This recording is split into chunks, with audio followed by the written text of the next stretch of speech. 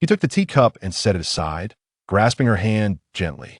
Vital energy emanated from his fingertips, enveloping her wrist, and in an instant, the wound vanished without a trace. Does it hurt? Not at all, not in the slightest. As she spoke, she lifted the teacup, her eyes sparkling as she looked at him, though a hint of regret flickered within. It's my fault. I should have brought you a clean cup. Someone as particular as you must find this one, I've used rather distasteful. Otherwise, I could simply fetch another before she could finish her sentence. Her hand was empty as Yun Zhao seized the cup and drank it in one go. Hua Nianqing then produced a silk handkerchief to wipe the crimson from his lips, only for her hand to be grasped again. Chapter 1. Zhang Fan. At the Qingshan sect, in the duties department, within a room, Zhang Fan suddenly opened his eyes. The intense pain coursing through his body made him grimace. The surroundings felt utterly foreign to him, an unfamiliar bed, an unknown room. Everything was strange. Suddenly, a sharp pain pierced his mind, and a flood of alien memories surged into his consciousness, which eventually subsided after a moment. He realized he had traversed dimensions. He had once been squatting in a restroom, engrossed in his phone, when a familiar voice from the device startled him. In his excitement, he blacked out, and upon reopening his eyes, he found himself in this bizarre place. From the memories, he learned that this realm was known as Qingshan sect, and he was merely a menial disciple, typically confined to the kitchen, preparing meals for the other. This a simple cook, that he also discovered the reason for his transmigration. The original owner of this body had a childhood sweetheart, exceptionally beautiful, with whom he shared a deep bond. They both came to the sect to cultivate together. The original owner devoted everything to her, even giving her all his cultivation resources, allowing her to swiftly ascend to the rank of outer disciple. This, however, left him stagnant in his own cultivation, earning him mockery as a waste within the sect. Little did he know that after investing so much in her, she would eventually take up with an inner disciple, casting him aside with the callous remark, "We are not suited for each other," and left. Incensed, the original owner confronted the inner disciple, only to be severely beaten due to his inferior strength, ultimately leading to his demise and despair upon that bed. The pain Zhang Fan felt throughout his body was a remnant of the beating he had sustained. Despite the agony, he felt a surge of excitement within. Is the realm of cultivation not more exhilarating than gaming? Moments later, his expression turned grim as he recalled the harsh realities of this world.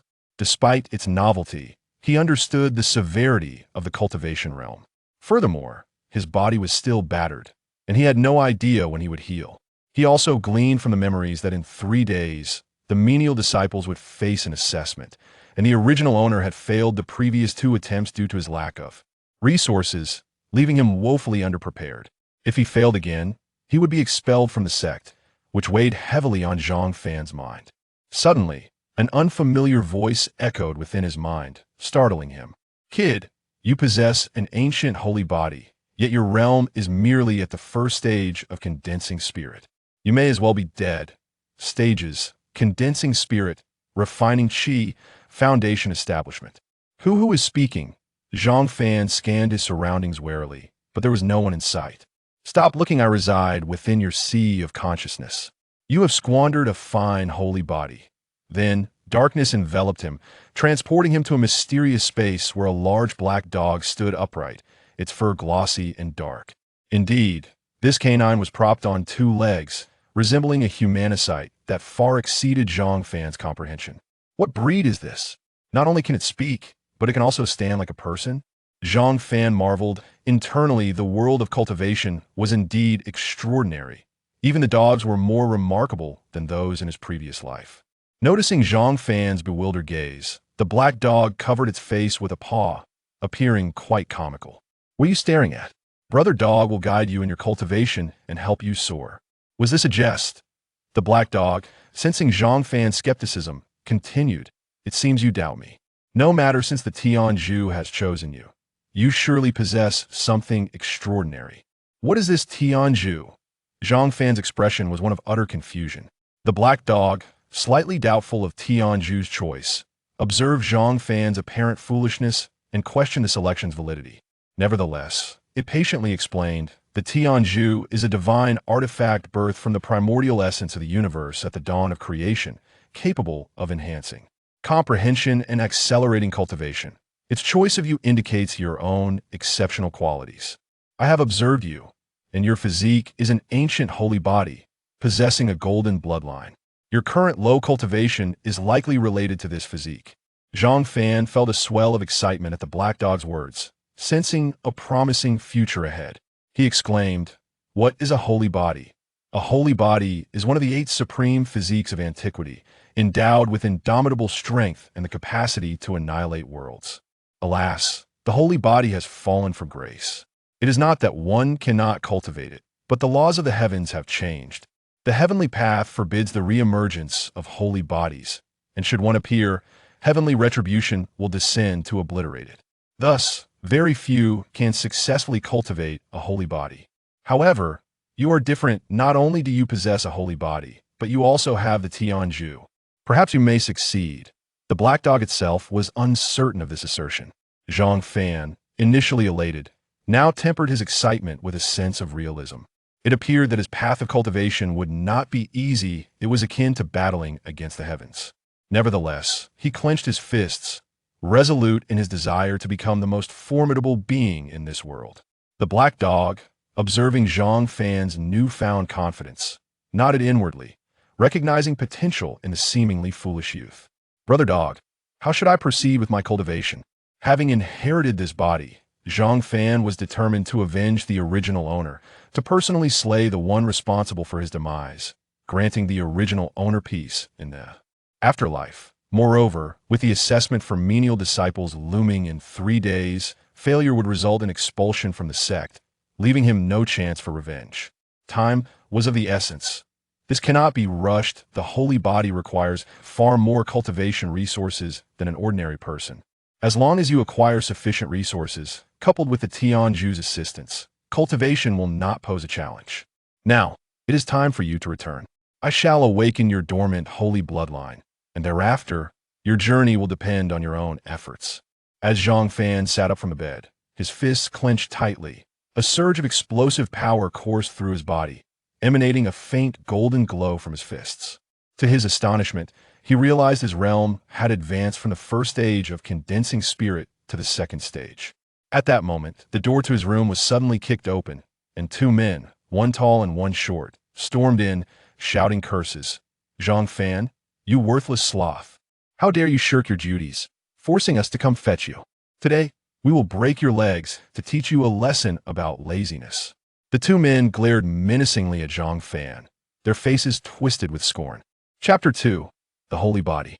Zhang Fan rose from the bed, twisting his neck with a series of satisfying cracks as he flexed his muscles.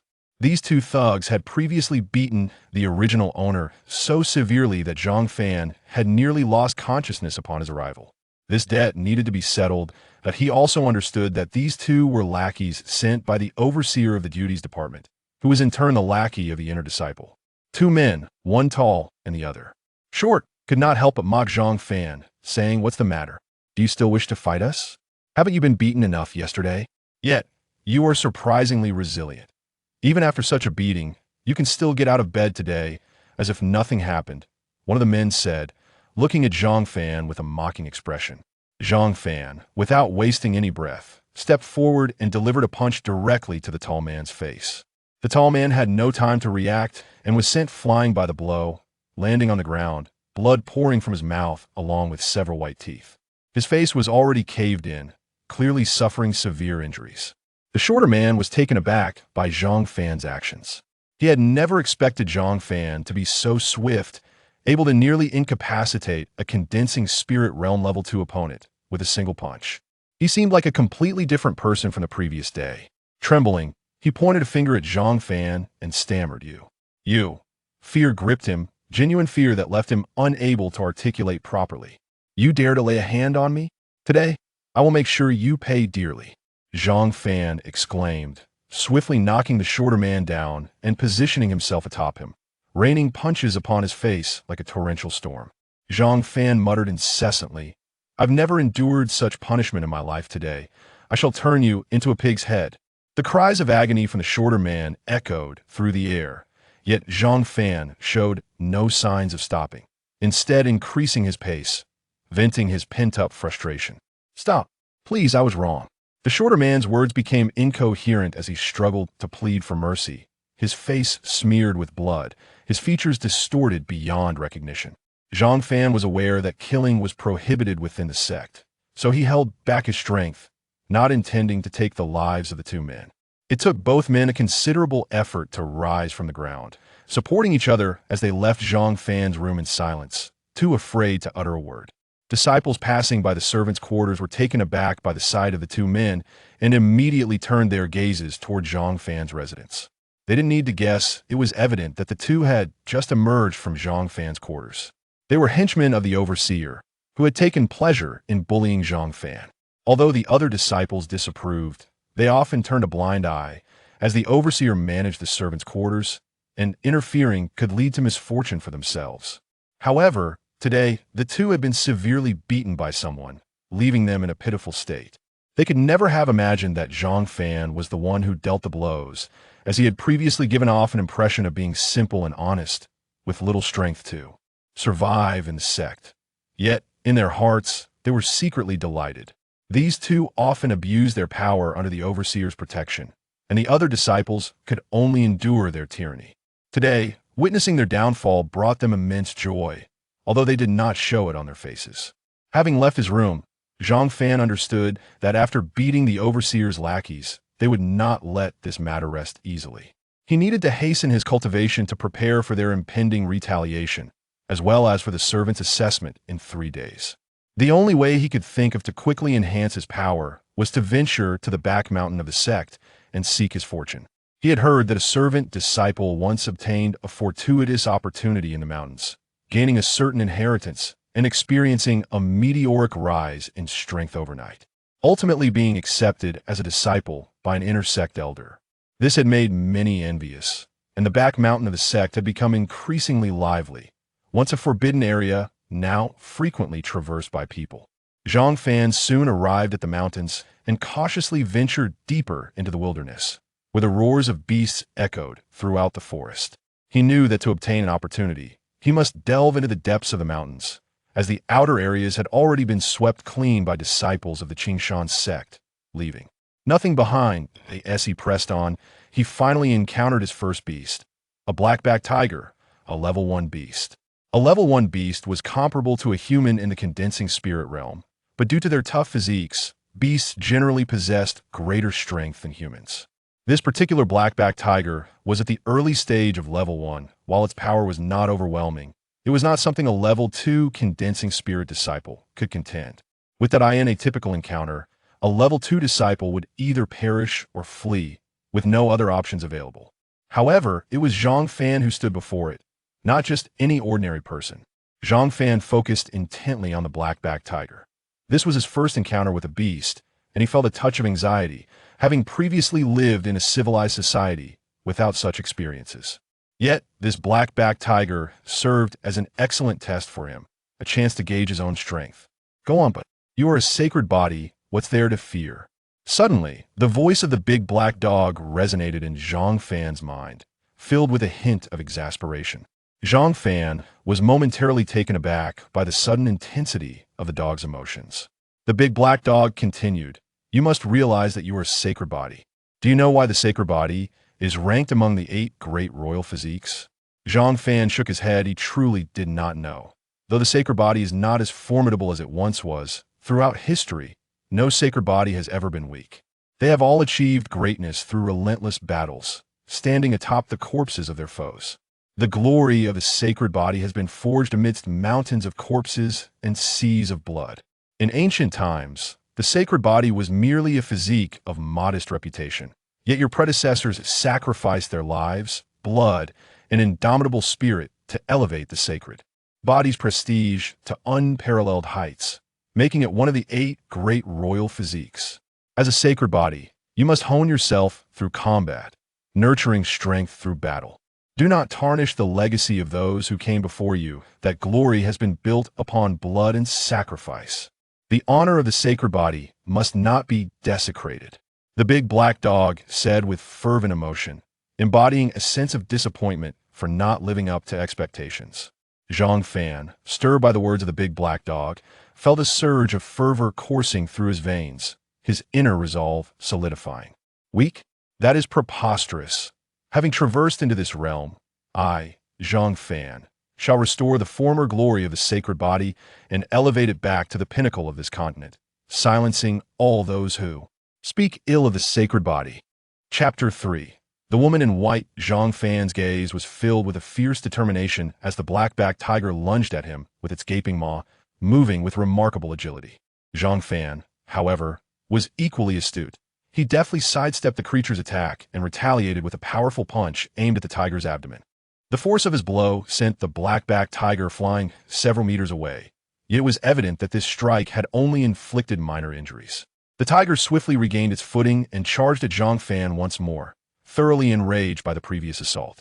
Its speed surged uncontrollably, its eyes glinting with murderous intent. Clearly intent on devouring Zhang Fan whole. "Come me!" Zhang Fan shouted, channeling his energy as a faint golden aura enveloped him. He too charged towards the black-backed tiger, eager for a head-on clash. At that moment, if anyone were to witness a mere second-tier practitioner daring to engage in close combat with a beast, they would surely be left agape. After all, only a fool would choose to grapple with a monstrous creature. It was a clear path to death. A cacophony of thunderous collisions resonated through the forest as man and beast clashed vehemently. Upon closer inspection, although Zhang Fan bore some superficial wounds, he had not sustained any serious injuries. In stark contrast, the black-backed tiger had blood trickling from its mouth, its once lustrous fur now matted and dull, embodying a pitiful sight, its eyes betraying a flicker of fear. It had never anticipated that a human could overpower it solely with physical prowess. Conversely, Zhang Fan felt increasingly exhilarated, his eyes alight with fervor. "Beast, perish!" Zhang Fan sped towards the black-backed tiger once more, delivering a decisive blow to its head. The tiger, exhausted from their prolonged struggle, moved sluggishly and could not evade the strike, resulting in a resounding impact. The tiger's skull shattered like a watermelon, blood splattering across the grass. Zhang Fan retrieved the beast's demon core, fully aware of its considerable value and its potential for personal absorption. However, direct consumption would entail dealing with numerous impurities, rendering it less effective. Typically, it was entrusted to alchemists who refined it into potent elixirs for consumption. Consuming it directly is a tremendous boon, remarked the voice of the great black dog. Will there not be many impurities from direct absorption? Zhang Fan questioned, puzzled. You are different. You can absorb it directly. The great black dog clarified. Without hesitation, Zhang Fan swallowed the demon core whole and sat down, commencing the absorption of its essence. The core transformed into pure energy, swiftly drawn into Zhang Fan's dantian. To his astonishment, under the influence of his golden dantian, all impurities were expelled, and the core's essence was entirely absorbed.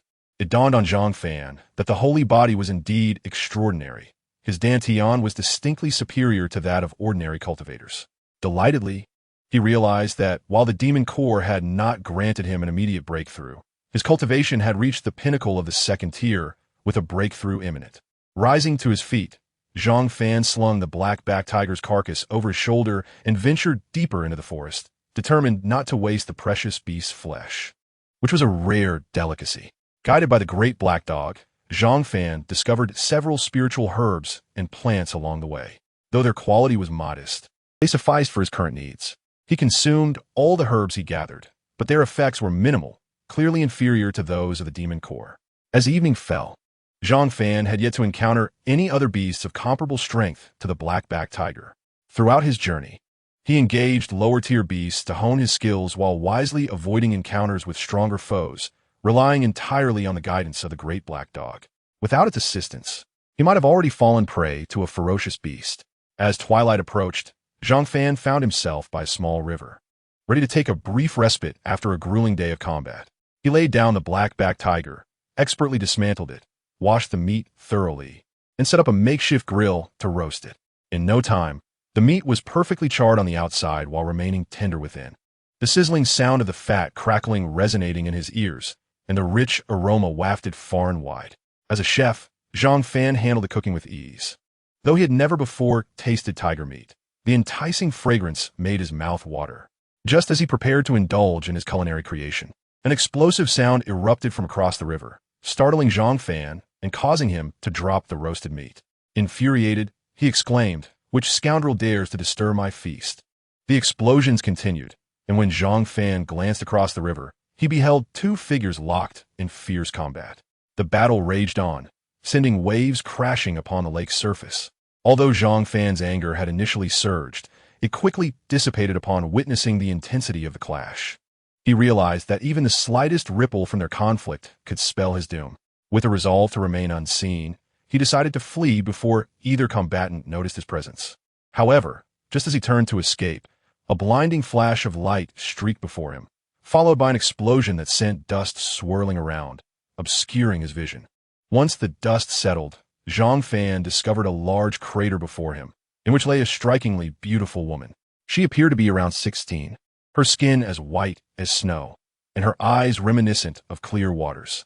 Her graceful demeanor exuded an elegant and ethereal quality that captivated those who beheld her, making Zhang Fan feel inadequate and unwilling to intrude. Yet, her cold and spirited presence possessed an allure that was impossible to resist. Even though Zhang Fan had encountered countless beauties in his past life, he found himself utterly entranced by her beauty, unable to tear his gaze away.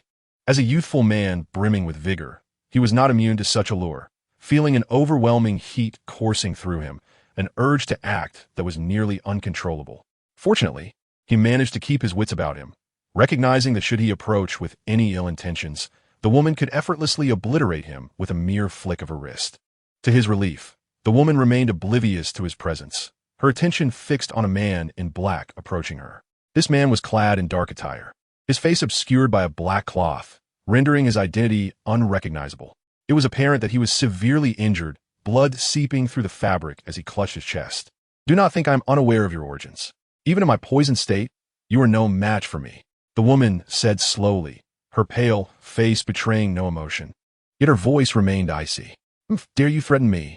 What of it? Today is your day of reckoning. However, I shall take my time with you before your demise. For such beauty should not go to waste." The black-clad man erupted into a fit of manic laughter, but his injuries curtailed his mirth as he soon began to cough violently.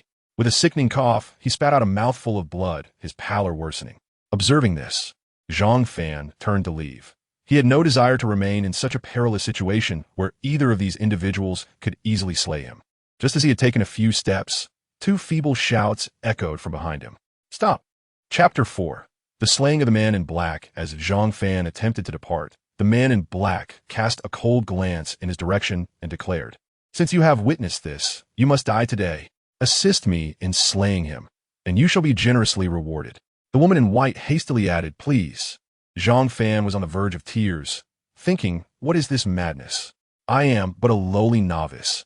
Must I be entangled in your conflict? Cannot you resolve your own issues?" Yet, he understood he could not escape now, and had no choice but to feign calmness as he turned to the man in black, stating, "Who do you think you are? No one has been born who can bring about my demise." The man in black did not react with anger. His focus was entirely on the woman in white, wary of any potential ambush she might launch. "Young man, assist me in eliminating her, and I shall reward you with a level 3 demon beast core." The figure cloaked in black tempted. Zhang Fan felt a stirring within. Indeed, the value of such a core was immeasurable. Previously, consuming a level 1 core had nearly propelled him to a breakthrough, and the benefits of a level 3 core were undoubtedly beyond imagination. Do not heed his words. He does not possess a level 3 core. The woman in white interjected urgently, her condition dire. If Zhang Fan were to strike at this moment, she would likely be unable to withstand the assault. She then retrieved a wooden box from her robe, opening it to reveal a vibrant 3-leafed grass, shimmering with a jade-like glow. "Spirit herb." Zhang Fan's eyes widened in astonishment. He had never before encountered such a treasure, as the lowly disciples had no access to such rarities. Observing Zhang Fan's reaction, the woman in white continued to entice. "This 3-leafed grass is a precious item. Consuming it would equate to 6 months of arduous training. Simply assist me in eliminating him, and rest assured, he poses no threat as he is already at his last gasp." Zhang Fan swallowed hard, feeling tempted indeed, Such a treasure was precisely what he desperately needed. He then turned his gaze back to the man in black, his intent clear: present the demon core for my inspection. To his own surprise, he realized that this mere novice could sway the fate of two formidable opponents, a thought that exhilarated him.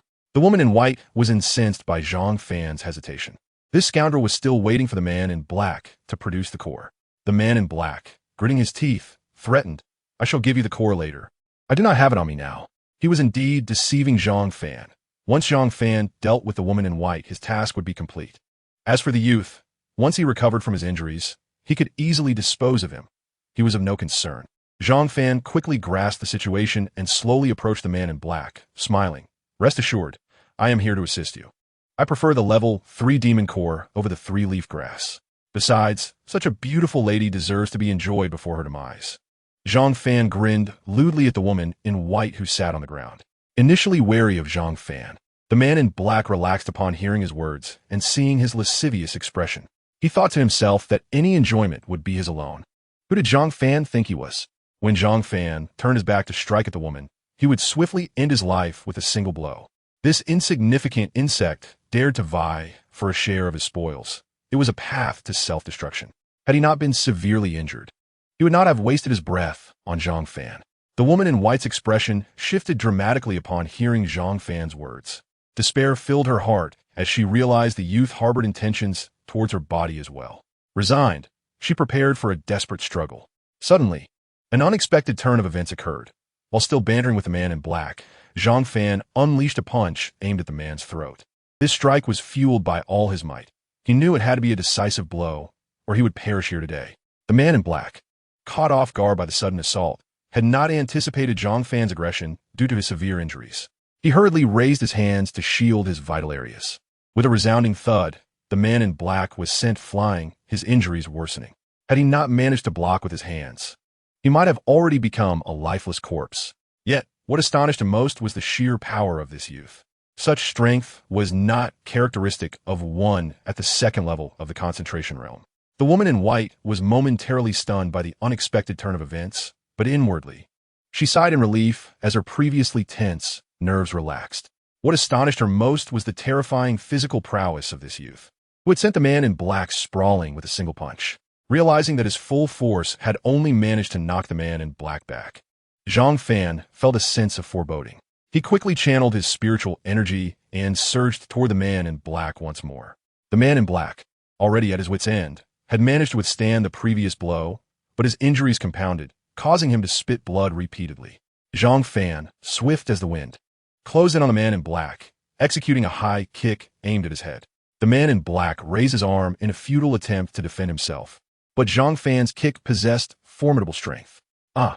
The man in black screamed in agony as his arm was shattered, the previously raised limb now bent at an unnatural angle.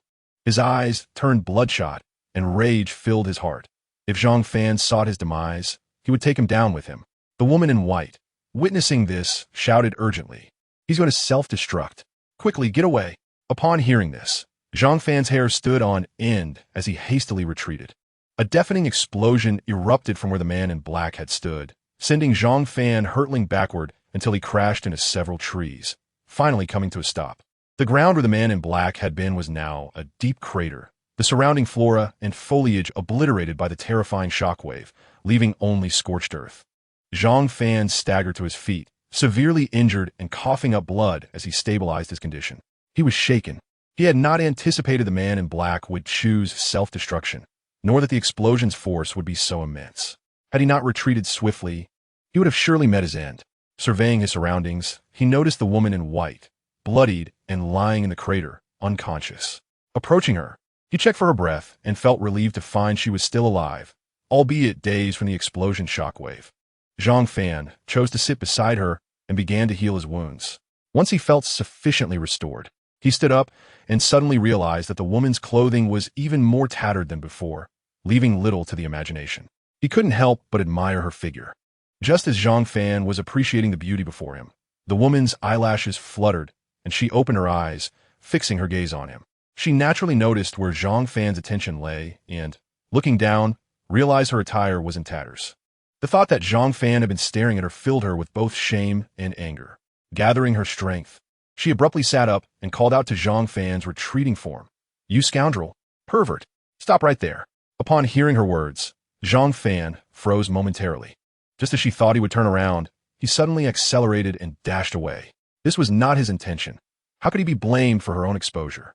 The woman in white watched as Zhang Fan sprinted further away at an astonishing speed, quickly vanishing into the depths of the forest. "Scoundrel! If I catch you, you shall pay," she cursed, her anger flaring. However, she soon calmed down upon recognizing the attire Zhang Fan wore. It belonged to a disciple of the Qingshan sect. A mysterious smile crept across her face as she departed the scene. Zhang Fan, possessing an extraordinary physique, emerged from the forest without a hint of fatigue, having escaped the mountain range. "Young man, have you forgotten something?" The voice of the great black dog suddenly called out. Only then did Zhang Fan realize he had left the three-leafed grass promised by the woman in white behind in his haste. He pounded his chest in frustration, feeling a significant loss. Nevertheless, after venting his frustration, he reassured himself that although he had missed the three-leafed grass, greater treasures awaited him in the future, a belief he held dearly. The great black dog, observing Zhang Fan alternating between frustration and cheerfulness, felt a sense of unease. It pondered whether the heavenly pearl had malfunctioned. Selecting a fool, there was clearly something amiss. Among them, Zhang Fan recognized two figures, the short and tall men he had previously beaten soundly. Standing among the two was a middle-aged man, characterized by a shaggy beard and a disheveled appearance, clearly not a person of good repute. He was the steward in charge, the very individual who had beaten both of us, threatening that if we dared to retaliate, we would face his wrath as well. One of the taller men pointed an accusing finger at Zhang Fan, speaking with indignation. This man was indeed the steward of the miscellaneous workers, the one who had previously issued orders for Zhang Fan to be bullied.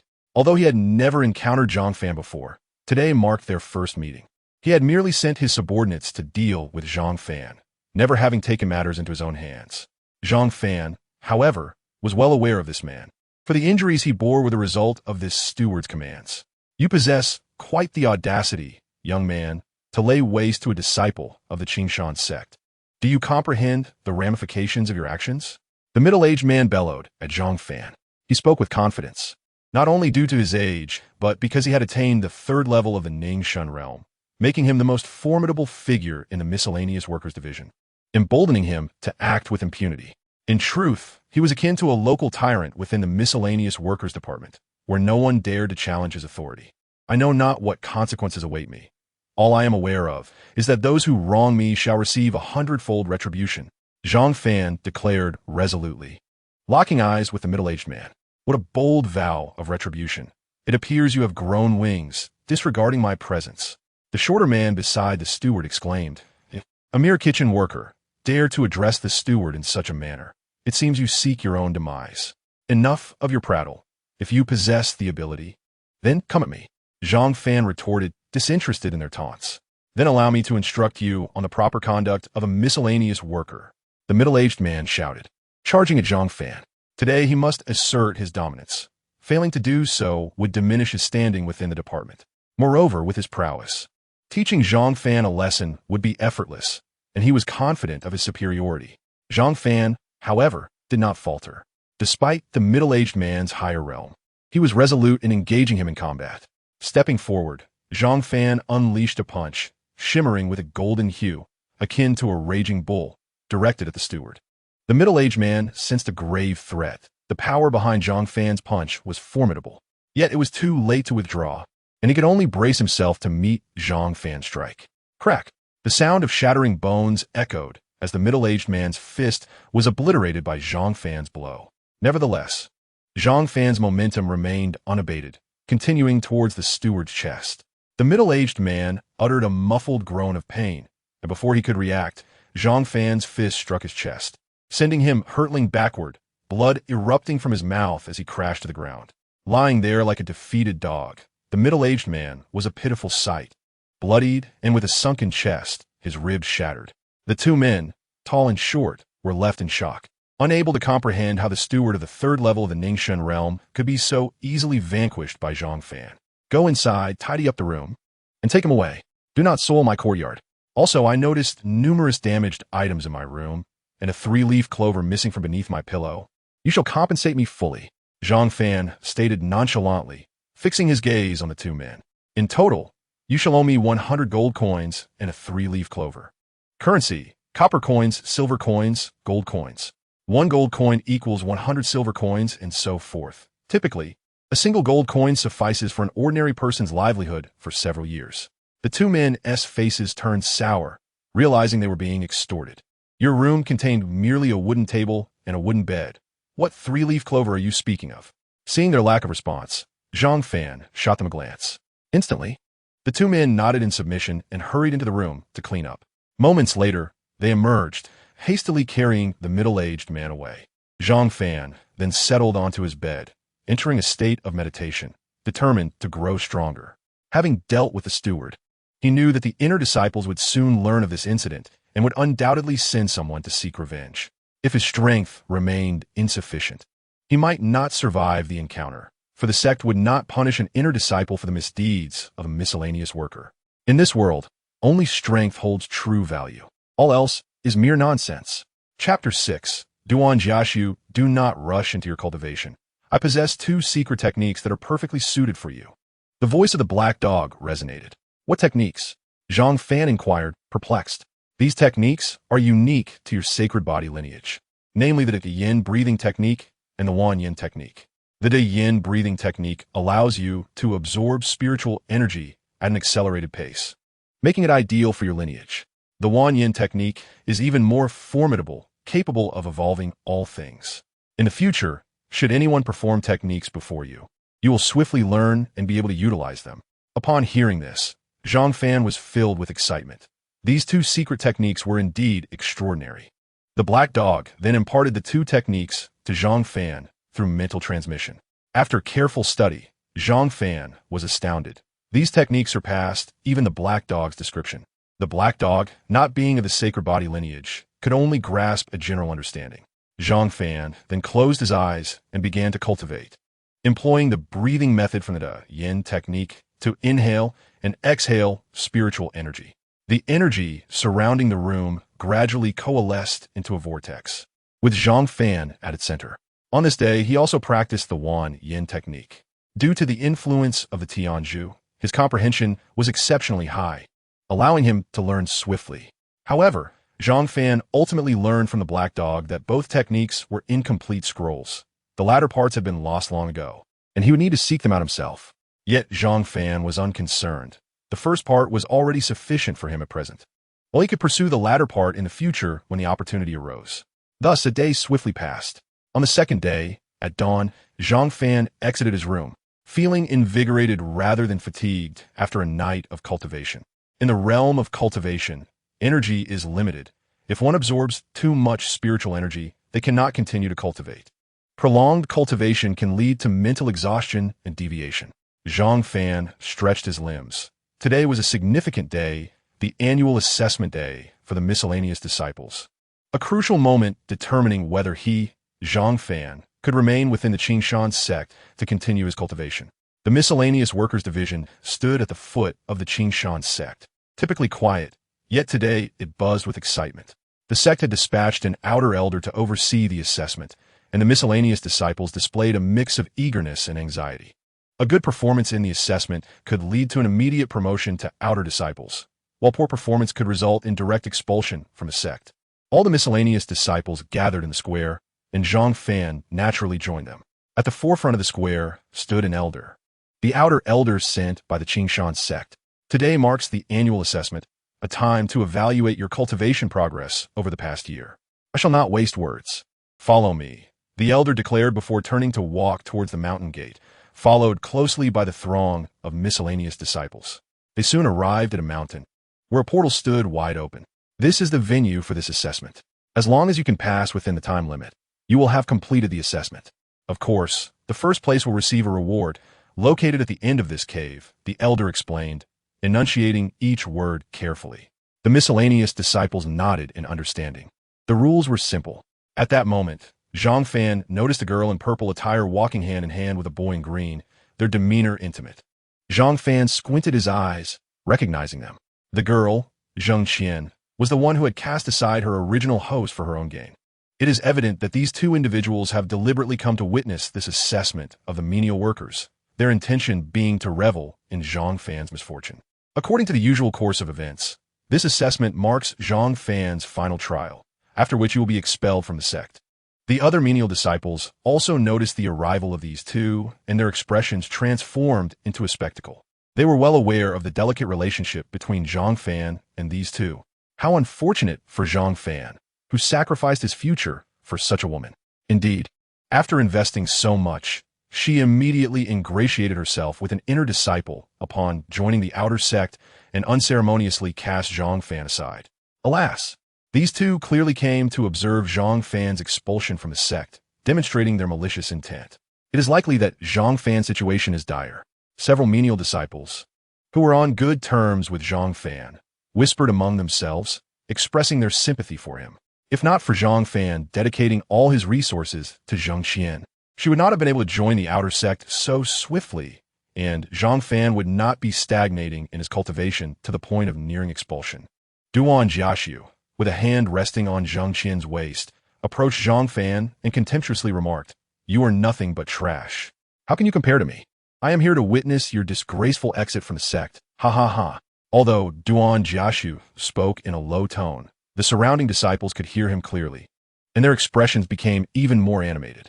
Some looked on with pity, while others fixed their mocking gazes on Zhang Fan, their faces adorned with derision. At that moment, Zheng Qian interjected, "Zhang Fan, after you leave, strive to be an ordinary person. Forget about me. I already have a senior brother." Before Zheng Qian could finish, Zhang Fan interrupted, "Get lost. You wretched person who shamelessly offers yourself to strange men for personal gain. I, Zhang Fan, have only treated you well because we grew up together. You truly have a thick face, believing I would ever be fond of someone as mediocre as you. Furthermore, I never anticipated your utter ingratitude. From now on, do not claim to know me. I cannot afford such disgrace." At the same time, they were astonished by Zhang Fan's sudden transformation into such a volatile character. In the past, he would have certainly chosen to endure in silence. Zheng Qian's fury was evident as her face turned pale, but due to the setting being an assessment venue and the presence of outer sect elders, she refrained from retaliating and turned to leave, seeking refuge beneath a distant tree to watch the unfolding drama. Duan Jiaxu, his expression darkened, glared at Zhang Fan and declared, "I see you are courting death. Do you believe that even if you leave the sect, I cannot still eliminate you?" Zhang Fan retorted dismissively, "I will undoubtedly pass this assessment. Thus, I will not leave the sect. Moreover, since you are so confident, let's meet on the life and death stage in half a year. There is no need for further discussion." Zhang Fan's words once again stunned the surrounding menial disciples. Could it be that Zhang Fan had truly lost his mind? A menial disciple daring to challenge an inner disciple to a duel on the life and death stage? Duan Jiaxu, though enraged, chuckled in disbelief and replied, "Very well. I shall await your arrival." Duan Jiaxu was furious. Zhang Fan had caused him to lose face today, and being the vengeful person he was, he would not let Zhang Fan escape easily. At that moment, a figure clad in white appeared amidst the mountains and forests. Her skin was as fair as snow, and her lively eyes sparkled like a clear spring. Her long ponytail flowed casually behind her, emanating an aura of elegance and grace that captivated all who beheld her. Chapter 7. The assessment of the menial workers. The multitude of menial disciples noticed the approaching woman in white, their faces filled with awe. She was undeniably stunning, resembling a celestial being, radiating an aura of purity that made her seem untouchable. One of the menial disciples gazed at the white-clad woman in a daze and remarked, "Could she be the legendary fairy?" Even Zheng Qian, known for her beauty in the outer sect, could not help but marvel at the woman's appearance, feeling inferior in comparison. After a while, the elder responsible for the assessment flew before the white-clad woman, respectfully bowing and saying, "Greetings, Your Holiness." The status of a holy maiden within the Qingshan sect was unparalleled, second only to the sect leader, and she possessed formidable power. Typically, only extraordinary disciples could ascend to the role of holy maiden or holy son. They would be cultivated with great care by the sect, with the potential to become successors to the sect leader. There is no need for such formality. I merely passed by and want to take a look. Please continue with the assessment, the white-clad woman said with a gentle smile. Wow, the holy maiden smiled. She is so beautiful that my heart is melting. one menial disciple remarked, placing a hand over his chest. Indeed, she is incredibly beautiful. To marry someone like the Holy Maiden would render my life complete, another disciple responded. Wake up, you dreamers. Do you think the Holy Maiden is someone you can aspire to? A more rational menial disciple nudged the two daydreaming disciples. Zhang Fan also spotted the white-clad woman and was astounded to discover that she was affiliated with the Qingshan sect, and more importantly, she was a holy maiden. The thought of having seen her in such a manner made him shudder with dread.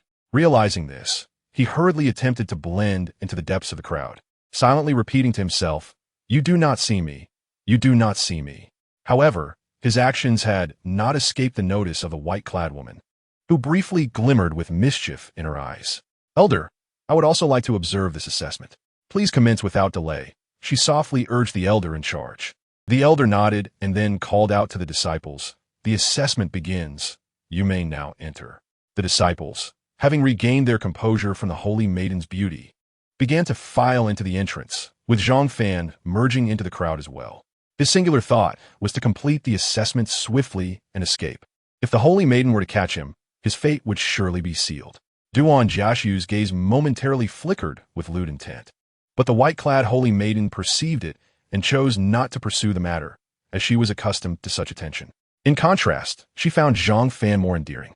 For at least he was candid. He looked without pretense, never attempting to conceal his gaze. Before them lay a vast projection displaying the assessment's proceedings, serving both to supervise and to prevent unforeseen occurrences, ensuring timely rescue if necessary. Inside the cave, upon entering, Zhang Fan did not proceed with the caution exhibited by the other menial disciples. Instead, he dashed into the depths of the cave, intent on a swift conclusion. Several disciples shared his mindset, yet they could not match his speed and were left far behind. Zhang Fan soon arrived at the assessment area within the cave, a spacious cavern where a treasure chest lay at the far end, clearly the reward for this trial. In front of the chest stood a bronze figure, and Zhang Fan guessed that defeating this bronze figure would grant him passage. As anticipated, the moment Zhang Fan stepped into the bronze figure's attack range, it immediately lunged at him. Unperturbed, Zhang Fan slightly bent his legs and propelled himself forward, delivering a powerful punch to the bronze figure. With a resounding crash, the bronze figure was struck back, its form concaving, immobilized. Zhang Fan sensed the figure's strength, estimating it to be at the level of the first stage of concentration. Suddenly, a cacophony of sounds erupted. The previously concaved bronze figure rapidly returned to its original form, albeit seemingly larger and more powerful than before.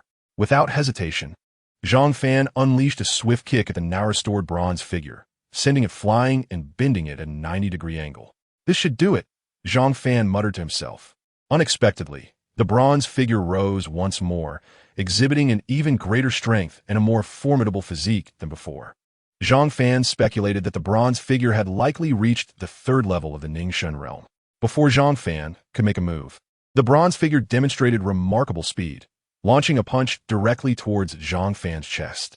Having honed his combat experience during his training in the mountains, Zhang Fan deftly evaded the blow with a swift sidestep and retaliated with a punch to the bronze figure's back.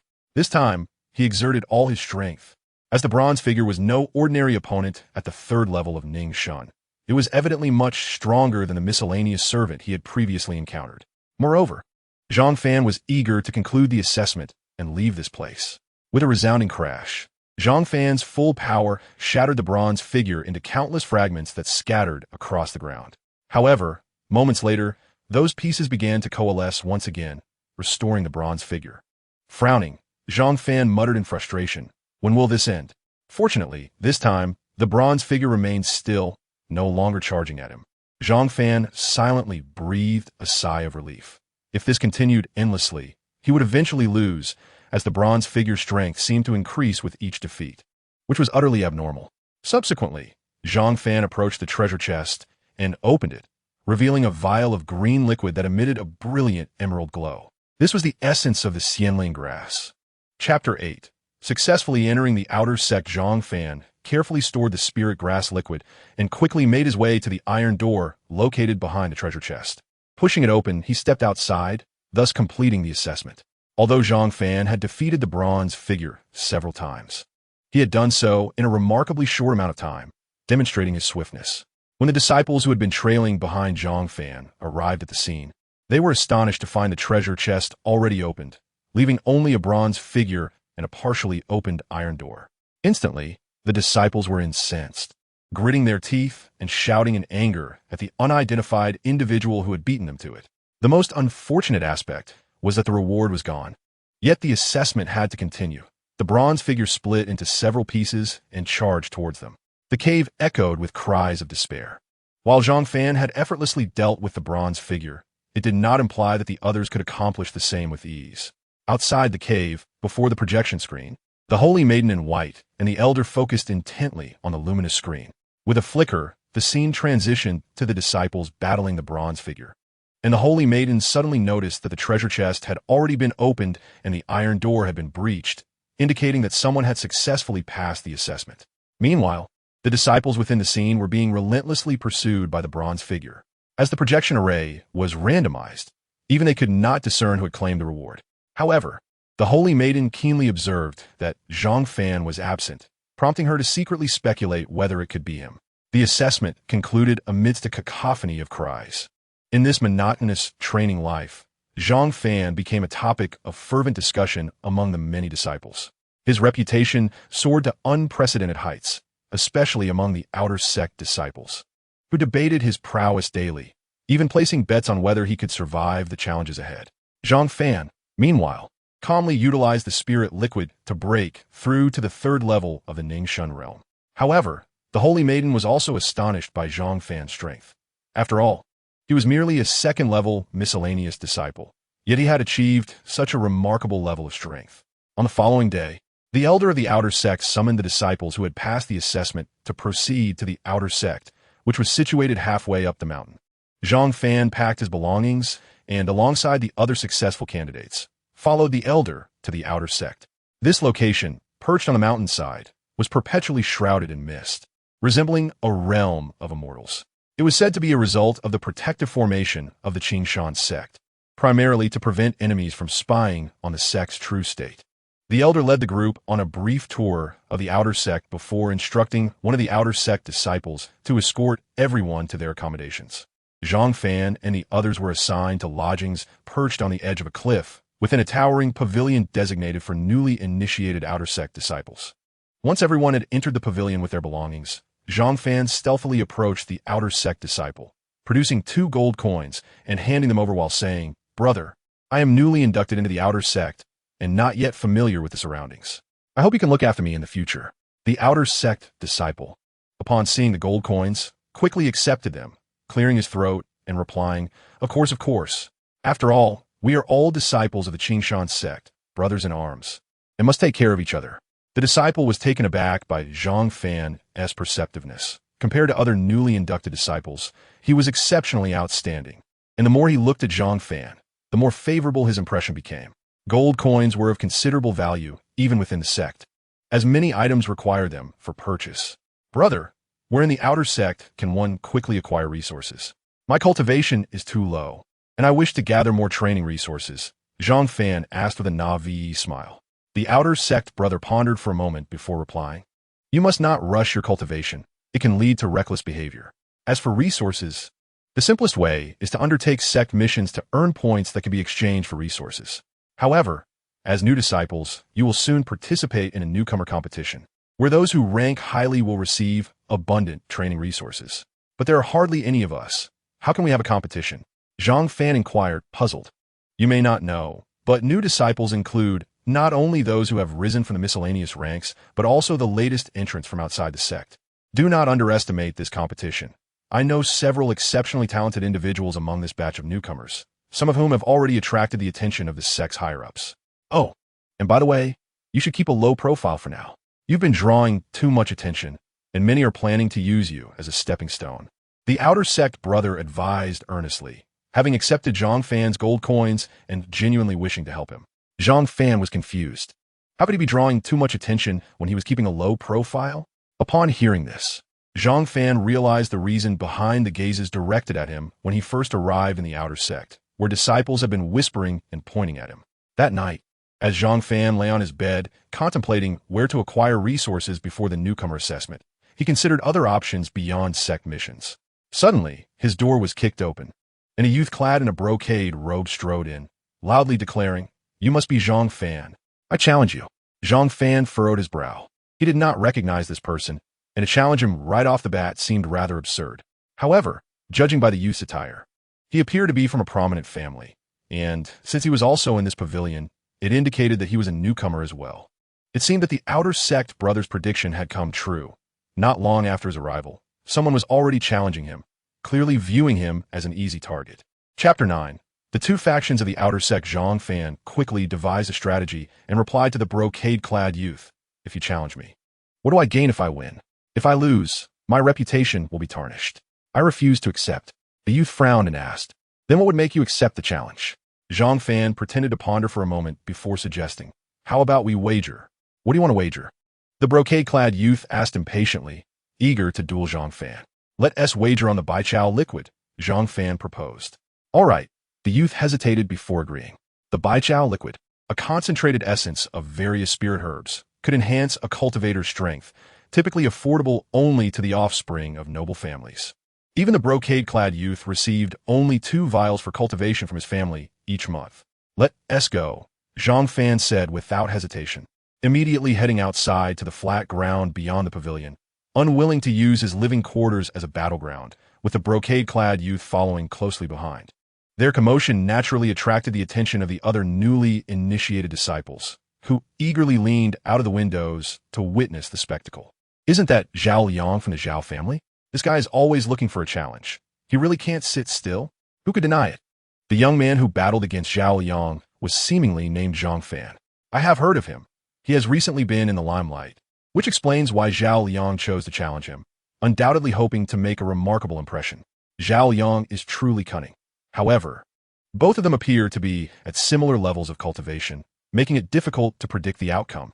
Several disciples perched on the windowsill engaged in animated discussion. "I believe Zhao Liang has a higher chance of victory, as he hails from a prominent family with abundant cultivation resources, whereas Zhang Fan ascended from the ranks of the servant disciples, lacking in foundational support." Another disciple calmly analyzed the situation. The others nodded in agreement, acknowledging the validity of his reasoning. The essence of cultivation boils down to a contest of talent and resources. Zhang Fan is inherently at a disadvantage in terms of resources, especially since those who enter the sect are typically exceptional individuals. Thus, Zhang Fan is clearly at a disadvantage in this regard. In the open area at the entrance of the pavilion, Zhang Fan confidently addressed Zhao Liang. "Make your move, or you shall lose your chance." Zhao Liang's expression turned cold. Thinking to himself that this Zhang Fan was indeed audacious, he retorted icily, "You, a mere servant disciple, dare to be so arrogant? I see you have no intention of making a name for yourself in the outer sect." Zhao Liang's words held truth, despite being new disciples. Those who rose from the servant ranks were naturally looked down upon by formally accepted disciples. Moreover, a division existed within the outer sect, one faction comprising servant disciples and the other of noble offspring, often at odds. Clearly, the servant disciples were at a disadvantage, as their cultivation resources could not compare to those of the noble disciples, who enjoyed familial support. Zhang Fan chose not to engage in further pointless banter. Having already extended his opportunity, he charged toward Zhao Liang, launching a powerful kick. Zhao Liang, witnessing this, scoffed internally, dismissing such an unremarkable technique as a threat to himself. He stood his ground, believing Zhang Fan's kick would not breach his defenses. Yet, he underestimated his opponent, and by the time he realized his folly, it was too late. Zhang Fan's leg struck Zhao Liang's arm with tremendous force, akin to a raging bull, unleashing a devastating impact. With a resounding crash, Zhao Liang was sent flying like a cannonball, landing several meters away, blood pouring from his mouth, indicating serious injury. His right arm was bent at an unnatural angle, clearly broken. The disciples watching from the windowsill were stunned. They had anticipated Zhao Liang would easily triumph, or at the very least, that the battle would be evenly matched. They could hardly fathom that Zhao Liang, a noble disciple, was defeated by this servant disciple with a single kick and appeared gravely injured. The fellow disciples who had risen from the servant ranks alongside Zhang Fan displayed expressions of delight, for Zhang Fan represented them. And in the outer sect, dominated by noble offspring, their only chance of survival lay in unity. Zhang Fan approached Zhao Liang, declaring, "You have lost. Hand over the item." Despite the pain, Zhao Yang lay on the ground and surrendered the Baichao liquid, aware of the numerous witnesses. However, inside, he felt a deep sense of regret, knowing how vital the Baichao liquid was to him. Zhang Fan glanced at the disciples still perched on the windowsill, recognizing their desire to challenge him in hopes of gaining fame and suppressing their servant-disciple faction. He recalled a senior brother from the outer sect, mentioning that the disciples were divided into two camps, the noble offspring and the servant disciples, who were often at odds. Zhang Fan belonged to the latter. Anyone willing to wager 2 bottles of Baichao liquid for a duel? I, Zhang Fan, shall accept, he boldly proclaimed to the noble disciples. Exuding confidence, Zhang Fan aimed to exploit their desire to undermine him, intending to seize the opportunity to dominate them. His audacious declaration incited intense outrage among the noble disciples, who shouted in fury, "Who do you think you are? Just a mere servant. How dare you compare yourself to us?" Another chimed in, "This waste dares to be so arrogant. Who will go down and break his legs?" Yet, despite their insults, not every disciple dared to confront Zhang Fan. They were not fools. After witnessing Zhang Fan's decisive victory over Zhao Liang, their confidence faltered. Meanwhile, those who had ascended from the servant ranks rallied behind Zhang Fan, taunting the noble offspring. At that moment, a noble disciple leapt down from the pavilion, standing before Zhang Fan and coldly stating, "A mere servant dares to be so arrogant. Today, let me, Huang Sun, show you your place." The other noble disciples erupted in support, shouting, "Take him down, make sure to break all his limbs." Although Huang Sun was at the same cultivation level as Zhao Liang, his combat prowess far exceeded that of Zhao Liang, igniting renewed hope among the noble disciples that Huang Sun would avenge their earlier humiliation. "Did you bring the items?" Zhang Fan was indifferent to Huang Sun's identity. What mattered was whether he had the Baichao liquid. Huang Sun placed 2 bottles of Baichao liquid on a stone table not far from the pavilion, coolly asking, "Shall we begin?" Zhang Fan nodded in satisfaction. Unlike the foolish Zhao Liang, Huang Sun wasted no time. Upon receiving Zhang Fan's nod, he charged at him with a lethal strike. Fierce Tiger Fist. A golden tiger, faintly visible, materialized from Huang Sun's fist, lunging toward Zhang Fan. This technique was the pinnacle of Huang Sun's family martial arts, a devastating offensive style that had elevated his family from mediocrity to prominence. Upon witnessing this, Zhang Fan immediately channeled his qi, golden light coalescing around his arms in defense. The clash produced a thunderous explosion, sending both combatants staggering back. However, Zhang Fan merely took a half step back, while Huang Sun retreated several steps before halting. The noble disciples were incredulous, having witnessed the power of Huang Sun's fierce tiger fist, which few at the 3rd level of the qi condensation realm could withstand.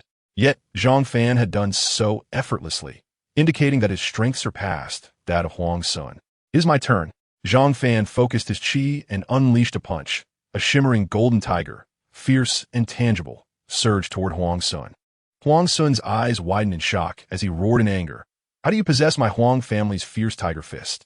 It is a technique not meant for outsiders."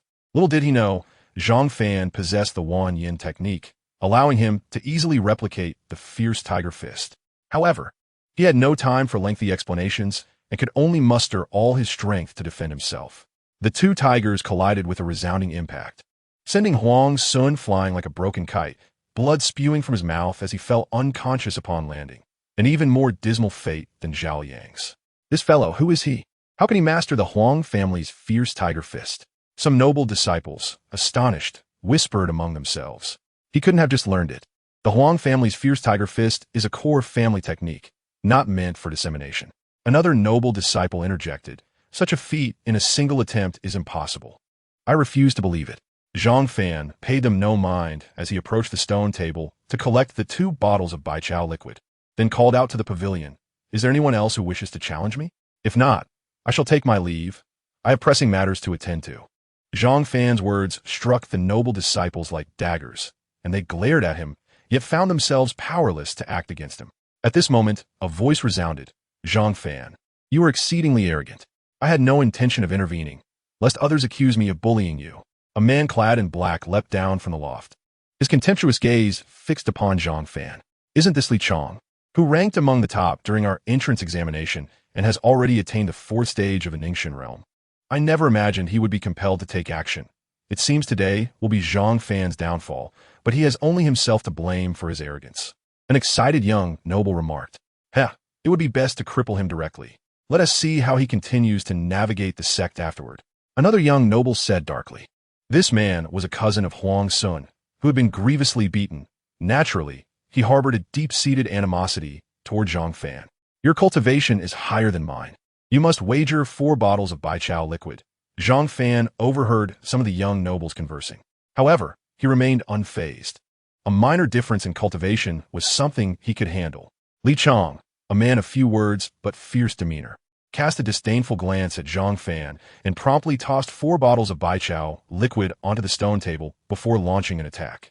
Li Chang's speed was astonishing as he rapidly closed the distance to Zhang Fan, delivering a vicious punch aimed at his face.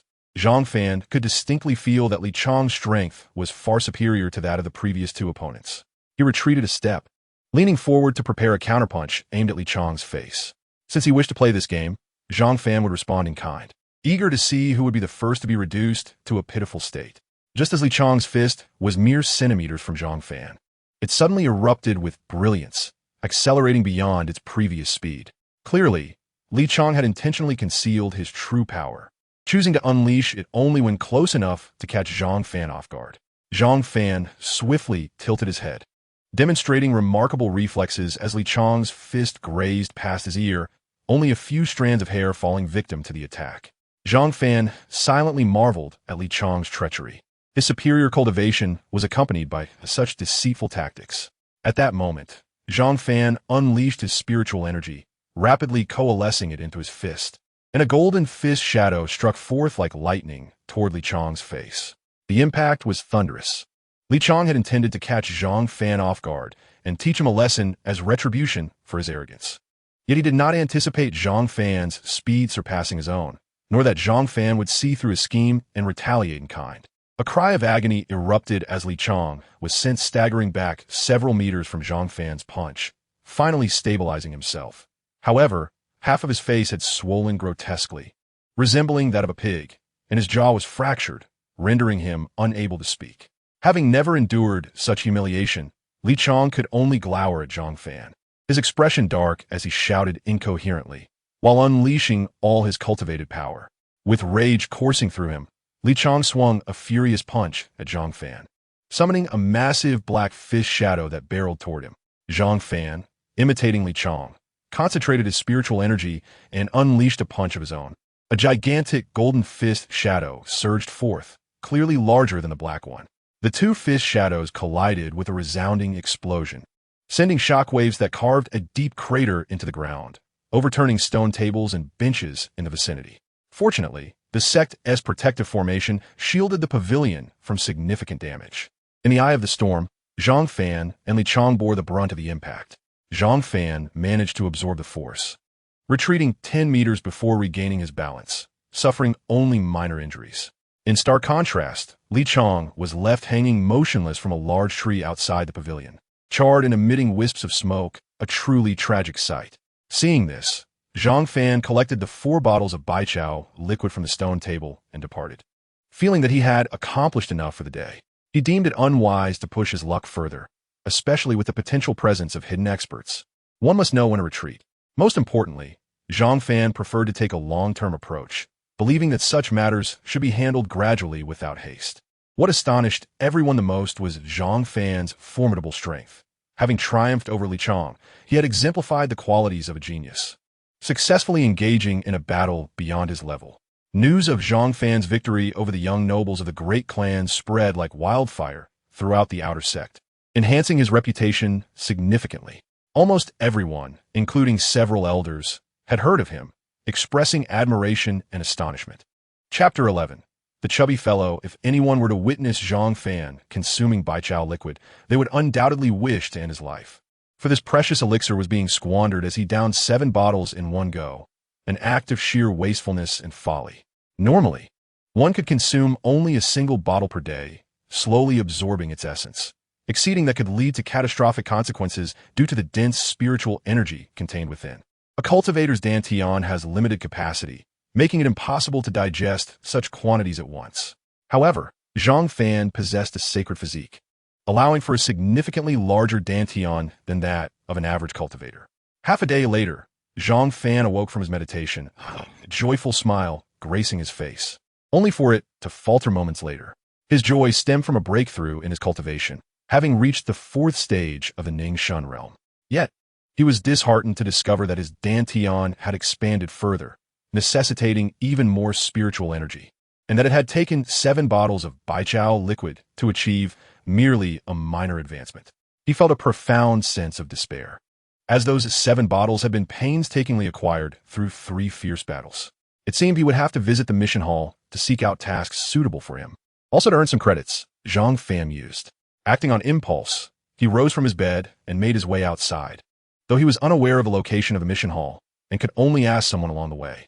At that moment, a plump figure caught his eye. The chubby man donned a robe and had a face full of flesh, his eyes nearly obscured. He was squatting on the steps, glancing around, clearly spying on the sect's female disciples, muttering to himself as he assessed their beauty. Zhang Fan thought to himself that such a lecherous individual would struggle to fit in even among the young nobles. He approached to inquire. Ichio primarily wished to avoid trouble, as he could easily foresee that he was likely a thorn in the side of those young nobles. "Excuse me, chubby brother, do you happen to know where the mission hall is? Could you enlighten me?" Zhang Fan asked with a smile. The chubby fellow, momentarily interrupted from his observation of distant beauties, appeared displeased, but his expression instantly brightened upon realizing it was Zhang Fan. "You are Zhang Fan, aren't you?" he exclaimed with a grin. Zhang Fan was taken aback. "You know me?" The chubby man chuckled. "Your fame has spread throughout the outer sect. Nearly everyone knows your name, though many have yet to see you. But I recognize you." Zhang Fan grew cautious, sensing that the chubby man increasingly resembled a villain. Noticing Zhang Fan's apprehensive expression, the chubby fellow quickly clarified, "Brother, do not misunderstand. I bear you no ill will. The reason I know of you is quite simple. I specialize in gathering intelligence. My nickname is Bai Shirtong." The chubby man puffed out his chest with pride. "However, I sense you must also be from a prominent clan." Zhang Fan retorted warily. "I cannot fully trust your words. The competition among young nobles was intense, with various factions, and I belong to the laid-back faction, avoiding mingling with them. They certainly look down upon me, but I do not mind." The chubby fellow shrugged nonchalantly. "Is that so? Since you call yourself Bai Shirtong, perhaps you could share some useful information with me to see if you are merely boasting." Zhang Fan probed, testing the waters. "My dear brother, there's no need for you to be so cautious around me. Ordinarily, one would be required to offer compensation to obtain information from me. However, since we share a connection, I shall generously divulge a piece of intelligence without charge. Those scions of the noble families are currently deliberating on how to deal with you, so it would be prudent for you to exercise caution in the future." The chubby lad approached Zhang Fan with an air of mystery and whispered this revelation. "Come on, did you think I was unaware of this? Your information is as good as nothing," Zhang Fan retorted, feeling exasperated. The chubby boy fell silent for a moment, but after a brief contemplation, he added, "Let me enlighten you further. On the day of the newcomer competition, those noble scions will unite against you." This time, the chubby boy exuded a newfound confidence. "Of course I am aware of that. Are you competent at all, chubby boy? Do not waste my time. I have much to attend to." Zhang Fan scoffed, casting a disdainful glance at the boy before him. "How could you possibly know that? I overheard their plans while they were scheming against you." The chubby boy protested, feeling a bit offended by Zhang Fan's skepticism. "Isn't that a given? With my dazzling presence as a mere servant disciple, and possessing such striking good looks, it would be expected for them to conspire against me," Zhang Fan replied calmly, exuding an air of someone who had seen through the entire situation. The chubby boy regarded Zhang Fan with suspicion. He found no flaws in Zhang Fan's assertions except for the claim of his own attractiveness. Meanwhile, he mused internally about Zhang Fan's audacity to declare himself handsome, especially in the presence of the chubby boy's own striking visage. Oblivious to the chubby boy's thoughts, Zhang Fan himself was deep in contemplation, realizing that he was genuinely unaware of the information shared. Fortunately, his wit and quick reflexes allowed him to extract yet another piece of news. Nevertheless, he recognized the necessity of exercising caution moving forward, as he now had a multitude of adversaries. "Do hurry and speak. If you do not, I shall take my leave," Zhang Fan urged. With a sigh, he lamented the reputation of the so-called know-it-all, who seemed to merely spout useless information. He turned to depart, but the chubby boy, sensing urgency, exclaimed, "Let me share something explosive. Not many are privy to this information." Zhang Fan felt a flicker of interest but maintained an air of impatience as he turned back. Expressing his discontent, "Speak quickly. If it is mere drivel, I shall truly take my leave." "Rest assured, this information is indeed sensational," the chubby boy assured him, leaning in conspiratorially. "I have heard that there is a relic near Qingshan City that is about to emerge, accessible only to those of the Ningxin realm. This is a tremendous opportunity. What use is that to me? Am I to seek my demise as a mere fourth-level Ningxin?" Zhang Fan replied, exasperated. The chubby boy chuckled, "My friend, you may not realize this, but despite your lower cultivation level, there are still benefits to be gained. According to my knowledge, anyone who enters the relic will be randomly assigned locations, and individuals of the same realm will typically be placed together. Those of higher realms will be allocated elsewhere. So you need not worry. Moreover, those of higher cultivation will hardly bother with you. They are there to seek their own fortunes. And they certainly won't waste their time on a novice, unless, of course, misfortune befalls you." Chapter 12. The enraged Zhang Fan. Upon hearing this, Zhang Fan's interest was piqued, though he maintained a facade of indifference as he inquired, "Where is Qingshan City, and why aren't you going?" Given their lack of familiarity, he felt it necessary to tread carefully. "Of course I intend to go. However, the relic has not yet manifested. If my calculations are correct, it should appear within a couple of days. Arriving late means there will be nothing left for us." The chubby boy explained confidently. "Then I shall accompany you," Zhang Fan decided, recognizing that he was unfamiliar with the location of Qingshan City and that the chubby boy appeared quite knowledgeable. Following him could yield unforeseen advantages. After a moment of contemplation, the chubby boy agreed, acknowledging that two heads are better than one, allowing for mutual support. They settled on a meeting time 2 days hence to journey together to Qingshan City. After parting ways with the chubby boy, Zhang Fan made his way to the task hall. Before their separation, he had inquired, and the chubby boy had provided him with a precise location of the hall. Upon entering, he noticed a considerable number of disciples selecting tasks from the various postings on the task wall. However, Zhang Fan soon realized that, even within the task hall, there were individuals discussing his previous exploits in confronting the scions of noble families, leading to some spirited debates. Little did they know that the subject of their discourse was present among them. Zhang Fan felt a sense of urgency.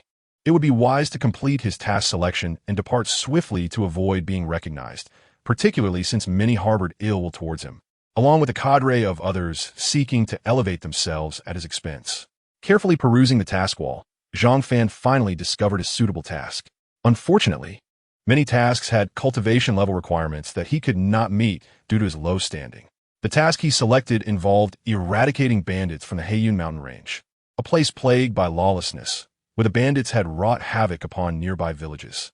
This task required teamwork, led by a 5th-level Ning Shun disciple named Taishan, accompanied by 2 others of the same level, albeit with lesser strength, as detailed in the task information. On the following morning, Zhang Fan arrived at the designated meeting point, but he found himself alone, as the others had yet to arrive. With no choice but to wait, he seated himself in a nearby spot to rest. After half an hour, the remaining 3 members arrived, all of whom were outer disciples and familiar with one another. Among them was Taishan, a burly figure who appeared honest and straightforward. Another was a rather effeminate man named Huairo, and the last was a woman named Qiushui who possessed above-average beauty, making her a rare gem. Upon seeing that the trio had gathered, Zhang Fan rose leisurely and approached the meeting point. However, Huairo, upon observing Zhang Fan's nonchalant demeanor, was instantly displeased, his expression darkening as he quipped sarcastically, "You, a newcomer, dare to keep us waiting? You have quite the nerve." At that moment, Qiushui interjected on Zhang Fan's behalf. "Let us not put it that way. After all, he is new and may not be aware of all the protocols." Huairo's mood soured further at Qiushui's defense of Zhang Fan, yet he refrained from escalating the issue, stifling his discontent out of respect for her. "I arrived long before you. I was merely resting from a distance," Zhang Fan calmly stated. Huairo's expression grew even darker as he pointed an accusatory finger at Zhang Fan, taunting. "It seems that newcomers are quite bold these days, daring to retort against us seasoned disciples. Truly clueless." Zhang Fan's demeanor shifted, his patience wearing thin. He could hardly tolerate the condescending tone directed at him. An overwhelming urge to strike Huairo surged within him, fueled by an intense indignation. An invisible aura of menace enveloped him, palpable enough that even Taishan and Xiao Shui could sense it. Are you seriously contemplating violence within the sect? Huairou's tone grew increasingly irksome, provoking Zhang Fan to the limit of his restraint. At this juncture, Taishan intervened, attempting to defuse the situation. Let us not escalate this minor misunderstanding into a conflict. Zhang Fan was indeed resting from afar, though Huairou continued to glare at Zhang Fan with a menacing gaze. He held his tongue. Zhang Fan, however, resolved internally that should an opportunity arise, he would take vengeance upon Huairou, who irked him with his incessant condescension. With the tension unresolved, Taishan finally signaled for the group to set off towards the Heiyun mountain range. Their first stop was a village named Heiyun, which had issued a plea for assistance to Qingshan sect. However, upon arriving at the village entrance, they were met with an eerie stillness. The entire settlement was shrouded in a ghostly quiet, devoid of any sign of life, an unsettling occurrence indeed. Zhang Fan sensed something amiss and hurriedly sprinted towards the village, followed closely by the other three. Upon reaching the center of the village, they were confronted with a horrifying revelation. Every villager had perished in a gruesome manner. Some were cleaved in half, others had their limbs severed, and even infants in the nursing stage had their innards viciously extracted. The corpses were deliberately piled in the village center, resembling a mountain of death, with blood pooling around like a stream, flowing outward from the village. It was evident that this atrocity was the work of a band of marauders who, upon learning that the village chief had sought assistance from the Qingshan sect, had intentionally slaughtered the villagers as a warning to any disciples who might come to aid. A clear message that they should not meddle in affairs that did not concern them. Zhang Fan, having traversed from a civilized society, had never encountered such a bloody scene, and the visual shock was overwhelming. The other three, though disciples of the Qingshan sect, were relatively inexperienced, having spent most of their time in training and rarely venturing out for missions. Thus their exposure to the darker aspects of the world was limited. It was not until Zhang Fan retched to the point of emptiness that he straightened up, and the others were similarly affected. Their expressions were dark, clearly reflecting the profound impact this event had on their hearts. At that moment, a faint, pained whisper drifted from afar. Zhang Fan searched for the source, and soon spotted an elderly man with graying hair lying in a pool of blood. He rushed over to gently assist the old man, urgently inquiring about the fate of the village. Upon seeing the Qingshan sect robes adorning Zhang Fan and his companions, the old man's pallid complexion flushed with color, possibly from emotional agitation.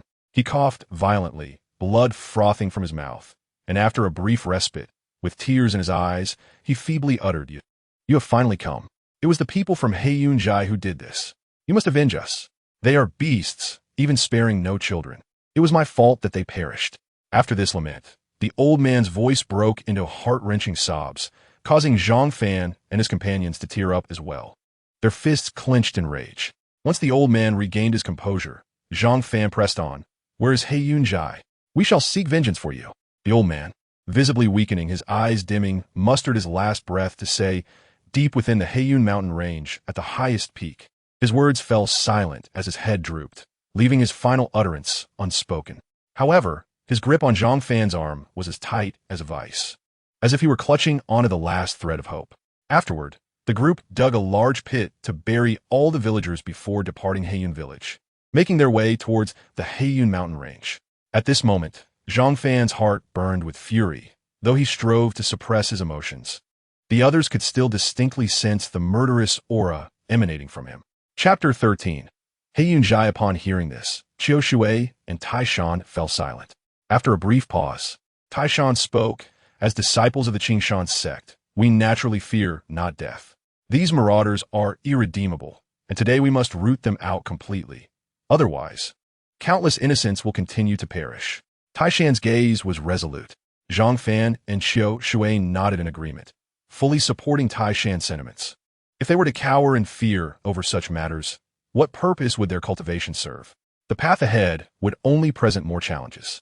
Huairou, upon hearing Taishan's words, refrained from further comment. Yet Zhang Fan could discern the flicker of fear in his eyes, suggesting that such an individual would not achieve greatness in the future. The group soon arrived deep within the Heiyun mountain range and beheld the tallest peak. On a flat expanse of land atop the mountain sat several structures. This was undoubtedly He Yunjai. Without hesitation, Zhang Fan and his companions rushed towards the lair. However, upon reaching He Yunjai, an eerie silence enveloped the area, devoid of any signs of life. "Be cautious. Something feels off here," Zhang Fan warned, his gaze scanning the surroundings. Just as he spoke, a horde of figures erupted from He Yunjai, their dark skin and menacing demeanor exuding menace. Among them were 4 individuals who had attained the 5th stage of the Ningxin realm, indicating the formidable strength of this bandit hideout. The boss predicted that disciples of the Qingshan sect would come looking for trouble today, and he was spot on. One of the bandits sneered. "Oh, this little beauty is quite the catch. Brothers, who among you has the skill to seize her? She shall be yours." The leader of the 4 5th-stage bandits mocked Zhang Fan and his companions. The bandit minions, stirred by the sight of such an attractive girl, became visibly excited, eager to make a move, likely having never encountered anyone so beautiful. Qiao Shui, incensed by the derision, shouted Taishan. "You hold off 2 of the 5th-stage Ningxin bandits. Huai Ro and I will each take one. We must end this swiftly. Zhang Fan, since your cultivation is slightly lower, you will provide cover for us and deal with those lesser minions." With that, Qiao Shui charged towards the bandit who had insulted her, her anger driving her to the brink of murder. Huairo and Taishan exchanged glances before rushing towards their respective targets. The battle commenced, the sounds of conflict echoing through the air. Zhang Fan found himself encircled by the bandit minions, some of whom were also 4th-stage Ningxin bandits. Typically, being surrounded by so many would spell doom. Yet Zhang Fan was no ordinary 4th-stage cultivator. His physical prowess was remarkable, and his dantian was robust, rendering these foes as easy to dispatch as chopping vegetables. Moments later, the throng of bandits found themselves recoiling in fear, retreating from Zhang Fan, who stood amidst a pile of corpses, akin to a small mountain behind him, the ground soaked in blood, with the slain 4th-stage Ningxin bandits lying among them. The bandits now regarded Zhang Fan as a harbinger of death, their eyes filled with terror. This youth was terrifying. He showed no mercy in his killings, executing his moves with lethal precision, more ruthless than they themselves. Recognizing the fear he had instilled in the bandits, Zhang Fan chose not to waste further time with them. Turning to make his way towards Taishan, the battle's dynamics were nearly evenly matched. Huairo and Qiao Shui possessed slightly superior strength compared to the 2 bandits they faced, yet defeating them in the short term was improbable. Only Taishan found himself at a disadvantage, struggling against 2 assailants. He was battered and bloodied, with a trickle of blood escaping from the corner of his mouth, indicating his injuries. The 2 bandits pressed him relentlessly, offering him no respite, placing Taishan in a perilous situation. Zhang Fan rushed towards Taishan's side, knowing that if he delayed any longer, Taishan might not withstand the onslaught. At that moment, one of the bandits attacking Taishan raised his large blade, aiming for Taishan's head.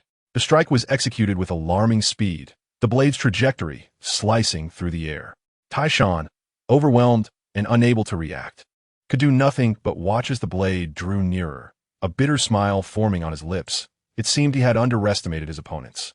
Taishan had initially believed that he could easily hold off 2 bandits, yet he had underestimated the ferocity of these marauders, who struck with brutal intent aimed at his vital points, leaving him gasping for survival. Just as Taishan resigned himself to his fate, a sharp crack echoed above him. Zhang Fan's fist collided with the bandit's weapon, sending it flying, forcing the bandit to retreat hastily to maintain a safe distance. The second bandit, witnessing this, also retreated to create space. "We shall take them one at a time," Zhang Fan declared. Zhang Fan spoke quickly, wishing to resolve matters swiftly and avert unforeseen complications. Immediately, he dashed towards one of the bandits, launching a fierce strike known as the Fierce Tiger Fist, as a golden tiger surged towards the foe. Taishan, momentarily taken aback, wasted no time and charged at another bandit, confident in his ability to slay a single adversary, given his strength. The bandit, upon seeing Zhang Fan, a low-ranked disciple of Qingshan's sect, approached, scoffed derisively, and retaliated with a punch, violet energy swirling around his fist, a signature move. He dismissed the notion that someone at Zhang Fan's cultivation level could pose a threat. His earlier oversight had merely allowed Zhang Fan to land a surprise attack. Nevertheless, he would show no mercy despite Zhang Fan's inferior rank. The 2 fists collided with rapidity, the golden tiger meeting the violet energy sphere. To the bandit's astonishment, The golden tiger opened its maw and devoured the violet energy, crashing into his chest. In that moment, the golden tiger resembled a keen blade, piercing through him completely. Blood gushed from the bandit's mouth as he glanced down at the gaping wound in his chest, staggering back several steps before collapsing to the ground, lifeless. He could hardly fathom how a practitioner of the 4th level of concentration could overpower him, especially since he had not even managed to withstand a single blow. Meanwhile, at another battleground, Taishan's fight was nearing its conclusion. He lifted the bandit with great effort and hurled him forward. The bandit flew like a cannonball towards the edge of a cliff, shattering the guardrails and plummeting into the abyss below, clearly without hope of survival. One could not deny Taishan's incredible strength. Observing Zhang Fan's earlier triumph, Taishan was astonished to find that Zhang Fan had concluded his battle even sooner. His attention was drawn to the gaping wound in the bandit's chest, and he stared at Zhang Fan in disbelief, struggling to comprehend how a practitioner of the 4th level of concentration could defeat one of a higher realm. Was this truly the legendary prodigy? Chapter 14. The Man in Black. Just as Zhang Fan prepared to assist Qiu Shui in her battle, a powerful surge of energy erupted from the village. A middle-aged man clad in black leapt down from the high tower, causing the ground to cave, and upon landing, cracks radiating outward. The man emitted a sinister black aura from his body, creating an unsettling atmosphere. The disturbance naturally drew the attention of Qiu Shui and Huairou, who narrowed their eyes in shock at the sight before them. The two bandits at the 5th level of concentration rushed to the man's side, exclaiming joyfully, "Brother, you have finally broken through." The man in black remained silent, his expression chillingly grim. Suddenly, a surge of blood energy erupted from him, enveloping the two 5th level bandits. When the blood energy dissipated, the two men had transformed into lifeless husks, their skin a ghastly gray, deeply sunken. The onlookers gasped in horror, while the bandit minions fled in terror down the mountain. "This is bad. He practices dark arts and appears to have gone mad," Taishan warned loudly. "Is it always this terrifying for those who practice dark arts?" Qiu Shui stammered, stepping back in fear. "Not necessarily," Taishan replied gravely. "I have perused ancient texts. Judging by his appearance, he is likely practicing a malevolent technique that consumes others' blood to enhance his own power. While this dark art can accelerate one's cultivation, it comes at the cost of mental control, leading to madness and transforming one into a mindless vampire." At this moment, they all recognized the gravity of the situation. They might not be able to confront the man in black. "We must leave immediately," Zhang Fan shouted to the others, then sprinted down the mountain.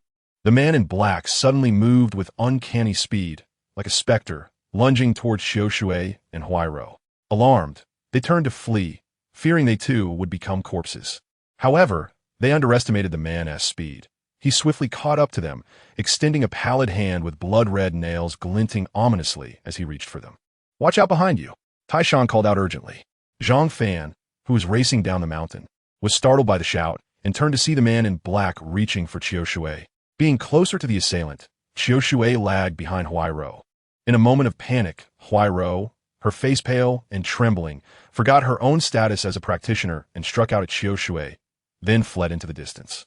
Qiu Shui was taken aback by the betrayal at such a critical moment, but being a practitioner herself, she evaded the attack. Yet, as she dodged, her movement faltered, bringing her dangerously close to the man in black's grasp. Terrified, Qiu Shui closed her eyes in despair, resigned to a dreadful fate. Just as the man's claws were about to touch her, they suddenly halted. A long blade had pierced through the man's body, black blood oozing from the wound and releasing noxious white smoke into the air. "Run!" Taishan bellowed, recognizing the blade as his own. Yet the man in black merely paused, seemingly impervious to pain, and lunged for Qiu Shui once more. Prepared this time, she deftly dodged the grasp. However, evading one attack did not guarantee her safety. The man, fixated on her, struck again with incredible speed. Qiu Shui found herself in dire straits once more, and Taishan could offer no assistance. Zhang Fan observed the unfolding chaos, acutely aware of Qiu Shui's peril. If she were caught, she would undoubtedly perish. The man in black, possessing both remarkable speed and a cultivation level at the 6th level of concentration, far surpassed Qiu Shui. Just as the claws inched closer, Zhang Fan sprang into action. Understanding that he might not stand a chance against the man in black, Zhang Fan approached with the swiftness of lightning. delivering a powerful punch to the man's face, his golden fist radiating a brilliant light akin to daylight. The man in black ignored Zhang Fan entirely, continuing his pursuit of Qiu Shui. With a resounding impact, Zhang Fan's punch sent the man flying, rolling several times on the ground, his body seemingly corroded by an unseen force, emitting a foul-smelling white smoke. "Hurry, you all must leave. I will hold him off," Zhang Fan shouted to Qiu Shui. After a moment's hesitation, she chose to flee with Taishan, trusting that Zhang Fan's decision to stay behind was made with a plan for his own safety. Yet, deep within her gaze, she had etched an indelible mark of Zhang Fan's bravery. Just moments ago, Taishan had plunged a blade into the man in black's chest, and yet this fourth-level practitioner had managed to send him flying with a single punch. It was unfathomable. Don't linger. It must be your bloodline that imposed this oppression on him. Otherwise, it would be impossible for you to inflict such damage. The voice of the great black dog echoed in his mind. "My bloodline has a suppressive effect?" Zhang Fan inquired, perplexed. "Of course, the sacred body bloodline. One of the 8 great royal bodies. Do you think this is a joke?" The great black dog scoffed. "Your bloodline has not yet fully awakened. It is still in the initial stages of awakening. Thus, the suppression effect is not particularly pronounced. Once it is completely awakened, with merely a glance, even the most insignificant creature shall not dare to stir." The great black dog elucidated. "How can I fully awaken my bloodline?" Zhang Fan inquired with palpable excitement, astonished by the formidable nature of the holy body bloodline and its suppressive capabilities. "Your current level is too low for you to need that knowledge. You simply need to cultivate diligently. In due time, you will understand." The great black dog refrained from providing further details. Observing that the great black dog had chosen not to divulge more information, Zhang Fan ceased his inquiries. He cautiously approached to inspect the condition of the man in black. Although the middle-aged man was not deceased, he appeared gravely wounded, his body drenched in a black liquid that exuded a nauseating stench, nearly provoking Zhang Fan to retch. Zhang Fan once again channeled his spiritual energy, forming a golden fist before him, which he swiftly hurled towards the man in black, shattering him instantly. The man's body began to rapidly decay and corrode, eventually transforming into a puddle of pus and blood. Zhang Fan could not help but reflect on the harsh realities of this world, far more brutal than he had anticipated, with such bizarre and sinister cultivators. Had it not been for his unique bloodline, escaping this place today would have been exceedingly difficult. Chapter 15. Bloodline Suppression. At that moment, Zhang Fan suddenly noticed a ring amidst the puddle of pus and blood. He picked it up, but it seemed to possess no remarkable qualities. "This is a spatial ring. By dripping your blood upon it, you can access its internal space." The voice of the great black dog echoed in his mind. Following its instructions, Zhang Fan was astonished to find that it indeed opened. Inside the ring lay a space of considerable size, filled with various treasures amassed over the years from various regions, unexpectedly benefiting Zhang Fan in the end. At this juncture, a figure staggered out from the woods, and upon closer inspection, Zhang Fan recognized it to be Huairou, who had fled earlier. Naturally, Huairou also spotted Zhang Fan, particularly the spatial ring in his possession. It must be noted that betraying one's fellow disciples is a grave offense, one that cannot be forgiven. What surprised him, however, was that Zhang Fan was alone, holding a spatial ring. This ring, which he had seen previously on the middle-aged man in black, undoubtedly contained the wealth plundered by the Heiyunjai over the years.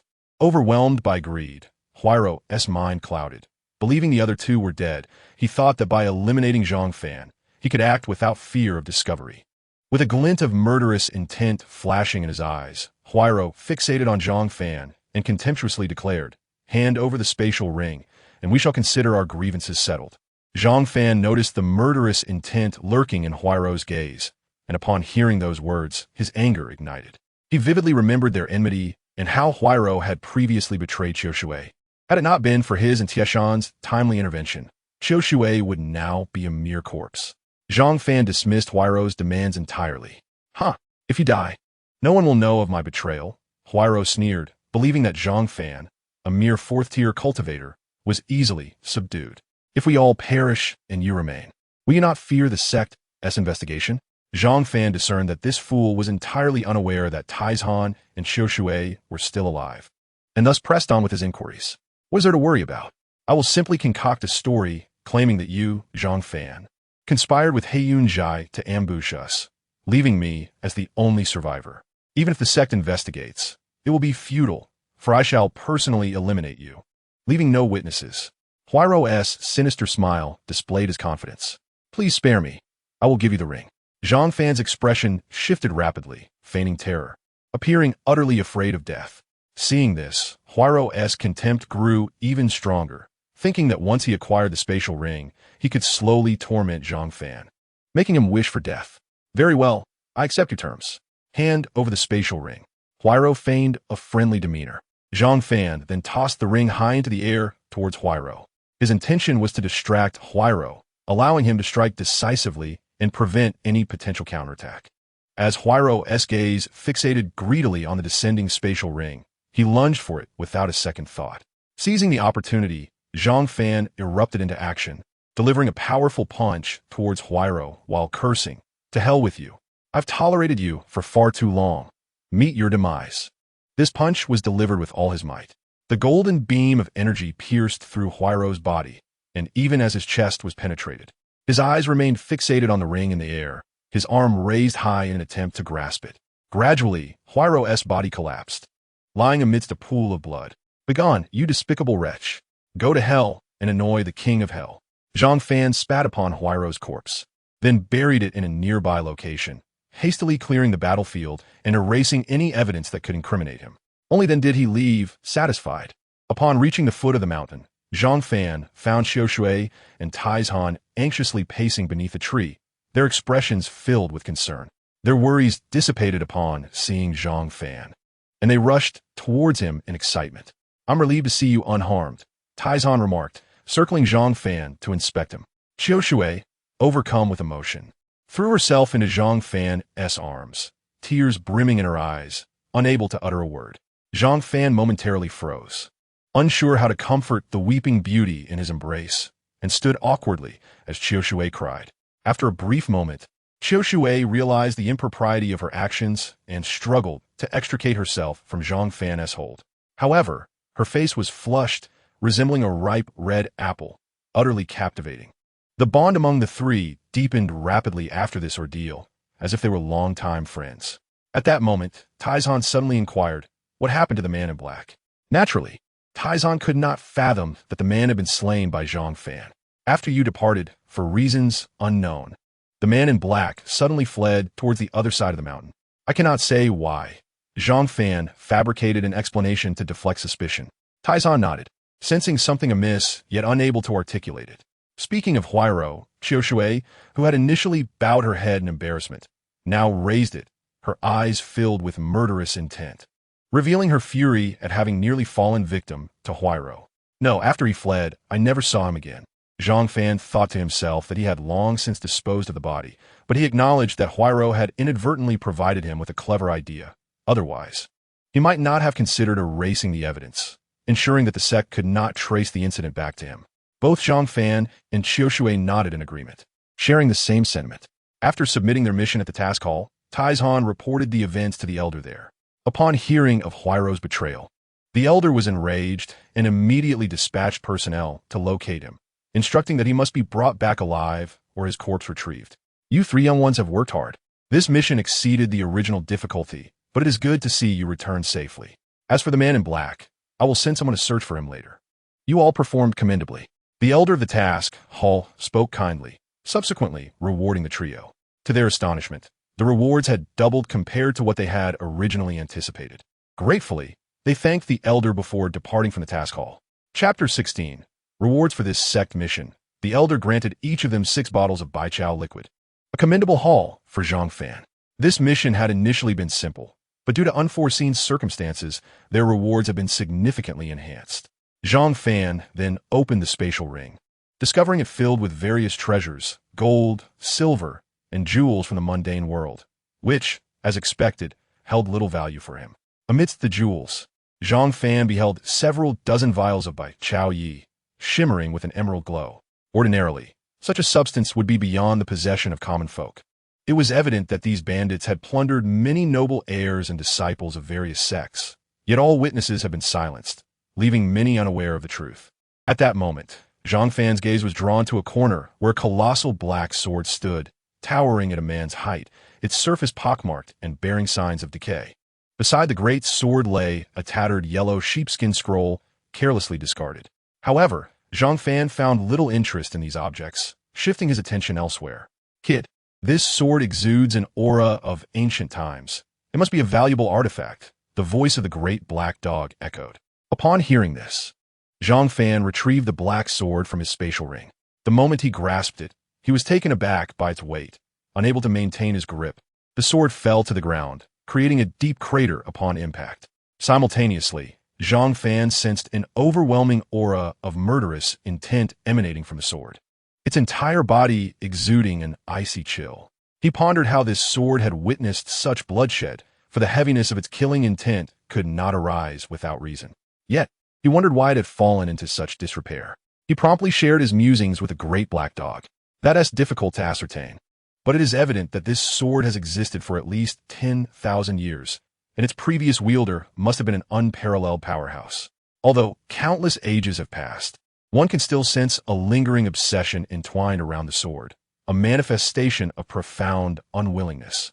Zhang Fan, upon hearing this, felt a twinge of melancholy. What had transpired to evoke such lingering regret from a transcendent being? How could their dissatisfaction endure through the ages, still palpable? He shook his head, dismissing these thoughts from his mind. Could this severely damaged sword be restored? At that moment, Zhang Fan was consumed by a singular desire, to mend the sword and resurrect its former glory from ages past. There is indeed a method. I shall impart to you a set of techniques, and you need only to follow them, the great black dog said as he began to teach Zhang Fan the technique. Due to having consumed various types of swords, this heavy sword might ultimately surpass its former self, reaching unprecedented heights. Zhang Fan, filled with joy, found the technique to be simple and convenient. He merely needed to locate swords for the black heavy sword to devour continuously. The great black dog seemed to sense Zhang Fan's thoughts and replied, "Are you dreaming? The swords you devour must be of a higher grade than your heavy sword. Otherwise, it will yield no results. The spirit weapon level is 19. Following that are treasured artifacts, holy artifacts, imperial weapons, and divine artifacts. What grade does this sword belong to?" Zhang Fan inquired, perplexed. He cannot discern its level due to its severe damage. It is merely an ordinary great sword, utterly ruined, without even a weapon spirit. The great black dog replied. Initially, Zhang Fan felt a surge of happiness, as this meant he only needed to find a level 1 spirit weapon for the great sword to consume. However, upon further reflection, his expression soured, for it also implied that he would need to continuously seek various swords for the great sword to devour, becoming increasingly difficult as time passed. He might even have to spend a fortune to procure them. With his current resources for cultivation insufficient, where would he find the funds for spirit weapons, let alone treasured or holy artifacts? Let it be destroyed. Zhang Fan gazed at the imposing great sword in silence for a long time. After a moment, Zhang Fan regained his composure, deciding to take one step at a time. He then took out the tattered sheepskin scroll and examined it closely, but gleaned no significant insights. For the scroll merely depicted a map, and it was incomplete, rendering it virtually useless.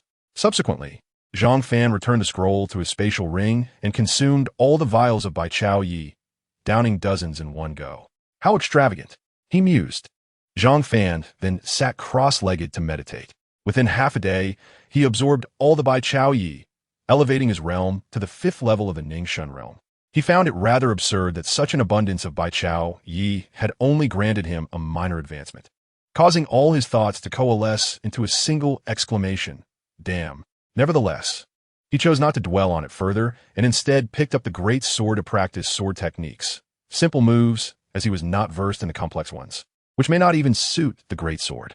He found an open, uninhabited area and began to swing, chop, thrust, and slash with the great sword, repeating several straightforward techniques until he could no longer lift the sword. After resting for a moment to recuperate, he once again lifted the great sword to train with unwavering concentration. The day passed swiftly, and the next day marked the appointment with the chubby boy to venture to the ruins.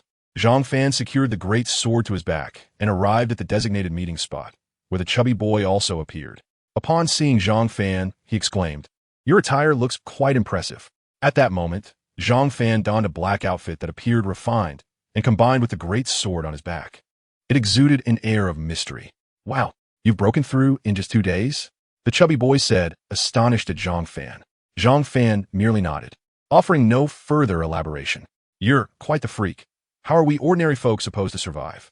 the chubby boy lamented, dramatically clutching his chest. Zhang Fan observed the chubby boy in silence, curious to see what performance he would put on next, intending to critique his acting skills in the process. Noticing that Zhang Fan was ignoring him and scrutinizing his performance, the chubby boy quickly ceased his antics, his expression tinged with embarrassment. "Your acting is somewhat immature and overly extravagant. I hope you strive to improve in the future," Zhang Fan stated earnestly. The chubby boy was left speechless by Zhang Fan's critique. At that moment, Zhang Fan noticed a massive bundle strapped to the chubby boy's back, bulging with contents, occasionally producing clinking sounds. "Are you going on a trip or to the ruins?" Zhang Fan asked incredulously. Chapter 17. The ruins. The chubby boy eyed Yi Chio warily, stating, "One must be adequately prepared for the ruins. This is all my possessions. Do not harbor any ill intentions." The chubby boy's words left Zhang Fan at a loss. Yet his curiosity about the contents of the bundle grew, shrouded in mystery. Soon enough, the two ceased their idle chatter and set off towards the ruins. The chubby boy led Zhang Fan to a teleportation array within the sect and paid the guard a fee, after which they stepped into the array. When they reappeared, they found themselves beside a mountain range, with a city visible on the other side, its walls covered in moss, exuding an aura of age, marked by the passage of time. Zhang Fan marveled at the teleportation array, noting its astonishing efficiency, far superior to the rockets of his world. They arrived in an instant. He was well aware that Qingshancheng was located quite a distance from Qingshanzhong, at least 1,000 kilometers away. The chubby boy guided Zhang Fan deeper into the mountains, moving with remarkable speed. Despite their haste, they only reached their destination by nightfall. Upon arrival, they discovered numerous figures bustling about in the forest, indicating that many others were present. However, the ruins had yet to be opened, so many awaited at the periphery, on guard against one another. "Be cautious. The ruins will soon open," the chubby boy whispered to Zhang Fan. "My realm is higher than yours. We will be forcibly separated inside. However, do not worry. If your realm increases while within, you can come find me," the chubby boy patiently advised Zhang Fan. "Your realm is one level higher than mine. How will I find you?" Zhang Fan asked, perplexed. Although the entrance was randomly allocated to various locations, overall, they remained within the same region. Once one transcended their boundaries, they could seek out the barriers of each area, and upon breaking these barriers, they would gain access to higher-level regions. The chubby boy patiently explained this to Zhang Fan. "But what if I choose not to go? If I become invincible in my own area, wouldn't that allow me to command the winds and rain, doing as I please? Why would I need to venture into a stronger region?" Zhang Fan inquired once more. "You could indeed choose not to, but the stronger regions harbor greater treasures and advantages. Consider your decision carefully," the chubby boy replied with a calm exterior, though inwardly he was attempting to manipulate Zhang Fan. He thought to himself, "It's evident you're not to be trusted. Surely the allure of abundant treasures will draw you in." Zhang Fan, feeling insulted by the boy's condescending expression, silently cursed him. However, Zhang Fan was no innocent either, as he was already plotting how to take advantage of the chubby boy, knowing that by the time he arrived, the boy would likely have acquired numerous valuable items. At that moment, the ruins before Zhang Fan and the chubby boy suddenly trembled violently, revealing a teleportation array on the surface. The figures surrounding them rushed towards the array, engaging in fierce battles along the way, as some sought to diminish the number of entrants, thereby allowing those who did enter to claim more treasures. Zhang Fan and the chubby boy, however, remained in no hurry to enter. They preferred to let others tire themselves out first. After a brief interval, the chaos subsided, leaving numerous corpses around the ruins. And only then did Zhang Fan and the chubby boy swiftly approach the teleportation array. Many figures appeared simultaneously, joining Zhang Fan as they entered the array. After all, delaying any longer might mean missing their chance.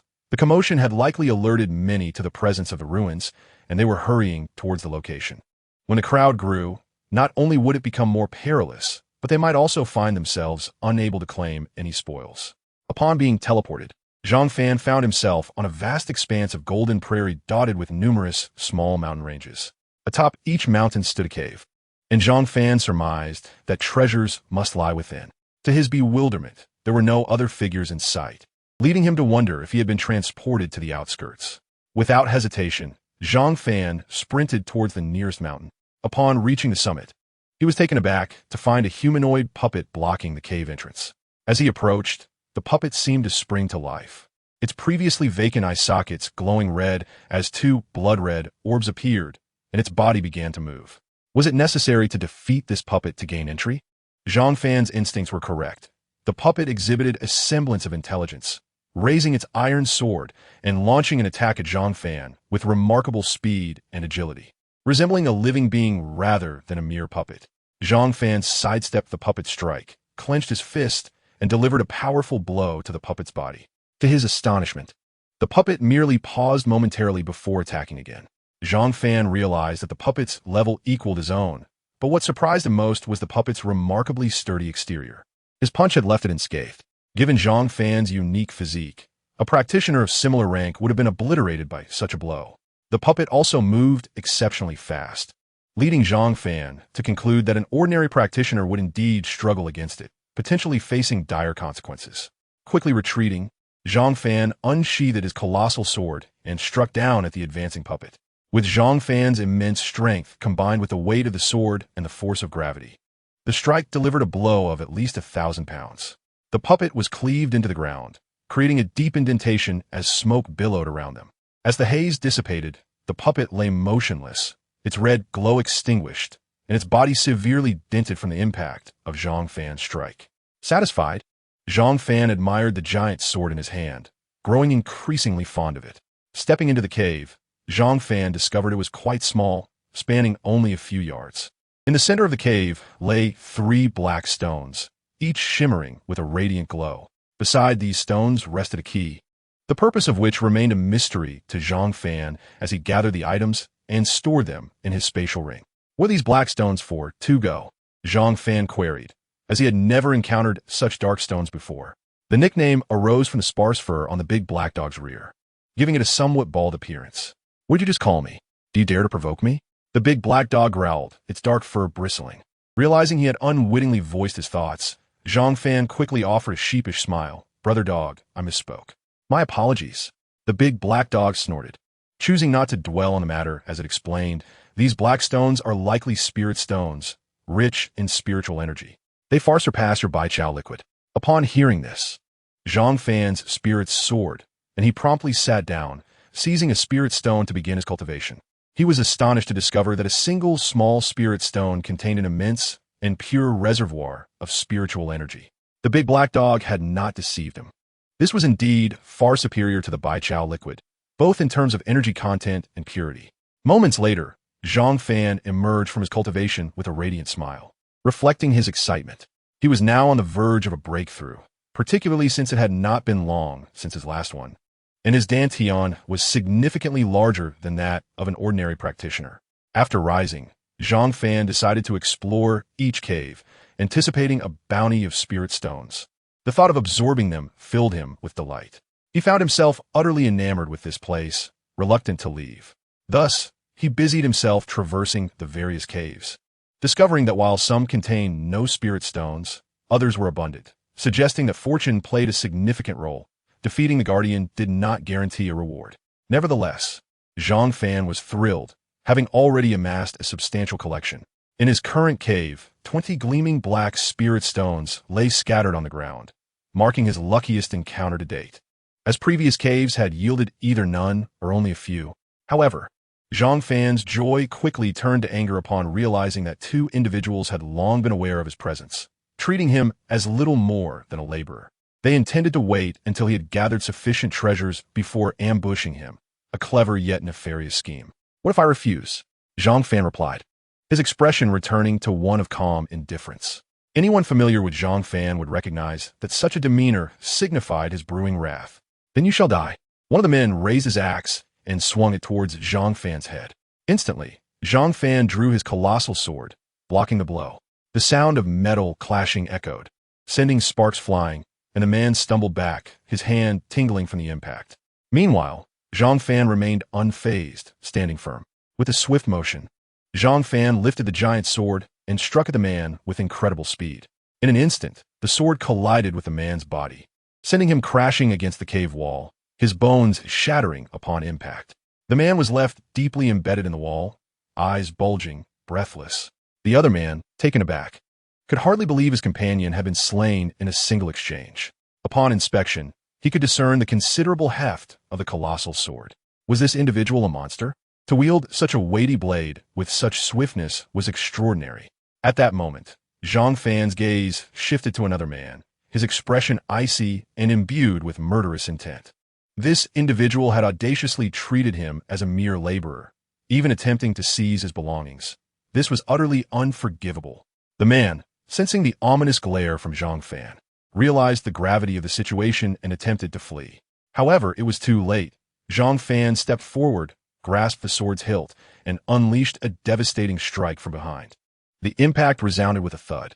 In an instant, the man was reduced to a gruesome pulp, lacking even a whole corpse. It must be noted that their fate was indeed tragic. Had they encountered anyone else, they might have succeeded, but instead, they faced Zhang Fan, an unparalleled force. Moreover, the sword was blunted, lacking a sharp edge, thus ensuring a particularly agonizing demise. He was crushed to death. Zhang Fan rifled through the remains of the other man, only to find nothing of value. It was evident that these two had relied entirely on his spoils. He could not help but curse his misfortune before departing the cave. The area where Zhang Fan found himself was predominantly inhabited by cultivators at the 5th level of the Ningxun realm, though there were a few who had just broken through to the 6th level. Typically, those who advanced quickly sought higher-tier areas rather than lingering here. Of course, it was possible for some to remain in pursuit of opportunities after achieving the 6th level. After traversing this yellow-tinted world for half a day, Zhang Fan finally emerged. This place resembled a desolate wasteland, with scarcely a soul in sight. Before him lay a river, beyond which stretched an endless grassland dotted with small hills. Upon one such hill, Zhang Fan spotted a group of individuals. Tears nearly welled up in his eyes. He had finally encountered living beings. Since his arrival, apart from the two he had slain, he had not seen another soul. Cautiously, Zhang Fan crossed the river and slowly approached the gathering, uncertain whether they were friend or foe. It was only when he neared within 100 meters that he discerned the scene. Several individuals clad in black encircled two others, seemingly embroiled in a heated dispute. The two individuals appeared somewhat familiar. After a moment of observation, Zhang Fan realized that they were none other than Tai Shan and Xiao Shui. To his astonishment, how could they also be here? Had the sect received word so swiftly? The speed was remarkable. It had only been half a day. Zhang Fan marveled at the efficiency of the major sects. Their intelligence networks were indeed formidable. However, it seemed that the competition in this location was about to become increasingly brutal, as individuals from other factions likely had already infiltrated, resulting in considerable casualties. Zhang Fan concealed his presence and cautiously made his way closer to the crowd. Once within earshot, he overheard their conversation. "Hand over your belongings at once, or you shall perish today," declared one of the black-clad men, licking his lips, his eyes gleaming with bloodlust. Tai Shan and Xiao Shui, left with no choice, surrendered the spirit stones they had just acquired. They were outnumbered, and resisting would only lead to futile deaths. The black-clad man inspected the 2 spirit stones in his hand, a satisfied grin spreading across his face as he remarked, "Now we're talking. At least you recognize the situation. May we leave now?" Xiao Shui inquired cautiously, fearful of further provoking the black-clad man. "Not so fast. I have another question," the black-clad man said, settling onto a clean rock, clearly in no hurry. His subsequent inquiry was evidently his true objective. "Did you too, along with that Zhang Fan, previously slay an evil cultivator?" The black-clad man's gaze sharpened as he probed. "Indeed, but that was a task from the sect," Xiao Shui replied. "Then why is your companion Hua Nianqing not with you?" The black-clad man pressed further. "How would I know? That scoundrel betrayed us at the critical moment. I am still searching for her." Xiao Shui retorted angrily. "You would do well to come clean. Was Hua Nianqing slain by you? She is a descendant of an elder from your Qingshan sect. If you dare to conceal the truth, the consequences will be dire." The black-clad man threatened, clearly losing his patience. Tai Shan and Xiao Shui exchanged alarmed glances, realizing they were unaware of Hua Nianqing's significant background. "I've already uncovered some leads. Hua Nianqing did not escape, but was murdered. If you reveal the true culprit, I can spare your lives today. Otherwise, you will both meet a grim fate.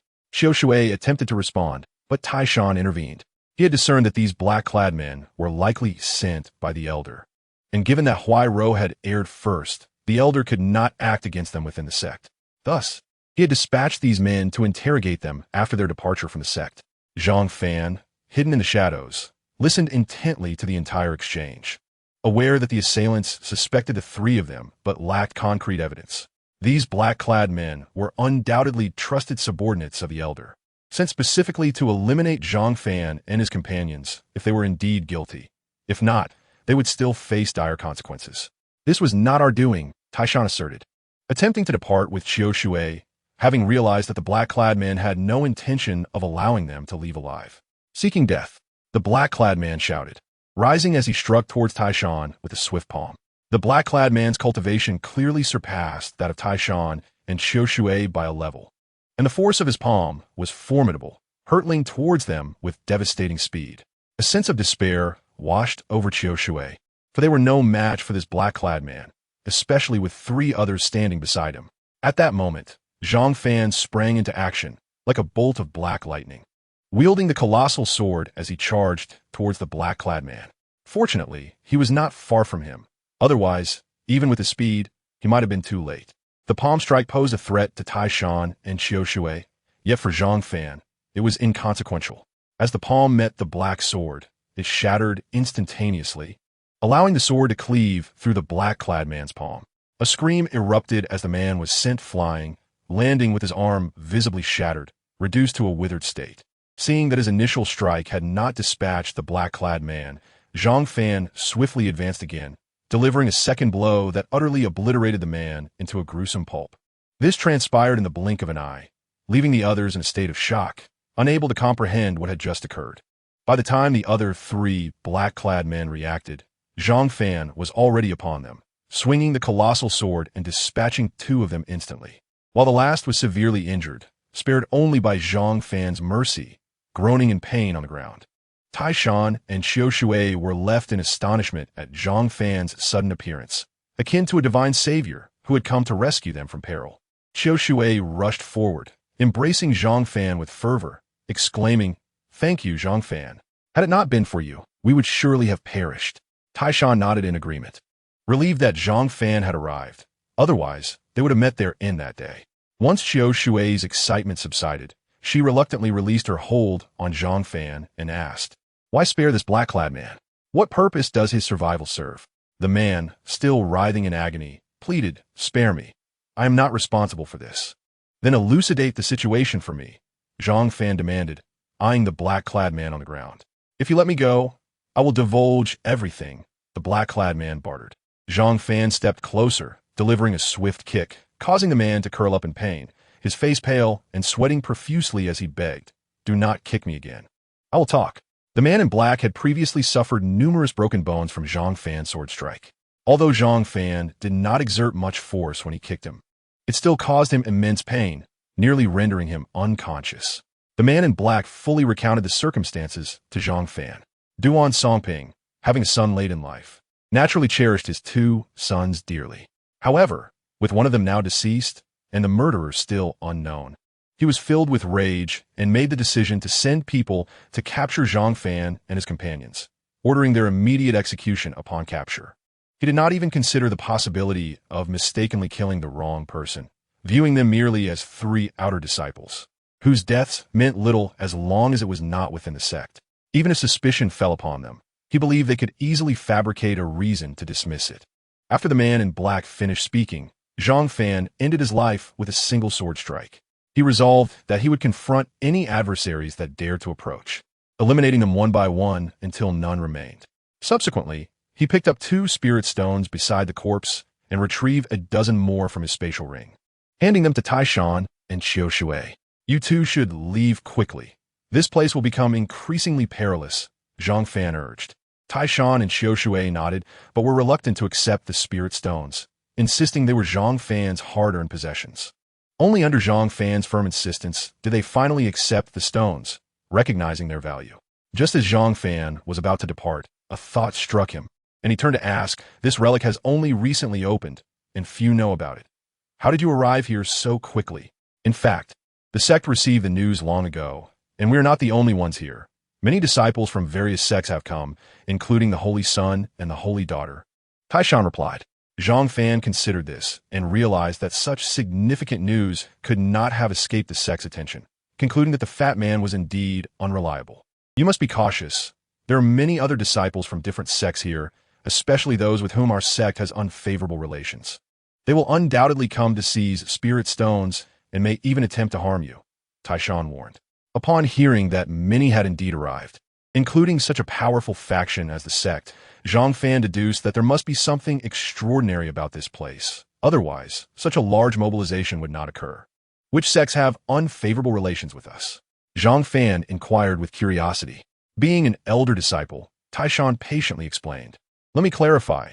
Our sect is under the jurisdiction of the Dongji Holy Land, which also oversees the Taishan sect, the Lu Shui sect, and the Qingtong sect.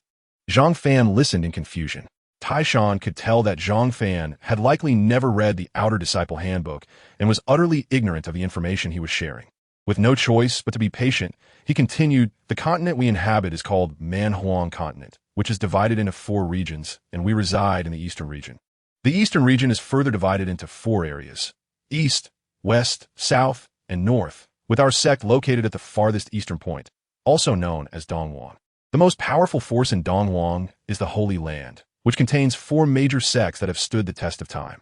Each Holy Land governs 4 major sects, and our Qingshan sect falls under the jurisdiction of Dongji Holy Land. The sect with the worst relationship with us is Taishan's sect, which ranks first among the 4 major sects in overall strength. And what about us? Zhang Fan suddenly interjected. Taishan, who had been passionately recounting the information, was momentarily taken aback by Zhang Fan's abrupt question, and the atmosphere became awkward. He wanted to assert that their sect was strong, but he found it difficult to say, as Qingshan's sect was indeed the weakest among the 4. Admitting that they were the weakest would imply that he himself was weak for aligning with such a sect, a notion he would never accept. Our sect is still quite strong. You'll come to understand this in the future, Taishan said, somewhat defensively. We are the weakest among the 4 major sects, and may even be replaced by other second-rate sects in the future. Qiu Shui interjected, unable to hold back. Taishan, Zhang Fan, Chapter 20. The barrier. Ultimately, Zhang Fan parted ways with Taishan and Qiu Shui, continuing his solitary quest. Along the way, he sought additional spirit stones, as he had given half of his own to Taishan upon their separation. He needed to gather more, for without enough stones, his potential breakthrough would be unattainable. However, he could discern that the number of people in this area was gradually increasing. Whereas he had previously encountered few, he now saw disciples from various sects vying for spirit stones at every turn, including some adorned in the garments of the 4 major sections. He even observed disciples from Qingshan's sect being bullied by those from Taishan's sect, but he felt no inclination to intervene, as he did not know those from Qingshan. Taishan's sect disciples were easily recognizable, as their attire bore a large iron character on the chest. Zhang Fan quickly amassed spirit stones, and throughout his journey, he faced numerous other disciples who attempted to seize them from him. But the outcome was clear. They were swiftly subdued. Zhang Fan located a secluded cave, where he laid out all the spirit stones he had gathered, surrounding himself with them. The rich spiritual energy enveloped the cave. Sitting cross-legged, Zhang Fan absorbed the energy fervently, as it surged towards him like a vortex. After half a day, a golden light flashed within the cave, and Zhang Fan successfully advanced to the 6th level of the Ningxuan realm. The spirit stones on the ground, having been completely absorbed, lost their luster and resembled ordinary stones. Zhang Fan rose to stretch his limbs, feeling the surging power within him. He estimated that he could easily overpower an opponent at the 7th level of Ningxuan. As for facing an 8th level practitioner, he felt uncertain about the outcome, having never tested his strength against one. Emerging from the cave, now that he had achieved his breakthrough, Zhang Fan decided it was time to leave this place and seek out the chubby man. However, a significant problem confronted him. He had no idea where the 6th level Ningxuan area was. He needed to locate the barrier to cross over. After much contemplation, Zhang Fan reluctantly settled on the most effective yet troublesome solution: to ask someone for directions. This was deemed the most effective yet complex approach due to the chaotic mix of sect disciples and rogue practitioners in the area. It was indeed very disordered, and one could easily fall victim to deceit without realizing it. Ultimately, after inquiring along the way, Zhang Fan finally learned the location of the barrier and quickly headed in that direction. Naturally, those he questioned were unwilling to assist, so Zhang Fan had to subdue them once more. As he progressed, curses and insults followed him, with many cursing his name. The instigator, Zhang Fan, finally arrived at the barrier, a broad smile gracing his face, visibly in high spirits. Before him lay a blue shimmering barrier, resembling flowing water, which separated two regions. Numerous disciples gathered around the barrier, their activities unclear, but from a distance, Zhang Fan could see they were all from the four major sections. As Zhang Fan drew closer, he discerned the unfolding situation. A group of Qin Shan sect disciples attempted to pass through the barrier to the opposite area, but they were obstructed by several Tai Shan sect disciples, who demanded 5 spirit stones for passage. Thus, a brief exchange escalated into a full-blown altercation. With the outcome all too evident, the Qin Shan disciples were outmatched and left battered and bruised. Meanwhile, disciples from the other two sects stood by, watching, as they too wished to cross, but were acutely aware that they could not contend with the Tai Shan disciples, leaving them to observe from the sidelines. Internally, they felt a sense of indignation. Why should they have to pay spirit stones to cross, when those stones had been so hard-earned? A disciple of the Tai Shan sect stood with his foot planted on the face of a disciple from the Qin Shan sect, mocking, "You people from the Qin Shan sect are utterly worthless. My stance has changed. As long as we are here, none of you shall pass." He then commanded several other Tai Shan disciples to strip the Qin Shan disciples of their belongings, clearly indicating that not only could they not pass, but they were also expected to surrender all their spirit stones. The Qin Shan disciples gritted their teeth in anger, yet they dared not voice their frustration, fully aware that they were no match for their opponents. At that moment, Zhang Fan stealthily crept to the side, hoping to slip past unnoticed. "Halt! A mere Qin Shan disciple thinks he can sneak by us?" A Tai Shan disciple shouted, striding toward Zhang Fan, dressed in the garb of a Qin Shan disciple. Zhang Fan was easily recognizable. He felt helpless. He merely wished to pass through discreetly, yet he felt compelled to confront this situation. "Are you implying that I need your permission to proceed?"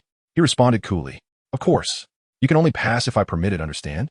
Hurry and hand over all your spirit stones. If I'm in a good mood, I might let you through." The commotion attracted the attention of disciples from other sects, who gathered to witness the unfolding scene. A female disciple from the Qiu Shui sect remarked, "Don't even think about it. We could not possibly defeat them either."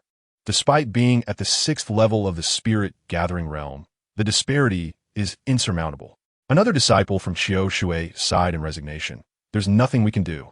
The Tai Shan sect has consistently ranked first in the grand competition, reaping significant rewards in the sacred land over the years. Thus, we cannot hope to match them." At this juncture, a disciple from the Tong Tong sect joined the conversation, equally frustrated, as he too wished to pass through. Several injured Qin Shan disciples spotted Zhang Fan in the distance, but upon realizing he was alone, they could only sigh in despair.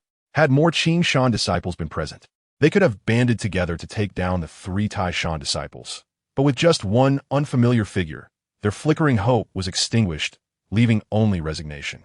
"Hey, that guy looks somewhat familiar," one Qin Shan disciple suddenly said. "I've got it. That's Zhang Fan." The others expressed surprise, as this was their first encounter with him, having only heard rumors of his prowess. Another disciple lamented, "Though Zhang Fan is formidable, he likely cannot contend with the Tai Shan disciples."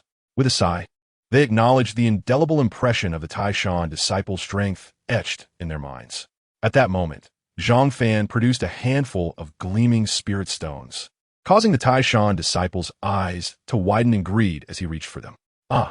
A scream erupted as Zhang Fan seized the outstretched hand, and with a swift motion, he shattered the bones of that disciple. The agonizing pain caused the Tai Shan disciple to crumble to the ground.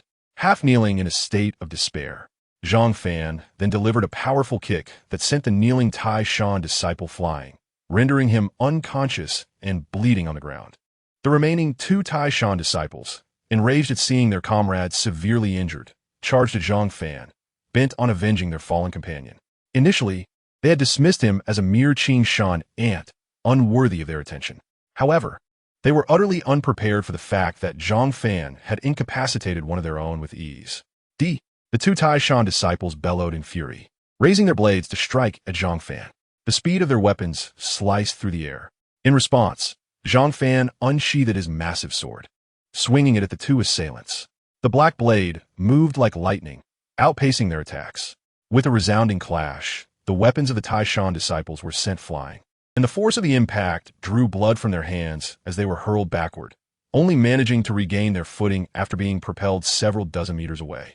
Seizing the advantage, Zhang Fan leaped high into the air, raising his enormous sword to bring it down upon one of the Taishan disciples.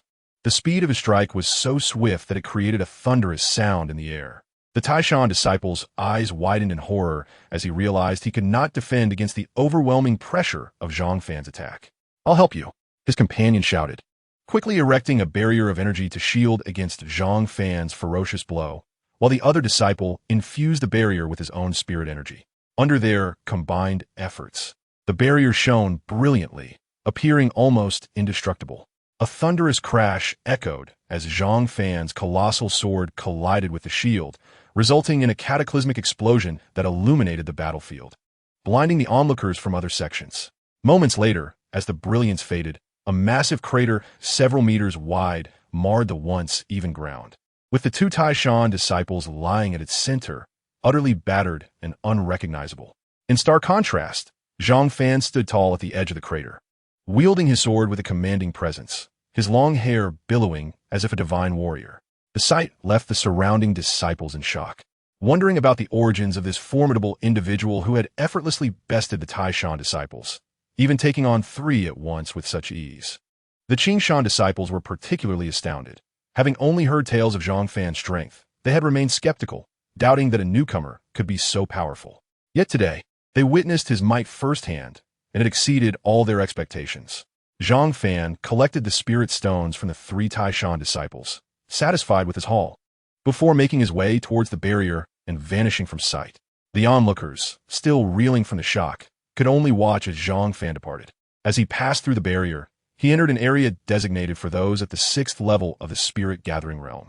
This new domain appeared strikingly similar to where Zhang Fan had previously been, though the spiritual energy in the air felt even more concentrated. Upon arrival, Zhang Fan noticed a fierce battle occurring atop a distant hill, where three figures clashed, leaving a trail of devastation in their wake as flora and fauna were reduced to dust. Initially intent on avoiding confrontation to search for treasures, Zhang Fan was drawn closer by a familiar voice emanating from the fray. Driven by curiosity, he stealthily approached, only to realize that one of the combatants was none other than the chubby figure he recognized. It appeared that the chubby fellow was engaged in a one-on-two skirmish, yet he was not at a disadvantage. Instead, he was frantically producing an array of peculiar items from his bag, hurling them at his opponents with reckless abandon. The two adversaries seemed overwhelmed by the barrage of oddities, their expressions grim as they struggled to cope, even appearing to suppress nausea. The chubby disciple, on the other hand, was visibly exhilarated, continuously retrieving more items from his bag while muttering, "I'll blow you two to smithereens for daring to target me." The distant sound of explosions reverberated continuously, leaving Zhang Fan's ears slightly numb. The two individuals who had been blown apart bore tattered clothing, bloodstains adorning their bodies and their faces smeared with soot. They appeared utterly miserable. Zhang Fan, noticing that the chubby boy seemed to be in no immediate danger, decided against rushing to assist him, opting instead to seek him out once the battle concluded. However, fate had other plans. The chubby boy's voice suddenly echoed from afar, loud and clear. "Zhang Fan, you've arrived so quickly." He dashed towards Zhang Fan, his face brimming with delight. The two adversaries pursuing him, though their faces were obscured in darkness, radiated palpable fury. At this moment, Zhang Fan ceased to conceal himself and joined forces with the chubby boy, while the other two adversaries maintained a cautious distance, fixated on Zhang Fan. It was only then that Zhang Fan recognized these two as disciples of Taishan Zone. They had been too far away earlier, and their severely damaged garments had obscured their identities. In a hushed tone, Zhang Fan inquired of the chubby boy, "What is the situation now?" "I discovered a treasure trove not long ago, brimming with valuable items," the chubby boy replied with a fume, his flesh quivering in indignation. "But these two disciples of Taishan Zone have fixated on me, so I've been stalling them. Do they intend to reap the rewards without effort?" Zhang Fan pressed further. "Indeed, these Taishan Zone individuals are notoriously arrogant, routinely disregarding us disciples of Qin Shanzong. Whenever they encounter a disciple of Qin Shanzong, they seize them, pilfering all treasures and leaving them gravely injured by the wayside. I have already witnessed several such instances, the chubby boy lamented. Suddenly, two more figures emerged from the distance, their chests emblazoned with a prominent character for iron. This is bad. Reinforcements are arriving. We must flee, exclaimed the chubby boy, pivoting to escape, recognizing the need to avoid confrontation due to their numerical disadvantage. You two shall not escape today, shouted one of the Taizhan Zong disciples, confronting Zhang Fan, his fury palpable. He had been driven to the brink of exasperation, having initially intended to extract some benefits from the chubby boy. However, the bizarre explosive device the chubby boy had conjured had left them in disarray, and the aftermath had produced an exceedingly foul stench, leaving them both reeking and on the verge of retching. Chapter 22. The past of Qingshan Zong. Zhang Fan seized the chubby boy's arm, asserting, "There is no need to flee. Today, we shall vanquish them together." The chubby boy gazed at Zhang Fan's confident demeanor, resignedly remarking, "Truly a hero. You engage them, and I shall provide support from the rear." Zhang Fan nodded, unperturbed, and inquired once more, "What was that device you threw earlier?" Its explosive power was immense, and the stench quite unbearable. At this, the chubby boy beamed with pride, declaring, "This is my recent invention, which I have dubbed Stinky Bomb. It not only possesses substantial explosive power, but also releases an intensely repugnant odor designed to inflict psychological and physical harm upon the enemy." Zhang Fan was left speechless by the name. What a ridiculous moniker, Stinky Bomb. This chubby boy was indeed a unique talent, even in nomenclature. While the individual explosion may not be overwhelmingly powerful, in large quantities, it could become quite formidable. Even cultivators at the Qi refinement stage would struggle to withstand it, with the stench likely overwhelming them. As they conversed, the two reinforcements from Taizhan Zong approached, both at the 7th level of the concentration realm. "Brothers, let us unite and eradicate these two ants from Qingshan Zong," one of them bellowed. In response, Zhang Fan and the chubby boy exchanged a knowing glance and swiftly diverged. The chubby boy retreated to a safe distance behind Zhang Fan, extracting the stinky bomb from his pack and hurling it towards the approaching foes. Zhang Fan drew his massive sword and charged towards the four adversaries, shouting, "Be careful with your throws, fatty. Do not harm me." Zhang Fan had not studied any sword techniques. Even if he had, they would not suit him. Thus, each time he wielded his heavy sword, it was through instinctive combat intuition, swinging wildly. Many first-time opponents fell victim to this, as they would quickly realize he lacked formal training and might underestimate him. Yet, ironically, they still found themselves at a disadvantage against this novice, as a single strike from him was often too much to bear. The four adversaries clearly fell prey to this oversight, recoiling from Zhang Fan's raw, unrefined ferocity while simultaneously dodging the stinky bombs hurled by the chubby boy, leaving them in a state of utter disarray. The chubby boy, now thoroughly engaged, continued to launch the stinky bombs one after another. Suddenly, he noticed Zhang Fan rushing towards him, his expression decidedly grim.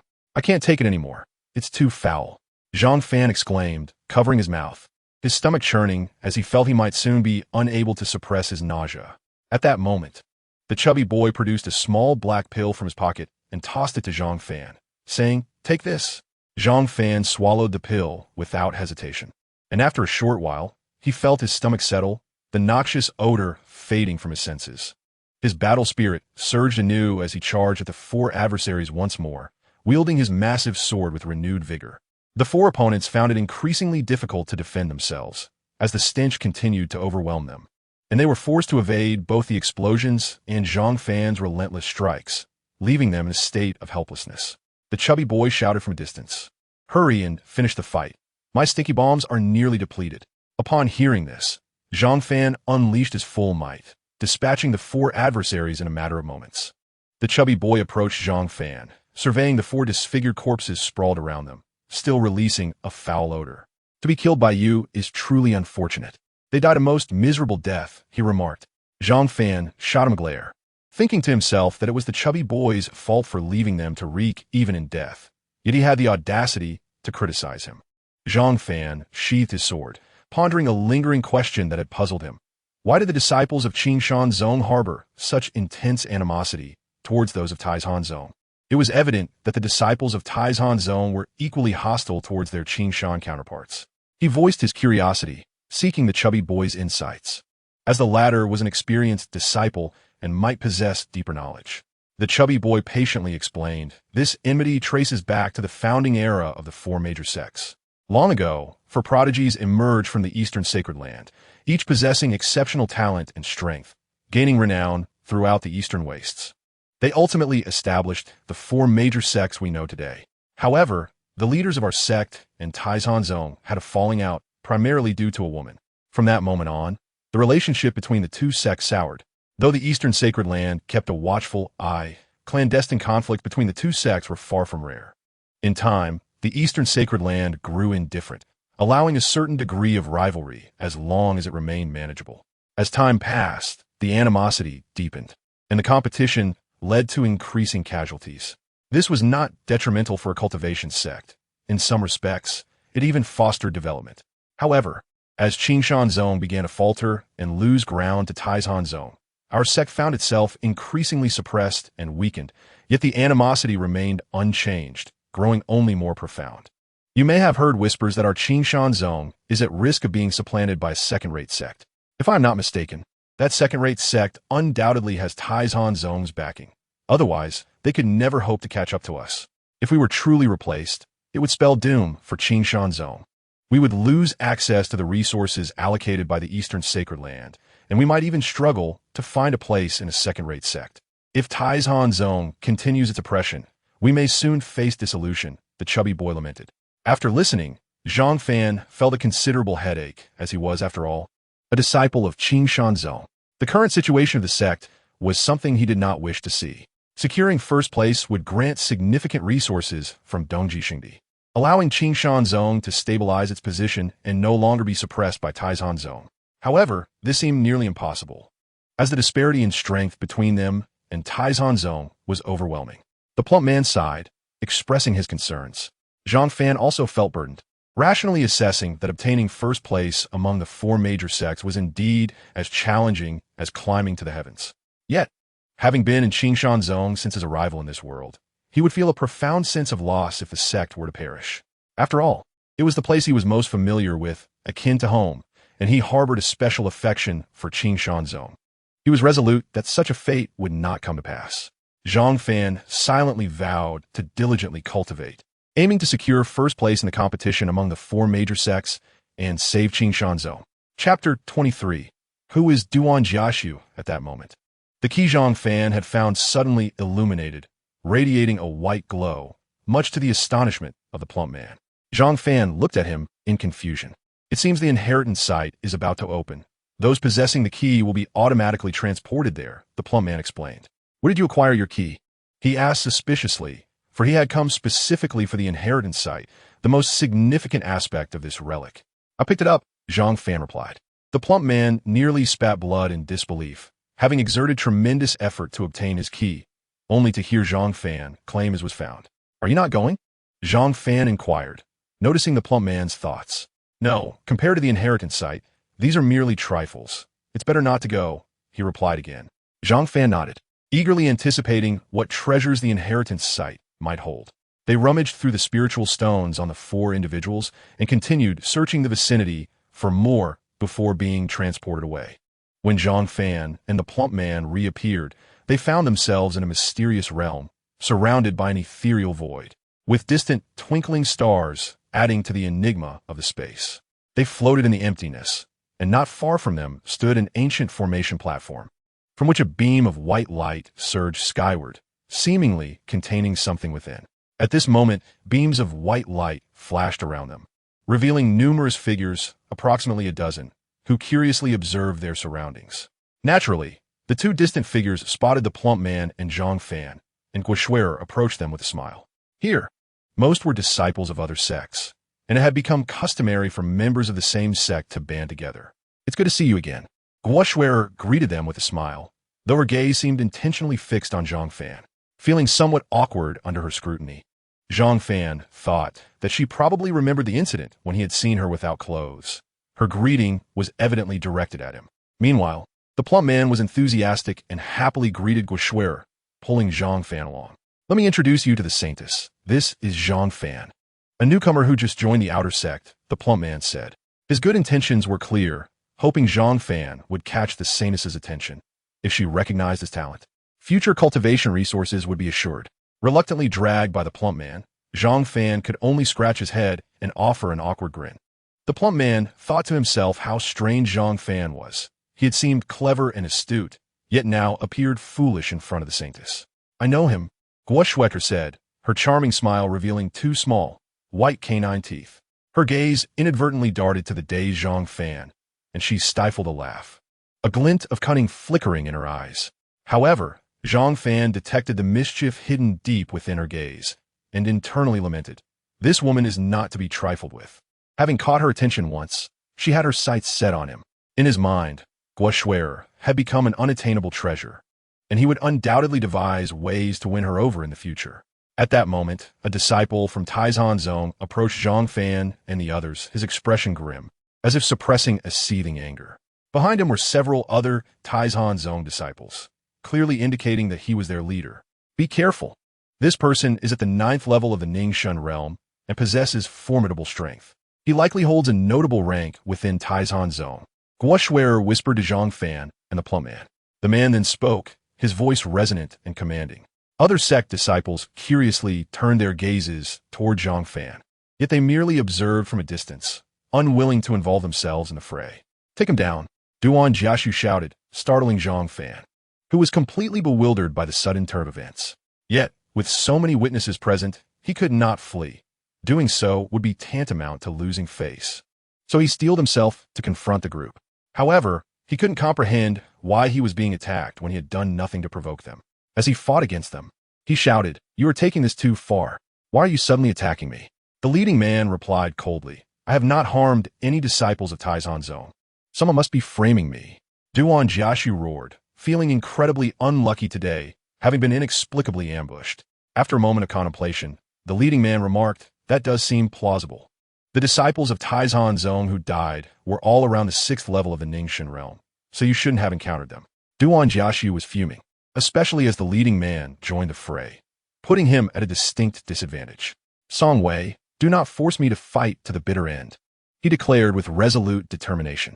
Meanwhile, the true instigator, Zhang Fan, watched from a distance, thoroughly amused, unable to suppress his laughter. Noticing Hua Nianqing's gaze, he said nothing further, merely offering her a mysterious smile. To her, Zhang Fan appeared as a veiled enigma, inviting her to peel back the layers of mystery surrounding him. The allure he held over her was immense, compounded by the fact that he had once seen her undraped, thus etching his image into her mind, though she remained unaware of it. At that moment, the beam of light atop the altar suddenly blazed intensely, emitting a series of unusual sounds, as if breaking free from shackles. Everyone's attention was drawn to this spectacle, and one by one, they vanished from sight. Chapter 24. Ghost Eyes. When Zhang Fan reappeared, he found himself enveloped within that beam of light, numerous luminous orbs floating above him, each containing various cultivation techniques. These orbs clearly exhibited different colors: gold, silver, and white. The golden techniques represented celestial level methods, silver denoted terrestrial level, and white corresponded to profound level techniques. The hierarchy of techniques is as follows: divine, sacred, celestial, terrestrial, profound, and yellow. From what Zhang Fan understood, the most powerful technique available to Qingshan Zone was merely terrestrial level. Thus, it was evident that if someone were to acquire a technique from the golden orbs, they would undoubtedly soar to greatness and become an unparalleled powerhouse in due time. Zhang Fan entered the sea of luminous orbs, which numbered in the hundreds, but it was clear that the golden orbs were exceedingly rare. He was not in a hurry.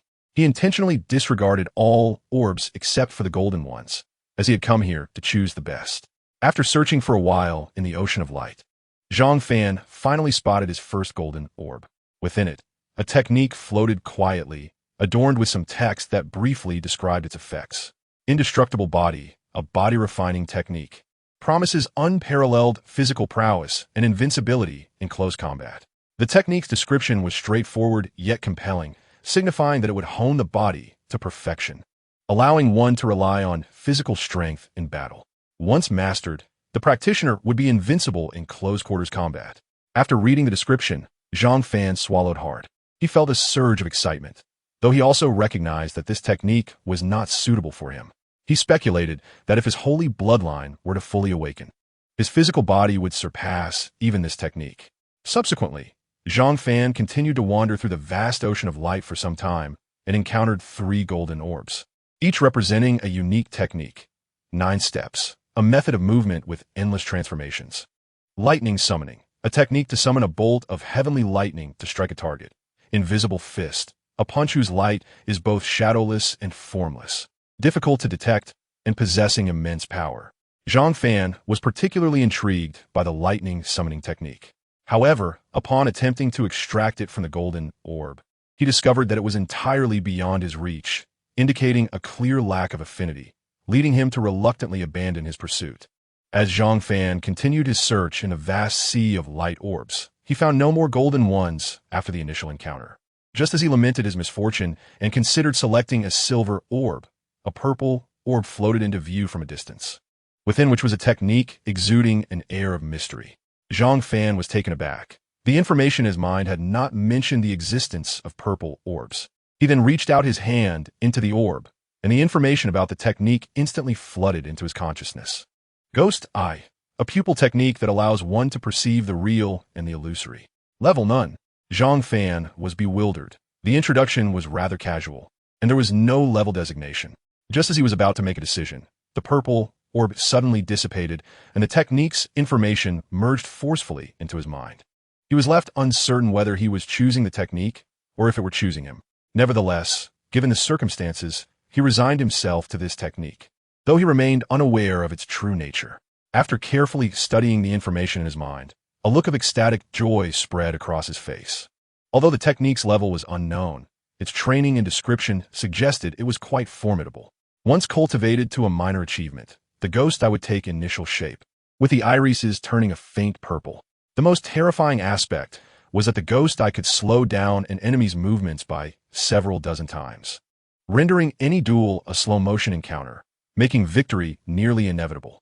However, cultivating the ghost eye required a spiritual liquid known as Chishinlu, which had to be dripped into the eyes for each training session.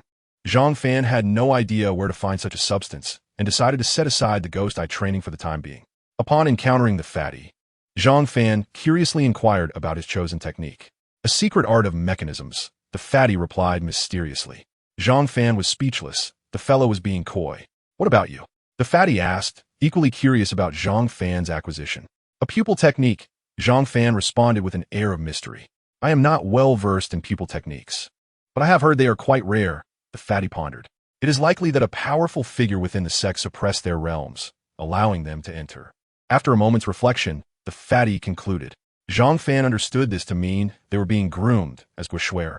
Being the holy maiden and the most talented individual in the sect would naturally attract attention. The time for the relic's opening was nearing its end. As Zhang Fan and the fatty emerged, the others were sequentially teleported out of the relic. The relic vanished from sight amidst a tremor, reburied underground. Its next opening time shrouded in uncertainty. Zhang Fan and the fatty both sighed, recognizing it as a remarkable place and wondering if they would ever have the chance to witness its opening again in their lifetimes. As they parted ways, the fatty, casting a furtive glance at the already distant Guoshuer, whispered in Zhang Fan's ear, "Brother, I can't shake the feeling that our holy maiden seems particularly focused on you." Though the fatty appeared simple-minded, he was quite perceptive, having noticed this detail. Zhang Fan, likewise gazing at the stunning figure in the distance, couldn't help but admire Guoshuer's beauty and figure, a sight he had never encountered in his previous life. While he naturally appreciated beauty, as the saying goes, a graceful lady is the ideal match for a gentleman, he felt a nagging concern that being the focus of Guoshuer's attention might not bode well for him, though he could not articulate why. Noticing Zhang Fan's indifference to his earlier comment, the fatty resigned himself, grumbling, there is something fishy between those two. Chapter 25. Guoshuer time flew by, and in the blink of an eye, half a month had passed, heralding the day of the newcomer competition. The so-called newcomer competition was essentially a ranking battle among the newcomers to determine the strongest disciple of this cohort. This year's competition was notably different from previous ones. Due to the relic, many of this year's newcomers had already surpassed the abilities of the older disciples, and overall, their talents were superior to previous generations, thus being hailed as the strongest group of newcomers in the history of Qingshan sect. Zhang Fan sheathed his gigantic sword, which he named Tunshin Sword, feeling quite pleased with the moniker.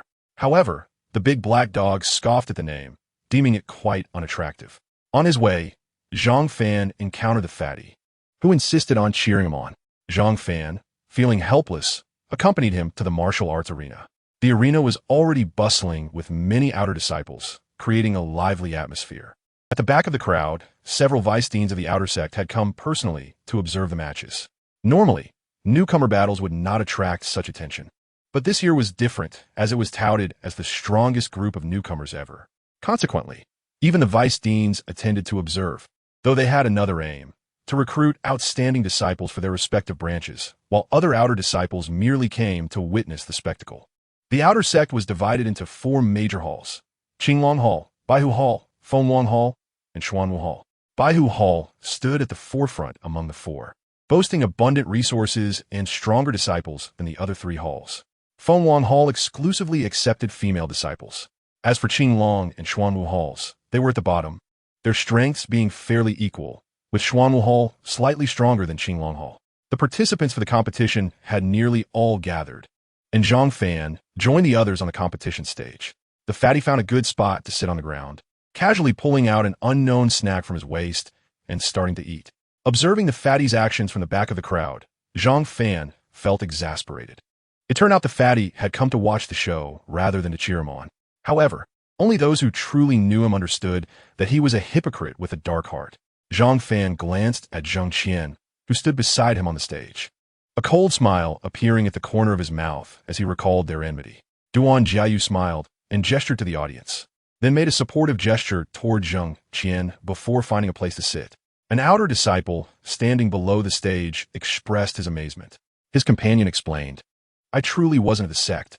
I had no idea so much had transpired in my absence." The disciple sighed again. His companion reiterated, "An outer disciple, challenging an inner disciple to a life-and-death battle? What is happening in this world? Have young people become so bold?" He fell silent, silently observing Zhang Fan on the stage, curious to discover what set him apart and instilled such confidence. If he were in Zhang Fan's position, he certainly would not dare to challenge someone in such a seemingly futile life-and-death duel. At that moment, a graceful figure clad in white walked toward the arena. Her skin was as smooth as jade, and her crimson lips sparked endless fantasies. The flowing white gown accentuated her figure exquisitely, while her twin ponytails swayed playfully with each step, exuding a vivacious charm. Beneath that adorable exterior lay a physique that made every man yearn, embodying a perfect blend of angelic beauty and devilish allure. Guoxuer approached the martial arts arena and casually took a seat, her gaze fixated on Zhang Fan, her eyes shimmering with an unusual light, as if he possessed an enchanting power that captivated her deeply. "My goodness, even a saintess has come today. She is truly my goddess." A new outer sect disciple gazed at the saintess with infatuation. "Many disciples admire the saintess. You are hardly alone in your affections." An older disciple retorted dismissively, "The saintess is sacred and inviolable. Should you dare entertain improper thoughts, do not blame me for taking action," another elder disciple warned, casting a menacing glare at the newcomer. The novice promptly withdrew, silencing his words. However, many disciples in the audience had already fixated their attention on Guoxuer, unable to look away. Even several female disciples begrudgingly acknowledged her beauty, feeling a sense of inferiority. Meanwhile, a plump figure snacking in the distance glanced between Guoxuer and Zhang Fan, wearing a contemplative expression. Amidst the gasps of the crowd, Zhang Fan also noticed Guoxuer, who was smiling at him, her small canine teeth gleaming white under the sunlight. Zhang Fan refrained from staring too long, thinking that her allure was overwhelmingly potent. It was better to avert his gaze. Thus, he closed his eyes and began to meditate. Guoxuer felt a surge of displeasure at this sight, though she did not outwardly express it. Internally, she was berating Zhang Fan. How dare he ignore me? Is my appearance so lacking?" The corners of her mouth involuntarily curled upward, clearly dissatisfied with his current demeanor. Those witnessing this moment could not help but exclaim, remarking on how adorable the saintess appeared. As they had never seen such an expression from her before, she usually bore an indifferent countenance devoid of emotion. Chapter 26. The newcomer competition begins on the martial arts stage. An elder stepped before the participating disciples to announce the competition rules. The rules were quite simple. Through a drawing of lots, pairs would battle until a final victor emerged. The number of disciples participating was not particularly large, only about 40, primarily because many new disciples were aware that they would face overwhelming defeat. Thus, those who chose to compete were mostly the elite among the elites. With a casual wave, the elders sent forth 40 bamboo sticks into the hands of the new disciples, each inscribed with numbers 1 to 20, pairing those who drew the same number for combat. Afterward, the elder exited the stage, leaving the arena to the disciples about to face off. Zhang Fan glanced at his bamboo stick, which bore the number 1. Naturally, he remained on stage, unlike the others who had descended. Alongside him on the stage stood a disciple clad in black, his expression cold. Zhang Fan recognized him. He seemed to have been from the servant department and was named Huangshan. Huangshan also identified Zhang Fan, forcing a strained smile onto his otherwise stoic face. Zhang Fan, witnessing this, smiled back, thinking that his brother should refrain from smiling. It was quite an abstract attempt. Zhang Fan, you are our role model from the servant department. I know I am no match for you, but I still wish to give it a try, Huangshan stated expressionlessly, a hint of chill in his tone. Very well, come at me, Zhang Fan replied casually. Although Huangshan had also risen from the servant department, he had already reached the 6th level of the Ningxin realm, making him capable of competing for a top 15 spot among new disciples. Unfortunately for him, his luck had run out in facing Zhang Fan right away. Huangshan lunged at Zhang Fan with his sword at remarkable speed, closing the distance in a flash. Zhang Fan remained unfazed, sidestepping the strike effortlessly and delivering a palm strike towards Huangshan. Not one to be underestimated, Huangshan swiftly turned to evade Zhang Fan's attack, then aimed a kick at Zhang Fan's abdomen. Zhang Fan struck Huangshan's leg, lightly jumping to evade the attack, and countered with another palm strike aimed at Huangshan's face. Huangshan was taken aback by Zhang Fan's extensive combat experience. His once prided close combat skills were rendered ineffective against Zhang Fan. Faced with Zhang Fan's palm, he could only hastily defend himself. With a resounding thud, Zhang Fan's palm struck Huangshan's wrist, sending him staggering backward for several steps before he finally regained his footing. The force of the blow sent Huangshan's sword flying from his grasp, landing on the ground below, leaving his arm numb. Huangshan sighed inwardly, having initially believed the gap in their abilities would not be significant. However, reality had sharply contradicted his expectations, revealing that they were on entirely different planes. He raised his hand in a gesture of surrender, briefly exchanging words with Zhang Fan before departing the stage. Despite leaving, his expression remained cold, as if the earlier defeat had not transpired at all. Zhang Fan watched Huangshan's retreating figure, a smile gracing his face as he thought, "This fellow is intriguing." Before he too exited the stage, "The first match goes to Zhang Fan," the elder announced from below the stage. Scattered applause erupted from the audience, primarily from those disciples who had risen alongside Zhang Fan from the servant department. In contrast, the noble descendants regarded him with disdain, for his cultivation level was not particularly high among the participants, ranking him in the lower tier. They held a low opinion of disciples who had come from the servant department, viewing Zhang Fan as forever a servant with no promising future.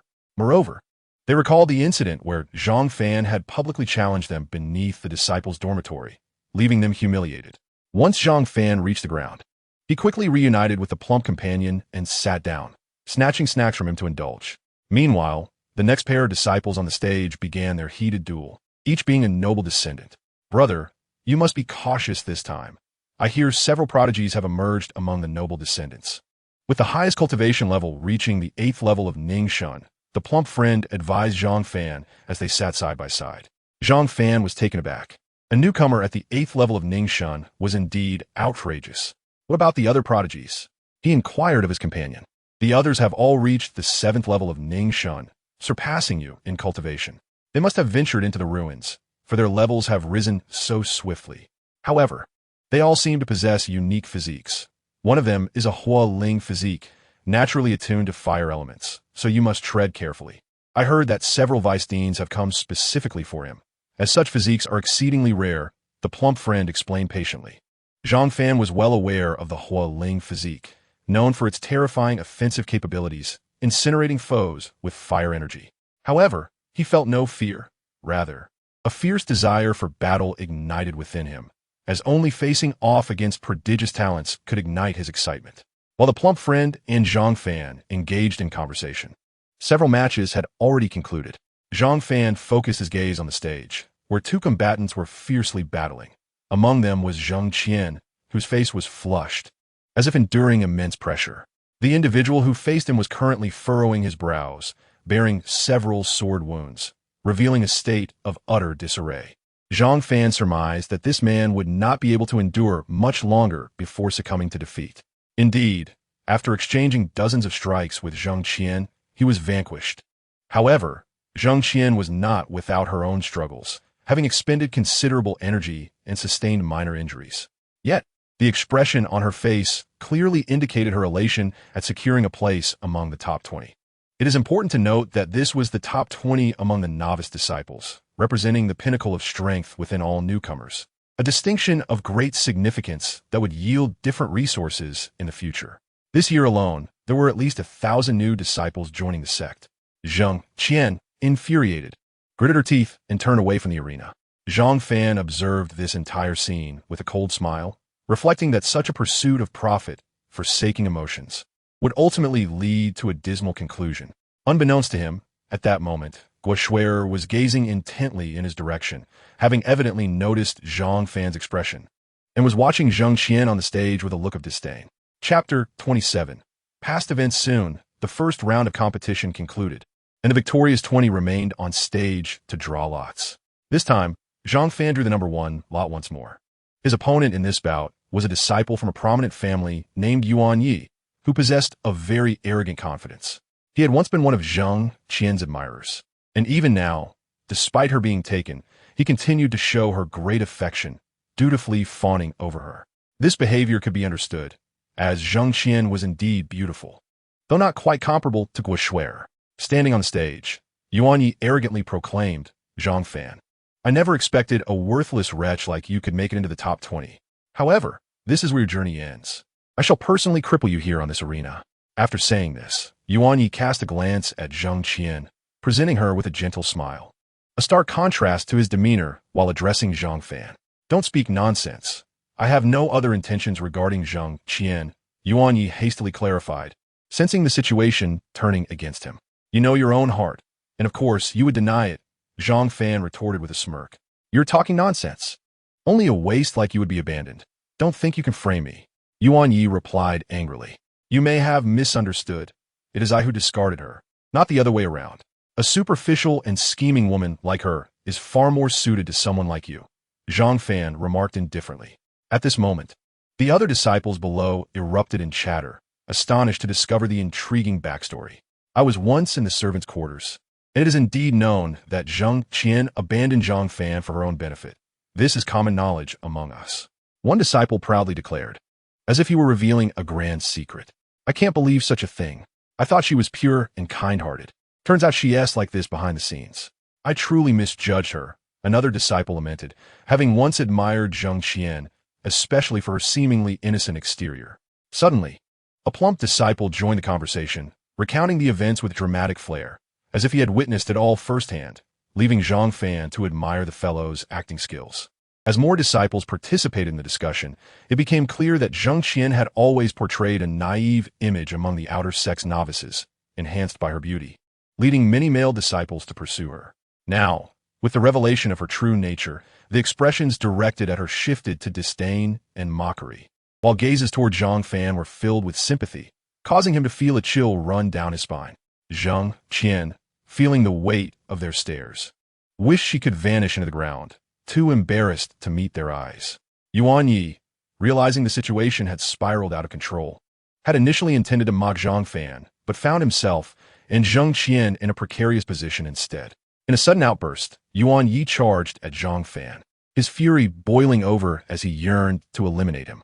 Recently, Yuan Yi had just reached the 7th level of the concentration realm, making Zhang Fan an effortless target for him. However, Zhang Fan stood his ground, lifting one hand to easily grasp Yuan Yi's fist, displaying an air of nonchalance. Yuan Yi was taken aback. He had never anticipated that Zhang Fan could so effortlessly block his attack. With a sickening crunch, Yuan Yi's fist was crushed in Zhang Fan's grip. A pain scream escaped Yuan Yi's lips but the agony rendered him speechless, his body drenched in cold sweat.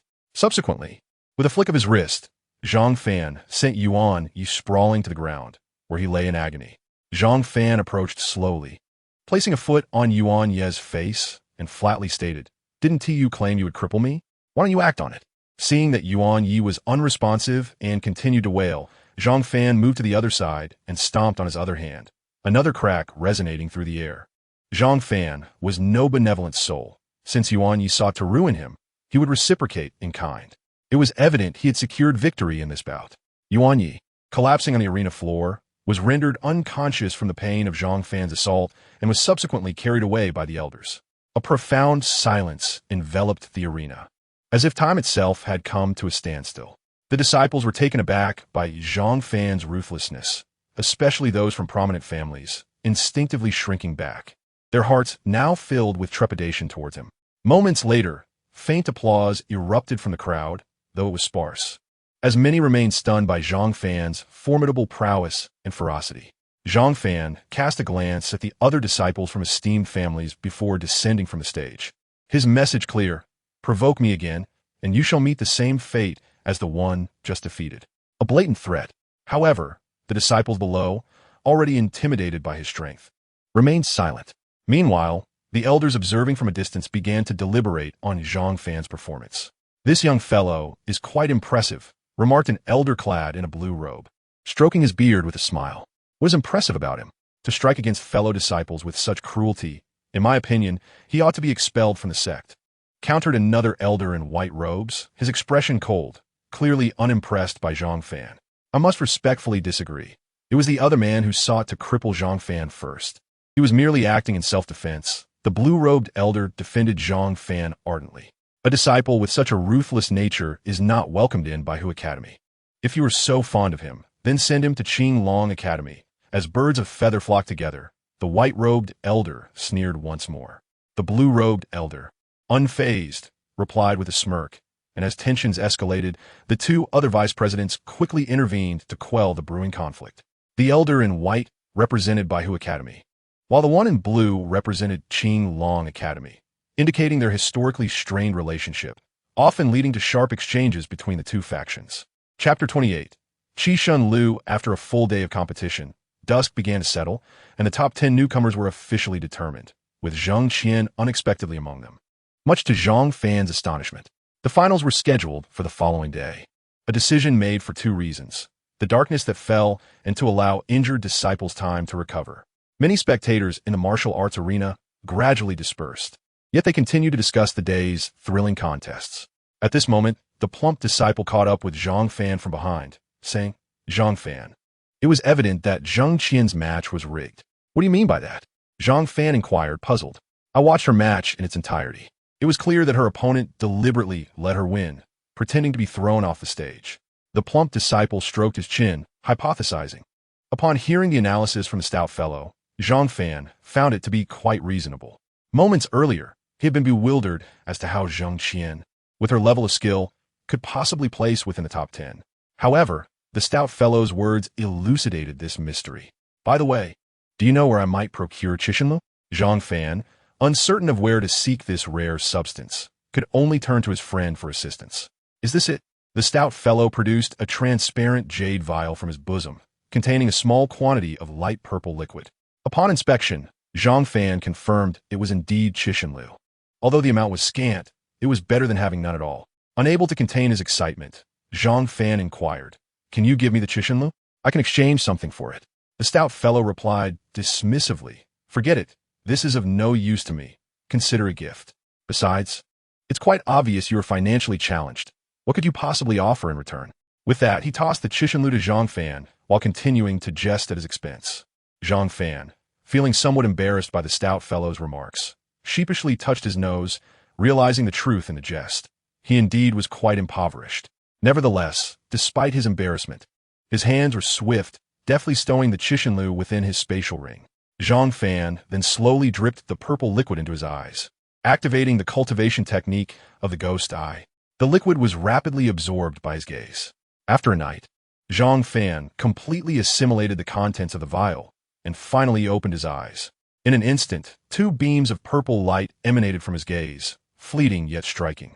Had there been anyone present, they would have been astonished to see that Zhang Fan's pupils had transformed into a pale violet hue. Gradually, as he stood, the color of his eyes faded back to their normal state. Zhang Fan pushed open the door and ascended to the rooftop, gazing into the distance. At that moment, he realized his vision had expanded remarkably, allowing him to see farther than ever before. His eyes then settled on two disciples sparring in the distance. Their movements were incredibly swift, yet to Zhang Fan, they appeared to be in slow motion, every flaw in their techniques laid bare before him. A look of pure elation spread across Zhang Fan's previously placid face. This ghost, I was truly formidable. Would he not be invincible in one-on-one combat from henceforth? Yet, he pondered whether this ghost I possessed any other unique abilities. His gaze then shifted toward the quarters of the female disciples, only to be disappointed that, while his sight was clear, there was no penetrating vision to reveal the interior of their chambers. Just then, the stout fellow's voice called from below, reminding Zhang Fan that it was time to head to the training ground. Caught up in his excitement, Zhang Fan had momentarily forgotten about the impending competition, and he hurried downstairs to meet his friend.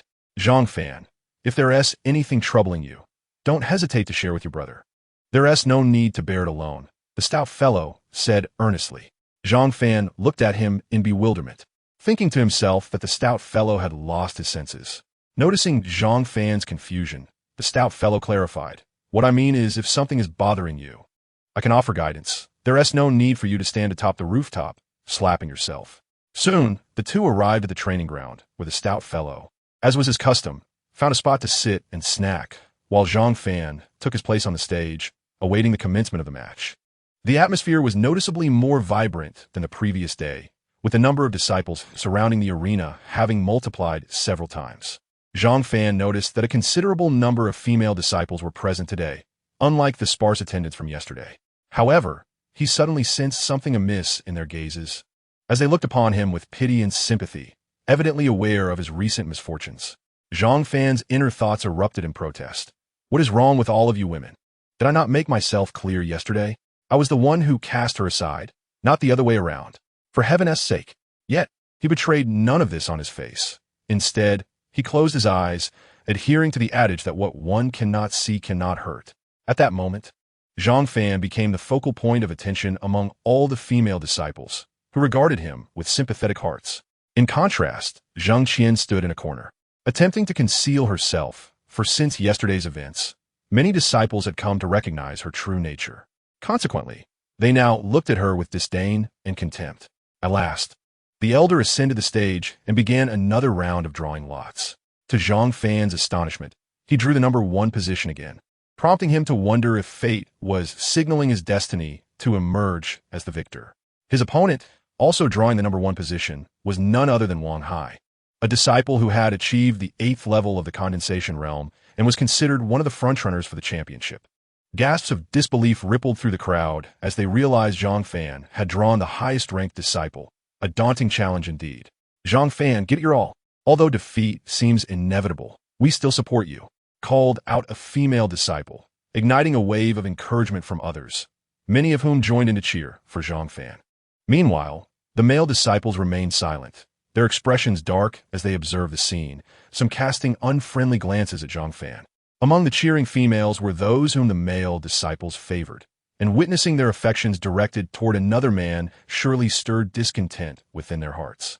Zhang Fan, utterly speechless, thought, "Is this how one cheers for someone? And I can't help but notice the murderous glares from the male disciples. How utterly unfortunate." On the arena, only Zhang Fan and Wang Hai stood facing each other. Below, a comical scene unfolded. The men rallied behind Wang Hai, while the women supported Zhang Fan.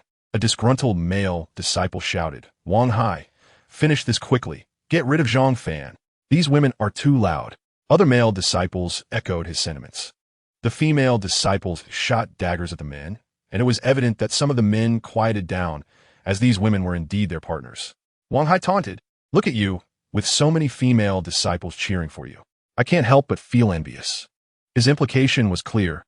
Zhang Fan's only merit lay in garnering sympathy from women. Unfazed, Zhang Fan replied coolly, "Are you jealous? After all, no female disciple is cheering for you. How pitiful." He regarded Wang Hai with a look of sympathy. Wang Hai retorted, "Spare me your words. Do not think that having defeated 2 weaklings means you can defeat me as well. Prepare to understand the gap between us." With that, he brandished a battle knife, lunging at Zhang Fan with a swift strike that sliced through the air with a whooshing sound. Wang Hai, dismissive of Zhang Fan, felt that overcoming him would be a trivial matter, given that he was 2 minor realms above him. His true rivals were those with special physiques. Observing this, Zhang Fan gripped a massive black sword that materialized in his hand, positioning it defensively before him. The clash of their weapons resounded, sparks flying as they met. After the impact, Wang Hai retreated, and neither pursued the other. Both were still probing each other's capabilities. "Are you truly so cautious, given your 2-realm advantage?" Zhang Fan queried. Though he secretly acknowledged Wang Hai's prudence, the latter was clearly a cautious individual. Wang Hai remained silent, raising his battle knife once more and charging at Zhang Fan. His weapon infused with spiritual energy, emanating a terrifying aura.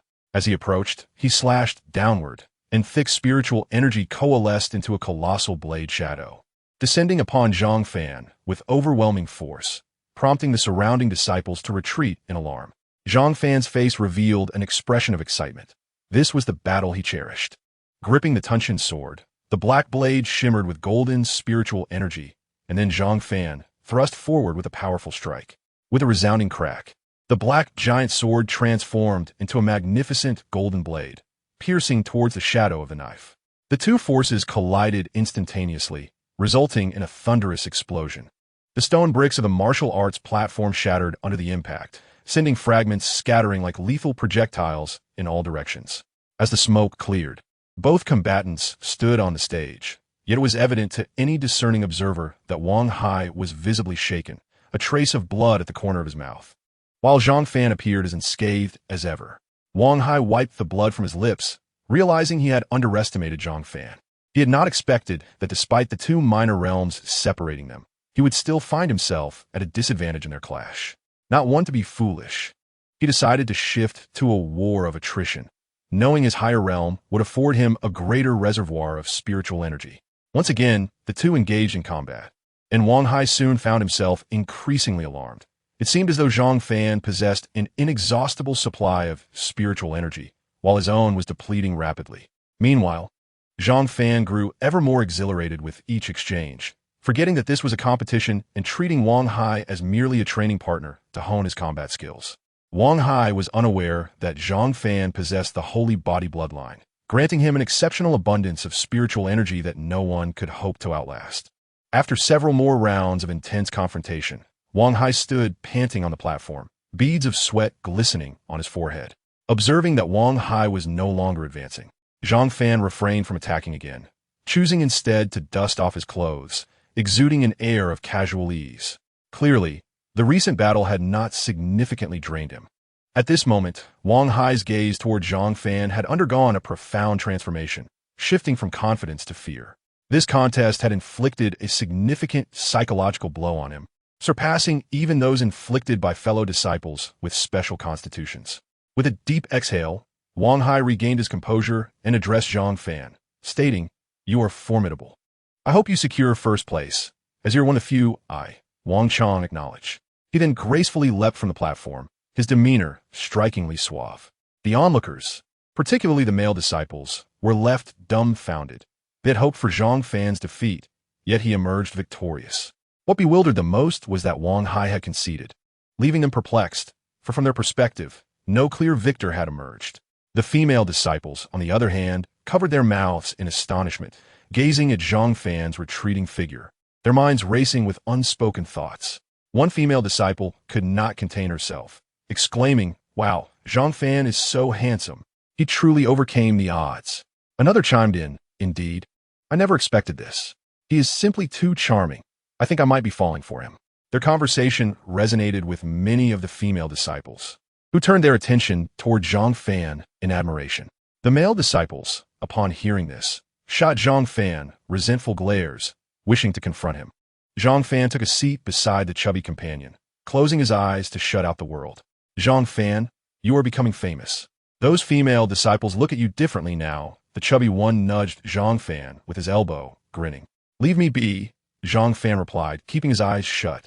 Meanwhile, Guo sitting at a distance, noticed the gazes of the female disciples and could not suppress a huff of disdain, her eyes piercing like a sword aimed at Zhang Fan. However, upon realizing that he was resting with his eyes closed, she pouted in evident displeasure. As the competition progressed, the other disciples who had entered the top 10 regarded Zhang Fan with grave expressions.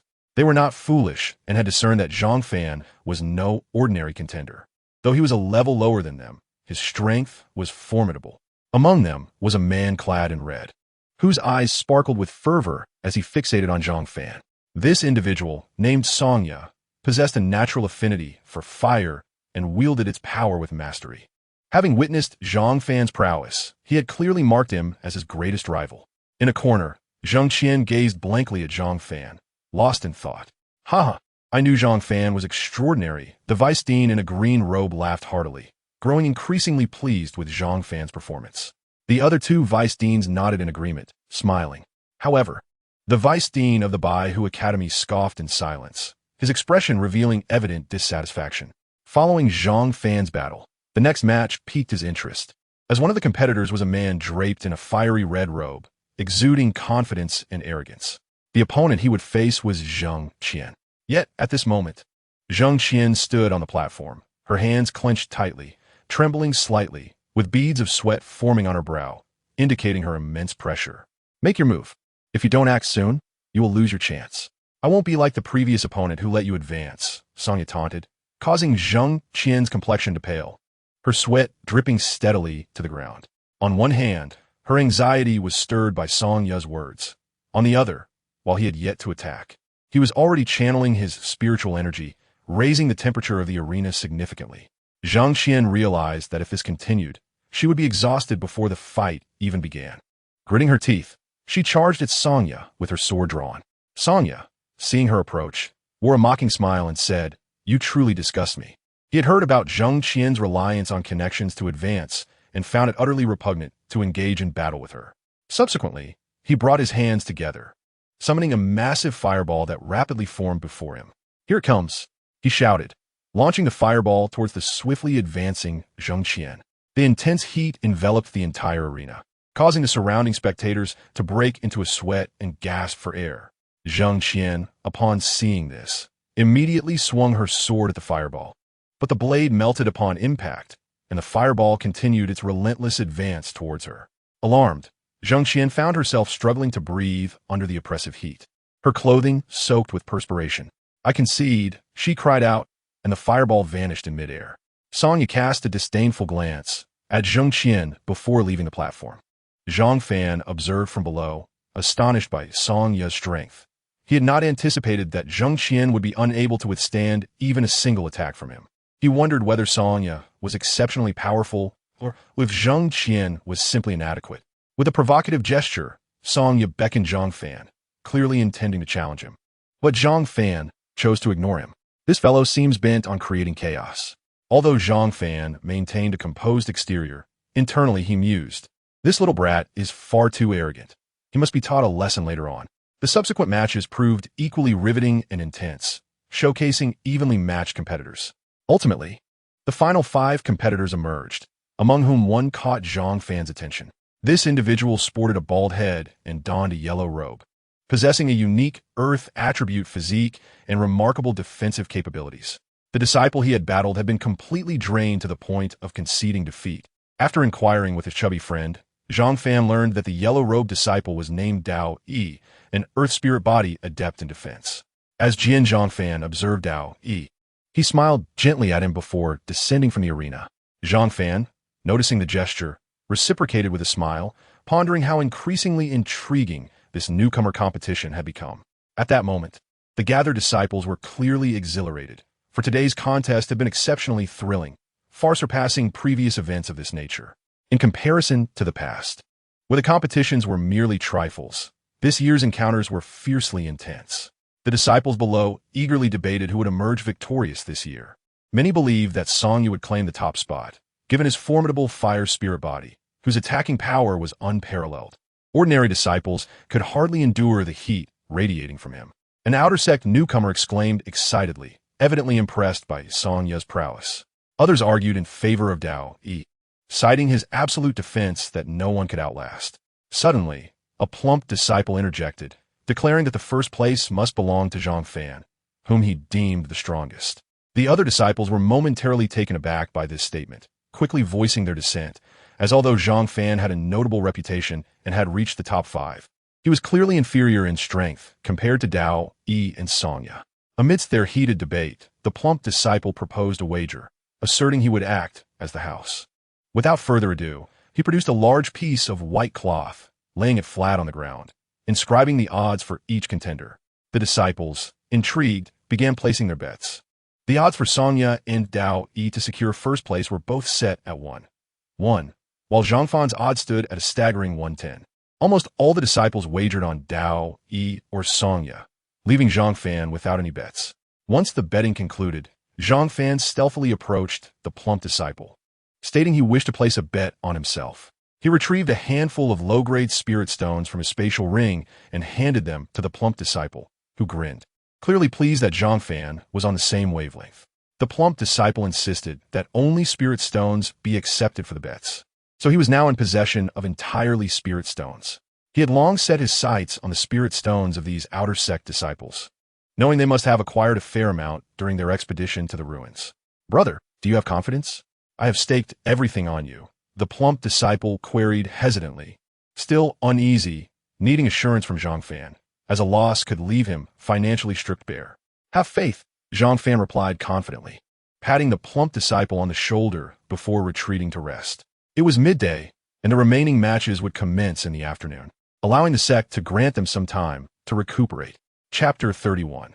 The finals commenced. The fleeting moments of rest passed quickly, and the disciples around the arena erupted into excitement once more as the true finals were about to unfold. Since the semi-finals involved 5 participants, one individual would be given a bye.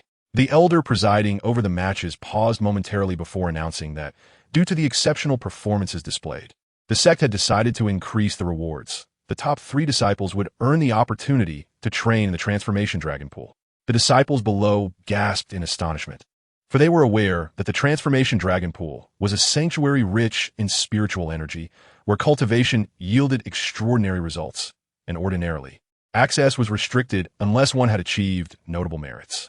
Zhang Fan too expressed surprise, having heard of the Transformation Dragon Pool, a coveted haven for sect disciples. The expressions of the other participating disciples also shifted to one of palpable excitement. Zhang Fan opened the bamboo slip in his hand and discovered it bore the character for bye, signifying that he would not compete this round and would advance directly to the next stage. After the elder concluded his announcement, he departed from the arena. "No way. Is this guy really that lucky?" One of the disciples involved in the betting grumbled. "Don't worry. Even with a bye, he cannot secure first place." Another disciple attempted to console him. A chorus of discontent erupted from the crowd, as most had wagered on Songya and Dao Yi, and Zhang Fan's bye left them disgruntled. If he were to unexpectedly claim first place, they would suffer significant losses. Zhang Fan, overhearing their grumblings, sighed dramatically. "A bye is truly wonderful. Perhaps this is fate." This remark incited the disgruntled disciples to curse furiously, their words laced with vitriol. Zhang Fan shook his head and elegantly exited the arena. Over in the distance, Schwer watched and stifled a giggle, finding Zhang Fan increasingly amusing. The competition officially commenced, with the first round featuring Songya pitted against another male disciple. Although the latter was also at the 7th level of concentration, he was no match for Songya, who swiftly dispatched him from the arena after several exchanges. The second round saw Dao Yi engage in combat, where the male disciple furiously attacked for half an hour before conceding due to exhaustion. The top 3 newcomers were soon determined to be Zhang Fan, Songya, and Dao Yi, eliciting fervent applause from the audience as the finals approached. The elder took to the stage once more to announce the rules. For fairness, they would modify the format to a round-robin match. A victory would earn 1 point, and the first to accumulate 2 points would be declared the champion of this competition. Such a rule was deemed equitable, ensuring that the 3 contenders would face each other, and the victor would hold undeniable credibility. The elder then called for a brief intermission before the finals were to commence. "Shall we engage in a one-on-one wager?" Duan Jiaxu proposed, observing Zhang Fan with closed eyes. "If you secure first place, I shall give you this item. Should you lose, all the spirit stones will be mine." What do you say? Duan Jiaxiu, confident in his assessment of Zhang Fan as the weakest among the three finalists, was eager to stake his claim, especially since he had recently expended all the spirit stones he had acquired from the ruins. Zhang Fan appeared to be the perfect mark, and the mysterious purple liquid he possessed was of no use to him, making it an ideal gamble. Unbeknownst to him, the Qi Shen Lu, while not extraordinarily precious, was rare and thus immensely valuable. Zhang Fan, upon seeing this, retrieved 15 low-grade spirit stones from his spatial ring, feigning hesitation. Duan Jiaxiu's eyes lit up at the sight of the spirit stones, and he quickly insisted, "Let us go with these spirit stones. Fatty, you shall serve as our witness," he added, addressing the plump disciple beside them. Zhang Fan sighed. "Very well then." After hearing this, Duan Jiaxiu placed the Qi Shen Lu with the plump disciple, while Zhang Fan handed over the spirit stones. Satisfied, Duan Jiaxiu departed, relishing the thought of a significant profit. The foolish boy thinks he has won, but the Qi Shen Lu is worth far more than the spirit stones. The plump disciple remarked again. Zhang Fan remained confident in his abilities. After a brief respite, the round-robin finals commenced, and Zhang Fan noticed that the audience had grown even larger, the arena now brimming with spectators.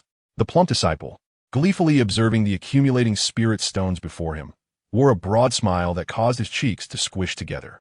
They had heard tales from previous disciples about the remarkable matches that had taken place in this newcomer competition, along with numerous gossiping incidents, leaving them regretting not having arrived sooner. Zhang Fan now stood atop the arena, with Dao, Yi, and Sonya also taking their places. The elder once again instructed the trio to draw lots, primarily to determine the order of their duels. After the lots were drawn, Zhang Fan opened his bamboo slip, revealing the number 2, while the other two had drawn one. Recognizing his cue, Zhang Fan gracefully stepped down from the arena, leaving the stage to Sonya and Dao Yi. As the multitude of disciples below erupted in cheers, they believed in their hearts that S-Ing-Y represented the pinnacle of offense, while D-O-Y embodied the essence of defense.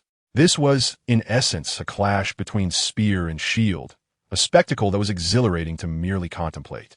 ZH-Ing-F-N observed the two from the sidelines with keen interest, seizing the opportunity to gauge their true capabilities, for he felt that neither had unleashed their full potential in prior encounters. Chapter 32. The duel. S-Ing-Y and D-O-Y stood upon the arena. Yet before any blows were exchanged, the pressure emanating from them had already shattered the surrounding floor, filling the air with a palpable tension. Suddenly, S-Ing-Y surged forward, engulfed in crimson flames, transforming into a streak of red lightning that raced toward D-O-Y. In response, D-O-Y swiftly formed a seal with his hands, conjuring a massive and formidable earthen wall before him. S-Ing-Y struck the earthen wall with a fierce punch, his fist enveloped in searing flames, creating a tremendous impact. The explosion resonated as he blasted a gaping hole into the wall, yet it posed no threat to D-O-Y behind it. Instead, the fiery force scattered outward, igniting the arena in a conflagration. The two then engaged in a fierce battle, with S-Ing-Y on the offensive and D-O-Y on the defensive, neither able to gain the upper hand. After half an hour, the elder presiding over the competition declared the match a draw, for even the watching disciples could see that both combatants were nearing their limits, drenched in sweat and unable to continue without risking exhaustion. The arena lay in ruins, pocked with craters and engulfed in flames. The elder provided both warriors with recovery elixirs to hasten their rejuvenation and ordered the arena to be repaired. Zet and having witnessed their confrontation, was astonished by their prowess. It was evident that they had concealed their true strengths until now. Before long, the arena had been restored, and S-Ing-Y and D-O-Y had recuperated their energies with the aid of the elixirs. However, it was clear from their exchanged glances that both were still unwilling to concede, eager for another round. The next bout would see ZH-Ing-F-N face D-O-Y. The elder's voice resonated from the arena, rallying him on. "Go for it, my brother. My future relies on you." The portly figure approached H-Ing-F-N, offering a shoulder massage while speaking encouragingly. ZH-Ing-F-N returned a confident look before stepping onto the arena. Meanwhile, the disciples who had wagered bets grew excited, anticipating ZH-Ing-F-N's imminent trial by fire. "Give that ZH-Ing-F-N a good thrashing, D-O-Y," shouted one disciple from the crowd, prompting others to join in the chorus. They recalled ZH-Ing-F-N's arrogant demeanor during his earlier unchallenged round.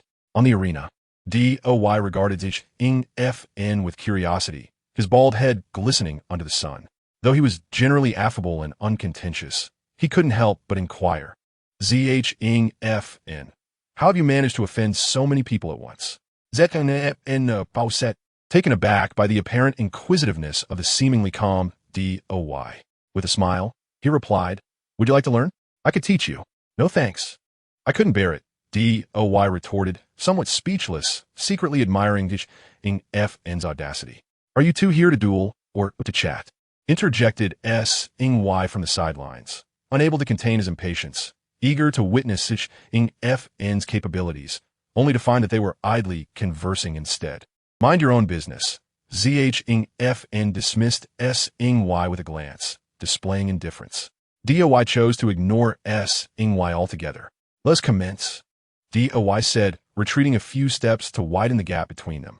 F.N. focused his energy, gripping his sword, TNTINGN, which materialized in his grasp, and he lunged forward, striking a DOY with a single, decisive blow. Forming a shield of earth with a gesture, but when F.N.'s mighty sword collided with the shield, it shattered into countless fragments. Nevertheless, F.N.'s attack was effectively neutralized, prompting him to retreat and maintain a safe distance. DOY was momentarily stunned. Realizing the sheer force behind F.N.'s unpretentious strike, capable of obliterating his earthen shield. As someone with a natural affinity for earth, he was well versed in defense, and few at their level could shatter his shield in a single blow, especially considering F.N.'s lower cultivation level. A sense of gravity began to settle upon him, for he recognized he was up against a formidable opponent. Both combatants summoned their spiritual energy, readying themselves for the serious confrontation ahead. F.N.'s golden energy erupted, sending waves of force that lifted the fallen leaf from the ground into the air. He raised his colossal sword, enveloped in golden energy, bringing it down with great force, unleashing a streak of golden light that surged forward with relentless momentum. The golden blade sliced through the arena, carving a deep ravine in its wake, racing toward DOY. In response, DOY unleashed his own earthy aura, forming 5 massive earthen walls that rose like ancient trees before him. As the golden light collided with the earthen barriers, explosive sounds reverberated through the arena, with each wall rapidly disintegrating until the last one shattered and the golden light dissipated. DOY, now vigilant, scrutinized the billowing smoke that obscured his view. Remnants of the clash. Suddenly, the once still smoke began to swirl, and amidst the dense fog, a flash of gold appeared as F.N., wielding his heavy sword like a bolt of lightning, charged once more at DOY. With a swift motion, F.N. unleashed a wave of golden light, severing numerous giant spikes that had emerged from the ground. Unrelenting, he pressed on, crashing into the earthen wall with the force of a golden tempest. The solid wall buckled under his assault, creating a gaping hole and exposing DOY entirely. DOY's expression shifted to one of shock. He had not anticipated that F.N. could breach the wall with sheer physical force. Was this truly a human? F.N. struck the hilt of his sword, launching it like a cannonball toward DOY. The sound of the air being split echoed ominously. DOY reacted promptly, recognizing the impending danger as he leapt back, forming an earth shield with urgency. However, given the proximity of the attack and the power behind each F.N. strike, the shield was swiftly pierced, disintegrating into fragments, while the sword continued its relentless trajectory towards DOY. In a moment of panic, DOY realized that a direct hit would spell his doom. Meanwhile, F.N. stood firm, the TNTI held aloft, a confident smile gracing his lips as he declared, "I have won." Only F.N. perceived the subtle shift in DOY's demeanor. Where once he had exuded calmness, there was now a flicker of fear in his eyes, quickly masked by composure once the elder intervened. To F.N., DOY appeared steady and collected, yet he sensed that, given time, this individual could evolve into a formidable adversary. Chapter 33. Confrontation with Songya. At this moment, the disciples beneath the stage were enveloped in an eerie silence, utterly astonished by Zhang Fan's unexpected victory. Particularly those who had wagered heavily on Dao Yi's triumph, now stared vacantly, their expressions devoid of life. As they faced a devastating blow, they had placed considerable bets, hoping to gain much from little, only to find their aspirations dashed, leaving them on the verge of tears. Conversely, those who had staked on Song Ye remained somewhat composed, as he had not actually lost. Nonetheless, they too felt a twinge of anxiety, for they had not anticipated Dao Yi's defeat and feared that Song Ye might also falter. An elder moved to offer Zhang Fan a pill to restore his spiritual energy, but he declined, asserting that he had not exhausted himself excessively. The elder, taken aback, glanced at Zhang Fan and asked, "Are you certain you do not wish to accept it?" Zhang Fan nodded, leading the elder to pocket the elixir and exit the stage, promptly announcing the commencement of the second match. The disciples resumed their chatter, bewildered by Zhang Fan's refusal of the restorative pill after such an intense battle. It was clearly a display of bravado. One disciple exclaimed in disbelief, "This Zhang Fan is courting disaster, refusing aid. I have never witnessed such arrogance." Another, who had bet on Song Ye, mockingly remarked that it was best for Zhang Fan to be overconfident, for it would ensure Song Ye's victory. The surrounding disciples found this reasoning compelling, and soon their spirits lifted as they cheered for Song Ye. Unbeknownst to them, Zhang Fan possessed a larger dantian than the average person, with a more abundant reservoir of spiritual energy. He was not posturing, merely speaking the truth. When Song Ye ascended the stage once more, his obsidian eyes fixated on Zhang Fan as he declared, "This is intriguing. You are even more arrogant than I." Zhang Fan replied, "I merely speak the truth." He genuinely believed he was a modest individual, lamenting the profound misunderstandings the world held of him. "Well then, let me experience your prowess," Song Ye retorted, summoning a multitude of fireballs that darkened the sky and surged toward Zhang Fan. The disciples below hastily retreated, the overwhelming heat instilling fear, as their past experiences dictated the importance of distancing themselves from the stage to avoid collateral damage. Zhang Fan, observing the onslaught, enveloped himself in spiritual energy and swiftly closed the distance to Song Ye. This time, he refrained from wielding the and prepared for a close-quarters engagement. Through prior observation, he had discerned that while Song Ye possessed phenomenal offensive power, he was notably deficient in close combat. As Zhang Fan's eyes shimmered with a faint purple light, he deftly evaded the barrage of fireballs, advancing towards Song Ye. Utilizing his ghostly vision, he perceived the approaching projectiles as if they were moving in slow motion, making evasion remarkably effortless. Excitement surged within him as he exclaimed, "This ghostly vision is extraordinary. I am enamored." As Zhang Fan approached, Song Ye relentlessly unleashed fireballs from his palms, retreating to create distance. Zhang Fan, recognizing Song Ye's intent, accelerated his advance, launching a flurry of golden punches that intertwined with the fireballs in a spectacular display. The sound of explosions echoed between them, transforming the area into a hellish inferno.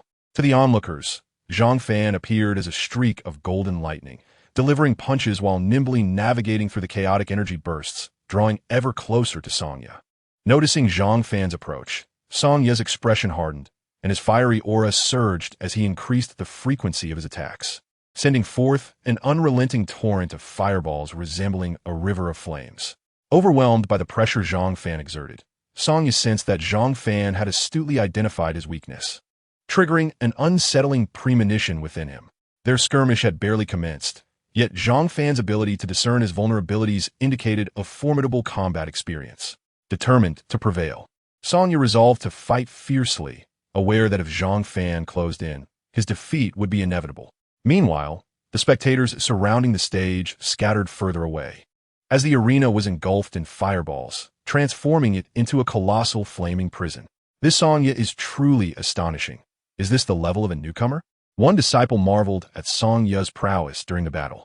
Another, an experienced outer sect disciple, sighed, acknowledging that even after more than a year of training, he was no match for Song Ye. Others echoed similar sentiments, recognizing the extraordinary capabilities of this new generation. Even Dao Yi, previously regarded as a formidable opponent, now seemed less daunting in comparison, instilling a profound sense of defeat within them. As Song Ye unleashed his full potential, the fireballs surrounding Zhang Fan intensified, forming an almost impenetrable barrier with devastating power. Undeterred, Zhang Fan, with his vast reservoir of spiritual energy, was unafraid of a contest of stamina. He erupted with golden radiance, his energy enveloping him, visibly denser than Songya's. The clash of golden and crimson energies reverberated through the arena, resulting in a cacophony of explosions that shattered the stage, creating a massive crater. The disciples below watched, mouths agape, astonished at the might displayed by these two newcomers. If they had previously marveled at Song Ya's prowess, witnessing Zhang Fan's true strength left them utterly speechless. They could see the golden waves of energy steadily eroding the red torrents of fire, the encroachment accelerating. Beads of sweat dripped from Song Ya's brow as he struggled to maintain his composure, feeling as though he was on the verge of depletion. He gritted his teeth, determined not to yield, for his pride would not allow him to concede defeat in what was merely a contest. As Zhang Fan began to withdraw, Song Ya ceased his assault, gasping for breath as he half-kneeled on the ground, his complexion pale and forehead slick with cold sweat, clearly exhausted. The elder observed this and quickly ascended the stage to offer Song Ya a recovery pill, subsequently announcing the conclusion of the newcomer competition. The champion is Zhang Fan. Chapter 34. The Four Great Academies. The elder then presented Zhang Fan with his reward. 1,000 contribution points and the opportunity to select a prize from the sect's treasury. He also informed Song Ya that Dao Yi and Zhang Fan will be heading to the Hua Nianqing the following day for the spiritual spring baptism. Scattered applause erupted from the audience, but most of the disciples wore expressions of despair, as if life had lost its meaning. Zhang Fan has clearly been playing the part of a humble underdog. He must have known he would win, one disciple lamented. I believe I saw him betting on himself. Another chimed in. The disciple who had lost all his spirit stones sighed deeply. Even if I said something, you still wouldn't believe in Zhang Fan, a calm disciple remarked, revealing that he had not placed any bets and was now relishing the moment. The betting disciple fell silent, realizing the truth in the other's words. Even if he had known Zhang Fan was betting on himself, he would not have wagered on him to emerge victorious. With a heavy sigh, he departed from the martial arena.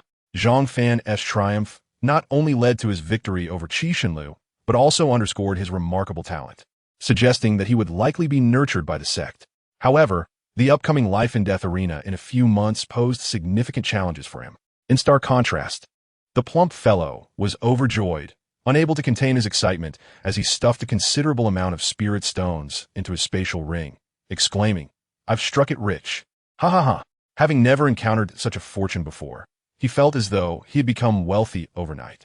At that moment, several vice deans ascended the arena, their purpose being to recruit exceptionally talented disciples for their respective divisions. The vice dean of the White Tiger Division was the first to speak. The strength of this year's newcomers far surpasses that of previous years. After the competition concludes, you will have the liberty to choose from the 4 major divisions for your cultivation. Subsequently, disciples from the 4 divisions descended to the arena, registering those eager to enter their ranks. It was evident that the White Tiger Division attracted the most newcomers, with the majority of the top 20 opting for it. Although they were novices, they had already heard tales of the White Tiger Division being the foremost among the 4, endowed with abundant resources. Entering this division would surely elevate their future prospects. Nevertheless, admission to the White Tiger Division was not guaranteed for every disciple. It hinged on their strength and talent. Observing the long queue at the White Tiger Division's registration desk, the vice dean wore a rare smile. Similarly, the Phoenix Division's registration area was bustling, exclusively admitting female disciples, thus ensuring that most female candidates gravitated toward it. In stark contrast, the Xuanwu and Qinglong divisions appeared desolate, with only a sparse few timidly approaching to register, lacking any real opportunity. Di Qing, your Qinglong division remains as unpopular as ever, joked Tang Hao, the vice dean of the White Tiger Division, delighting in the unfortunate state of the Qinglong division. Di Qing, the vice dean of the Qinglong division, retorted, "You need not mock me, Tang Hao. We only accept elite disciples. We are not like you who take anyone." Huh. It seems it is not that you accept only the elite, but rather that no one is capable of mastering the techniques of the Qinglong division. Tang Hao shot back with sarcasm. You two are quite old, yet still bickering like children, interjected the vice dean of the Phoenix division, exasperated by the rivalry between the two men, who seemed to thrive on mutual taunts. At this juncture, Zhang Fan had reunited with the plump fellow, who handed him his share of spirit stones and generously produced a large number of additional stones from his spatial ring. Why the sudden generosity? Zhang Fan chuckled as he accepted the stones. Brother, we are not lacking in spirit stones now, so don't be so polite. You contributed to this victory. Without you, I wouldn't have gained so much, the plump fellow declared, brimming with pride. Just then, Shui Er approached them, greeting Zhang Fan and saying, I will be waiting for you in the inner sect before departing the training ground like a sprite. The plump fellow nudged Zhang Fan with his elbow, raising an eyebrow. Are you sure there's nothing going on between you two? It seems the saintess has a particular interest in you. Zhang Fan shrugged. How should I know? Perhaps it's because I'm handsome? The plump fellow rolled his eyes at this remark. Please, I'm far more handsome than you. Why doesn't she approach me instead? Zhang Fan retorted. I must say, your arrogance is truly astonishing. Not as astonishing as yours, the plump fellow countered, leading to another round of bickering. Onlookers nearby fell silent, bewildered by the absurdity of their argument over who was more attractive. The atmosphere became thick with the absurdity of their competition, both seemingly oblivious to the ridiculousness of their claims. As the recruitment at the training ground neared its conclusion, Zhang Fan prepared to make his choice, recognizing that entering a division would grant him access to substantial resources for cultivation, which he desperately needed. Why? Zhang Fan inquired, puzzled by the plump fellow's sudden caution. Moreover, I've heard that the vice dean of the White Tiger Division does not seem to favor you. The plump fellow cautioned. Zhang Fan was indifferent to the vice dean's opinion and had never intended to join the White Tiger Division. He wandered between the Xuanwu and Qinglong divisions, contemplating which would be more suitable. As the Phoenix Division only admitted female disciples, it was not an option for him. At that moment, Songya and Dao arrived at the registration area, clearly grappling with their own choices. Observing this, Tang Hao adopted a congenial demeanor, smiling as he addressed them. Young friends, do not hesitate. Come to my White Tiger Division, and I assure you that we will nurture your talents to the fullest. His words drew the attention of other disciples, revealing that the White Tiger Division sought to attract disciples through resources, ensuring their status as the premier division would remain unchallenged. Notably, 6 out of the top 10 contestants had already joined the White Tiger Division, and yet they still sought more. It was apparent to the others that Tang Hao's invitation was, in part, a direct challenge to Zhang Fan, sparking curiosity about any underlying grievances between them. Zhang Fan feigned ignorance, continuing to contemplate which division would be more appropriate. At that moment, the vice dean of the Xuanwu division extended an invitation, promising benefits as well. Meanwhile, Songya and Dao remained undecided, weighing their options amidst the envy of their peers, who lamented their lack of special abilities. If this continued, Zhang Fan's only choice would be the Qinglong division, the weakest of the 4, which had fared poorly in the recent competition. Typically, the top performers would be sought after by all divisions. Yet here, Zhang Fan was left without any offers, prompting silent sympathy from his fellow disciples who felt his plight was unjust. The more seasoned outer disciples discerned the underlying politics at play, lamenting Zhang Fan's misfortune. Di Qing, stroking his beard, observed Zhang Fan with amusement, already aware that he would likely have to choose the Qinglong division. With Zhang Fan's abilities, the sect's machinations were evident to him. The Xuanwu division had undoubtedly been influenced, having already secured certain advantages. Otherwise, how could such a talent like Zhang Fan go unnoticed? This fortunate turn of events benefited the Qinglong division immensely. Grateful for the unseen benefactor behind this turn of events, Di Qing beamed as he watched Zhang Fan approach, his delight growing with each passing moment. Why is that old man smiling so creepily? Zhang Fan whispered to the plump fellow, sensing something amiss. I agree. At his age, he shouldn't be grinning so lecherously in front of so many people. The plump fellow replied softly. Although their voices were low, Di Qing's keen senses caught their words, causing his smile to falter as he masked his surprise. By the way, which division do you belong to? Zhang Fan suddenly realized he had yet to inquire about his friend's affiliation. The Qinglong division, the plump fellow replied. What is the Qinglong division like? Zhang Fan pressed, eager to learn more. It's quite casual. You can do as you please with minimal oversight. You'll understand once you join, so why ask so many questions? The plump fellow replied impatiently, nudging Zhang Fan toward the registration desk. Zhang Fan arrived at the registration office, only to find it completely deserted, unlike other places where one would have to queue. The disciple responsible for registration was yawning, tears welling in his eyes, clearly exhausted. Are you here to join King Longyuan? The disciple in the blue robe asked, glancing up at Zhang Fan with a lackluster demeanor. Zhang Fan nodded earnestly. Very well, you're accepted. The blue-robed disciple immediately perked up, as if fearing that Zhang Fan might change his mind. Zhang Fan was taken aback and questioned, is it really that simple? Indeed, came the reply. What Zhang Fan did not realize was that the blue-robed disciple was internally grumbling. It was a rare occasion for someone to come to King Longyuan, and he felt there was no need for excessive demands. Having someone join was already a blessing. The blue-robed disciple quickly retrieved a wooden plaque and a blue robe from behind him, handing them to Zhang Fan. This robe is unique to King Longyuan, and this token represents your identity. Zhang Fan held the token in his hand, examining it closely. The wooden plaque bore the character for dragon, intricately carved in green, symbolizing King Longyuan. He was quite fond of the green robe, which was adorned with a majestic blue dragon coiling gracefully, exuding an aura of dominance. Its claws powerful enough to seem as if they could shred enemies to pieces. Di Qing, witnessing Zhang Fan's admission into King Longyuan, smiled broadly, clearly pleased. At that moment, Sanya and Dao Yi wandered over. Upon seeing Zhang Fan join King Longyuan, Sanya couldn't help but inquire, is King Longyuan really that good? It's quite relaxed and free. No one monitors you. Zhang Fan responded sincerely, echoing what he had heard from Fatty. All right, then I shall join King Longyuan as well, Sanya declared without a second thought, promptly approaching the registration disciple for his identity, token, and robe. Zhang Fan and Fatty were left stunned, wondering what had just transpired. I was merely speaking casually, and he decided to join? Zhang Fan thought to himself. Meanwhile, the disciple in charge of registration beamed with joy at Song Ya's decision, hurriedly providing him with the necessary items. Tang Hao, who had been feigning a friendly demeanor on the arena, suddenly stiffened upon hearing of Song Ya's decision to join King Longyuan. With the crowd present, he could not express his displeasure openly, though his forced smile betrayed his discomfort. Di Qing, however, was even more elated, showing no restraint in his happiness at the unexpected turn of events. Tang Hao, not far away, heard Di Qing's laughter and couldn't suppress a cold snort. But Di Qing paid it no mind, choosing to disregard it. Tang Hao then turned to Dao Yi, saying, if you join my Baihu Yuan, I will cover all your cultivation expenses. He was clearly anxious. With Song joining King Longyuan, he felt the need to secure Dao Yi. Even though many top 10 newcomers had joined Baihu Yuan, they paled in comparison to Songya and Dao Yi in terms of strength and talent.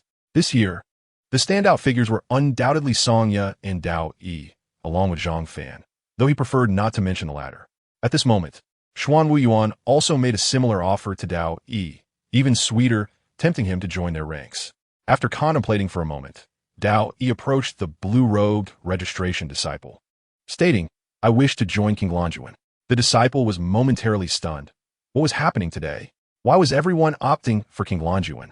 He quickly handed over the items to Dao Yi with remarkable speed. Not only was the registration disciple bewildered, but all the disciples present in the training ground were equally astonished. What was happening this year? Why were these three seemingly crazy individuals all choosing to join King Longyuan?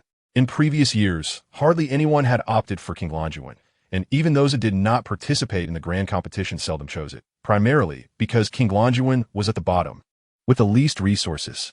Joining King Longyuan meant being perpetually suppressed by the other three academies, leading to an ever-widening gap over time. Yet this year, the top three had chosen King Longyuan. Did this signify a potential resurgence for the academy? Di Qing laughed heartily, exclaiming, wonderful, splendid, haha. He was genuinely delighted. These three exceptionally gifted individuals had all chosen to join King Longyuan. How could he not be happy? Tang Hao could no longer maintain his facade, his expression darkening as he stormed out of the training ground. The vice presidents of the other two academies congratulated Di Qing before making their exit. With the grand competition officially concluded, Zhang Fan and his companions followed Di Qing to King Longyuan. The entire outer sect of Qingshan sect was nestled halfway up the mountain, with the four outer academies encircling the mountainside, King Longyuan situated at the easternmost edge.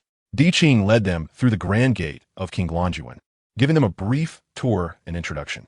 Suddenly, Zhang Fan sensed something amiss, for despite their lengthy stroll, he had yet to encounter a single disciple. An uneasy feeling crept over him, prompting him to ask Di Qing, Vice President, why have we not seen anyone after wandering for so long? Di Qing smiled faintly, replying, they are likely in seclusion. Then why do I have the impression that there are hardly any individuals in King Longyuan? Zhang Fan observed that not only had he seen no one, but many areas of King Longyuan were overgrown with weeds, and some courtyards appeared to be infested with cobwebs and mice scuttling about. This observation did not escape the attention of Song and Dao Yi, who were now frowning. Sensing they had been deceived, Di Qing chuckled, but the more he laughed, the more Zhang Fan and the others felt the sting of being misled. Vice President, you might as well be honest with them. They will find out sooner or later, Fatty interjected, thinking that since they had already fallen into the trap of joining King Longyuan, there was no need to conceal its current state. The registration disciple nodded in agreement. Zhang Fan felt a pang of apprehension, realizing that Fatty was aware of the truth, yet chose not to inform him. However, upon reflection, he understood it was futile since he had no other options. With a deep sigh, he lamented his own excellence going unnoticed, feeling utterly forsaken. Di Qing, sensing the mood, suppressed his smile and sighed, alas. King Longyuan has indeed fallen from grace. He then turned his back to the group, gazing at the grand characters spelling out King Longyuan at the entrance, lamenting, in its prime, King Longyuan was a sight to behold. Who could have foreseen such a decline? Truly, it is a matter of fate. I will not hide it from you, including you few.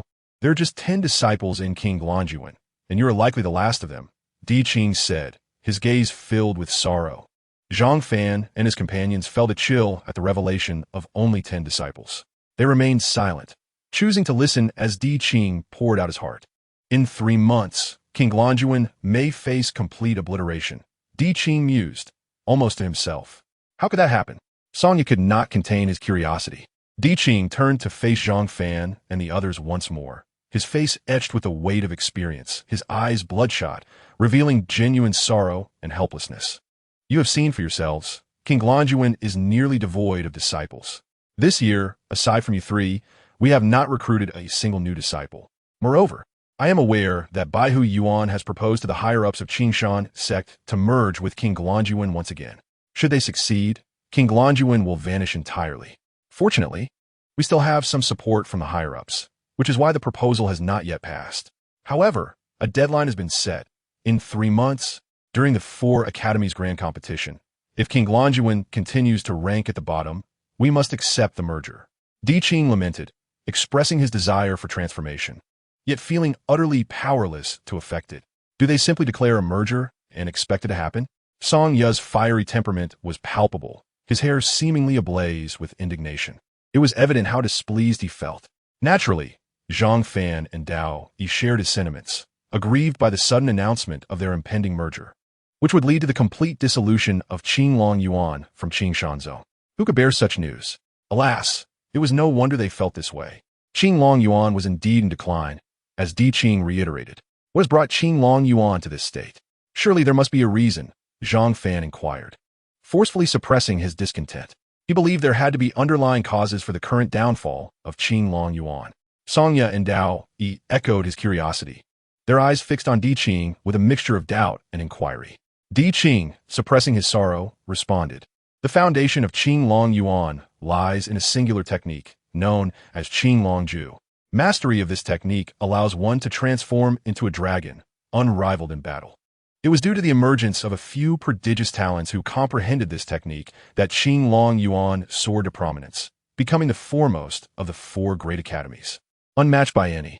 However, our decline is also attributable to this very technique, for its comprehension is exceedingly arduous. Without a measure of fortune, it remains beyond reach. Di Qing expressed his helplessness, admitting that he himself had not mastered the Qing Longju. Could those who previously understood it not pass it down? Dao Yi asked, perplexed. It is simply not possible to pass it on. If it were, we would not find ourselves in this predicament, Di Qing sighed. Fear not, Vice Dean, with our talents. We shall undoubtedly restore Qing Longyuan to its former glory, Zhang Fan asserted confidently. Songya and Dao Yi shared resolute glances, fully supportive of Zhang Fan's conviction. Di Qing offered a faint smile, though uncertainty lingered within him. In the past, many confident prodigies had come to Qing Longyuan with aspirations of mastering Qing Longju. Yet none succeeded, ultimately choosing to withdraw. Vice Dean, after all our wandering, why have we yet to see the Dean? Kulme, I shall take you to see the stone tablet, which is the foundation of our academy. One must observe the tablet to comprehend Qing Longju, Di Qing replied, leading them towards the stone tablet. On the way, Zhang Fan curiously asked the portly one, have you ever attempted to comprehend the stone tablet? The portly one rolled his eyes, responding, is that even a question? I tried, but I gained nothing. Otherwise, under my guidance, Qing Long Yuan would have already risen. At that moment, Qing Shan interjected, the stone tablet of Qing Long Yuan not only imparts understanding of Qing Long Ju, but also other techniques. However, such comprehension is subject to fate.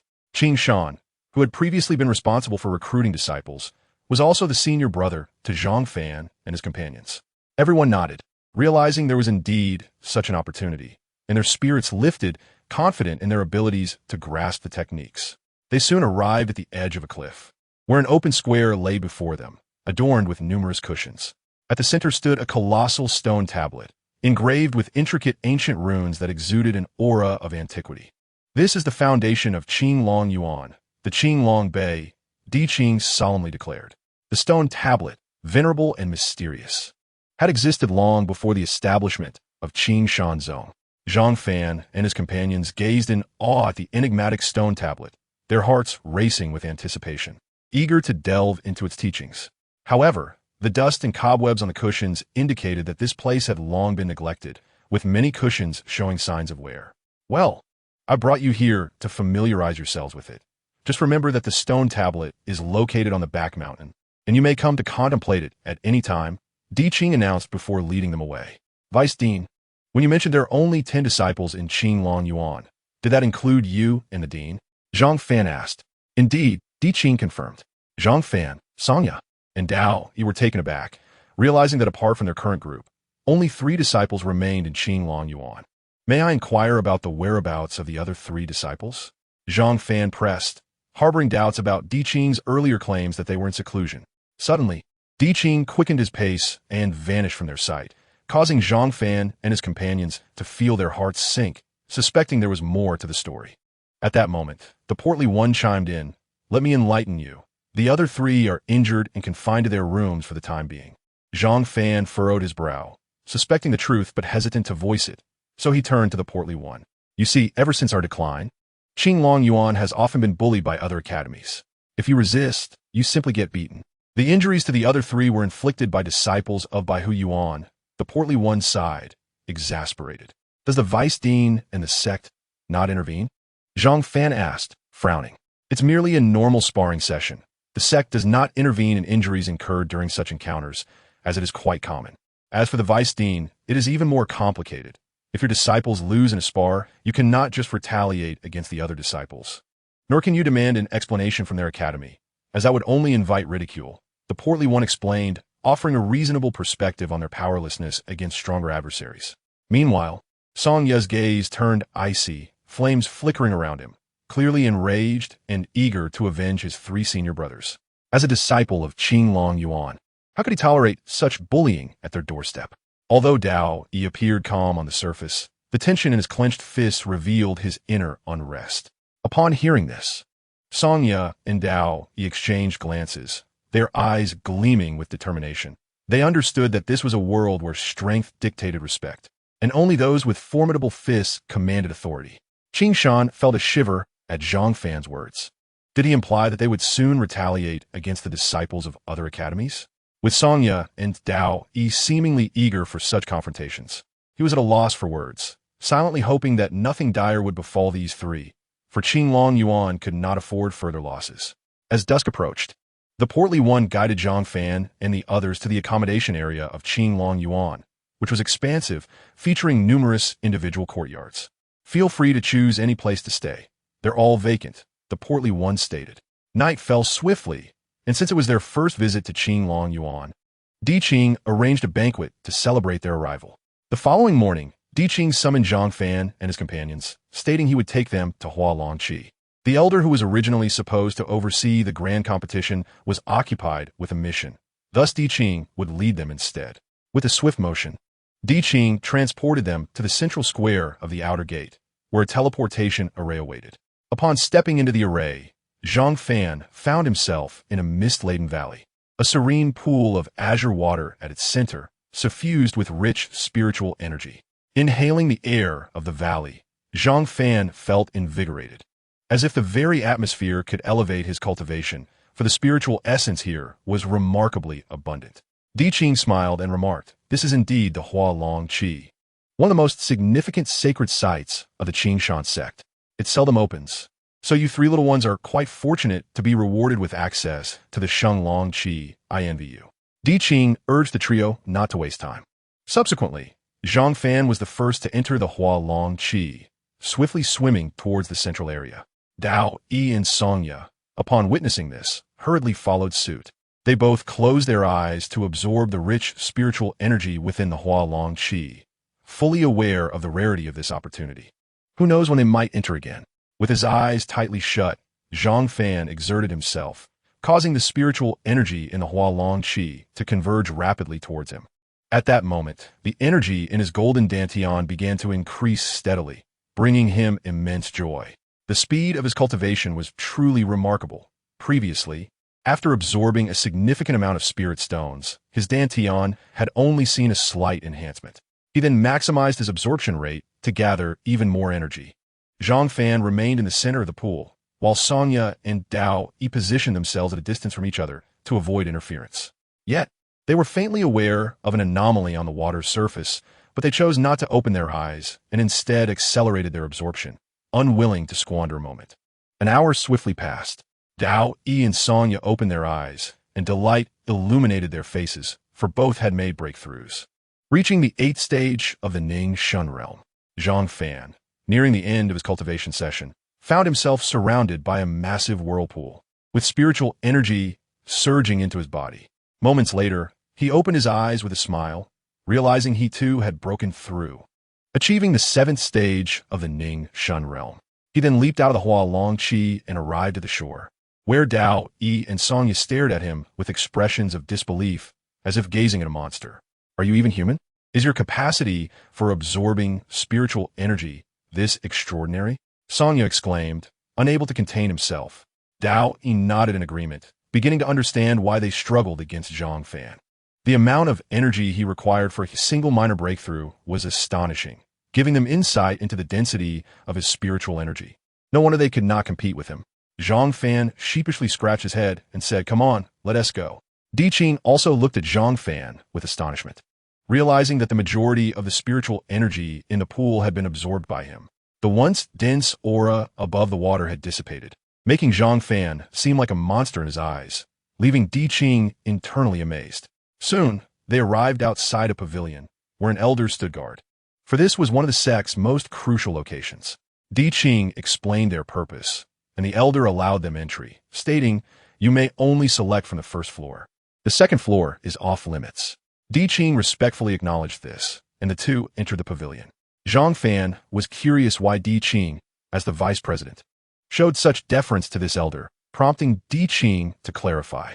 It turned out that the elder guarding the treasure pavilion was replaced weekly, comprising the sect's strongest members. This particular elder was not an ordinary figure. He was the most powerful elder of the inner sect and the master of the Saintess Guoshui, indicating his esteemed status. Zhang Fan was taken aback, realizing that Guoshui's master held such significant influence. He thought it best to keep his distance from her. Otherwise, if she were displeased, she might invoke her master's authority, which could spell trouble for him. At that moment, the long silent black dog suddenly spoke, startling Zhang Fan. "Choose that blue sword. It contains the power of ice and is a second-tier top-grade spiritual weapon, perfect for devouring," the black dog advised. Zhang Fan trusted the black dog's words and approached the blue sword. It was entirely water blue, emanating a chilling aura from its blade, which Zhang Fan could distinctly feel. Zhang Fan's current cultivation level only permitted the use of second-tier spiritual weapons. Anything beyond that would be beyond his control, making the second tier a perfect fit. He selected the ice sword and registered it with the elder at the entrance before following Di Qing out of the treasure pavilion. As they walked, Zhang Fan conversed with the black dog. "Master dog, why have you been so silent lately? I missed you." The black dog bristled at Zhang Fan's words, growling, "Don't disgust me with such talk, or I'll bite you." Zhang Fan cursed inwardly, thinking he was merely expressing his feelings of longing. "I've been in a deep slumber, unable to communicate with you," the black dog explained.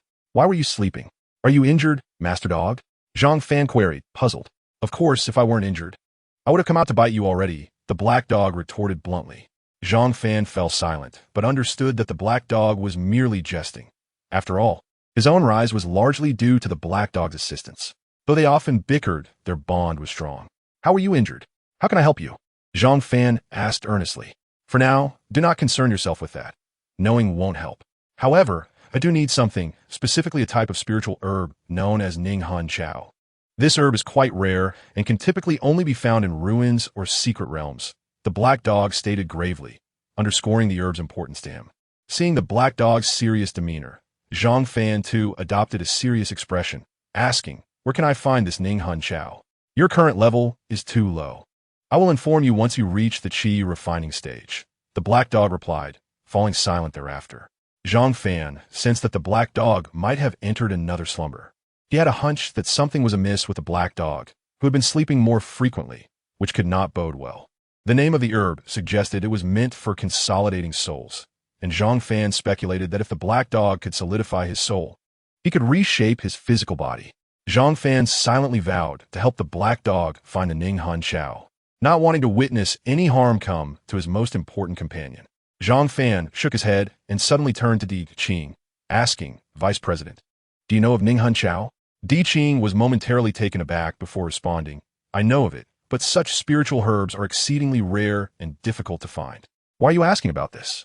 Today he had noticed something unusual about the black dog and was aware of the herb's significance to him.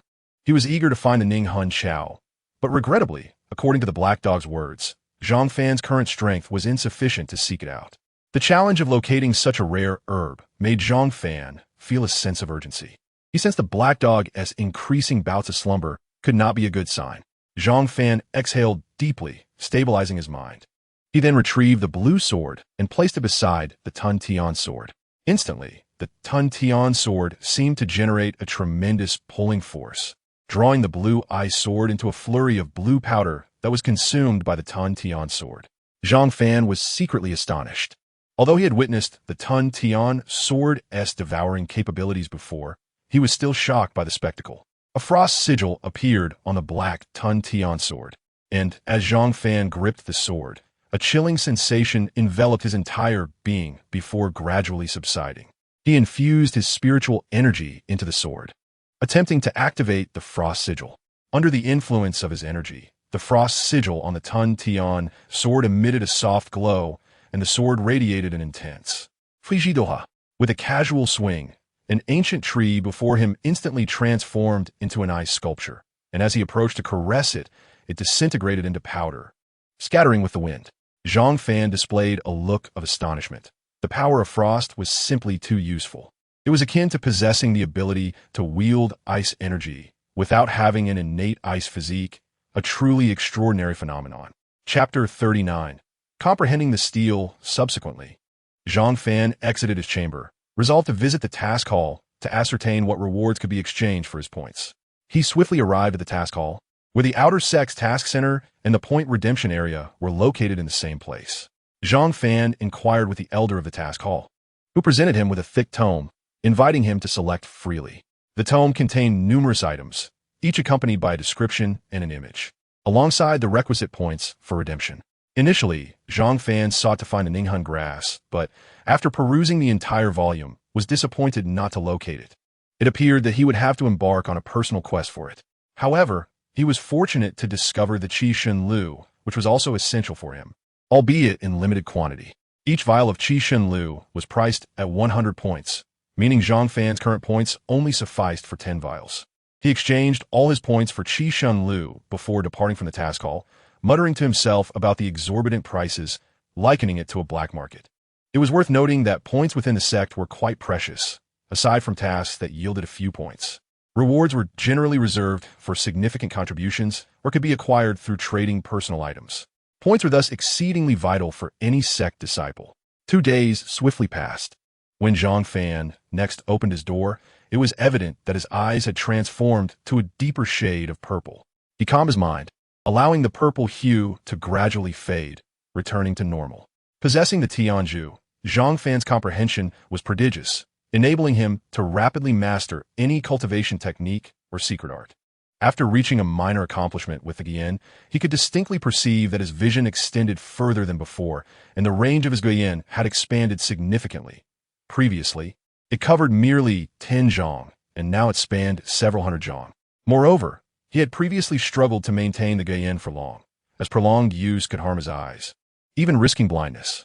After achieving minor success, he now could activate and deactivate the Gan more freely, maintaining it for a full hour and covering a broader area. In high spirits, Zhang Fan resolved to visit the stele on the back mountain to discover the challenges of acquiring the Qinglongju. Upon reaching the precipice, he found the stele standing silently, emanating an aura of mystery. Before the stele, two figures were seated on cushions, Dao Yi and Songya. Observing this, Zhang Fan merely smiled faintly, reflecting that these two had arrived earlier than him, seemingly eager to comprehend the Qinglongju, which sparked a hint of rivalry within him. However, he was undeterred, confident in his strength, for to become a formidable warrior, one must possess self-assurance and a heart of a champion. Zhang Fan settled onto a cushion and began to meditate upon the complex runes inscribed on the stele. Dao Yi and Songyan noted Zhang Fan's arrival, but chose not to engage in conversation. Instead, focusing intently on the stele, their brows furrowed, clearly having made little progress during their time there. After observing the stele for a while, Zhang Fan closed his eyes. The Tianju within his mind began to shimmer with light, and the runes from the stele seemed to inscribe themselves into his consciousness, floating and merging within his thoughts. At that moment, Zhang Fan felt as if he were adrift in an endless ocean of runes. He mused on the multitude of combinations, realizing why the Qinglongju was so elusive. Yet, he also noted the presence of numerous other techniques and secret arts within the sea of runes. Even if he could not obtain the Qinglongju, perhaps he might acquire other powerful techniques by sheer luck. However, he now understood why the Qinglong Academy had fallen into decline. The sheer number of runes rendered the quest for knowledge exceedingly arduous, with many being of little use. Obtaining a top-tier technique was a daunting task, and the prospect of acquiring the Qinglongju seemed as difficult as scaling the heavens. He found himself reflecting on the overwhelming challenge. Suddenly, the Tianju in his mind emitted a faint glow. Although initially perplexed, Zhang Fan soon discerned that as he continued to drift through the ocean of runes, the brilliance of the Tianju fluctuated, sometimes shining brightly and at other times dimming. He speculated whether it was guiding him. Following the luminosity of the Tianju, he altered his course, heading toward the direction of the brightest light. Continuing his journey through the sea of runes, Zhang Fan soon noticed a glimmer of green. He quickened his pace towards the source of the verdant light. Upon arrival, his eyes widened in surprise. His intuition had proven correct. The Tianju was indeed leading him. Before him floated a series of emerald runes resembling dragon scales, radiating a gentle green glow. He reached out into the luminescent aura, and as the runes flashed, they seamlessly integrated into his consciousness, revealing the Qinglongju in great detail. Opening his eyes, Zhang Fan was filled with elation, for he discovered that the Qinglongju was extraordinarily powerful, purely an offensive technique devoid of any defensive maneuvers. Designed to maximize damage, it was sheer aggression. Zhang Fan then realized that night had fallen, and Dao Yi and Songya had long since departed. He had not anticipated that what felt like a brief moment had actually spanned an entire day. He closed his eyes once more and began to cultivate the Qinglongju. The first layer of the Qinglongju, in simple terms, involved refining and transforming one's hands. Upon reaching a certain level, activating the technique would cause dragon scales to manifest on his hands, transforming them into dragon claws, rendering them incredibly hard and immensely powerful, capable of shattering massive boulders with a mere swipe. 2 days later, Zhang Fan opened his eyes once again and summoned his spiritual energy to coalesce around his hands. Instantly, dragon scales began to materialize, enveloping his hands entirely, while his palms morphed into formidable dragon claws, with nails as sharp as swords. However, contrary to the technique's description, the dragon scales he conjured were golden rather than green. He speculated that this might be due to his sacred body bloodline, marveling at its exceptional prowess. Zhang Fan approached a massive boulder and with a swift motion, cleaved it effortlessly in two, as though it had been sliced by a blade. He was astonished by the power he wielded, which evidently exceeded the technique's description. Additionally, considering his dragon claws were golden, he surmised that perhaps the sacred body bloodline had mutated the claws, significantly enhancing their might. Normally, the first layer would allow him to transform his hands into dragon claws capable of crushing boulders weighing 1,000 jin. Yet now, he effortlessly split a 10,000 jin boulder in two, attributing this remarkable feat to his sacred body bloodline. After dissipating the dragon claws and returning his hands to their original form, Zhang Fan gazed at them, exhilarated by the thought, "This would be my ace in the hole, a pivotal advantage in critical moments." Chapter 40. The Nurturing Realm. Subsequently, Zhang Fan departed from the cliff, for what he needed most now was an opponent for practical combat, to solidify his cultivation while testing the extent of his recent power enhancement. He had just noticed that they seemed to be heading toward the Nurturing Realm. The Nurturing Realm? Zhang Fan inquired, gazing at the stout companion in confusion. "It is a dedicated training ground for disciples of the Nurturing Realm," the stout companion explained. "Never mind. I shall take you there, so you may see for yourself." Subsequently, the rotund individual led Zhang Fan to the Ning Shunmi Jing, which is located at the very heart of the Outer Sect's central plaza.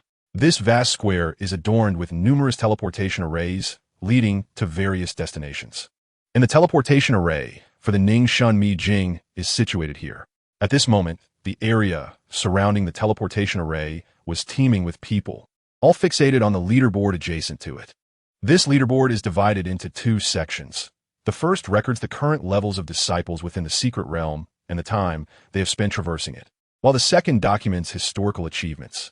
Those who can swiftly clear the realm within a certain time frame will secure their names on the leaderboard, which is typically graced by prodigious talents destined for extraordinary accomplishments. From afar, Zhang Fan was taken aback by the throng in the plaza. It was astonishingly crowded, and it appeared that everyone was gazing at the leaderboard. "Why are there so many people here? Aren't they supposed to be cultivating?" Zhang Fan inquired out of curiosity. The rotund individual responded, "The central plaza is perpetually bustling. Even if they are cultivating, they cannot do so incessantly. They need to come out for fresh air. Exploring the Ning Shunmi Jing at this time is an excellent choice. If one does not enter the secret realm, they can still engage in conversations with fellow disciples to express their emotions. You see, long-term cultivation can lead to mental issues among cultivators." Zhang Fan pondered this and found it reasonable, acknowledging that some cultivators become obsessed due to prolonged cultivation. He understood that even the mighty occasionally emerge from their secluded retreats for a breath of fresh air. At this moment, Zhang Fan seemed to undergo a transformation, morphing from a poised, handsome youth into a dark-skinned young man. He had also changed into a black long robe, making it difficult for even the rotund individual to recognize him. Seeing this, the rotund individual remarked, "Brother, why are you disguising yourself in our sect?" Zhang Fan replied earnestly, "I merely wish to remain low-key." The rotund individual stroked his chin, feeling that Zhang Fan's reasoning held merit. Soon after, he vanished in a flash, reappearing as a completely transformed person, albeit still quite plump. "From now on, please call me Lao He," Zhang Fan said with a smile. Zhang Fan assessed his current appearance. Not only was he dark-skinned, but his attire was also black, making the name Lao He quite fitting. He estimated that Dao, Yi, and Song would hardly recognize him now. "All right, Lao He, from now on, please call me Sang Biao," the rotund individual said, patting his belly boastfully. After the transformation, he appeared even bulkier, with a slightly larger belly. In his words, being plump exuded more charisma. "That name sounds quite unpleasant." Zhang Fan commented disdainfully. "Your name is pleasant? Lao He. With you like this, I won't be able to see you at night," the rotund individual retorted, equally disdainful as he glanced at Zhang Fan, who was as dark as ink. As the two bantered, they approached the Ning Shunmi Jing, their peculiar appearances naturally attracting attention. How can one be so dark, and the other so fat that his eyes are nearly invisible, with such a large belly? "They are truly unattractive," the young girl said, stepping back in distaste upon seeing Zhang Fan and his companion. "Goodness, I have never encountered such an ugly person," another girl added, her frown revealing her disapproval. The male disciples were equally astonished by the unique appearances of the duo, marveling at the creator's whimsy. Zhang Fan and the rotund individual paid no mind to the comments, especially the rotund one, who remained flamboyant and self-assured, nearly making the female disciples nauseous. In contrast, Zhang Fan, though somewhat darker, still resembled a normal person. At that moment, Zhang Fan noticed two familiar names on the leaderboard, Dao Yi and Songya, who are currently on the second level of the Ning Shunmi Jing. "Shall we also enter?" Zhang Fan suggested to the rotund individual. "You go ahead. I have no interest in such things," the rotund individual replied with indifference. "This realm primarily serves to hone disciples' combat abilities, and while it has its merits, he simply could not muster any enthusiasm. Seeing that his companion refused to join, Zhang Fan decided to venture in alone. Amidst the clamor of the plaza, Zhang Fan turned his gaze toward the crowd, where a young man in a white robe approached, emblazoned with the bold characters Hu Gu on his chest. He strode directly into the Ning Shunmi Jing. "Who is this?" Zhang Fan inquired. "That is Guo Lei, a disciple from Bai Hu Yuan who ranked first in the last new disciples competition. He was involved in blocking our Qinglong Yuan's entrance last time." The rotund individual replied with resentment. A glint of coldness flashed in Zhang Fan's eyes. Since Guo Lei had joined the Qinglong Yuan, such incidents would not recur. Guo Lei is here. Does he intend to compare himself with the two new disciples from the Qinglong Yuan? A disciple in the plaza speculated, intrigued. It seems likely, considering the two within are ranked second and third in this new disciples competition, which is touted as the strongest cohort yet. Guo Lei likely feels discontent and has come to suppress their momentum, another disciple conjectured. Both of these individuals hail from the Xian Wu Yuan. When it comes to the outer sect's most entertaining affairs, the conflicts between the Qinglong Yuan and Bai Hu Yuan are certainly the most amusing, serving as rare fodder for post-tea discussions. Regrettably, the Qinglong Yuan's current standing is less than favorable, diminishing their entertainment value. "Why hasn't Zhang Fan appeared?" A beautiful girl from the Fenghuang Yuan remarked, as many female disciples from her sect had taken an interest in Zhang Fan, primarily due to previous gossip surrounding him. "He probably dares not show up. What use is being the first among new disciples? Our Bai Hu Yuan has plenty of firsts," a Bai Hu Yuan disciple boasted arrogantly, as if he himself were the first among new disciples.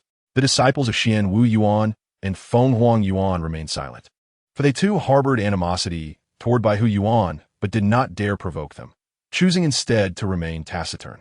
It is well known that Bai Hu Yuan has expanded significantly over the years, consuming much of their resources, though not as severely as the Qinglong Yuan. Furthermore, it is common knowledge among the outer sect that Bai Hu Yuan seeks to merge with Qinglong Yuan. If successful, it would pose a threat to their own factions, as the next targets could very well be Xian Wu and Fenghuang Yuan. In the future, it is plausible that the outer sect may be dominated solely by Bai Hu Yuan. Chapter 41. Lao He and Sang Biao Zhang Fan arrived at the teleportation array, where a stone tablet stood, detailing the rules of the Ning Shunmi Jing. The Ning Shunmi Jing comprises 4 levels, each teeming with demonic beasts. Only by slaying all the beasts can one proceed to the next level, and the defeated beasts will transform into pure energy to replenish the challenger. After reading the rules, Zhang Fan promptly stepped into the teleportation array, feeling a strong affinity for this secret realm, as it suited him perfectly.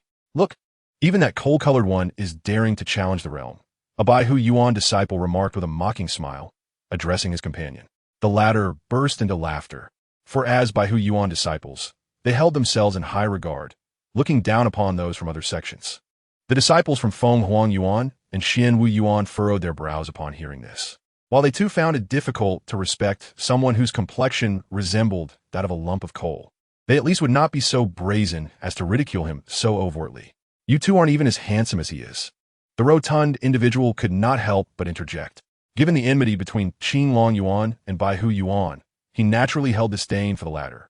Other sects might tease them, but Bai Hu Yuan was off limits.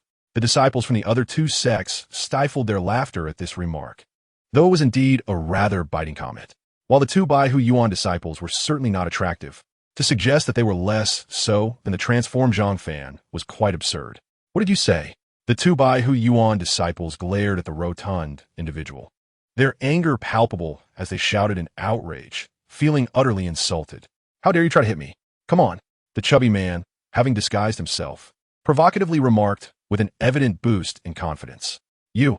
The two individuals nearly rushed to teach this lecherous fat man a lesson, but they were acutely aware that dueling was strictly forbidden in the central square, where numerous formations were present and people thronged, risking expulsion from their sect for disobedience.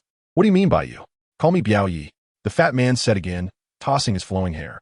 Several female disciples from the Fenghuang Yuan couldn't help but burst into laughter at the sight of the fat man, quickly covering their mouths, though their expressions revealed their struggle to contain it. Their perception of the fat man had shifted, daring to confront the Bai Hu Yuan disciples in person. He was undeniably a hero. One must understand that the people from Bai Hu Yuan held grudges, and retribution was surely on the horizon. "If you have guts, Reveal which faction you belong to. The two threatened. Your backyard. This retort was evidently ineffective against the fat man, who had no intention of engaging with him further. Why would he divulge information that could lead to a mob attack? Subsequently, he glanced toward Zhang Fan, while the two Baihu Yuan disciples turned crimson with rage. Upon entering the formation, Zhang Fan arrived in a pitch-black expanse. Suddenly, a multitude of crimson eyes emerged from the darkness, growing in number. Zhang Fan deduced that these must be the demon beasts. Based on his estimations, there were at least 50, and these beast strengths were commensurate with the cultivation levels of the entering practitioners, likely around the 7th level of the Ningxun realm. Excitement lit up Zhang Fan's face. This was the trial he sought. Just then, a leading demon beast charged at Zhang Fan, followed by the others in relentless pursuit. Zhang Fan gripped his Tianjian with one hand and swung it down at the charging beast. With a resounding thud, the beast was reduced to a bloody pulp.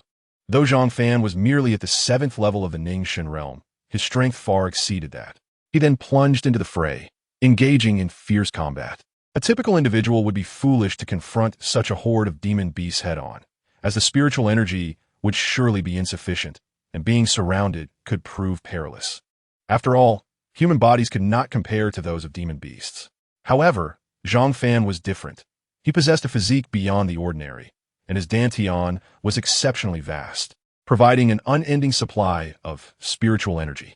At this moment, Zhang Fan did not even utilize his spiritual energy, relying solely on his physical strength to grapple with the beasts.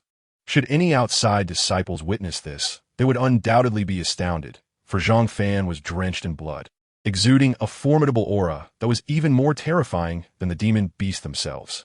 Moments later, the roars of the beasts gradually subsided, and the entire space fell into silence. Zhang Fan stood amidst the carcasses of the demon beasts, the ground soaked in their blood, presenting a scene of utter carnage. Zhang Fan exhaled deeply, astonished to find that the spiritual energy within his dantian seemed to have increased, becoming more solid and concentrated than before. Indeed, practical combat was the finest form of tempering. It not only solidified his cultivation, but also enhanced his combat experience. He had previously advanced too rapidly, leaving his realm somewhat unstable. However, after the recent battle, his cultivation had stabilized and progressed.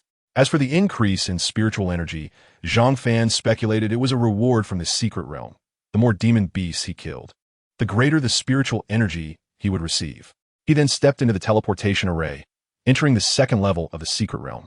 Upon entering this layer, he noticed the space was significantly larger than before, still an open area, but this time illuminated with clarity rather than darkness. Suddenly, a multitude of demon beasts appeared in the void, and Zhang Fan estimated there were around 100, some of which were avian beasts. This revelation caused him to gasp, realizing why Sanya and Dao Yi had taken so long in the 2nd layer.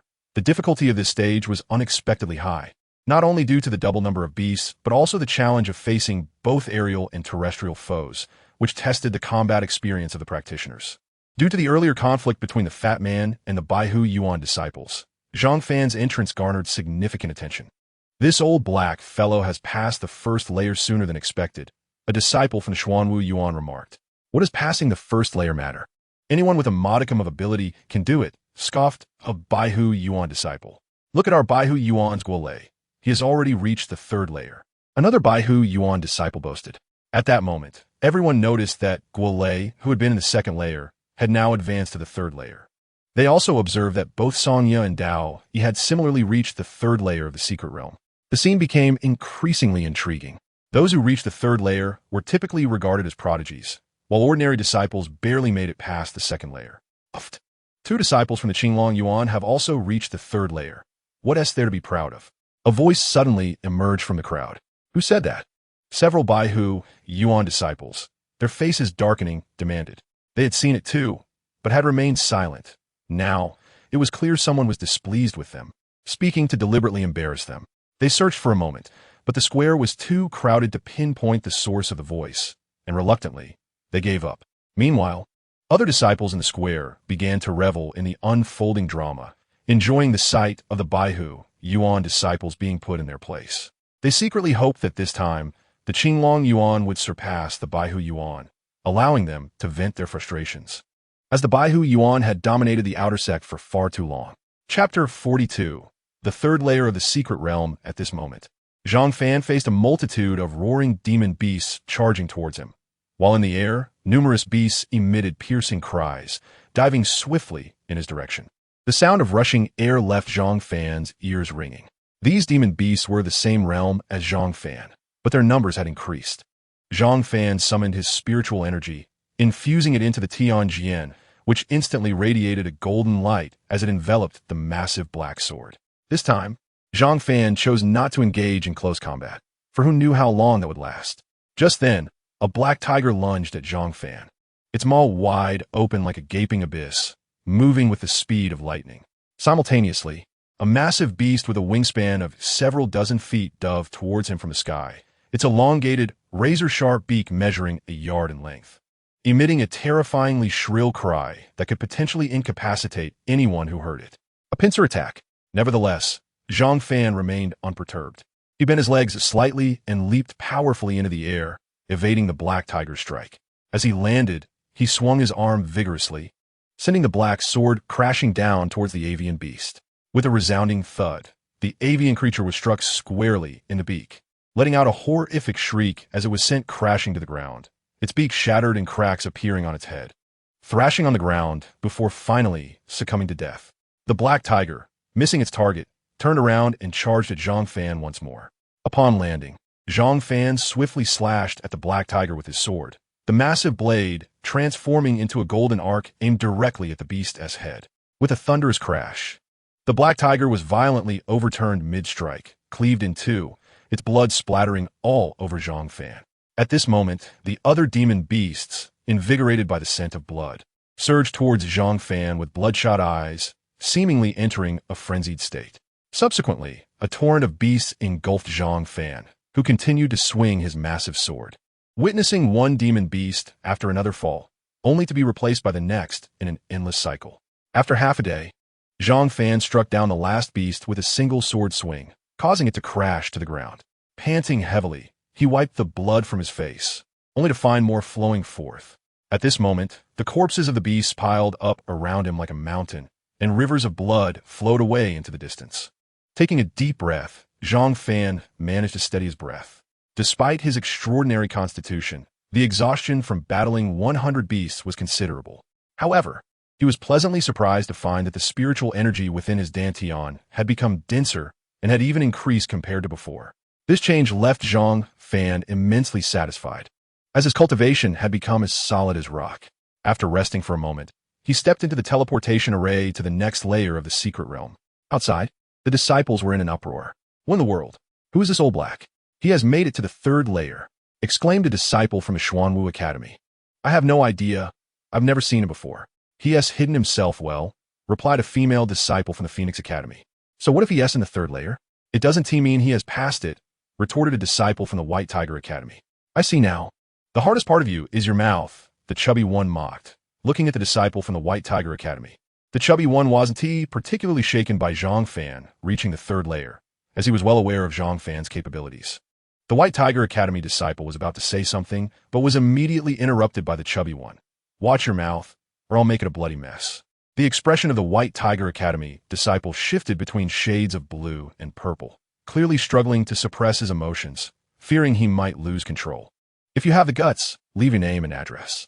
I will definitely pay you a visit, he said coldly. I'm Sang Biao, also known as Biao Yi. I live in your backyard. Don't forget, the chubby one replied. Damn. The White Tiger Academy disciple couldn't help but curse, feeling utterly frustrated as the chubby one evaded any chance to be caught. The other disciples from the two academies stifled their laughter, while the other disciples from the White Tiger Academy wore grim expressions, for no one dared to provoke their academy in the outer sect. A disciple from a White Tiger Academy then said to his companions, Go find out where this chubby one came from. I've never seen him before.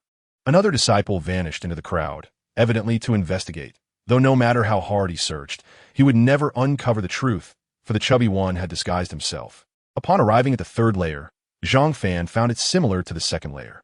He was immediately surrounded by 100 beasts, and he quickly realized that their strength was considerably greater than those from the second layer, each roughly equivalent to a human cultivator at the 8th level of the Ningshun realm. The beasts wasted no time, launching themselves at him the moment he arrived, prompting Zhang Fan to curse damn. He then engaged in battle with the beasts.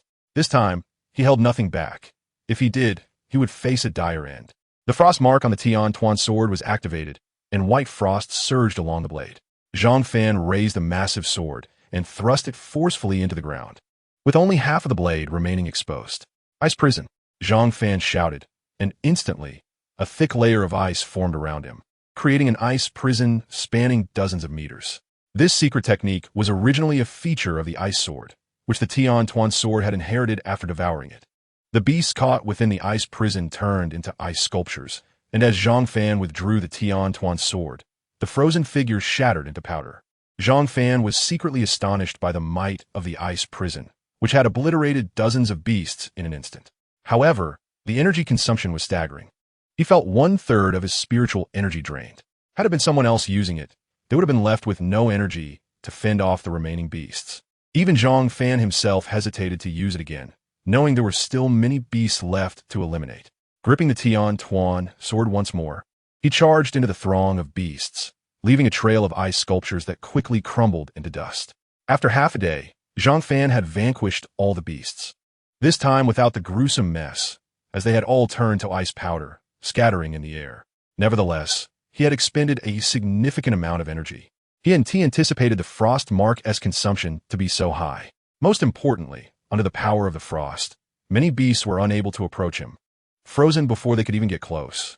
He concluded that the greatest advantage of activating the frost mark was the enhanced control it provided, while his attack power was still higher in the ordinary state of the Tian Tuan sword. Afterwards, Zhang Fan sat down to recover his drained spiritual energy before entering the fourth layer of the secret realm. Chapter 43.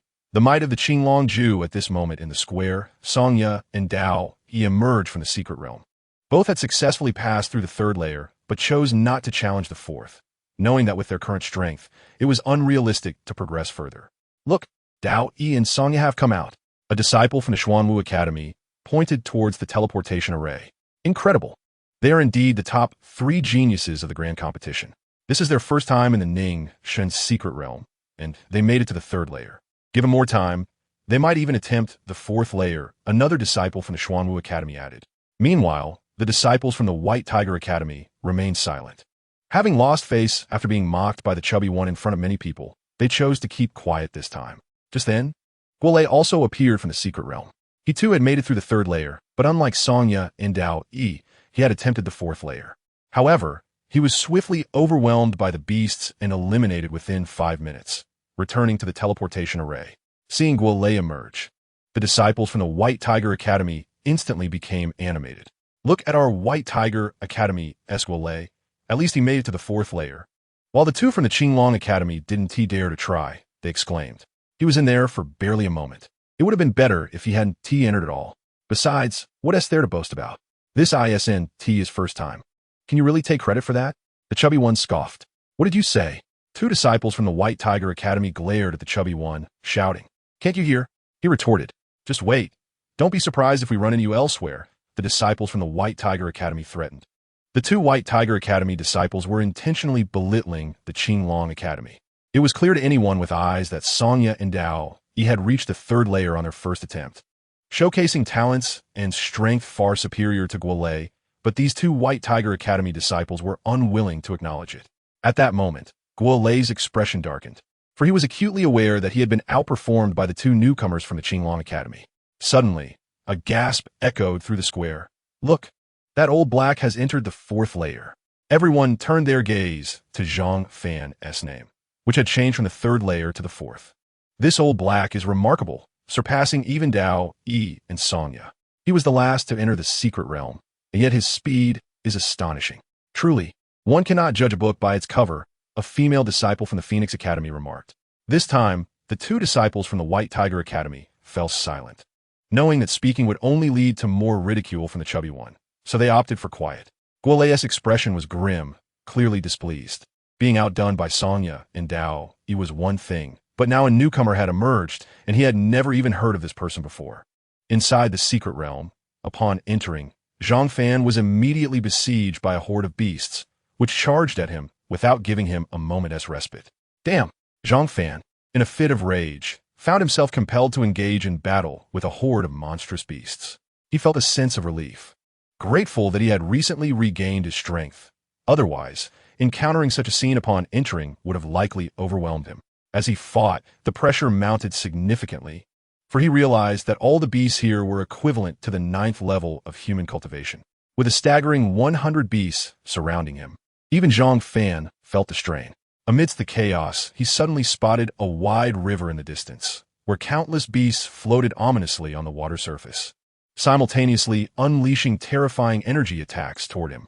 Above him, numerous avian beasts swooped down intermittently, adding to his discomfort. What a trifecta of assaults!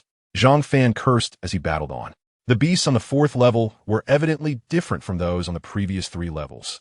Their intelligence was palpable, albeit limited. Yet, this was enough to pose a significant challenge, as these beasts exhibited a remarkable ability to organize their attacks.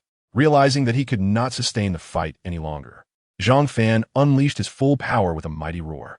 Golden dragon scales manifested on his hands, transforming into dragon claws. This was his first time utilizing the Qinglong Ju, and he was eager to test its might. As he evaded the beast's attacks, he slashed at them with his claws, yet he still felt the weight of their strength, as these 9th level beasts were not easily dispatched. Moreover, he discovered that the dragon transformation was taxing his energy considerably. Determined to take a gamble, he gripped the Tuntian Jian with his right hand, summoning it once more as the frost mark activated. Ice prison, he bellowed, hurling the massive black sword toward the river. Upon contact with the water, the entire surface gradually became enveloped in frost, encasing the beasts in ice sculptures. Zhang Fan understood that the ice prison would not hold these beasts for long. If he could break free, he could easily eliminate those in the river. However, surrounded as he was, escape was not an option. His immediate task was to dispatch the beasts before he faced a combined assault from land, sea, and air. With renewed vigor, he unleashed all his spiritual energy, enveloped in golden light, while his dragon scales glimmered brilliantly, engaging in a fierce melee with the beasts. Yet, the rapid consumption of energy was evident, and Zhang Fan needed to act swiftly.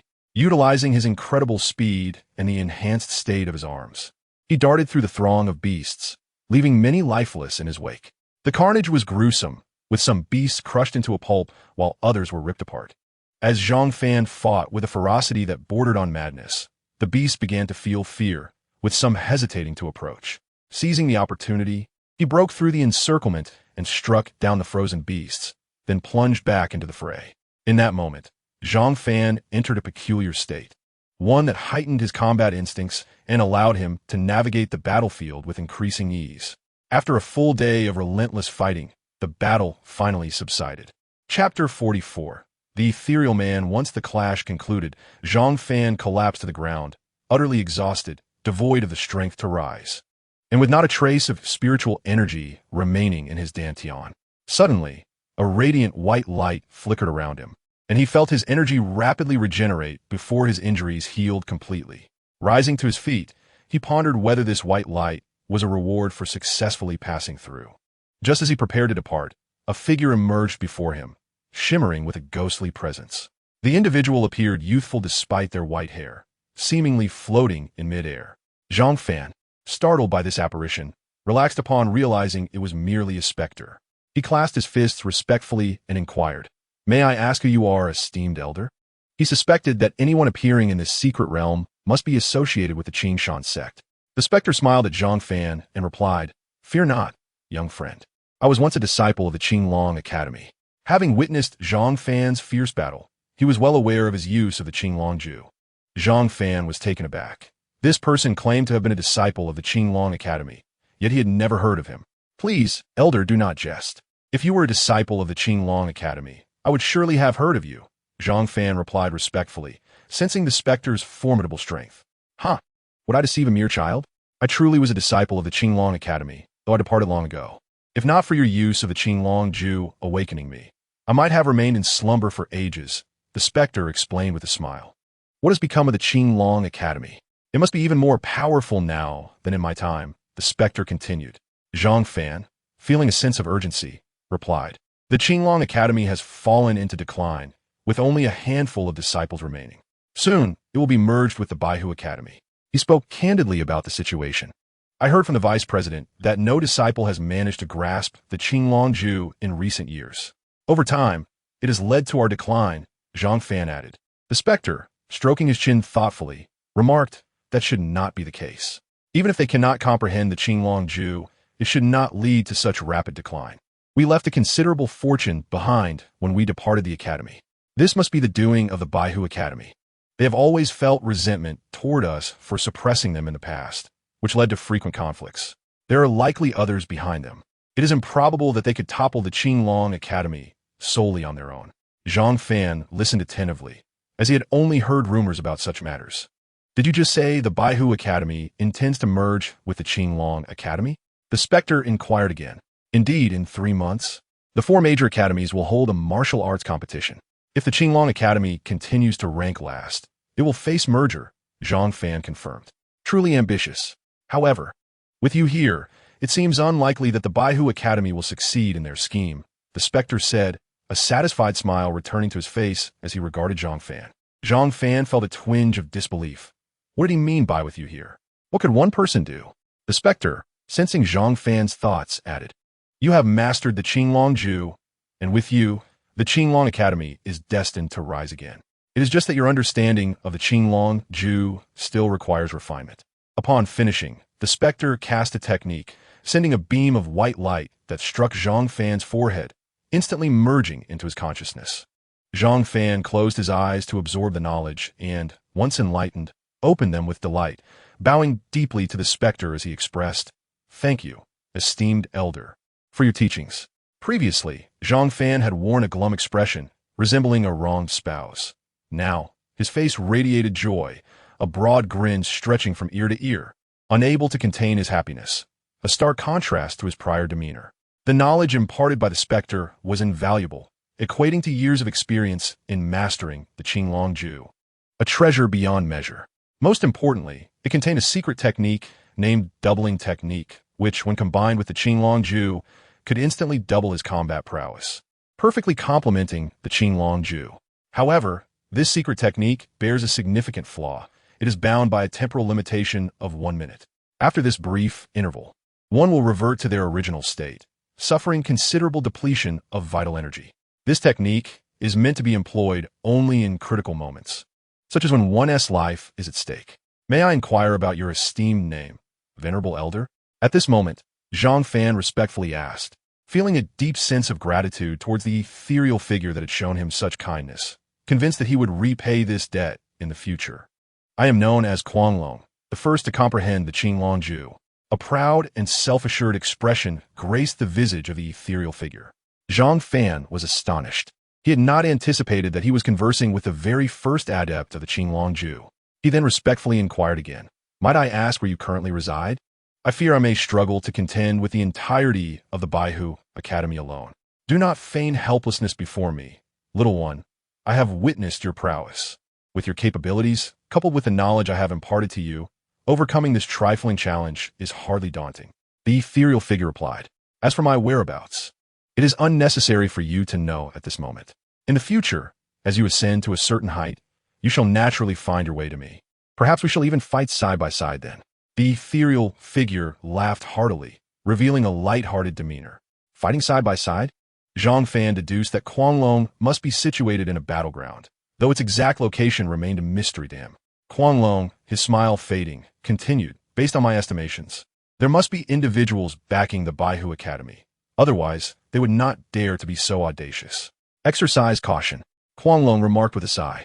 Zhang Fan nodded in agreement, as he too suspected that there were supporters behind the Baihu Academy.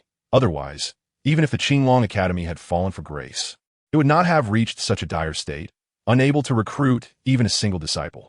Chapter 45, Breaking Records Very Well. My current manifestation is on the verge of dissipating. You must depart promptly, the ethereal figure said with a smile.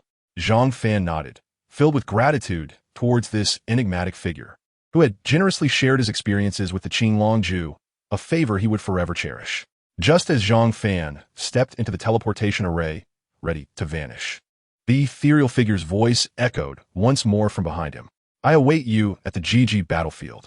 Subsequently, Zhang Fan completely disappeared from this realm. The ethereal figure gazed at Zhang Fan's vanishing form with a smile, murmuring, "This little one possesses a certain charm." Following that, the ethereal figure faded from existence. "I await you at the Gigi battlefield." Zhang Fan felt a surge of curiosity. What is this Gigi battlefield? He had never heard of it. Shaking his head to dispel his wandering thoughts, he trusted that he would come to know in due time. And then he made his way to join the stout fellow as they exited the central plaza together. His journey into the secret realm had yielded tremendous rewards. Not only had he enhanced his combat experience, but he had also solidified his foundation. Yet, the most invaluable gain was the cultivation insights imparted to him by the ethereal figure, knowledge that was priceless and seldom shared by ordinary individuals. Zhang Fan and the stout fellow found a secluded corner to remove their disguises before swaggering towards the Qinglong Academy. Meanwhile, in the central plaza, many disciples had witnessed Zhang Fan being teleported from the secret realm. They were momentarily stunned, but soon saw him departing alongside the stout fellow, disappearing into the throng. "Look, Lao He has actually cleared the 4th level of the secret realm. He has passed," one disciple exclaimed incredulously, gazing at the leaderboard. Upon hearing this, the other disciples, still in disbelief, turned their attention to the leaderboard, where Lao He's name now proudly occupied the top position in the historical rankings. "I can't believe it. This fellow cleared the secret realm on his very first attempt. He is simply extraordinary," a disciple from the Xuanwu Academy exclaimed in shock. The key detail is that he now holds the #1 spot in the historical leaderboard, shattering a record that had stood for decades, previously held by the esteemed Quanglong. A female disciple from the Phoenix Academy gasped in astonishment. It is worth noting that when she first entered the secret realm, her senior sister had regaled her with tales of Quanglong, a prodigious talent who had shattered numerous records, dominating all in his path. Though Quanglong was a disciple of the Qinglong Academy, and thus not from the same faction as many, he had garnered respect and admiration during his time, a legacy that endures. Now, Lao He has broken Quanglong's record. The implications of this are profound. The crowd fell into a momentary silence, unsure of how to respond to the girl's words. Nevertheless, a number of individuals quickly regained their composure and began searching for Lao He's whereabouts, recognizing that this extraordinary prodigy must be befriended. After all, following the rise of the esteemed Quanglong, he had gained considerable notoriety among the younger generation across the eastern wilderness. At this juncture, many disciples sprang into action, contacting their respective factions to relay the news, while their factions issued orders to locate this Lao He without delay, eager to recruit such a prodigious talent. If they could enlist him, their faction would undoubtedly ascend to prominence, potentially becoming the foremost of the 4 outer academies. Who would be tempted? Moreover, establishing a good rapport with such a prodigious individual could yield immense benefits in the future, provided he remembered their kindness. It would be akin to having a powerful protector at their backs. Quickly, find this boy known as Lao He. Ensure you locate him with utmost haste, and grant him whatever he desires. The vice president of the Xuanwu Academy commanded his disciples. At that moment, Tang Hao also received the news and began instructing his own disciples. Locate this Lao He at the fastest speed possible, and inform him that the Baihu Academy is willing to invest all its resources solely in him. The disciple was secretly astonished. Investing all resources in a single disciple? Has our vice president lost his mind? Little did he know that Tang Hao had failed to recruit any of the top 3 newcomers in the previous competition, leaving him deeply unsettled. Now, with the emergence of an even more extraordinary figure, he was determined to seize this opportunity. As for Zhang Fan, during the upcoming inter-academy competition, he would certainly be eliminated to prevent future troubles. Tang Hao recognized Zhang Fan as talent, but felt he had offended the wrong people. As he watched his departing disciples, a sinister glint flickered in his eyes. Go and persuade this Lao He. Inform him that the Phoenix Academy is willing to make an exception and recruit him. An elderly woman instructed her female disciples with fervor. Vice President, is that really appropriate? Our academy consists solely of female disciples. It may be rather inconvenient for him to join us. One of the female disciples timidly remarked, sensing the vice president's enthusiasm. What inconvenience could there be? It would be best to secure him firmly within our Phoenix Academy. That would be the safest course. Convey my message, if he is truly unwilling to join us. Any of you who can become his companion will be greatly rewarded. The female disciples exchanged glances, uncertain of how to respond. However, as mere disciples, They were bound to follow the vice president's orders. They promptly left the Phoenix Academy to begin their search for Lao He. Meanwhile, the true instigator, Zhang Fan, had already removed his disguise with the stout fellow, casually making his way towards the Qinglong Academy. The stout fellow rolled his eyes and said, "What else would we do? We're looking for Lao He, of course. Why are you looking for me?" Zhang Fan questioned, puzzled by their intent. "You've broken a record, you know. You've stirred quite a commotion, and naturally, they want to recruit you into their factions." The stout fellow explained. Zhang Fan paused, completely unaware that he had broken a record. Recognizing Zhang Fan's bewilderment, the stout fellow patiently elaborated, "You've truly outdone yourself. It was your first venture into the Ning Shun secret realm, and you cleared it all at once in remarkably short time. Truly extraordinary. Do you know who the last person to achieve such greatness was?" The stout fellow inquired. Zhang Fan shook his head, indicating he had no idea.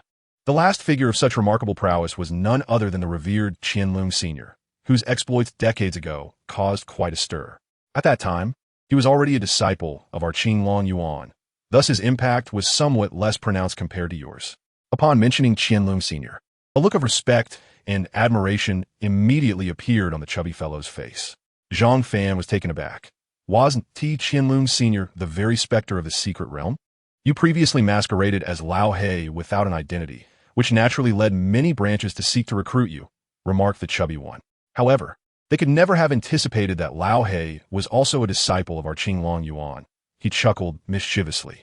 At that moment, a female disciple from Fenghuang Yuan passed by and inquired of the two, "Have you seen Lao He?" Without a moment's thought, both shook their heads in unison, indicating they had not. "Very well. If you do see him, please convey to him that I, from Fenghuang Yuan, can make an exception for his admission. Our Fenghuang Yuan is filled with beauties. I assure he will be quite pleased." With that, the female disciple hurried off, appearing rather anxious. The chubby one elbowed Zhang Fan, saying, "Even Fenghuang Yuan desires you. That's the epitome of paradise. Give it some thought." Zhang Fan dismissed the chubby one with a wave, heading towards Qinglong Yuan. Chapter 46. Confrontation at the door. On this day, Zhang Fan, having completed his usual training, was wandering within Qinglong Yuan when he unexpectedly discovered a crowd gathered at the entrance, seemingly embroiled in a dispute. As he approached, he realized that disciples from Qinglong Yuan and Baihu Yuan were quarreling, with several disciples from both sides lying injured on the ground. Clearly, Qinglong Yuan was at a disadvantage, with only 6 disciples facing over 20 from Baihu Yuan encircling them. Leading the Qinglong Yuan front was Sonya, alongside Dao Yi and the chubby one. Assisting the injured disciples, Qingshan helped an injured disciple to his feet, angrily questioning, "What is the meaning of this, Baihu Yuan? Do you lack your own territory? Constantly running to wreak havoc in Qinglong Yuan?" The leader of Baihu Yuan scoffed. "Your Qinglong Yuan is about to merge with Baihu Yuan. Soon, there will be no more Qinglong Yuan. We are merely familiarizing ourselves with the environment." Zhang Fan recognized this individual as Guo Lei, who had previously challenged them in the central square. The other disciples from Baihu Yuan erupted into laughter at Guo Lei's words, mocking the Qinglong Yuan disciples for their overconfidence. "How absurd! Do you really think Baihu Yuan can merge with Qinglong Yuan? Dream on!" Qingshan retorted furiously. "Are you here to stir trouble because you feel inferior to our Qinglong Yuan disciples in the secret realm?" The chubby one interjected. His words struck a nerve with Guo Lei, who coldly replied, "What if we surpass you? Baihu Yuan has plenty of talents. You two simply chose the wrong branch. But matters little. In 3 months, you will still be disciples of Baihu Yuan, but life will not be easy for you then." Sonya clenched his fists, having endured this for far too long. If it weren't for the fear of endangering the other Qinglong Yuan disciples, he would have struck Guo Lei long ago. "I did not make the wrong choice. After seeing you, I'm grateful I did not go to Baihu Yuan. Surely, they are all as worthless as you." Sonya's words did not go unnoticed, as they offended the entire Baihu Yuan contingent. "What did you say?" The disciples behind Guo Lei glared menacingly, their anger palpable. "I said that everyone here is worthless," Sonya proclaimed once more. This time, not only did Guo Lei's expression change, but even the Baihu Yuan disciples behind him showed signs of agitation, advancing menacingly towards Sonya, ready to engage. Chubby, Qingshan, and Dao Yi also stepped forward, clearly indicating their readiness to fight alongside him. "Attack! As long as they don't kill, anything goes," Guo Lei commanded. and the dozen or so Baihu Yuan disciples lunged at the Qinglong Yuan group, including himself. The two injured disciples of Qinglong Yuan also struggled to stand, intending to join Songya in resisting the Baihu Yuan disciples. Though their pale faces revealed their exhaustion. With a loud roar, Qingshan declared, "Our Qinglong Yuan was once the premier branch. Even in decline, our prestige is not something you can trample upon."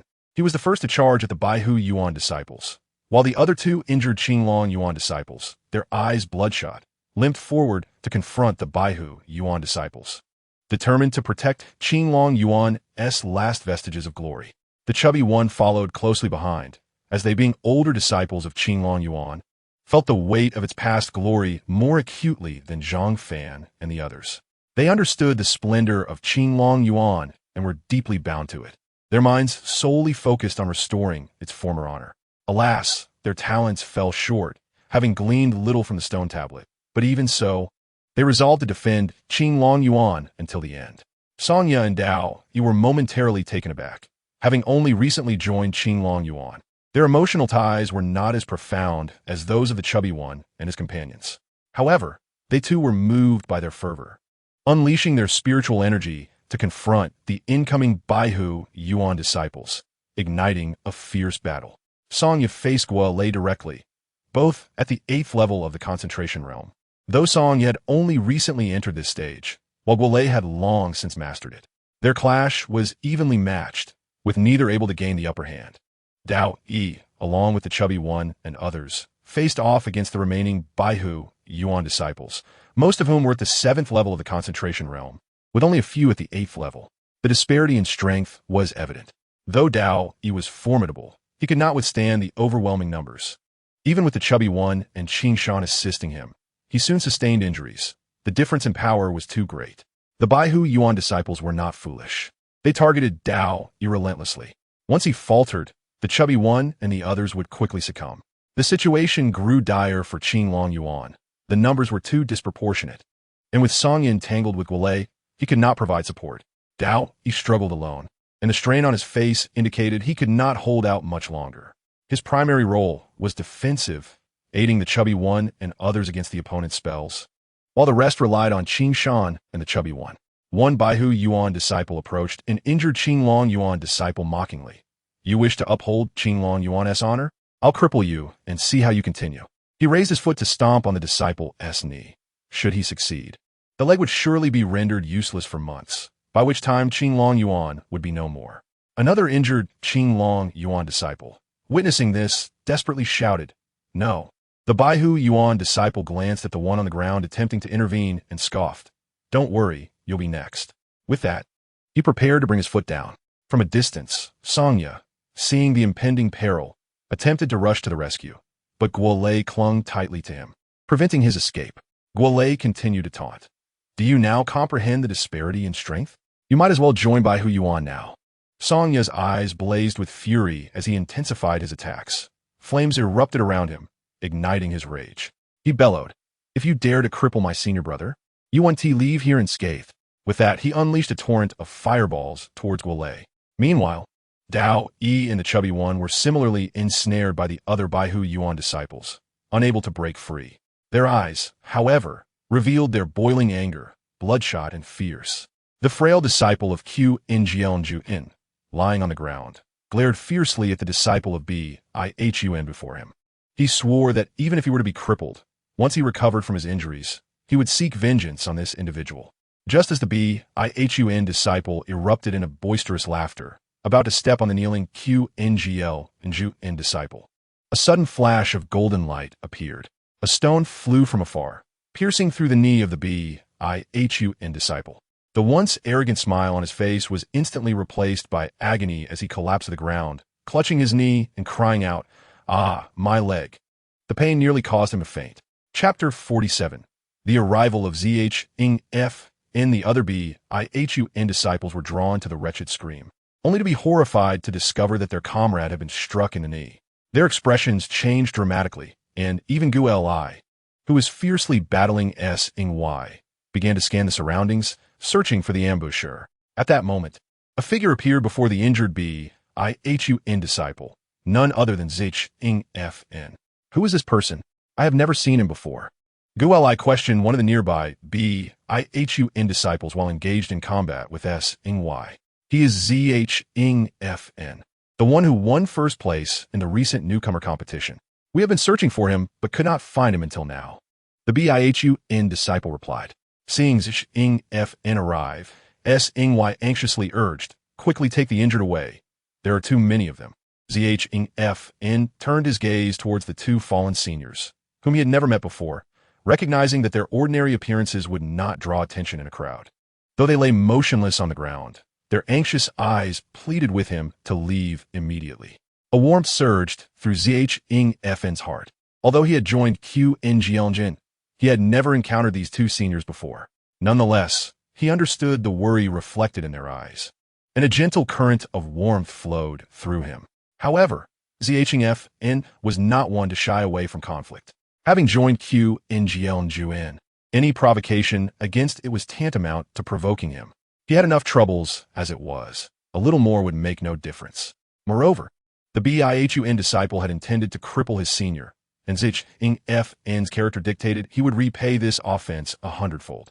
The Bihun disciple, sensing the icy glare from Zhfn, ceased his cries and began to retreat slowly, palms pressed against the ground. Yet, he defiantly declared, "What do you want? If you dare to touch me, you will regret it. There are so many disciples from Bihun here. Think carefully." Zhfn remained unfazed, continuing to approach the Bihun disciple with measured steps. The disciple's heart sank further as he sensed the chilling aura emanating from Zhfn, causing every hair on his body to stand on end. "Do not come any closer," the Bihun disciple insisted, still inching backward, leaving a long trail of blood on the ground. Meanwhile, Gu Li, locked in combat with Sy, shouted, "Zhfn, if you dare to harm any of my Bihun disciples, you know the consequences. I hope you can discern the situation." At that moment, several Bihun disciples who had been surrounding others turned to approach Zhfn, clearly intending to threaten him. Yet, the stout individual remained silent, revealing a glimmer of excitement in his eyes, for he alone understood Zhfn's formidable strength. Upon hearing Gu Li's words, Zhfn halted his advance. The Bihun disciple, relieved, ceased his retreat and remarked, "That's right. You must understand the situation to avoid self-destruction." The fear in his eyes vanished, replaced by a mocking expression directed at Zhfn. He thought to himself that Jianjin had fallen from grace. Although Zhfn was the champion of the newcomer competition, he was merely a newcomer. He believed he understood the consequences of offending Bihun, and thus, the last vestige of fear dissipated, replaced by the arrogance he had displayed upon arrival. He savored the thought of making Zhfn experience the pain of having his knee shattered after the dust settled. As the Bihun disciples gathered around Zhfn, their faces twisted into expressions of mockery. Conversely, the disciples of Jianjin wore complex expressions. They wished for Zhfn to leave quickly, but did not want to see their faction humiliated in such a manner. At that moment, Zhfn lifted his gaze slightly, his expression as cold as frost. The Bihun disciple felt a chill run down his spine. Realizing the gravity of the situation, he attempted to retreat hastily, but it was already too late. Zhfn lunged forward, delivering a powerful kick to the disciple's knee. A sickening crack resounded, and the disciple emitted a wretched scream akin to that of a slaughtered pig before losing consciousness entirely. Zhfn had crushed the disciple's knee, ensuring that any hope of recovery would take years, if not longer. The other Bihun disciples were momentarily stunned. Just moments ago, they believed Zhfn had understood the situation and would refrain from acting. This sudden turn of events left them utterly unprepared. In the distance, Gu Li's expression darkened further as he threatened, "Zhfn, you are doomed. You will pay dearly for crippling my Bihun disciple. Prepare for endless retribution." At this point, several disciples of Jianjin gazed at Zhfn in astonishment, their eyes filled with shock. They had anticipated that he would choose to leave, but to their surprise, he had decisively crushed the knee of the Bihun disciple, leaving them with mixed feelings of joy and worry. "Ha! Indeed, a man capable of defeating me. What a true gentleman. Sing Y, engaged in combat with Gu Li, laughed heartily. Indeed, came the reply. Meanwhile, Di Qing, standing on a distant pavilion, exhaled a sigh of relief at the sight, though his gaze remained concerned as he observed Ing Fn and the others. The odds were still against them. He had nearly lost his composure witnessing the bullying of the QNGL and Ju-N disciples, but he understood that intervening would create significant turmoil, detrimental to QNGL and Ju-N. It could even provide Ting-Ho with a pretext to demand the early merger of QNGL and Ju-N with QNGSH and Ziying. At that moment, the stout individual suddenly exclaimed, "The real show has just begun." He was well aware of ZH-Ing-Fn's prowess. After all, he was capable of clearing the NGSH-N secret realm in one go. You seek death. The BIHUN disciples, who had previously thought ZH-Ing-Fn would cease his actions, yelled furiously, feeling as though they had been toyed with by this newcomer. They hastened their steps, charging towards ZH-Ing-Fn with cold, menacing expressions, having not encountered such provocation in quite some time, their pride wounded. Chapter 48. Come and go as you please? The BIHUN disciples, witnessing ZH-Ing-Fn's audacious gesture of beckoning with his finger, erupted with spiritual energy, unleashing their lethal techniques toward him. Although they had heard tales of ZH-Ing-Fn's might, he was still merely a newcomer at the 7th level of NGSHN, while they numbered 8, all at the same level. In response, ZH-Ing-Fn activated his own spiritual energy, enveloped in a golden aura. He appeared like a streak of golden lightning, swiftly positioning himself before the foremost BIHUN disciple. The disciple was taken aback, unable to fathom the terrifying speed of ZH-Ing-Fn. By the time he attempted to react, it was far too late. With a resounding thud, ZH-Ing-Fn's fist struck the disciple's abdomen with tremendous force. The impact caused the disciple's eyes to bulge, and he could not suppress a mouthful of blood as he was propelled backward like a cannonball. The other BIHUN disciples were unable to assist, helplessly watching as their comrade was sent flying, ultimately crashing into an ancient tree before slowly sliding down. The ancient tree was violently struck, causing the entire trunk to tremble fiercely, and leaves cascaded down, landing upon the already unconscious disciple of the Baihu Academy. The remaining Baihu Academy disciples cast a glance at Zhang Fan, their expressions now tinged with fear. They had never anticipated that Zhang Fan could be so formidable, effortlessly incapacitating a disciple at the 7th level of the Ningshun realm with a single punch. What manner of monster was this? Zhang Fan smiled gently at them. Yet to their eyes, his smile resembled that of a devil, sending shivers down their spines. In the next instant, Zhang Fan moved, a flash of golden light appearing as he positioned himself behind another Baihu Academy disciple. The nearby disciple shouted a warning, but it was too late. The disciple felt a gust of wind sweep past him, and by the time he registered the warning, Zhang Fan's foot had already struck his face. With a resounding thud, he was sent flying, blood spewing from his mouth. After landing, he struggled to point a trembling finger at Zhang Fan, attempting to say something before losing consciousness.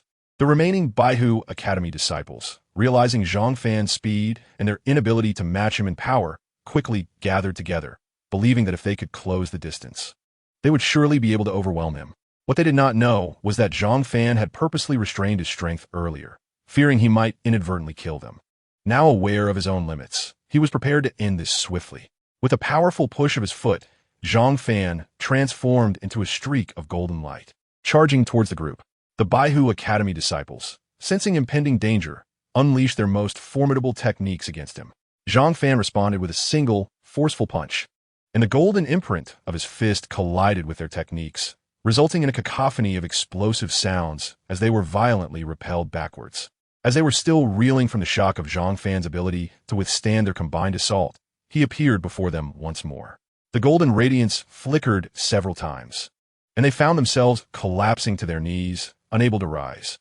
"Oh, my legs!" Several Baihu Academy disciples cried out in agony, their legs having been shattered in that brief moment, leaving them in excruciating pain, sweat pouring from their brows. The ongoing battle around them came to a halt as onlookers were stunned into silence, their attention drawn to the scene unfolding. The members of the Qinglong Academy gathered around Zhang Fan, wide-eyed and incredulous at how he had single-handedly dispatched 8 Baihu Academy disciples in such a short span of time. Upon closer inspection, they noted the Baihu disciples were indeed incapacitated, groaning in pain, while two others lay unconscious on the ground, surrounded by blood. Meanwhile, two injured disciples from Qinglong Academy were being assisted by others, their expressions mirroring shock as they took in the scene. Swallowing hard, one of them turned to the stout figure beside him and asked, "Fatty, is our junior brother really this monstrous?" He took down 8 Baihu disciples and broke their legs all by himself. They believed that Zhang Fan and the 8 Baihu disciples were of equal standing, and under normal circumstances, it would be impossible for one to face 8. Yet, it was precisely such an abnormal occurrence that had transpired before them. Fatty, unfazed, replied, "You do not understand our junior brother. Once you have more interactions with him, you will realize that he has been remarkably restrained.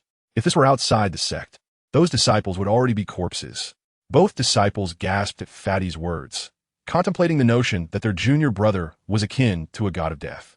Zhang Fan peeled away Song Ya's hand, stating, "Focus on your training, otherwise you will never have the chance to surpass me." Song Ya froze at Zhang Fan's comment, reflecting on how he had just offered praise, only for Zhang Fan to respond with arrogance. Seeing this, Guolei furrowed his brow, realizing the dire situation. He recognized that the remaining Baihu disciples had lost their will to fight due to Zhang Fan's display of power. If this incident were to spread, not only would they be embarrassed, but the Baihu Academy's reputation would suffer greatly, resulting in severe repercussions from the vice president.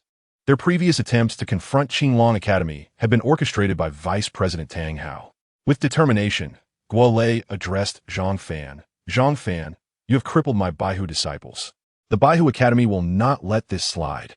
Zhang Fan's expression turned cold as he retorted, "Bring it on. I, Zhang Fan, have no fear of you Baihu Academy weaklings."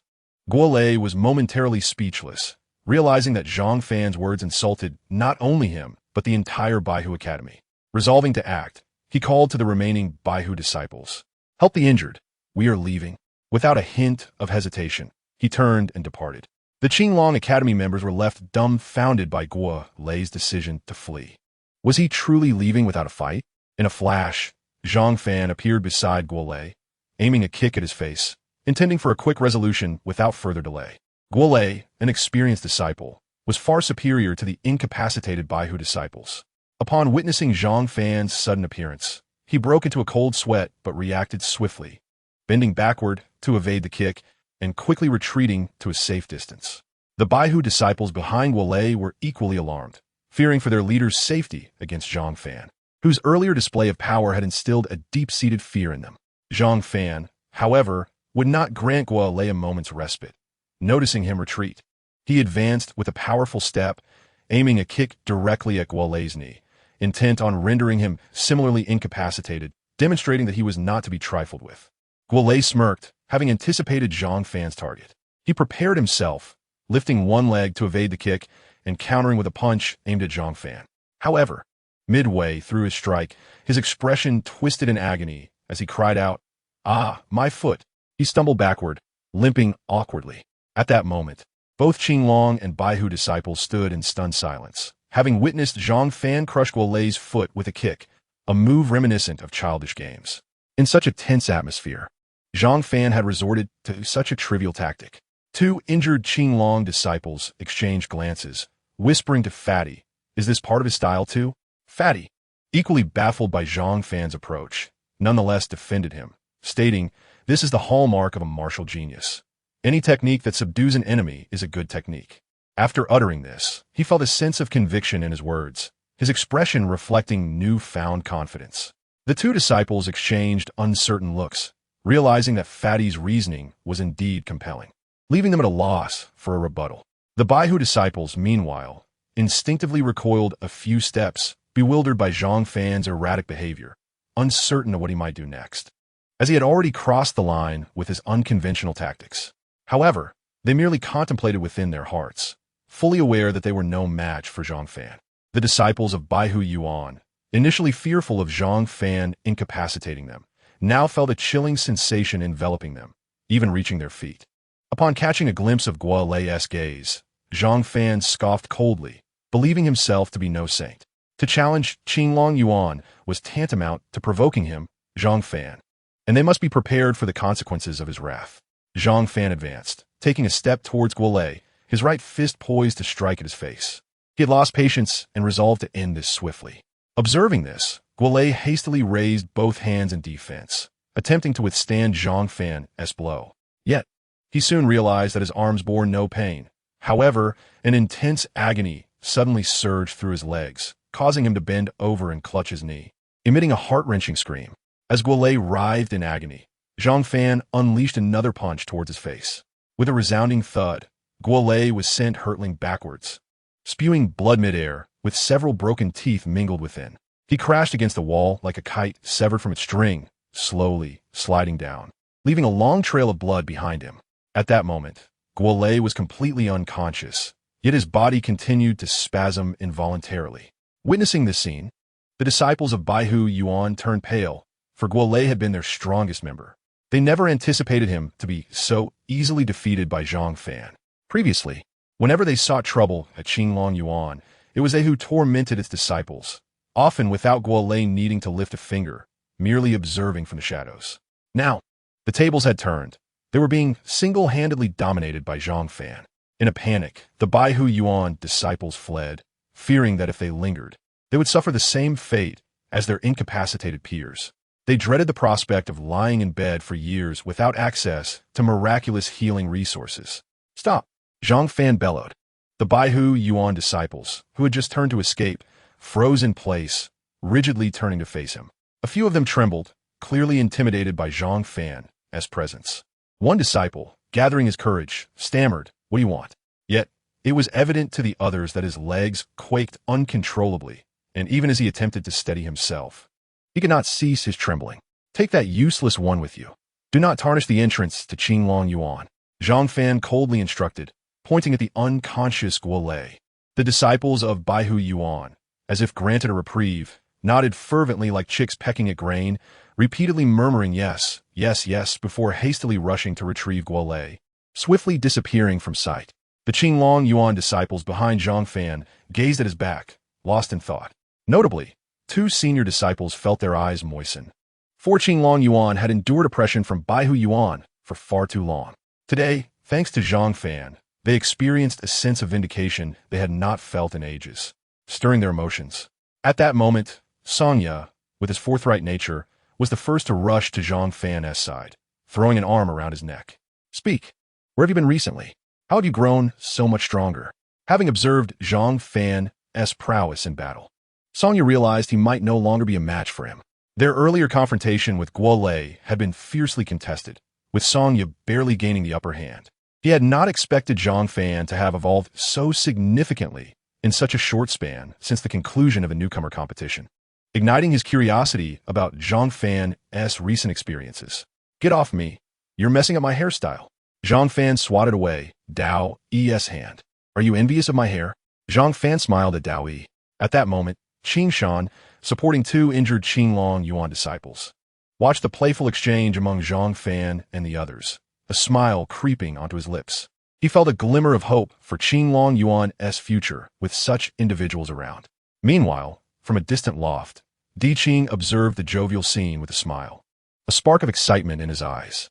He mused that perhaps a miracle would unfold during the four-institution competition in 3 months. With that thought, he vanished from the loft. Chapter 50. Baihu Yuan. At this juncture, several Qinglong Yuan disciples had gathered within Zhang Fan's courtyard, joyfully conversing.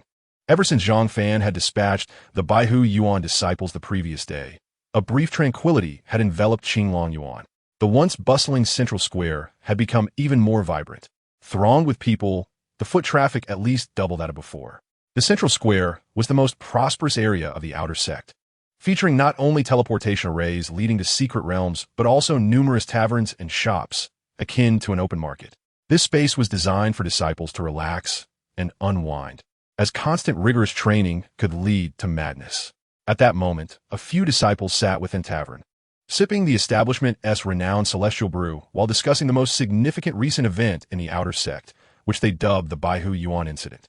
One of them, sitting across from a female disciple of Fenghuang Yuan, whispered, "Keep your voice down.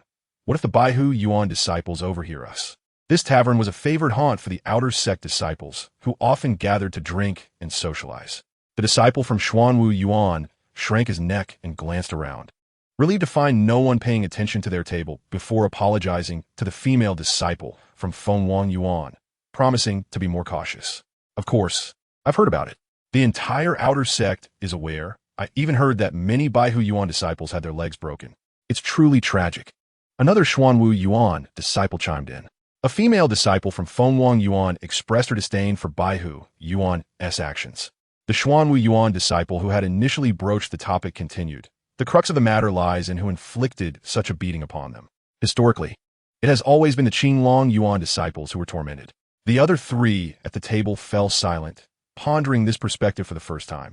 After a moment, another Xuanwu Yuan disciple reflected. This year, Qinglong Yuan only recruited 3 disciples. It must have been them. Despite this year's newcomers being the strongest on average in history.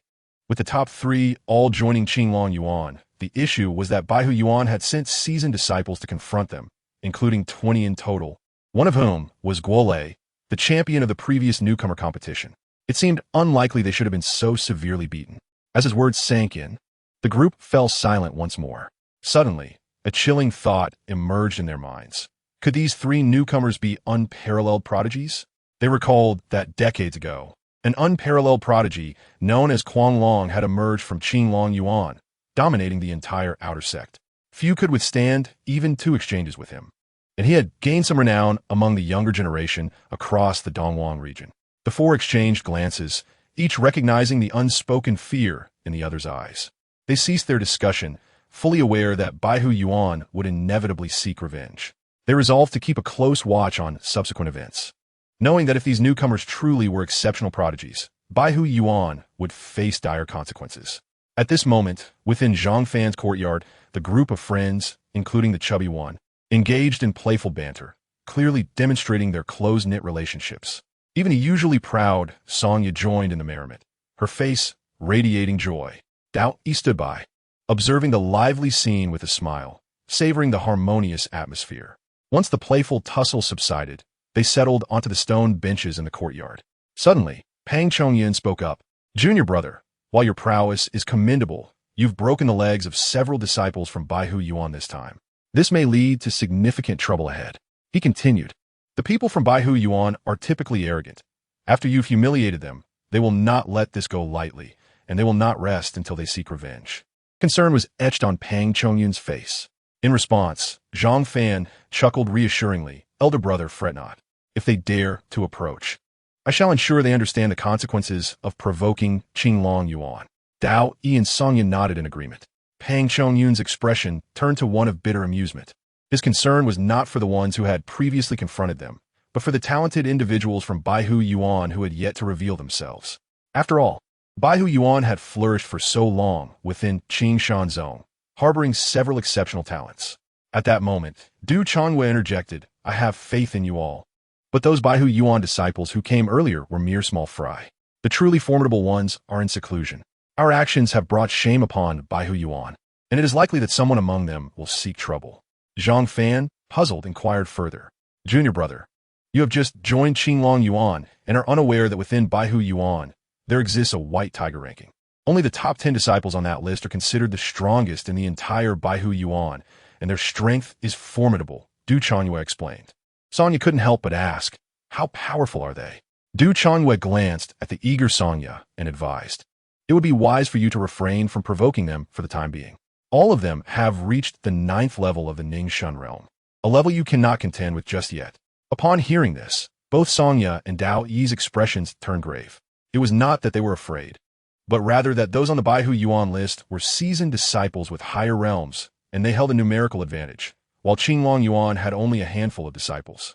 Even if they are powerful, with me, Zhang Fan, present, they will have to concede. Zhang Fan's voice resonated, strong and confident. Du Chanyue and Pang Chongyun exchanged glances, sensing that their new junior brother was not merely boastful. He exuded genuine self-assurance. Indeed, let us take action, Sonya suddenly declared, flames igniting around her unconsciously. That makes sense, Dao Yi nodded, rubbing his bald head, his eyes reflecting newfound confidence. Du Chanyue and Pang Chongyun stared in astonishment at the trio before them. They had been suppressed by Baihu Yuan for far too long, their spirits dulled. Yet in this moment, Zhang Fan and his companions reminded them of their former selves. However, an undercurrent of worry still lingered in their hearts, for despite Zhang Fan's strength, their cultivation levels remained too low. Chapter 51. Bai Wuji and Bai Hu Yuan. Within Guo Lei's chamber, several disciples gathered, accompanied by their vice president. Guo Lei recounted their escapade to Qinglong Yuan to Tang Hao, embellishing the tale as he lay in bed. You lot are utterly useless. With so many of you, how could you not handle a few Qinglong Yuan disciples? Dan Hao Faowen, Dietz Belet. Guo Lei remained silent, fully aware of Tang Hao's ruthless nature. Yet, he harbored his own thoughts. If he was deemed useless, let others take the lead. Thus, he glossed over Zhang Fan's involvement, intending for Bai Hu Yuan to discern whether he was truly incompetent or if Zhang Fan was simply extraordinary. A thought crept into Guo Lei's mind. Could he be the second Kuang Long? The mere notion sent a chill down his spine. If so, Bai Hu Yuan's future would be bleak. Fetch Bai Wuji for me. Tang Hao commanded one of the disciples nearby. The disciple hurriedly exited the room, eager to escape the scolding he had received from Tang Hao. The remaining Bai Hu Yuan disciples felt a jolt of alarm. Tang Hao's tone indicated he was serious. They were well acquainted with Bai Wuji, who had consistently held the 10th position on their ranking, making him one of the strongest among them, though Bai Wuji ranked 10th. The competition within Bai Hu Yuan was fierce, and rising to the top 10 was no small feat. Just then, the door swung open, and a robust young man clad in Bai Hu Yuan attire entered. His imposing figure was complemented by a full beard and a scar beneath his right eye, lending him a fearsome presence. What does the vice president require of me? Bai Wuji boomed upon entry. Ah, there's a matter I need you to attend to. Tang Hao replied warmly upon seeing Bai Wuji. Bai Wuji furrowed his brow as he surveyed the other Bai Hu Yuan disciples. You couldn't handle a bunch of Qinglong Yuan weaklings. What difference does that make?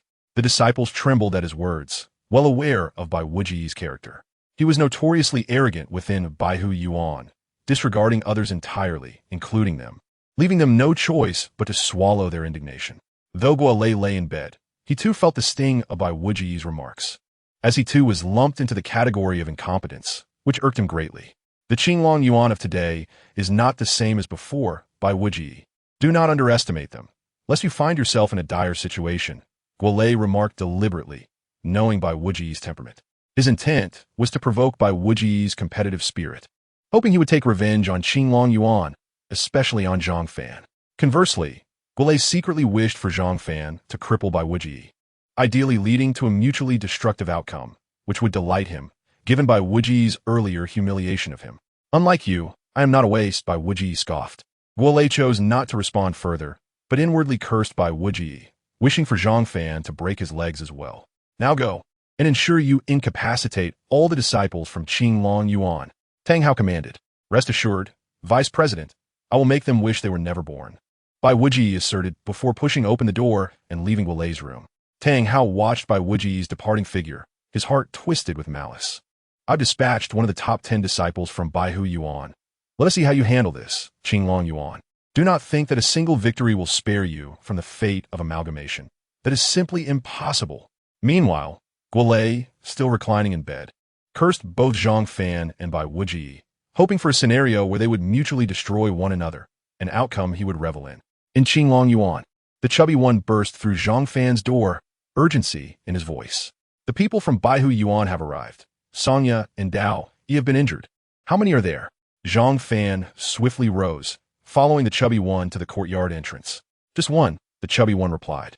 Zhang Fan was momentarily taken aback. Given his understanding of the abilities of Sonya and Dao, it was evident that, even among the disciples of Bai Hu Yuan, most would not be their match. The fact that both Dao, and Sonya had sustained injuries at the hands of a Bai Hu Yuan disciple suggested one thing. This individual might be ranked among the top 10 disciples of Bai Hu Yuan. As Zhang Fan had surmised, the stout fellow then spoke. The individual in question is Bai Wuji, the 10th-ranked disciple of Bai Hu Yuan. His strength is formidable, and he possesses a body of indestructible steel. Ordinary individuals cannot break through his defense. Upon hearing this, Zhang Fan's eyes narrowed slightly. A body of indestructible steel, is it? Quite intriguing, he mused. Shortly thereafter, the two arrived at the entrance of Qinglong Yuan, where nearly all the disciples were gathered. At that moment, Du Changyue and Pang Chongyan were assisting Dao, and Sonya, both of whom were clearly injured, blood trickling from the corners of their mouths. Didn't he Qing Long Yuan's weaklings boast just a couple of days ago? Is this all you can muster? Bai Wuji stood before the disciples of Qing Long Yuan, pointing and mocking them with an air of arrogance. The disciples of Qing Long Yuan glared back with fury, especially Songya, who attempted to break free from Du Changyue's grasp to confront Bai Wuji, but having sustained significant injuries, he coughed up more blood after a few futile struggles. Bai Wuji, observing Song Ya's enraged demeanor, burst into laughter. I relish watching you worthless lot seethe with anger while being utterly powerless.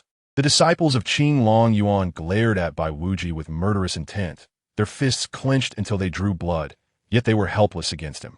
His strength was simply too overwhelming. Chapter 52, Zhang Fan versus Bai Wuji. At that moment, Zhang Fan and the stout fellow arrived at the gate. Zhang Fan noticed the lively scene. Not only were Bai Wuji and the disciples of Qing Long Yuan present, but many other disciples from various academies had gathered to witness the spectacle. Zhang Fan stepped forward, turning his back to the crowd, and declared, "Leave the rest to me." He then turned his attention to Bai Wuji, whose face was adorned with a scraggly beard and a scar beneath his right eye, giving him a fearsome appearance. Who is this newcomer? How can he possibly contend against Bai Wuji, who is at the 9th level of the condensation realm, when he himself is only at the 7th? A spectator murmured in confusion. I know him. His name is Zhang Fan. During the new disciples competition, he overwhelmingly defeated both Songya and Dao Yi, securing first place. Another spectator remarked, showing a hint of surprise. But he's only at the 7th level of the condensation realm. There's no way he could defeat Bai Wuji. The first disciple countered. Besides, he has already stepped forward, which likely means there are no others left in Qing Long Yuan. I wish for Zhang Fan to triumph over Bai Wuji. A female disciple from Feng Huang Yuan chimed in, expressing her disdain for Bai Wuji and Bai Hu Yuan. Dream on. How could Bai Wuji, ranked 10th in Bai Hu Yuan, possibly lose to someone as insignificant as Zhang Fan? They are not only 2 realms apart, but Bai Wuji also possesses a body of indestructible steel. Zhang Fan will merely be scratching him, a disciple from Bai Hu Yuan scoffed. The disciples of Bai Hu Yuan were all too aware of Bai Wuji's strength, having been on the receiving end of his prowess on numerous occasions, and the thought alone sent shivers down their spines. After the Bai Hu Yuan disciple spoke, silence fell over the crowd. Despite their dislike for the Bai Hu Yuan disciples, others could not deny Bai Wuji's immense strength. Oh, a disciple at the 7th level of the condensation realm? Is there truly no one else in Qing Long Yuan to send such trash to his doom? Bai Wuji mocked upon seeing Zhang Fan, a disciple at the 7th level. Who is this uncle? Does Qing Shan's sect really have disciples of such an advanced age? Zhang Fan inquired, directing his question to the stout fellow beside him, deliberately provoking Bai Wuji, who indeed appeared rather aged. Oh, I see, Zhang Fan replied, his voice elongated. Brother Wuji, you have injured the disciples of Qing Long Yuan. If you do not provide an explanation, you shall pay a heavy price today, Zhang Fan stated, fixing a steely gaze on Bai Wuji. Their exchange elicited laughter from the other onlookers, who found it impossible to contain their amusement, fearing that Bai Wuji might overhear. Wow, these two are ruthless. No one has dared to call him white chicken. I mean, Bai Wuji, one disciple from Xianwu Yuan whispered, stifling laughter. He was drenched in cold sweat at the thought of being overheard. Bai Wuji's expression darkened. The stout fellow and Zhang Fan were clearly mocking him, and he could hear the derisive laughter from behind him, which was excruciatingly grating. Seeking death, Bai Wuji's fury ignited, and in an instant, he lunged toward the nearest Zhang Fan, unleashing a powerful punch. His singular focus was to utterly incapacitate Zhang Fan, as he had long harbored insecurities about his appearance. Zhang Fan, undeterred, retaliated with a punch of his own, intending to confront Bai Wuji directly. Only through such a confrontation could he hope to establish dominance and deter the Bai Hu Yuan disciples from harassing Qing Long Yuan in the future.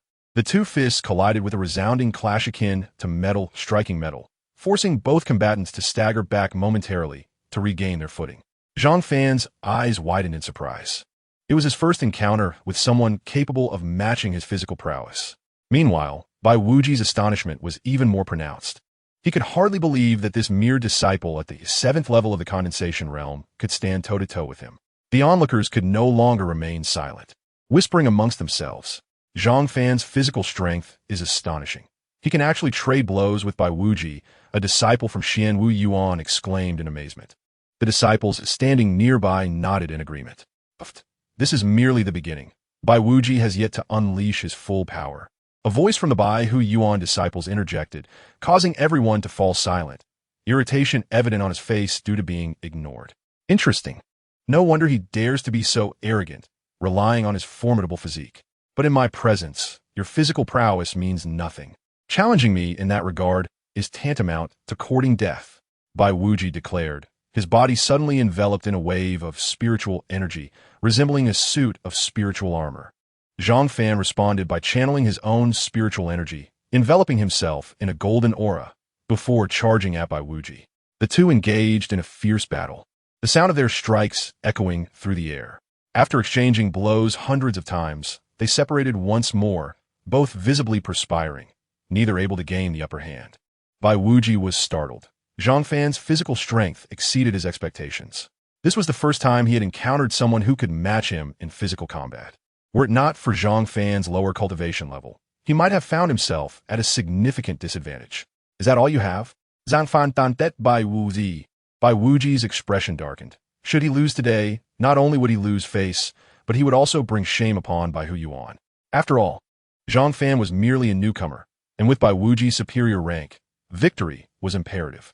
With a fierce shout, Bai Wuji unleashed second layer of the body of indestructible steel. Activate.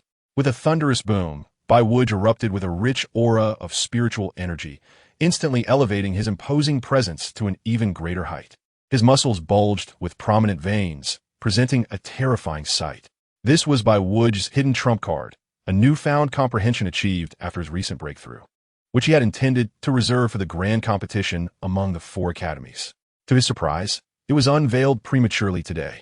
At this moment, Bai Wuji's skin resembled steel, gleaming with a metallic luster, and his visage became increasingly ferocious. Zhang Fan, today I shall render you powerless, he declared, charging once more towards Zhang Fan. With each stride, he left deep craters in the ground, showcasing his terrifying strength. Zhang Fan summoned his spiritual energy again, delivering a golden-fisted strike towards the oncoming Bai Wuji. However, it merely produced a metallic clang, and Bai Wuji remained unscathed, while Zhang Fan staggered back several steps from the impact. Zhang Fan was astonished by Bai Wuji's physical prowess, which had evidently ascended to a new level. Previously, he could contend with Bai Wuji, but now he found it difficult to withstand the onslaught. Nevertheless, Zhang Fan did not lose heart, knowing that his lower realm was the primary reason for his disadvantage. Bai Wuji surged forward once more, unleashing a punch aimed directly at Zhang Fan's forehead. A sound like slicing air resonated through the atmosphere. Du Changwei anxiously shouted, "Zhang Fan, be careful." She was deeply concerned for Zhang Fan, having initially believed he could at least hold his ground against Bai Wuji.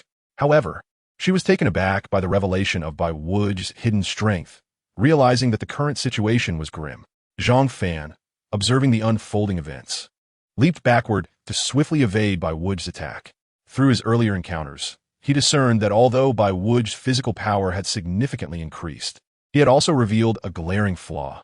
His speed had diminished compared to before. As long as Zhang Fan continued to evade, it seemed unlikely that Bai Wuji could even graze him. Look, Zhang Fan's attacks are utterly ineffective against Bai Wuji. I told you he's no match for him, boasted a disciple from Bai Hu Academy, standing at a distance. Yet the other disciples paid him no heed, their brows furrowed and expressions grave. They had not anticipated the depths of Bai Wuji's concealment. Fortunately, Zhang Fan had forced him to reveal his hidden cards. Otherwise, the upcoming competition among the 4 academies could have posed a significant threat, leaving them concerned about how Zhang Fan would cope. Despite Bai Wuji's formidable state, his weaknesses were glaringly apparent, leaving only the question of whether Zhang Fan had recognized them. At that moment, a disciple clad in Xuanwu Academy attire approached with a smile, commenting on the situation. Simultaneously, gasps of astonishment echoed from another group of disciples. A few young women approached the battlefield, led by a striking beauty whose fair complexion and alluring legs clad in a short skirt drew attention. "My goddess, Ning Ro, has come as well," exclaimed a disciple from Xuanwu Academy, his eyes gleaming. "She is the top talent of Feng Huang Academy. You can only dream of her," retorted another, dismissively. Ning Ro smiled as she approached Gao Xing, saying, "You are right, senior brother Gao." Gao Xing replied with a courteous smile, "You flatter me, Ning Ro. My abilities pale in comparison to yours." The camaraderie between Feng Huang Academy and Xuanwu Academy was well established, leading many disciples to become familiar with one another. Du Changyue observed the gathering crowd and remarked, "I didn't expect the provocation from Baihu Academy would attract so many spectators. Previously, no one paid us any mind. After all, they had decisively defeated Baihu Academy last time, causing quite a stir. Naturally, the current interest in Qinglong Academy's sudden rise in prowess was piqued, especially since they were accustomed to being the ones on the receiving end of defeat. Zhang Fan and Bai Wuji remained oblivious to the surrounding developments, their situation hanging delicately in the balance. Bai Wuji relentlessly attacked Zhang Fan, while Zhang Fan adeptly dodged, with neither able to gain the upper hand. Zhang Fan, will you merely cower like a turtle? Bai Wuji, frustrated by his inability to land a hit, taunted him. The onlooking disciples from Baihu Academy joined in the mockery. Zhang Fan, are you even a man? Do you only know how to evade? The disciples of Feng Huang Academy, situated not far from the Baihu disciples, reacted with displeasure. One female disciple, hands on her hips, pointed at the male Baihu disciple and declared, "Is it forbidden to evade? Who made that rule?" The Baihu disciple intended to retort, but faltered under the fierce gazes of several male disciples from Xuanwu Academy, swallowing his words. Realizing the odds were stacked against him, the Baihu disciple chose to remain silent. Zhang Fan halted his evasive maneuvers and declared, "I merely wish to gauge the strength of your so-called second layer of the diamond body. To my dismay, it has proven quite disappointing. Therefore, let us conclude this." Bai Wuji, dismissive, countered, "What? Do you think wielding a sword will enable you to defeat me? Dream on." Ignoring Bai Wuji's words, Zhang Fan moved with lightning speed to Bai Wuji's side, swinging the Tunshin sword with force, unleashing a sharp slicing sound through the air. Bai Wuji, unfazed, retaliated with a punch aimed at the Tunshin sword, yellow spiritual energy swirling around his fist. The moment their strikes collided, Bai Wuji's expression shifted drastically. He sensed an overwhelming force surging towards him. In an instant, he was sent flying, crashing through several boulders before finally halting. Disciples from both Feng Huang and Xuanwu Academies displayed expressions of astonishment. Many had not witnessed Zhang Fan's prowess in battle before and were stunned by the might of his sword. They were also unaware that Zhang Fan was capable of wielding a sword. At that moment, Ning Rou and Gao Xing exchanged surprised glances, realizing the formidable power behind Zhang Fan's strike, capable of propelling even the formidable Bai Wuji back.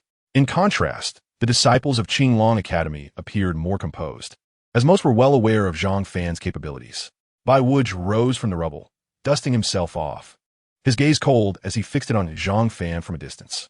Although he had sustained no injuries, Zhang Fan's recent strike had imparted a sense of pressure that he had not anticipated. He deduced that the sword must weigh at least several thousand pounds, a realization that sent shivers down his spine. Such a heavy sword would be unmanageable for most, indicating that Zhang Fan's physical strength might surpass his own, albeit hindered by a lower realm. As the battle unfolded, Zhang Fan gripped the Tunshin sword like a streak of golden lightning, racing towards Bai Wuji with renewed vigor. Now that he had truly engaged, he would not grant his foe a moment's respite. Bai Wuji, sensing the urgency, unleashed his spiritual energy once more and clashed with Zhang Fan. Both were titans of physical prowess, and their battle was fierce and relentless, captivating the onlookers with the raw intensity of their confrontation. "Now, this is a true battle between men," exclaimed a disciple from Xuanwu Academy, watching the fierce exchange between Bai Wuji and Zhang Fan. After the incense had burned halfway, the situation began to shift. Previously, Zhang Fan had gained a slight advantage with the Tun Tian sword, yet both he and Bai Wuji remained evenly matched, neither able to overpower the other. However, the tides had now turned. Bai Wuji was gradually being suppressed by Zhang Fan, ultimately reduced to a mere defensive stance, devoid of any opportunity to counterattack. This turn of events stemmed from Bai Wuji's excessive depletion of spiritual energy, leaving him on the brink of collapse.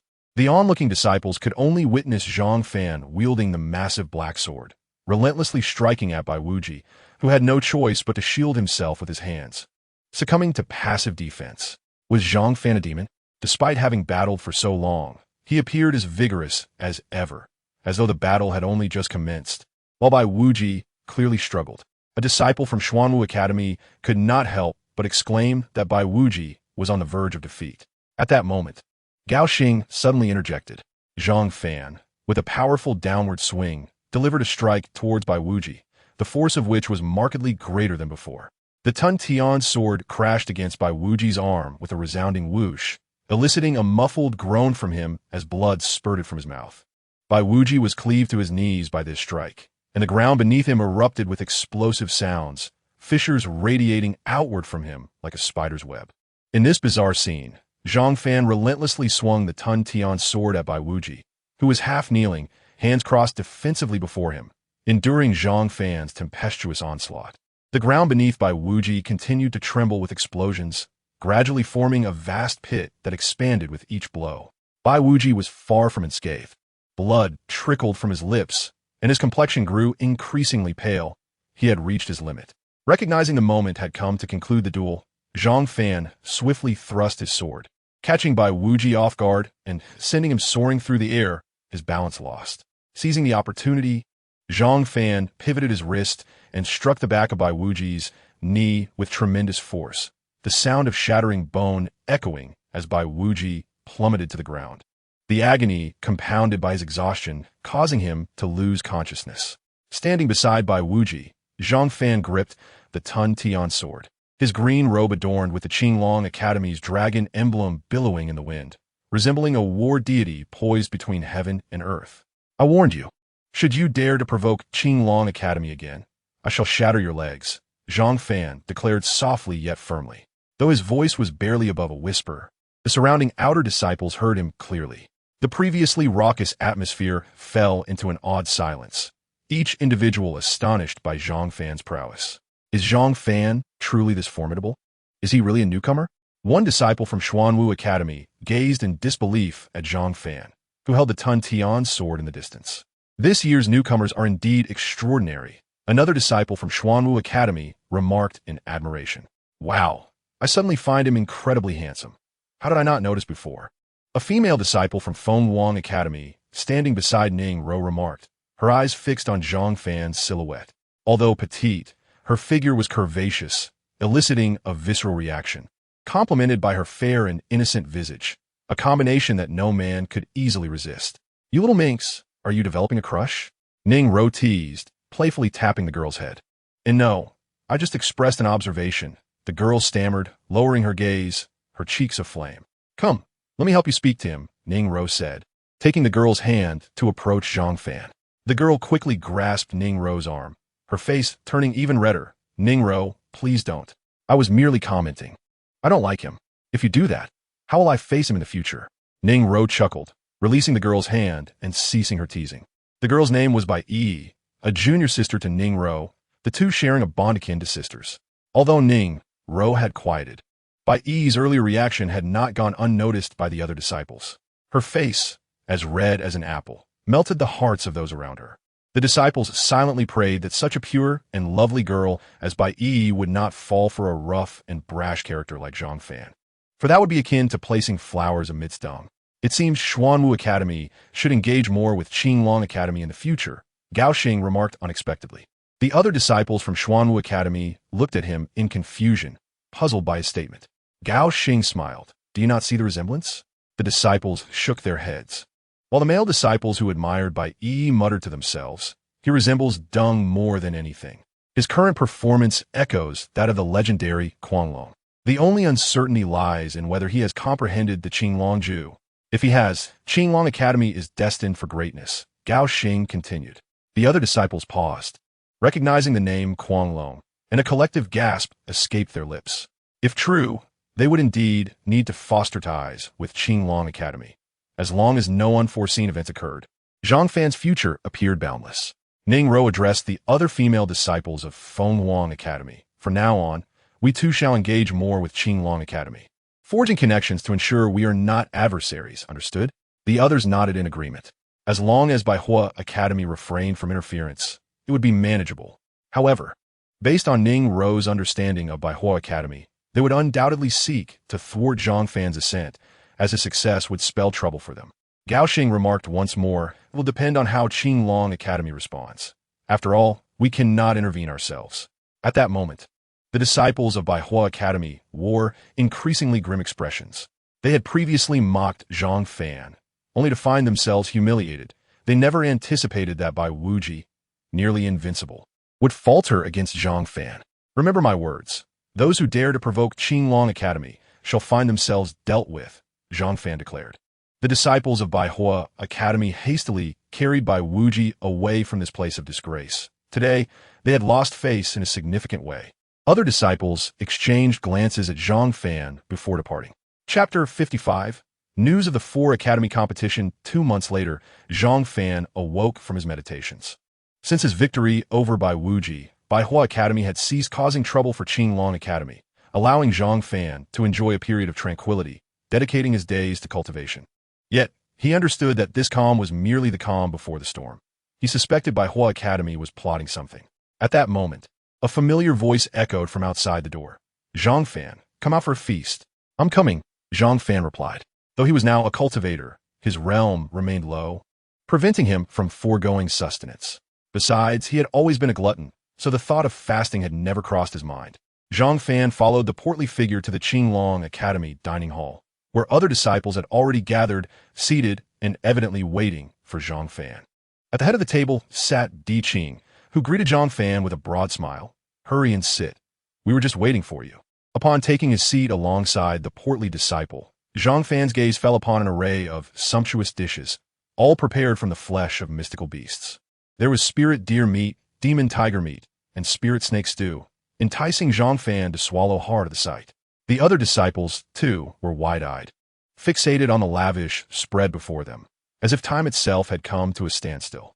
This feast was specially prepared for us by the vice president, the portly disciple announced with a grin. Upon hearing these words, everyone rose and clasped their fists in gratitude towards Di Qing, fully aware that this extravagant feast of spirit-beast delicacies was beyond the means of ordinary cultivators. Di Qing, however, waved his hand to signal everyone to sit down, and then said, the competition among the 4 courtyards is about to commence. Today, I have specially prepared a banquet of spirit-beast dishes to replenish everyone. I hope you all achieve excellent results in the upcoming competition in a month's time. Subsequently, Di Qing gestured for everyone to begin their meal. Zhang Fan, upon hearing this, immediately picked up his chopsticks and reached for the tantalizing spirit-beast meat that made his mouth water. He had been waiting for this moment for far too long and could no longer restrain himself, quickly devouring the food. Others, seeing this, hurriedly joined in, fearing that Zhang Fan would consume everything. At that moment, if anyone could rival Zhang Fan's eating speed, it was the robust fellow, with a piece of venison in his left hand and a tiger leg in his right, was munching away, grease dripping from his mouth. Di Qing observed the scene with a smile, particularly noting Zhang Fan, whose presence had contributed to the recent tranquility of the Qinglong courtyard. Without him, the Baihu courtyard would likely have been a constant nuisance, attempting to provoke them daily before the competition. Moments later, the table was nearly cleared, and the disciples of the Qinglong courtyard were all burping contentedly, patting their full bellies, unable to eat anymore. Their faces were flushed, and they were radiating spiritual energy all around. At the table, only 2 individuals continued their relentless battle against the food, Zhang Fan and the robust fellow, who, at this point, had abandoned their chopsticks entirely, opting instead to use their hands to grab the remaining spirit beast meat, their mouths glistening with oil. Shortly thereafter, the robust fellow also reached his limit, wiping the sweat from his brow, patting his belly, and letting out a satisfied burp, while spiritual energy burst forth from his mouth. He then wiped his lips and leaned back in his chair, looking content. At that moment, only Zhang Fan remained, voraciously consuming the last morsels. The spirit beast meat he ingested transformed into energy, which was absorbed into his dantian, leaving the other disciples of the Qinglong courtyard wide-eyed, feeling as if Zhang Fan were a bottomless pit, seemingly unable to be satiated. Zhang Fan finished the last bite of serpent soup in one gulp, wiping his mouth satisfactorily and exhaling a long breath, murmuring, "That feels good." The robust fellow gazed at Zhang Fan in admiration, thinking to himself, "Indeed, he is the man I have set my sights on. His appetite far exceeds that of ordinary individuals." After this sumptuous feast, Zhang Fan felt as if the spiritual energy within his dantian had increased, radiating all around him, enveloped by a haze of spiritual energy. These spirit beast meats were not only delectable, but also enhanced his cultivation.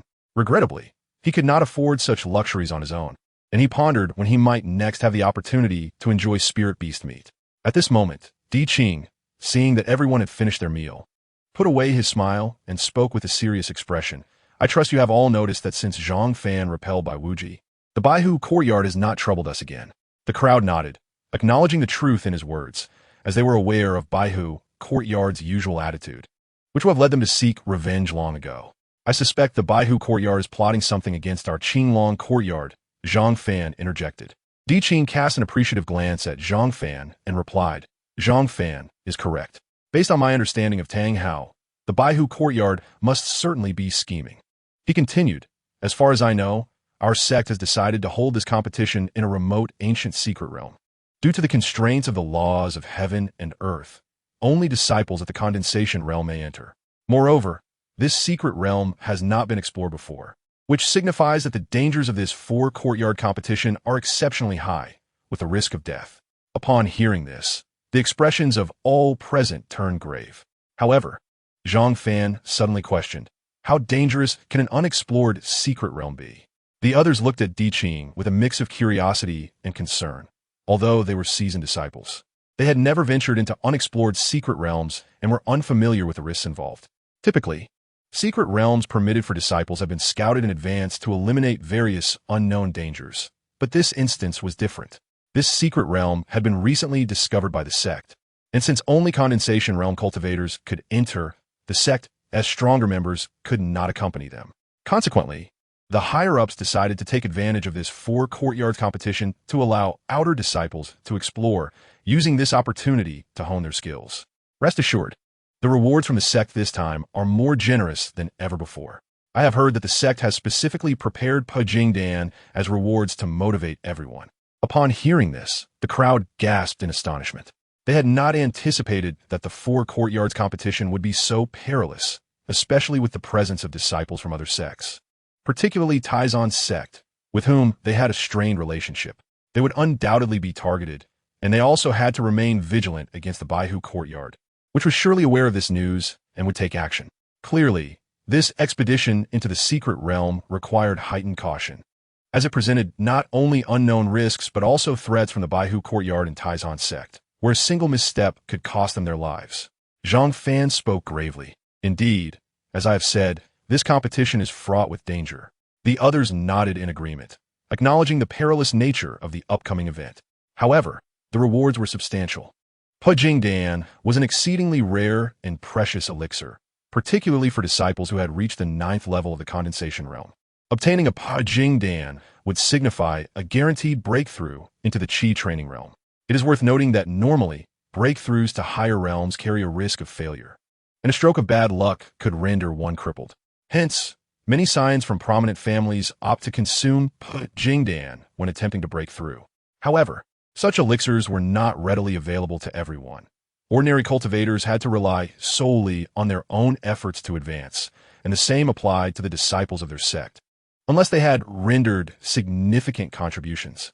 At this moment, Zhang Fan found himself yearning for the Pajingdan, fully aware of its benefits.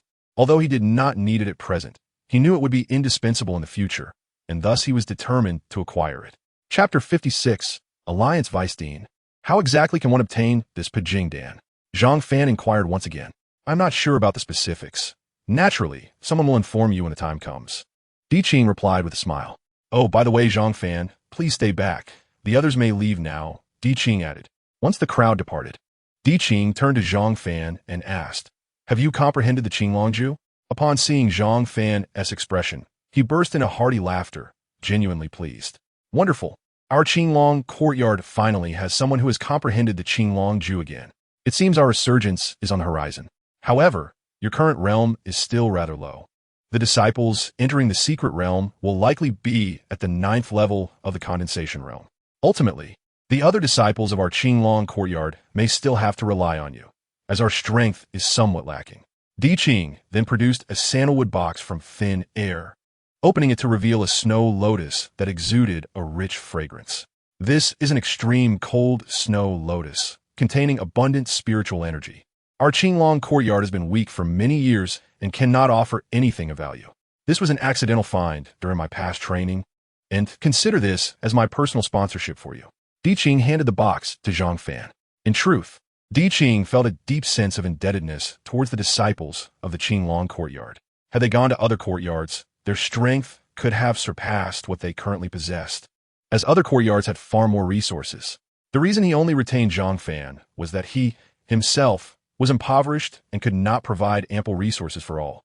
Zhang Fan quickly clasped his fists in gratitude. Having been at Qinglong Courtyard for a while, he understood its financial struggles. And Di Qing's gift of the snow lotus was indeed a rare kindness. He even suspected that this snow lotus was procured using Di Qing's own points, which warmed his heart. Di Qing waved his hand dismissively. In the following month, Zhang Fan devoted himself almost entirely to cultivation, thoroughly refining and absorbing the precious snow lotus. However, this snow lotus did not grant him a breakthrough. He remained at the 7th level of the Ningxin realm, yet he was not far from advancing. His mastery of the Qinglong Ju had also improved significantly, and he estimated that his current strength could hold its own against some disciples at the 9th level of the Ningxin realm. Nevertheless, encountering prodigious disciples from other sects could pose a challenge. Thus Zhang Fan prioritized achieving the 8th level of the Ningxin realm for greater assurance. Having spent nearly a month in his room, Zhang Fan decided to step outside to breathe fresh air and relax, preparing himself for the upcoming competition among the 4 academies the next day. Upon exiting, he was taken aback to find a group gathered in his courtyard, engaging in lively conversation and merriment, their faces alight with ease. Among them were disciples from both the Xianwu Academy and the Phoenix Academy, leaving Zhang Fan momentarily bewildered as he struggled to comprehend the situation. As the sound of the door opening reached their ears, all eyes turned to Zhang Fan. The plump fellow was the first to react, pulling the dazed Zhang Fan over to a stone table and pouring him a cup of wine, gesturing towards the other disciples, saying, "They all came to see you." Zhang Fan downed the drink in one go, the fiery liquid coursing down his throat and igniting a cough. Having never consumed alcohol before, his reaction elicited laughter from the others, particularly from Sonia, whose laughter was the loudest. The plump one filled Zhang Fan's cup again and proclaimed, "With the 4 academy competition upon us, let us toast to our bountiful return." Raising his cup, the others followed suit, drinking deeply. Zhang Fan, with no other option, pinched his nose and gulped down the drink, which, surprisingly, was not as harsh on his throat this time. Instead, it enveloped him in a warm sensation, bringing comfort to his entire being. After 2 cups, Zhang Fan finally emerged from his stupor and inquired of the Xianwu and Phoenix disciples, "What brings you to seek me?" 3 individuals from the 2 academies had come, namely Gao Xing from Xianwu and Ningro with Bai Yi from Phoenix. Ningro, brushing back her hair, remarked, "I trust you are aware that our upcoming competition will take place in a newly discovered secret realm for exploration." After a brief pause, she continued, "This venture will be fraught with danger. Hence we have come to propose an alliance, allowing us to assist each other should we encounter challenges within the realm." After pondering for a moment, Zhang Fan replied, "An alliance is certainly agreeable. But you must understand that our Qinglong Academy faces threats not only from other sects but also from the Baihu Academy. Aligning with us may not be advantageous for you." Recognizing the absence of hostility from the 2, he spoke candidly. "Rest assured, our Phoenix Academy stands with your Qinglong Academy. If the need arises, we will certainly lend our aid," Ning Ro assured him. "The same goes to the Xianwu Academy," Gao Xing added. Zhang Fan expressed his confusion. "It seems unnecessary for you to oppose the Baihu Academy. After all, cooperating with them would increase your chances of acquiring treasures in the secret realm and safely exiting." Gao Xing poured himself a drink and downed it before explaining. The relationship between the Xianwu Academy and the Phoenix Academy with the Baihu Academy has never been particularly cordial. Should your Qinglong Academy be absorbed by them following this competition, it is likely that the Xianwu Academy would become their next target, followed by the Phoenix Academy. Moreover, the Baihu Academy has been monopolizing resources from our 2 academies, making it imperative that we unite against them. Zhang Fan nodded in agreement, recognizing that without collaboration, no single academy could stand against the formidable might of the Baihu Academy, which had far too many powerful disciples. While he was not afraid alone, the safety of his fellow Qinglong disciples was paramount, and the Phoenix and Xianwu academies could provide essential support. "Very well then, I will rely on Senior Gao and Senior Ning for guidance once we enter the secret realm," Zhang Fan said with a smile. The group filled their cups once more, raising them in a toast to solidify their alliance. The next morning, Zhang Fan arrived early at the entrance of the Qinglong Academy, only to find that everyone else had already gathered, making him the last to arrive. Di Qing addressed the group, stating, due to the unique nature of this competition, our Qinglong Academy will only be sending 3 participants, Zhang Fan, Songya, and the plump one. He looked around, seemingly gauging the reactions of the others. Noticing their silence, he continued, I understand your desire to participate, but we must recognize that our Qinglong Academy has a limited number of members. This competition is exceptionally perilous. If none of you return, the Qinglong Academy would effectively cease to exist.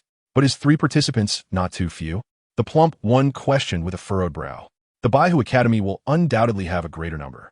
This is indeed a regrettable situation, Di Qing sighed. Let us proceed. The vice president's words hold merit. Zhang Fan concurred, prompting the plump one and Songya to follow him toward the central square, the designated gathering point for the 4 academies. It sounds as though we are marching to our doom, the plump one remarked. Zhang Fan, exuding confidence, replied, let us hasten. We cannot afford to be late. Di Qing smiled, though concern lingered in his eyes. As Zhang Fan and his companions turned towards the central square, they left behind the worried expressions of their peers, their confident forms fading into the distance. Upon our victorious return, we shall undoubtedly showcase the prowess of the 3 champions of the Qinglong Academy, Zhang Fan declared, his words resonating with unwavering self-assuredness. Zhang Fan remains as confident as ever, Dao mused aloud, while Zhang Fan and his companions, in stark contrast to the trepidation of their fellow disciples, walked with ease, brimming with self-assurance and engaging in lively debate. The name 3 champions is rather mundane. Let us choose another, the plump one suggested. What do you propose? Zhang Fan inquired. How about the 3 handsome ones, since we are indeed quite dashing, the plump one declared, tossing his hair dramatically. You're hardly handsome, Songya retorted. Say that again. The plump one glared at Songya. Come on, I just broke through to the 9th level of the Ningxin realm. It would be a perfect opportunity to practice. Songya replied, flames of crimson igniting around him. Hold on. You think you alone are at the 9th level? So am I. The plump one exclaimed, unleashing his own aura of the 9th level. Stop. Save your brawling for the secret realm, Zhang Fan intervened. Since when did you break through to the 9th level? I was completely unaware, Zhang Fan remarked, realizing that the plump one had secretly achieved the 9th level, leaving him the lowest among them. I have long since broken through. I simply prefer not to engage in conflict, which is why you were unaware, the plump one replied. Subsequently, the trio engaged in a lively banter and eventually arrived at the central square. During their journey, they also settled on a name for their group, which they decided would be the Sanjie Zhuzhong. The reason behind this choice was rather amusing. Zhang Fan could no longer tolerate his companion's antics, so he resorted to the most impartial method of drawing lots. Ironically, the name drawn was still Sanjie Zhuzhong, and the reason it turned out to be that name was due to Zhang Fan's little act of deception. Moreover, through the same drawing of lots, they determined who would be the leader of the group, a title that ultimately fell to Zhang Fan, again owing to his cunning ways.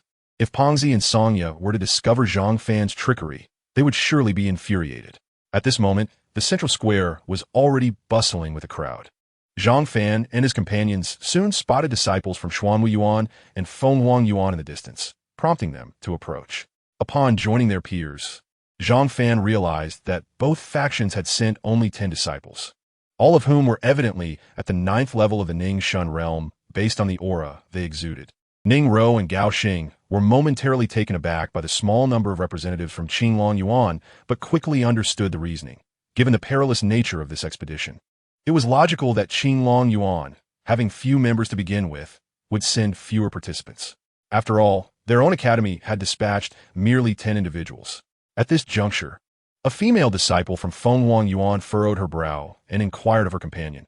It's one thing for Qinglong Yuan to send so few, but why is there even a disciple at the 7th level of the Ningxin realm? Isn't that akin to carrying a burden? Her voice was soft, causing her comments to go unnoticed by most. Her companion responded, you've been in seclusion lately, so you're not aware of much. His name is Zhang Fan, and he is exceptionally formidable. Oh, what makes you say that? The woman's interest was piqued. She was curious about the capabilities of a disciple at the 7th level of Ningxin. You must have heard about the incident involving Bai Wujia being rendered incapacitated. Her companion continued. The woman nodded, acknowledging that she had only just learned of it after a recent retreat. It was Zhang Fan who did that, her companion added. Are you certain? The woman gazed in astonishment at Zhang Fan, who was conversing with Ning Rou and Gao Xing in the distance. Absolutely. Otherwise, why would senior brother Gao Xing and senior sister Ning Rou ally with Qinglong Yuan? Her companion reiterated. The revelation left the woman momentarily speechless. A disciple at the 7th level of Ning Shun had incapacitated someone 2 levels higher, and she was well aware of Bai Wujia's formidable reputation. Having only just emerged from her retreat, she was taken aback by the changes in the world around her. As they engaged in light conversation, disciples from Baihu Yuan also arrived at the central square, numbering around 20, which did not escape Zhang Fan's notice. Among the crowd, he recognized 2 familiar figures, Guo Lei and Bai Wujia. To his surprise, both had seemingly recovered from their injuries, likely at considerable expense. Their swift recovery was unexpected. At that moment, Bai Wujia and Guo Lei fixed their cold, piercing gazes on Zhang Fan. Had it not been for him, they would not have become the laughingstock of the outer sect. They had also expended considerable resources to heal, a thought that left them feeling quite pained, as they had depleted years of accumulated resources. Knowing Zhang Fan would be present, they had already conspired to join forces, vowing to eliminate him should they encounter him in the secret realm, confident that in such a dangerous place, no one would be the wiser. Zhang Fan, aware of their malevolent glances, chose to ignore them. Should they dare to confront him, he would not show them any mercy. Suddenly, Gao Xing remarked, "It seems Baihu Yuan is determined to succeed. They have nearly sent their 10 strongest disciples. Who are their strongest members? I would like to know, so I can be prepared." Zhang Fan inquired eagerly. "The 10 standing at the forefront are indeed the strongest of Baihu Yuan," Ning Rou informed him. Zhang Fan turned his gaze towards the Baihu Yuan disciples, noting that they were clearly divided into 2 rows, with exactly 10 disciples in the front row. He also observed several of them casting malicious glances in his direction, their eyes seemingly harboring murderous intent. Zhang Fan surmised that this hostility was likely instigated by Tang Hao, making it probable that Baihu Yuan's disciples would target Qinglong Yuan, especially him. While he was not afraid, it was wise to remain cautious to avoid any unforeseen calamities.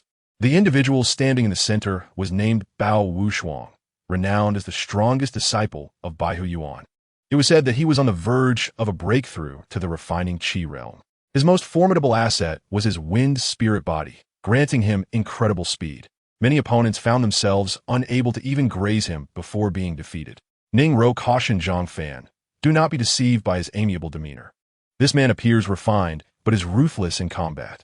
Any disciple who has faced him has ended up severely injured. A senior sister from Fengwang Yuan faced him previously and has yet to recover from her injuries."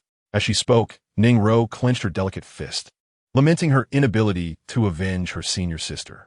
"I have heard that Bao Wushuang, during his missions for the sect, is known to leave no survivors. Though he has managed to cover his tracks well enough to avoid detection by the sect," Gao Xing interjected. "This person is truly abnormal. Could he possibly have a psychological disorder?" Pongzi chimed in. At that moment, a middle-aged man clad in a gray robe suddenly appeared at the center of the square, immediately silencing the bustling crowd. The disciples bowed respectfully to this man, who was named Song Xiao, one of the 2 vice-sect leaders of Qingshan Zone, primarily responsible for external affairs and wielding significant power within the outer sect. "I trust you have all heard about the forthcoming expedition to the secret realm for the assessment of the 4 major academies," Song Xiao announced. Despite merely standing, his formidable presence rendered the crowd speechless. His fierce appearance, marked by a scar above his left eye, added to his intimidating aura. "Is it just me? Or does our vice-sect leader not seem like a benevolent person?" Zhang Fan quietly asked Pongzi, intrigued as it was his first encounter with Song Xiao. "It is said that the scar was a result of a perilous mission undertaken for the sect many years ago," Pongzi replied. "This secret realm is a newly discovered one, and since only cultivators of the Ning Shun realm may enter, it will be up to you to explore it. However, one thing is certain. The new secret realm will be fraught with dangers, particularly for the first batch of explorers, who will bear the greatest risks. Be prepared," Song Xiao stated sternly, surveying the crowd with a serious gaze. All disciples fell silent, their expressions grave, fully aware of the perilous nature of the upcoming expedition. In an instant, Song Xiao softened his demeanor and continued, "Of course, new secret realms also hold numerous opportunities. It will be your task to uncover them."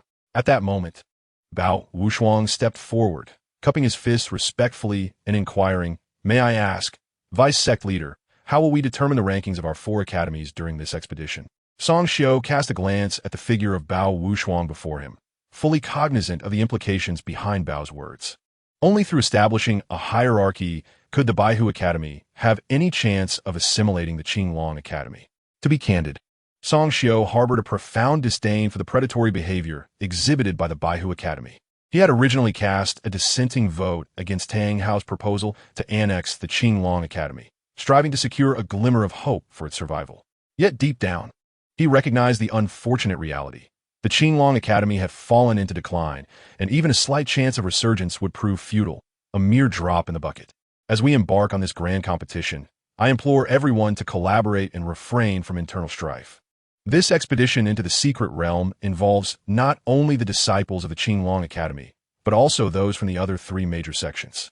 Particularly, you must exercise utmost caution around the disciples of the Taizhan sect. They will undoubtedly aim to eliminate you, Song Xiao remarked, his tone grave. The crowd's expressions grew increasingly solemn, fully aware of the antagonistic relationship between the Qingshan sect and the Taizhan sect. As for determining the rankings, it was quite straightforward.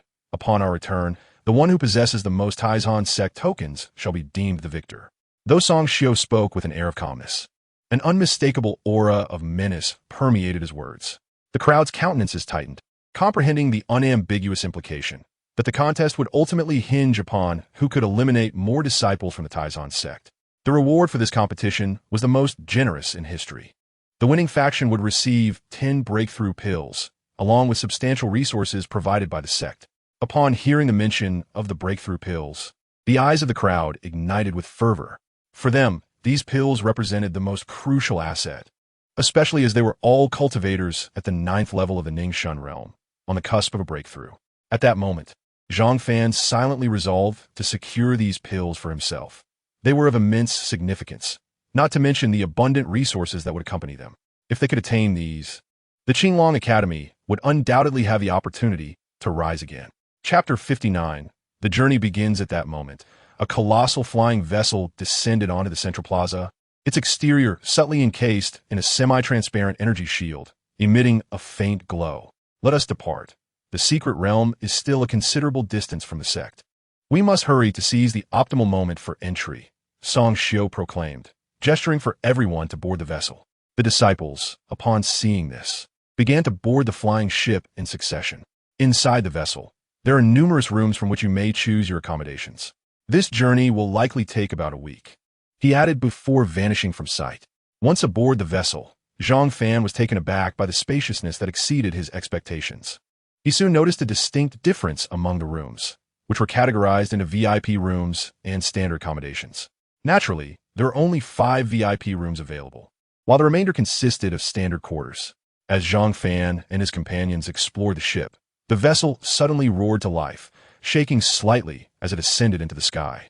With a dazzling array of colors trailing behind, the ship shot into the depths of space, the scenery outside whizzing past them like a fast-forwarded film. Moments later, the vessel stabilized. It will take us 7 days to reach our destination. Indeed, this secret realm is quite distant from the sect, Zhang Fan mused. Let us first find a room to settle in, the portly companion suggested. Zhang Fan nodded and led them back to the entrance of the 5 VIP rooms.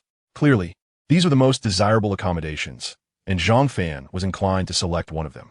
However, they soon noticed that 4 of the once empty VIP rooms were now occupied, leaving only 1 room unclaimed.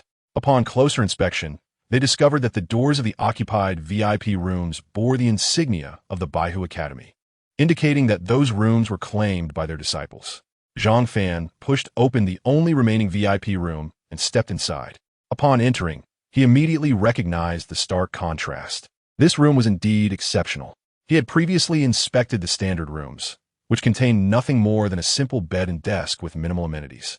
In contrast, the VIP room was nearly 3 times the size and boasted complete furnishings, with an array of fruits displayed on the table and a large window offering a splendid view of the outside scenery. Why don't we share this room? Zhang Fan proposed. Considering the ample space, both Songya and the portly companion readily agreed, nodding in approval. At that moment, the ajar door was abruptly thrust open, and several disciples from the Baihu Academy strode in. Upon seeing that the room was occupied, they hesitated momentarily before asserting, "This room has been claimed by our Baihu Academy." You must find another. Zhang Fan, unable to tolerate such insolence, retorted, do you not understand the principle of first come, first served? Instantly, the Baihu disciple surrounded Zhang Fan and his companions. At that moment, another Baihu disciple entered, sporting a mocking expression, and declared, I must confess, I do not comprehend the notion of first come, first served. What I do know is that the one with the strongest fist holds the power. The portly companion quietly informed Zhang Fan. This individual is named Shi Mu, a fifth-ranking disciple of the Baihu Academy. Zhang Fan furrowed his brow. It was no wonder he was so audacious. He was indeed listed among the Baihu Academy's ranks. Just as Zhang Fan prepared to counter, the commotion within the room attracted the attention of other disciples outside. Suddenly, a familiar figure appeared at the doorway. Gao Xing approached Zhang Fan and suggested, why not switch rooms? There's no need to provoke the Baihu Academy members right now. It could lead to trouble if the vice sect master finds out. Zhang Fan considered the reasoning and recognized its validity. He was not intimidated by Shi Mu. His initial intention in selecting the larger room was merely to accommodate both Song Ye and the portly companion. Since Gao Xing had made such a suggestion, he resolved to yield in deference to him. Let us change rooms, Zhang Fan said to his companions, and they promptly exited the room. Shi Mu overheard their conversation, and seeing Zhang Fan comply, a smug expression crept across his face, while internally he derided Zhang Fan as spineless. At that moment, a disciple from the Baihu Academy beside Shi Mu remarked, I just heard Gao Xing call him Zhang Fan. Could he be the one who defeated Bai Wujai? His words resonated with the group. While Zhang Fan was renowned among the outer disciples, not everyone had encountered him personally. Many had merely heard of him without ever witnessing his appearance. Upon hearing this, Shi Mu's eyes glinted with a cold light. To his knowledge, there was indeed only one Zhang Fan among the outer disciples, and he had a close relationship with Bai Wujai, akin to brothers. Zhang Fan had previously rendered his brother incapacitated. Had it not been for Tang Hao's constant suppression, he would have sought out Zhang Fan for retribution long ago. Let's go meet this Zhang Fan, Shi Mu commanded, leading the Baihu disciples out of the room with a clear objective, to create trouble for Zhang Fan and avenge Bai Wujai. Meanwhile, Zhang Fan and his companions followed Gao Xing to a cluster of standard rooms not far from the VIP accommodations, where dozens of rooms awaited. Gao Xing and Ning Rou resided in this area, along with other disciples from the Feng Wang and Xuanwu academies. After surveying the surroundings, Zhang Fan found the accommodations satisfactory. Although the rooms were ordinary, he was indifferent. The key factor was that many of his acquaintances were present. Just then, the door to Zhang Fan's room was pushed open once more, and Shi Mu, leading several Baihu Academy disciples, entered and declared, there are too many disciples from our Baihu Academy. This room is now claimed by us. With a furrowed brow, Zhang Fan recognized this as a blatant provocation. Had Gao Xing not intervened earlier, he might have lost his temper. Now, this group had returned to harass him again, assuming he was an easy target. At this moment, the portly individual from the adjacent room, along with Song Ye, re-entered Zhang Fan's chamber, having overheard Shi Mu's remarks. With a furrowed brow, Song Ye remarked, they are clearly provoking us. Before he could elaborate, Ning Rou and Gao Xing, having caught wind of the commotion, arrived at Zhang Fan's room. Upon arrival, Ning Rou expressed her displeasure, stating, Shi Mu, do not overstep your bounds. Zhang Fan has already relinquished the VIP room to you. What more do you want? Gao Xing had already informed her about the matter concerning the VIP room. I seek nothing more, Shi Mu replied dismissively. My Baihu Yuan has numerous disciples, and the VIP room cannot accommodate us all. Naturally, we must select additional quarters. There's so many rooms here. Why must you insist on this one? Are you not deliberately seeking confrontation? Gao Xing could no longer contain himself, as he had initially intended to make concessions for the sake of harmony. After all, if Zhang Fan resided here, they would have someone to rely on. Indeed, I am deliberately seeking trouble. What can you do about it? Shi Mu scoffed, his gaze disdainful as he surveyed the gathered individuals. He possessed the pride that came with ranking among the top 10 in Baihu Yuan, a testament to his strength and talent. Before Gao Xing could retort, Zhang Fan intervened, sensing that further dialogue was unnecessary. Chapter 60. Are you testing my patience? At that moment, a disciple from Baihu Yuan, witnessing Zhang Fan's actions, mistakenly assumed that Zhang Fan was intimidated and, with contempt, exclaimed, hurry up and leave. I claim this room. Unable to contain himself, Song Ye stepped forward and threw a punch at the disciple. It was evident that he did not exert his full strength. for he feared that unleashing his firepower might incinerate the entire room, drawing the ire of the deputy sect leader. The disciple, seeing this, retaliated with a punch, and their fists collided violently, causing him to stagger back, clearly at a disadvantage.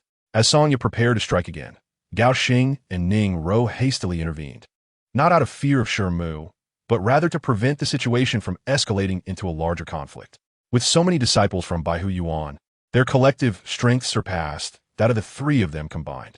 If a brawl were to ensue, it would undoubtedly attract the attention of the deputy sect leader, leading to collective punishment that could be avoided.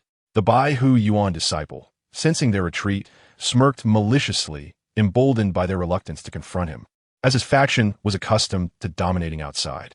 Seizing the opportunity, while Song was restrained, he launched a punch towards Song's face, this time with greater force, seeking to avenge his earlier embarrassment. Ning Ro and Gao Xing's expressions shifted dramatically as they realized the imminent danger. With the distance between them too close and the disciple's speed too swift, they could only watch helplessly as he grinned and aimed a punch at Songya, unable to intervene in time. At that moment, Songya's view was obstructed by Ning Ro and Gao Xing, preventing him from seeing the incoming punch until it was too late. He could do nothing but brace himself for the blow. Seeking death, a thunderous voice erupted from behind as Zhang Fan, like a bolt of lightning, delivered a punch to the Baihu Yuan disciple's face. Boom! Zhang Fan did not exert his full strength either, and before the disciple could react, he was sent flying, crashing into the wall like a rag doll, then slowly sliding down, unconscious. This sudden turn of events left the Baihu Yuan disciple stunned, their anger directed at Zhang Fan. The onlookers from Xian Wu Yuan and Feng Huang Yuan were equally taken aback, astonished by Zhang Fan's explosive display of power. Dare to lay a hand on my Baihu Yuan disciples? You must be tired of living, Mu exclaimed, immediately launching a palm strike at Zhang Fan.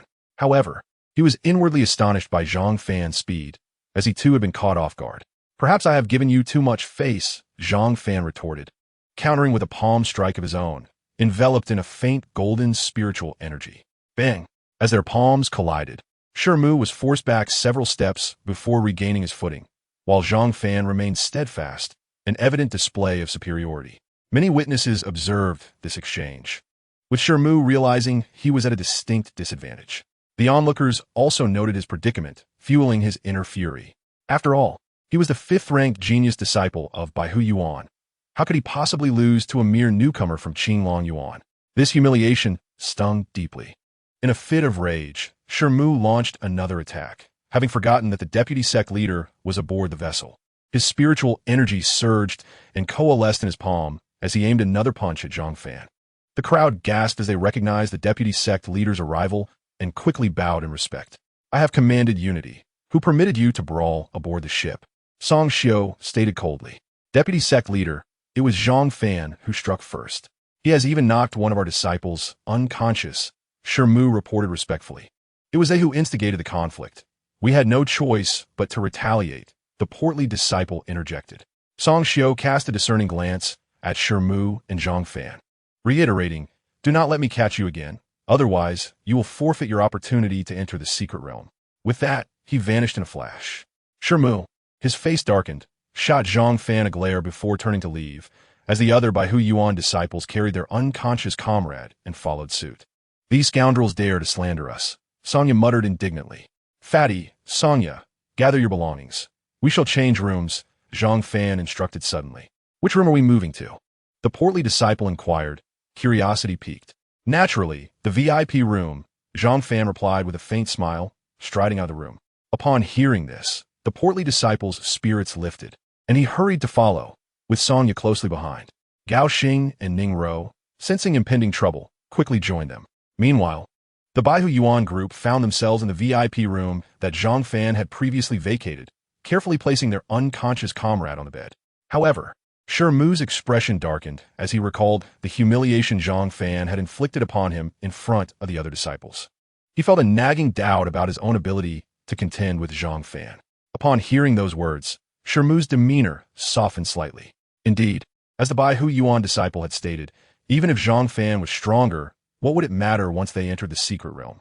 With only a few from Qinglong Yuan, they would not even know how they perished. A cruel smile crept onto Mu's face as he reveled in the thought. Just as Shermu continued to fantasize, the door was suddenly kicked open, and Zhang Fan entered, declaring, "This room is now mine. You should vacate." The abruptness of this scene left the Bai Hu Yuan disciples in shock. They had only ever dared to act with such arrogance, never anticipating that they would be treated in kind. Shermu, filled with rage, retorted, "Zhang Fan, what do you mean by this? This is clearly our Bai Hu Yuan's room. Now that I have arrived, it is my room. Leave at once," Zhang Fan reiterated, his aura radiating a dense spiritual energy, clearly indicating that he was prepared for a confrontation. Shermu's eyes widened in astonishment. He had not expected a disciple at the 7th level of the Qi condensation realm to possess such potent spiritual energy. No wonder Bai Wuji had been defeated by him. Just as Shermu was about to take action, a disciple from the Bai Hu Yuan held him back and whispered, "There is no need for this. Once we enter the secret realm, we can settle scores with them slowly. If we make a move now and the vice sect master finds out, we will surely be barred from entering the secret realm. It will be a loss." After a moment of contemplation, Shermu realized the wisdom in this advice. Moreover, he lacked confidence in defeating Zhang Fan, so he decided to wait until they were in the secret realm to confront him. With a cold snort, Shermu led the other disciples from Bai Hu Yuan away from the VIP room. Outside, Gao Xing, Ning Rou, and others were expressions of intrigue. They had anticipated a fierce battle, yet were taken aback by Shermu's retreat. This was their first encounter of such a nature. Typically, it was the disciples of Bai Hu Yuan who bullied others, but today they were fortunate enough to witness the opposite. Chapter 61. A large-scale brawl. 6 days swiftly passed. Zhang Fan lay on his bed, gazing through the glass window at the night sky. Tomorrow, they would reach their destination. Today, Zhang Fan chose not to cultivate, but to allow himself a moment of relaxation.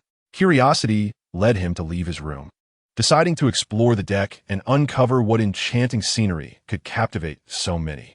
However, before he could reach the deck, he heard the sounds of fighting. A sense of foreboding crept into Zhang Fan's heart, prompting him to quicken his pace towards the source.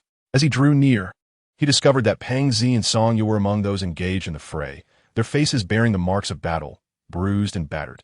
The scene was chaotic, with disciple from Xian Wu Yuan and Bai Hu Yuan involved in what resembled a free-for-all, leaving Zhang Fan frowning in disapproval. Rather than impulsively rushing in to assist Pang Zi and Songya, Zhang Fan opted to stand beside the observing disciples from Feng Huang Yuan, hoping to ascertain the situation first. Upon seeing Zhang Fan, Ning Rou hurried over, followed closely by Bai Yi, who had red-rimmed eyes, as though she had been crying recently. What is happening? Why are they fighting? Do they not fear the vice sect master discovering this? Zhang Fan inquired, perplexed by the chaotic scene before him. It is precisely because they fear the vice sect master that they have refrained from using spiritual energy, resorting only to physical combat.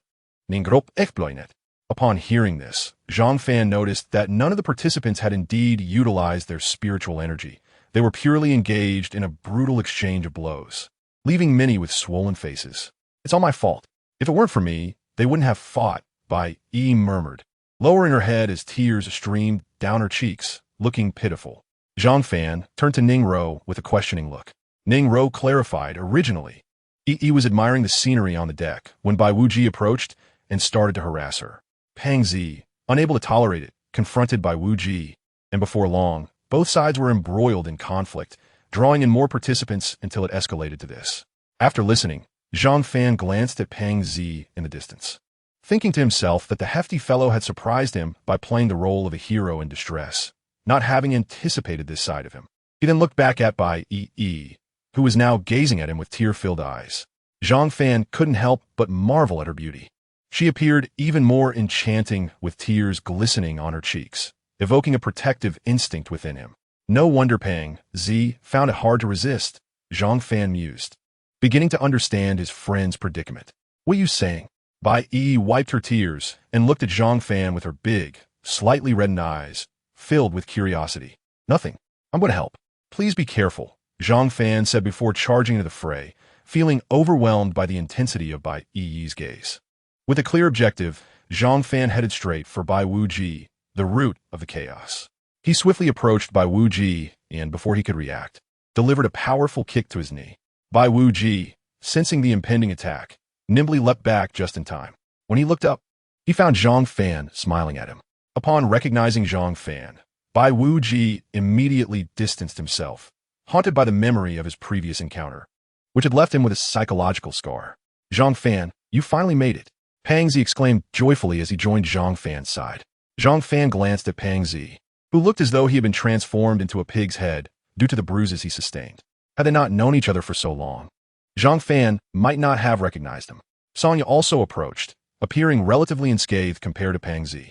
Turning to Bai Wuji, Zhang Fan declared, I have heard that you dare to harass Bai Yi. It seems you wish to break another leg. I did not harass her.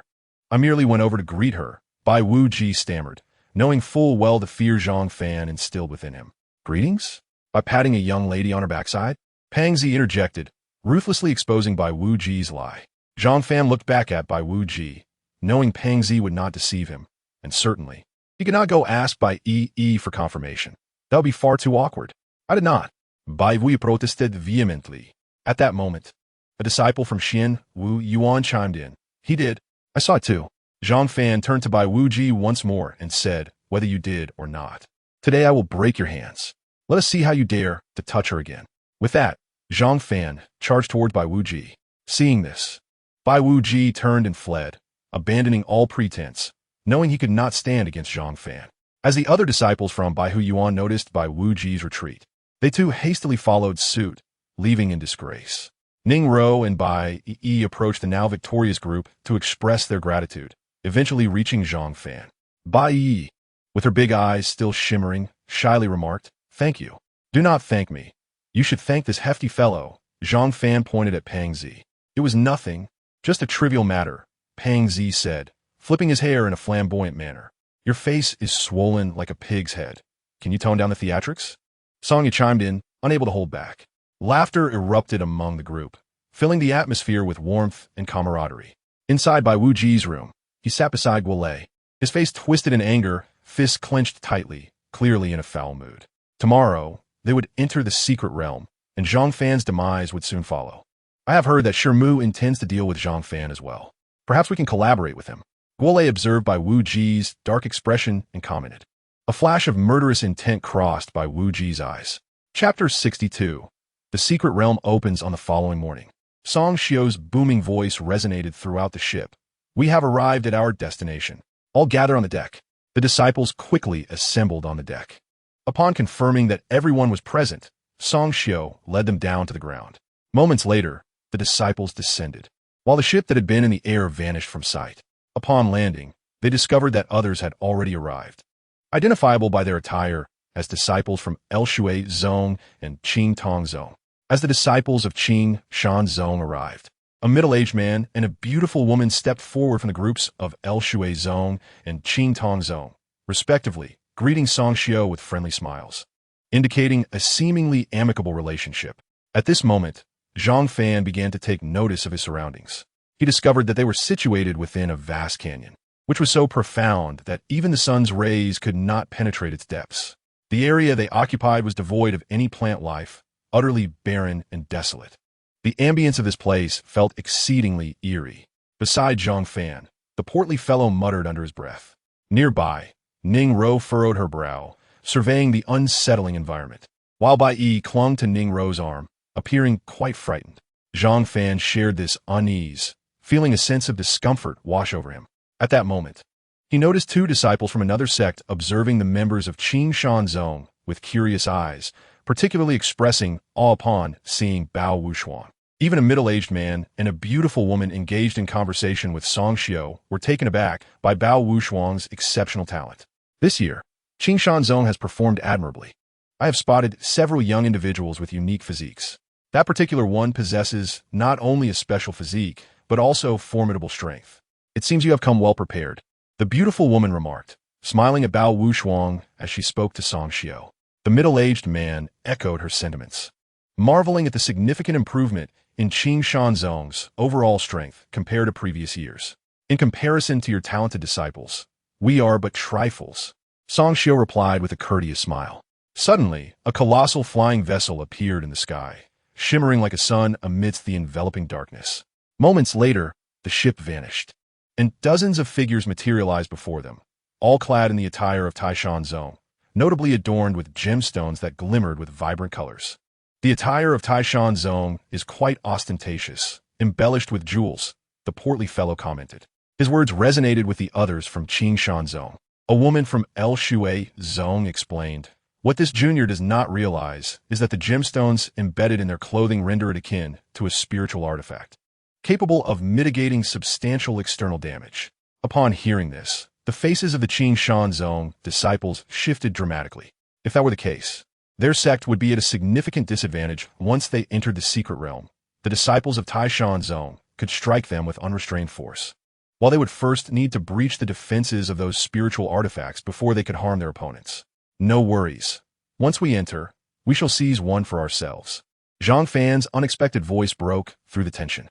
The group paused in surprise, and after a moment, they began to express their agreement with Zhang Fan's notion. Even the disciples from Baihu Yuan found merit in his words. Meanwhile, the atmosphere surrounding Song Xiao was markedly different. He was coldly fixated on the man before him, his expression devoid of warmth. "Haha, Song Xiao, we meet again. I wonder how many from your Qinglong Yuan will survive the secret realm this time," the man taunted. Song Xiao merely cast a frosty glance at him, as if wishing to obliterate him with his gaze, while the middle-aged man and the beautiful woman remained silent. "What did that person mean?" Zhang Fan inquired, frowning. "I have heard the vice sect leader mention this matter.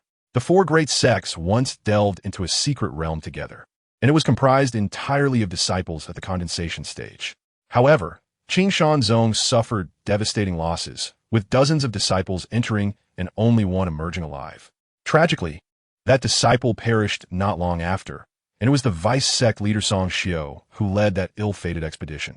It was said that before his death, the disciple's eyes bled red as he implored vice sect leader Song Xiao to avenge them, claiming that the disciples of Qing Shanzong had discovered a rare treasure within the realm, only to be ambushed by Tai Shanzong, leading to their ultimate demise.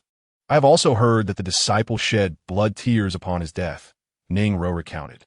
The disciples of Qing Shanzong clenched their fists in anger, their gazes darkening as they stared at the distant disciples of Tai Shanzong, realizing the depths to which their rivals would sink for profit. Did vice sect leader Song Xiao take revenge on their behalf? The portly fellow suddenly asked. It is said that the vice sect leader directly led a charge against Tai Shanzong, resulting in a massacre. The ground was littered with corpses.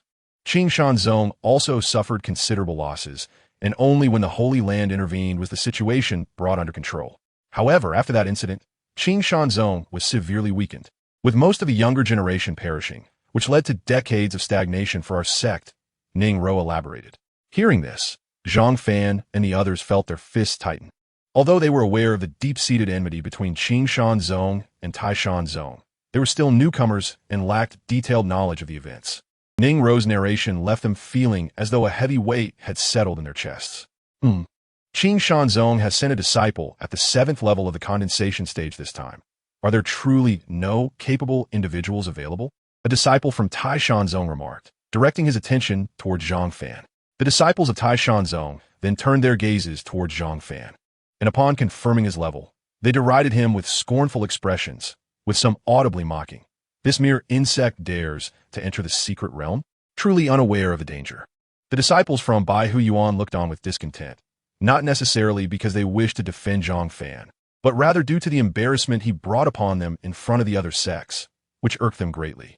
Suddenly, a thunderous rumbling echoed through the canyon, the ground quaking violently as a massive fissure opened up in the center, stretching deep into the abyss. Zhang Fan gazed into the crack, where an unfathomable darkness enveloped the chasm, instilling a primal fear within him. Chapter 63, The Black Centipede. The entrance to the secret realm lies deep within this crevice. You must hurry down. Remember, you have only 3 days, Song Xiao instructed, distributing jade tokens to each individual. Take good care of this jade token. If you find yourself in mortal peril, shatter it, and you'll be transported to safety. Since that previous incident, Song Xiao had learned from his mistakes and had prepared a batch of life-saving jade tokens. Fearing that Tai Shanzong would once again plot against the disciples of Qing Shanzong, the group instantly held the green jade tokens, which emitted a faint green glow. Upon seeing this, Zhang Fan swiftly tucked his token away, recognizing its significance as a safeguard. "We just jump down like this?" the portly fellow asked, peering into the depths of the fissure and instinctively taking a step back, his heart racing. Yes, quickly now, Song Xiu replied nonchalantly. Everyone exchanged glances, none daring to leap into the unknown, as the unfathomable depth of the fissure inspired an innate fear within them. Meanwhile, the disciples of Tai Shan Zong disdainfully regarded the disciples from the other three sects, each one jumping into the chasm without hesitation.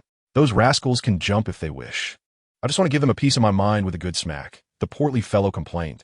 Zhang Fan continued to watch the abyss, and when he noticed that the Tai Shan Zong disciples did not scream upon their descent, he turned to the portly fellow and said, "They are the foolish ones.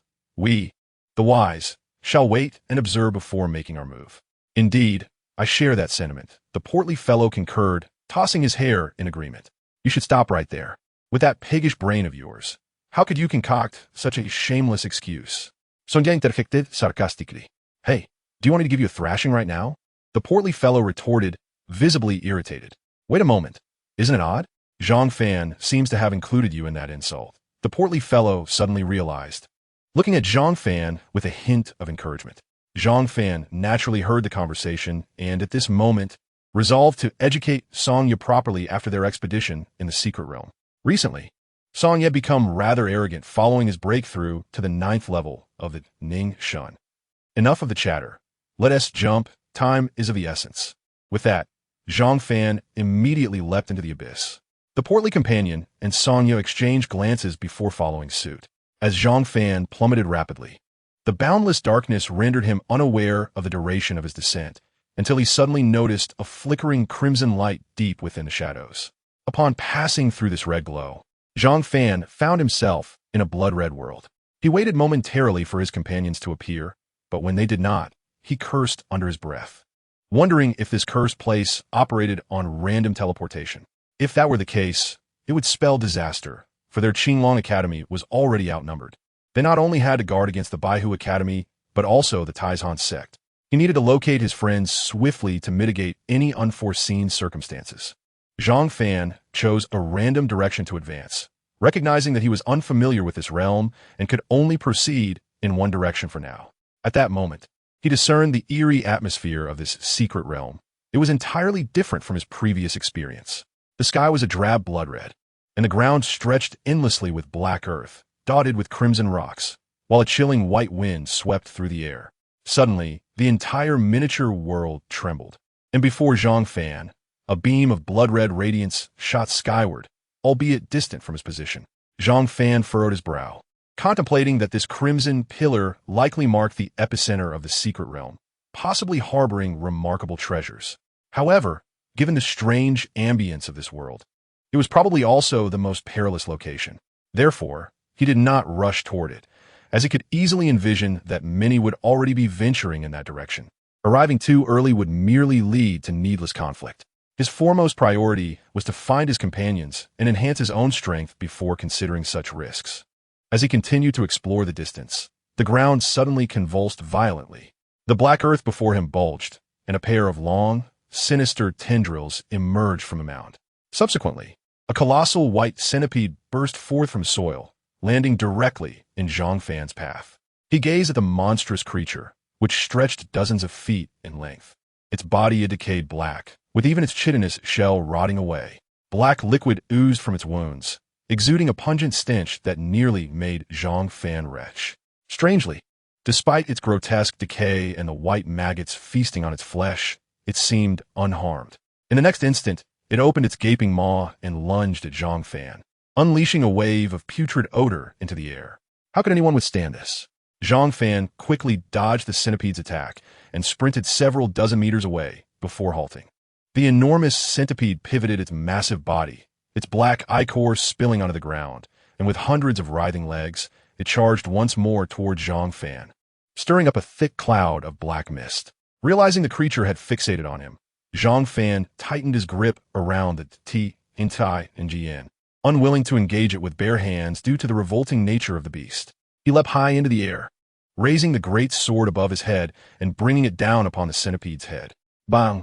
The ground erupted into a thick black fog as the enormous centipede was driven down, a deep gash appearing on its head. Zhang Fan was taken aback, surprised that his strike had only left a mark. The creature, undeterred, rose once more, letting out a chilling roar before spraying a jet of green liquid from its mouth toward Zhang Fan with alarming speed.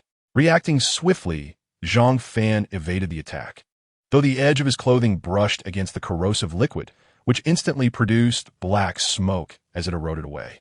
A wave of dread washed over him. Had he not been quick on his feet, he might have been left as nothing but bones. However, the centipede's assault had ignited his fury.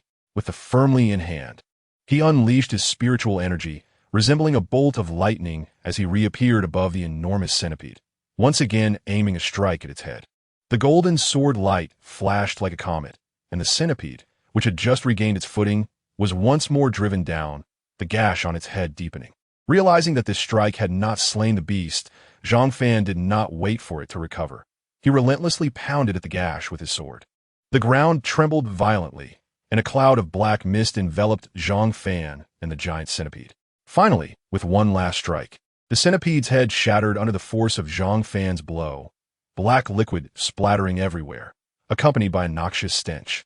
Moments later, as the fog dissipated, Zhang Fan beheld the corpse of the colossal centipede, which began to grow translucent before transforming into a sphere of blood-red energy that hovered in the air. Curiosity piqued. Zhang Fan gazed at the orb. Although unsure of its nature, he was cautious not to touch it, fearing it might be harmful and lead to his demise. Suddenly, the red energy surged toward him, merging with his body before he could react. What the hell? I wasn't prepared for this. Zhang Fan cursed vehemently. He quickly assessed his body for any changes. After a moment, he felt relieved to discover that he was not rotting like the centipede. Rather, the energy within his dantian had significantly increased, bringing him to the brink of a breakthrough. This mysterious red energy seemed to enhance his spiritual power, and he mused that if he could slay more beasts in this secret realm, a smooth breakthrough was within reach. Feeling quite pleased, Zhang Fan wiped the black ichor off against the ground before continuing his journey. He was no longer anxious to find his companions, given their strengths. As long as they faced no mishaps, they could care for themselves. His primary focus was to hunt more beasts and amass red energy orbs to expedite his breakthrough.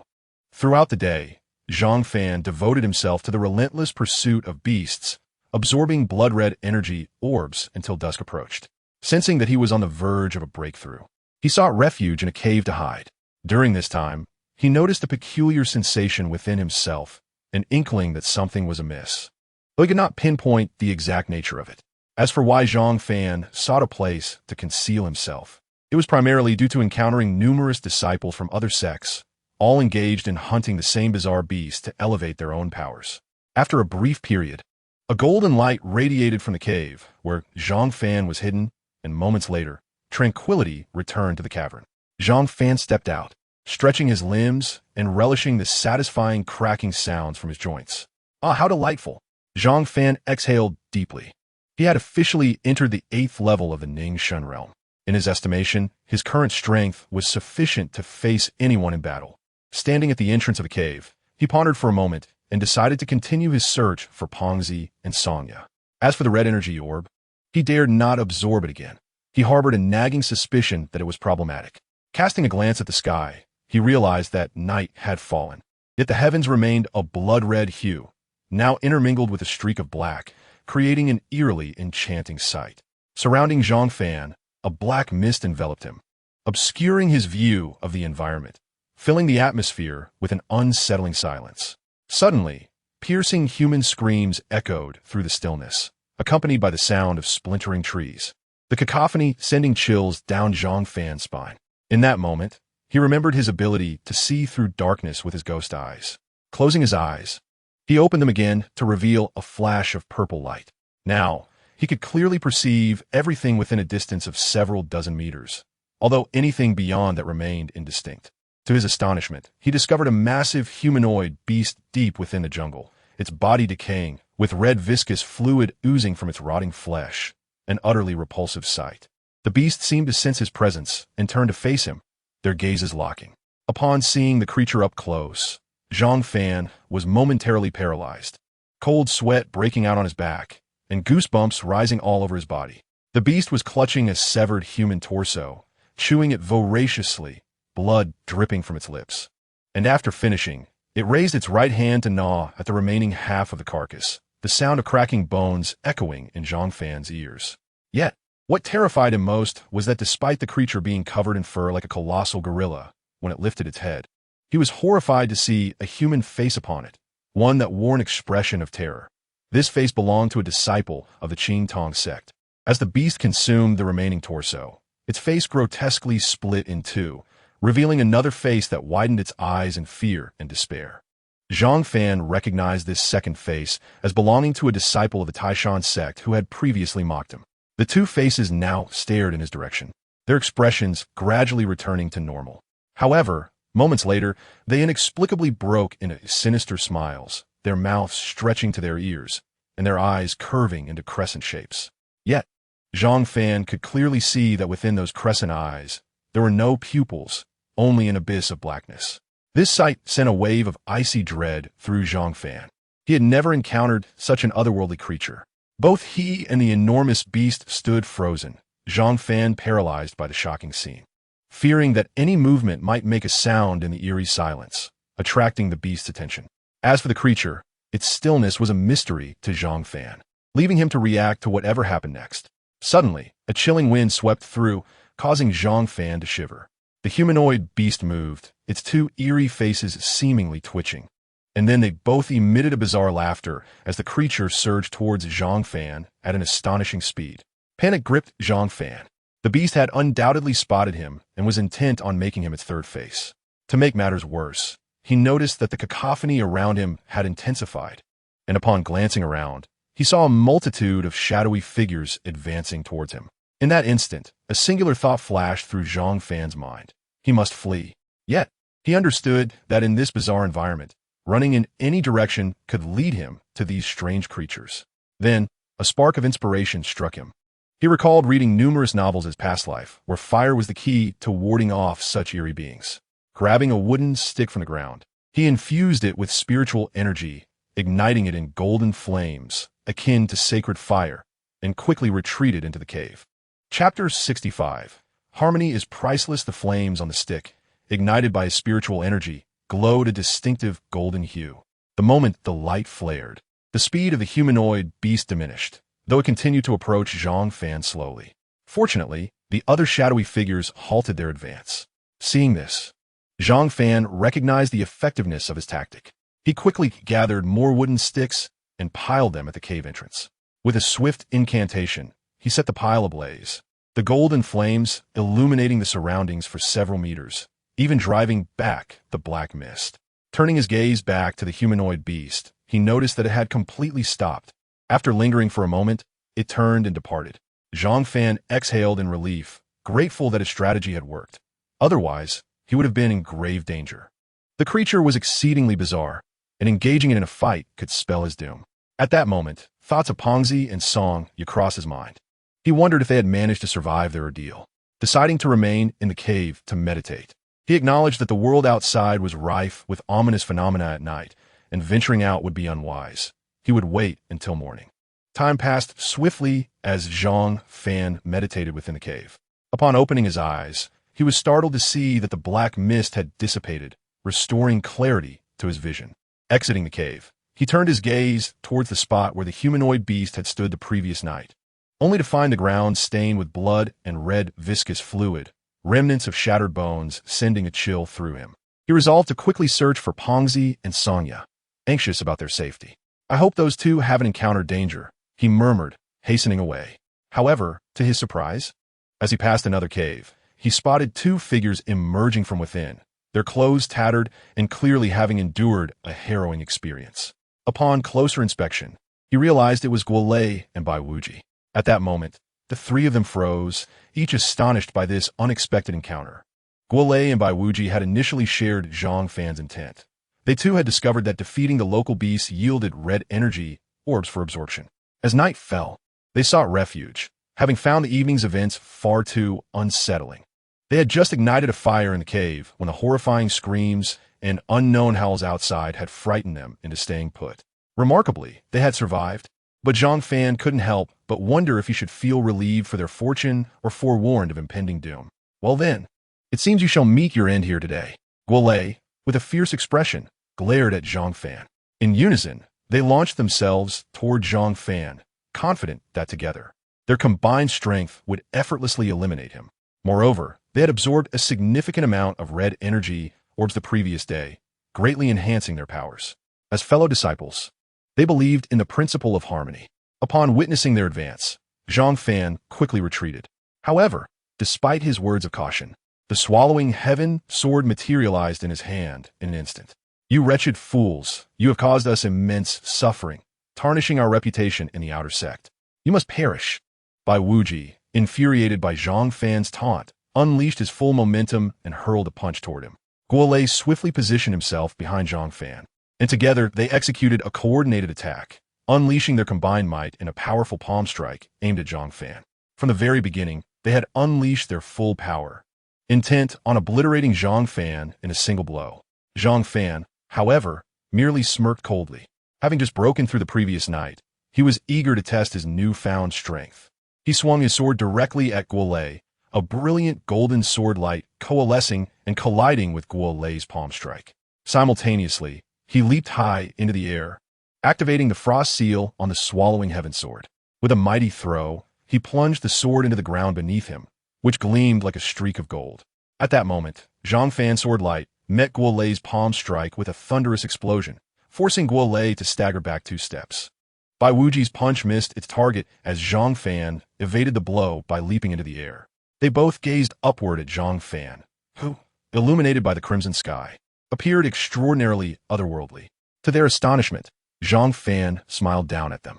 Bai Wuji and Guolei exchanged cold smirks, believing Zhang Fan had sealed his own fate. Suspended in midair, in a state of weightlessness, they knew he would be vulnerable upon his descent. After all, at their current level, they could not achieve flight. They gathered their spiritual energy, preparing to deliver a lethal blow to Zhang Fan. However, just as they concentrated their energy, they noticed Zhang Fan's smile had vanished, replaced by a disdainful gaze as he addressed them with a commanding shout. Ice prison. With a thunderous roar, the swallowing heaven sword radiated a brilliant white light, and an icy surface rapidly spread out from its point of contact.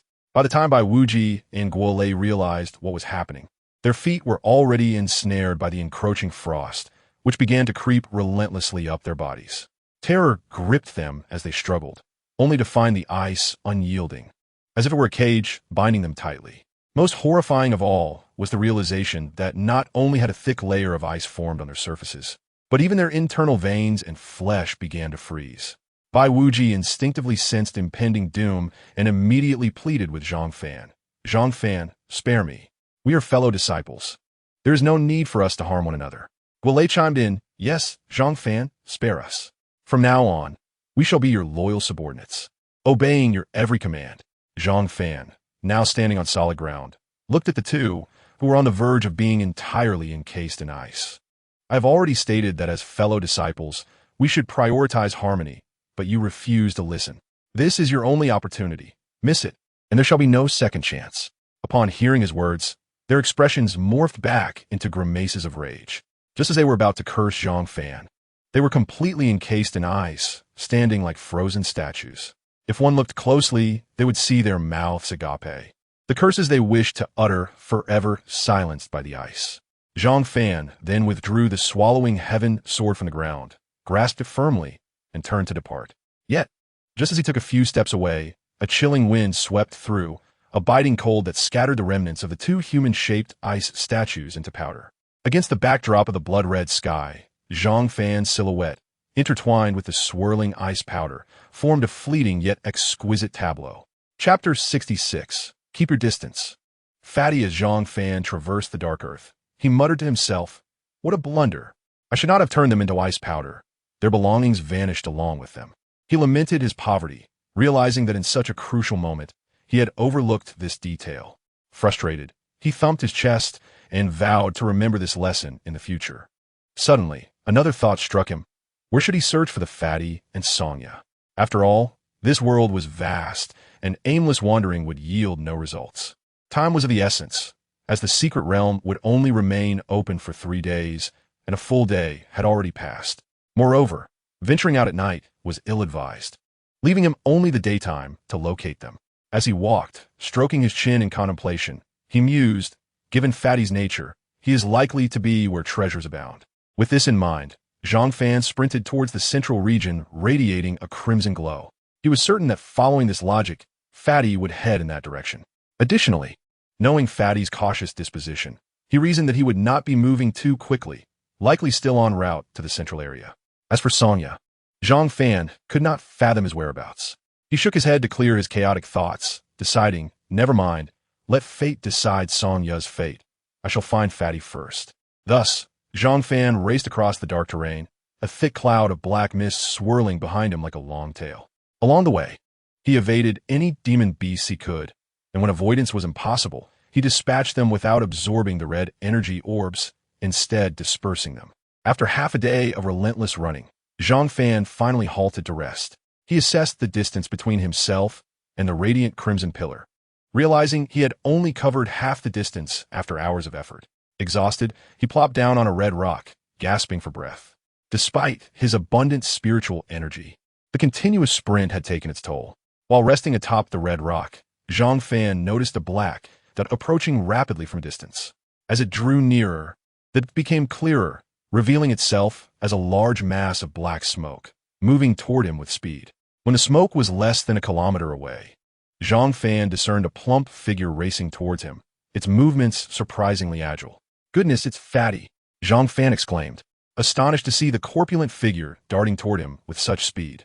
He had never expected this rotund individual could run so swiftly, rivaling his own pace. As Fatty drew closer, Zhang Fan noticed shadows flickering within the black mist behind him. Could it be a human-faced demon beast? Zhang Fan gasped, alarmed that Fatty's approach might bring danger along with him. The mere thought of a human-faced demon beast he had encountered the previous night sent shivers down his spine. However, after further contemplation, he realized his assumption was flawed, for these demon beasts feared fire and would not appear during the daytime. As Zhang Fan pondered, the thick black mist surged past him, its density causing him to cough. He quickly sought to escape the suffocating cloud. Just then the mist, which had started to drift away, abruptly reversed direction and rushed back toward him, halting right in front of Zhang Fan. Zhang Fan, at long last, I have found you. I have searched for you with great difficulty. With that, the rotund man lunged toward Zhang Fan, his body jiggling with each hurried step, sending black ash swirling into the air. He even pretended to wipe his eyes, feigning tears of joy. Zhang Fan observed the plump figure, now covered in soot, his face resembling that of someone who had just emerged from a coal mine. Particularly, after the man wiped his face, it appeared as if a handprint had been left behind, creating a rather comical sight.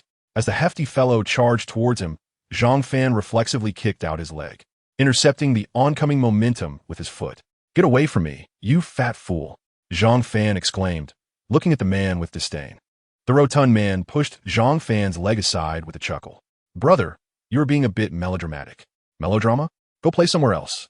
Zhang Fan shot him an exasperated glance. At that moment, the black mist behind the rotund man began to dissipate, revealing two figures who emerged, both cloaked in darkness and coughing violently. Zhang Fan noted that aside from their white teeth and eyes, they were entirely shrouded in black, hardly resembling human beings, and curiously inquired about them. Your friends? The rotund man dusted off the ash from his clothes and replied, Friends? They are here to hunt me down.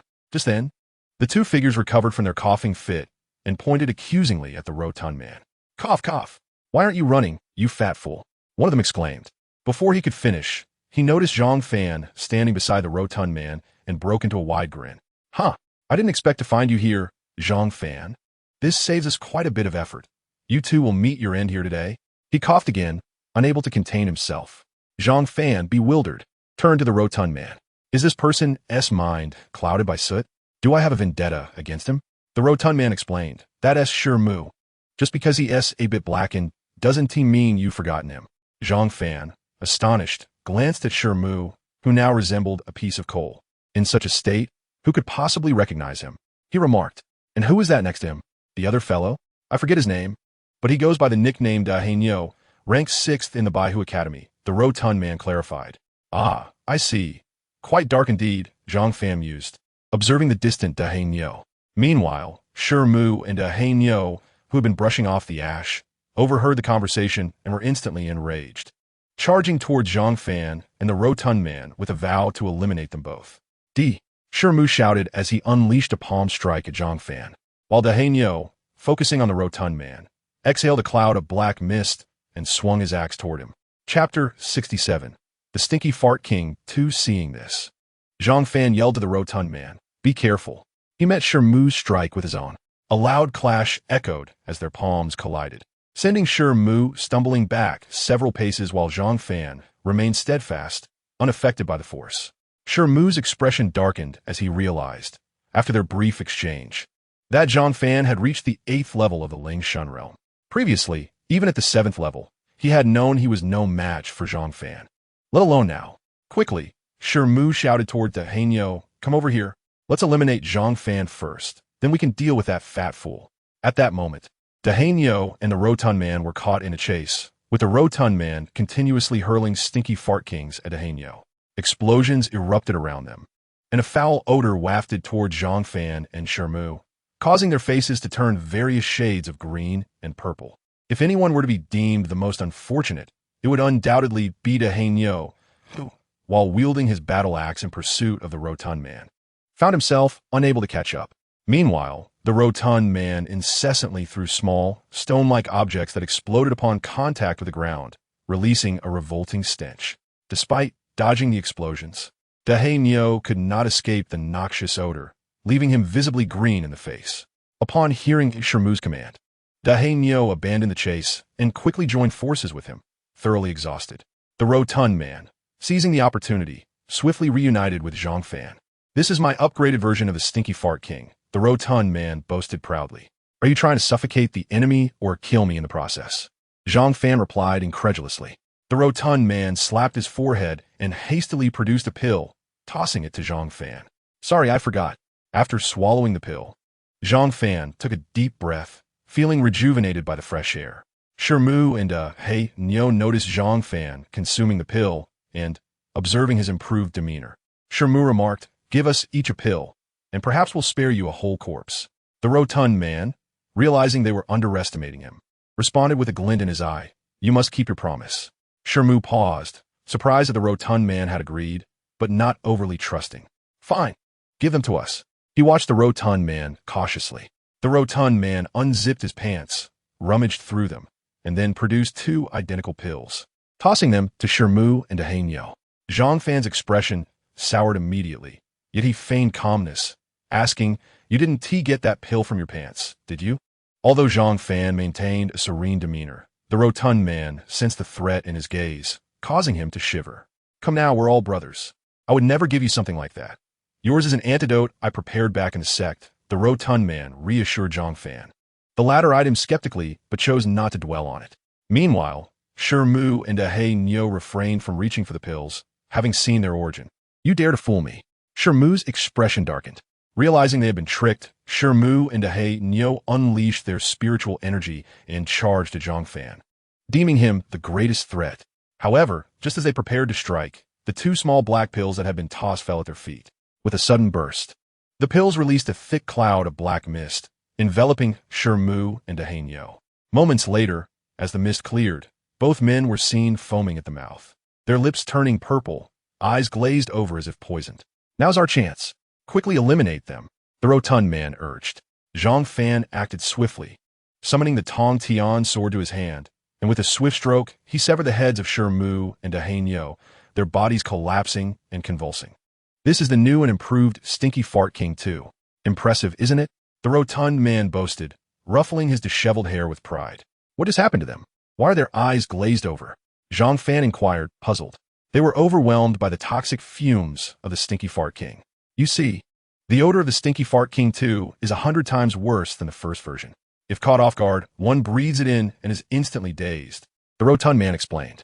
"You, the corpulent one, waste your days without proper training, merely indulging in frivolities," Zhang Fan remarked in utter disbelief. However, as he contemplated the efficacy of the stinky Wong air dye, his eyes sparkled with excitement as he turned to the rotund figure.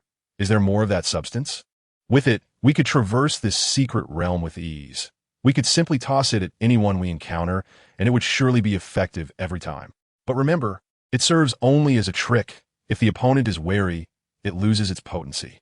Moreover, I have previously stated my aversion of violence. We ought to win people over with virtue.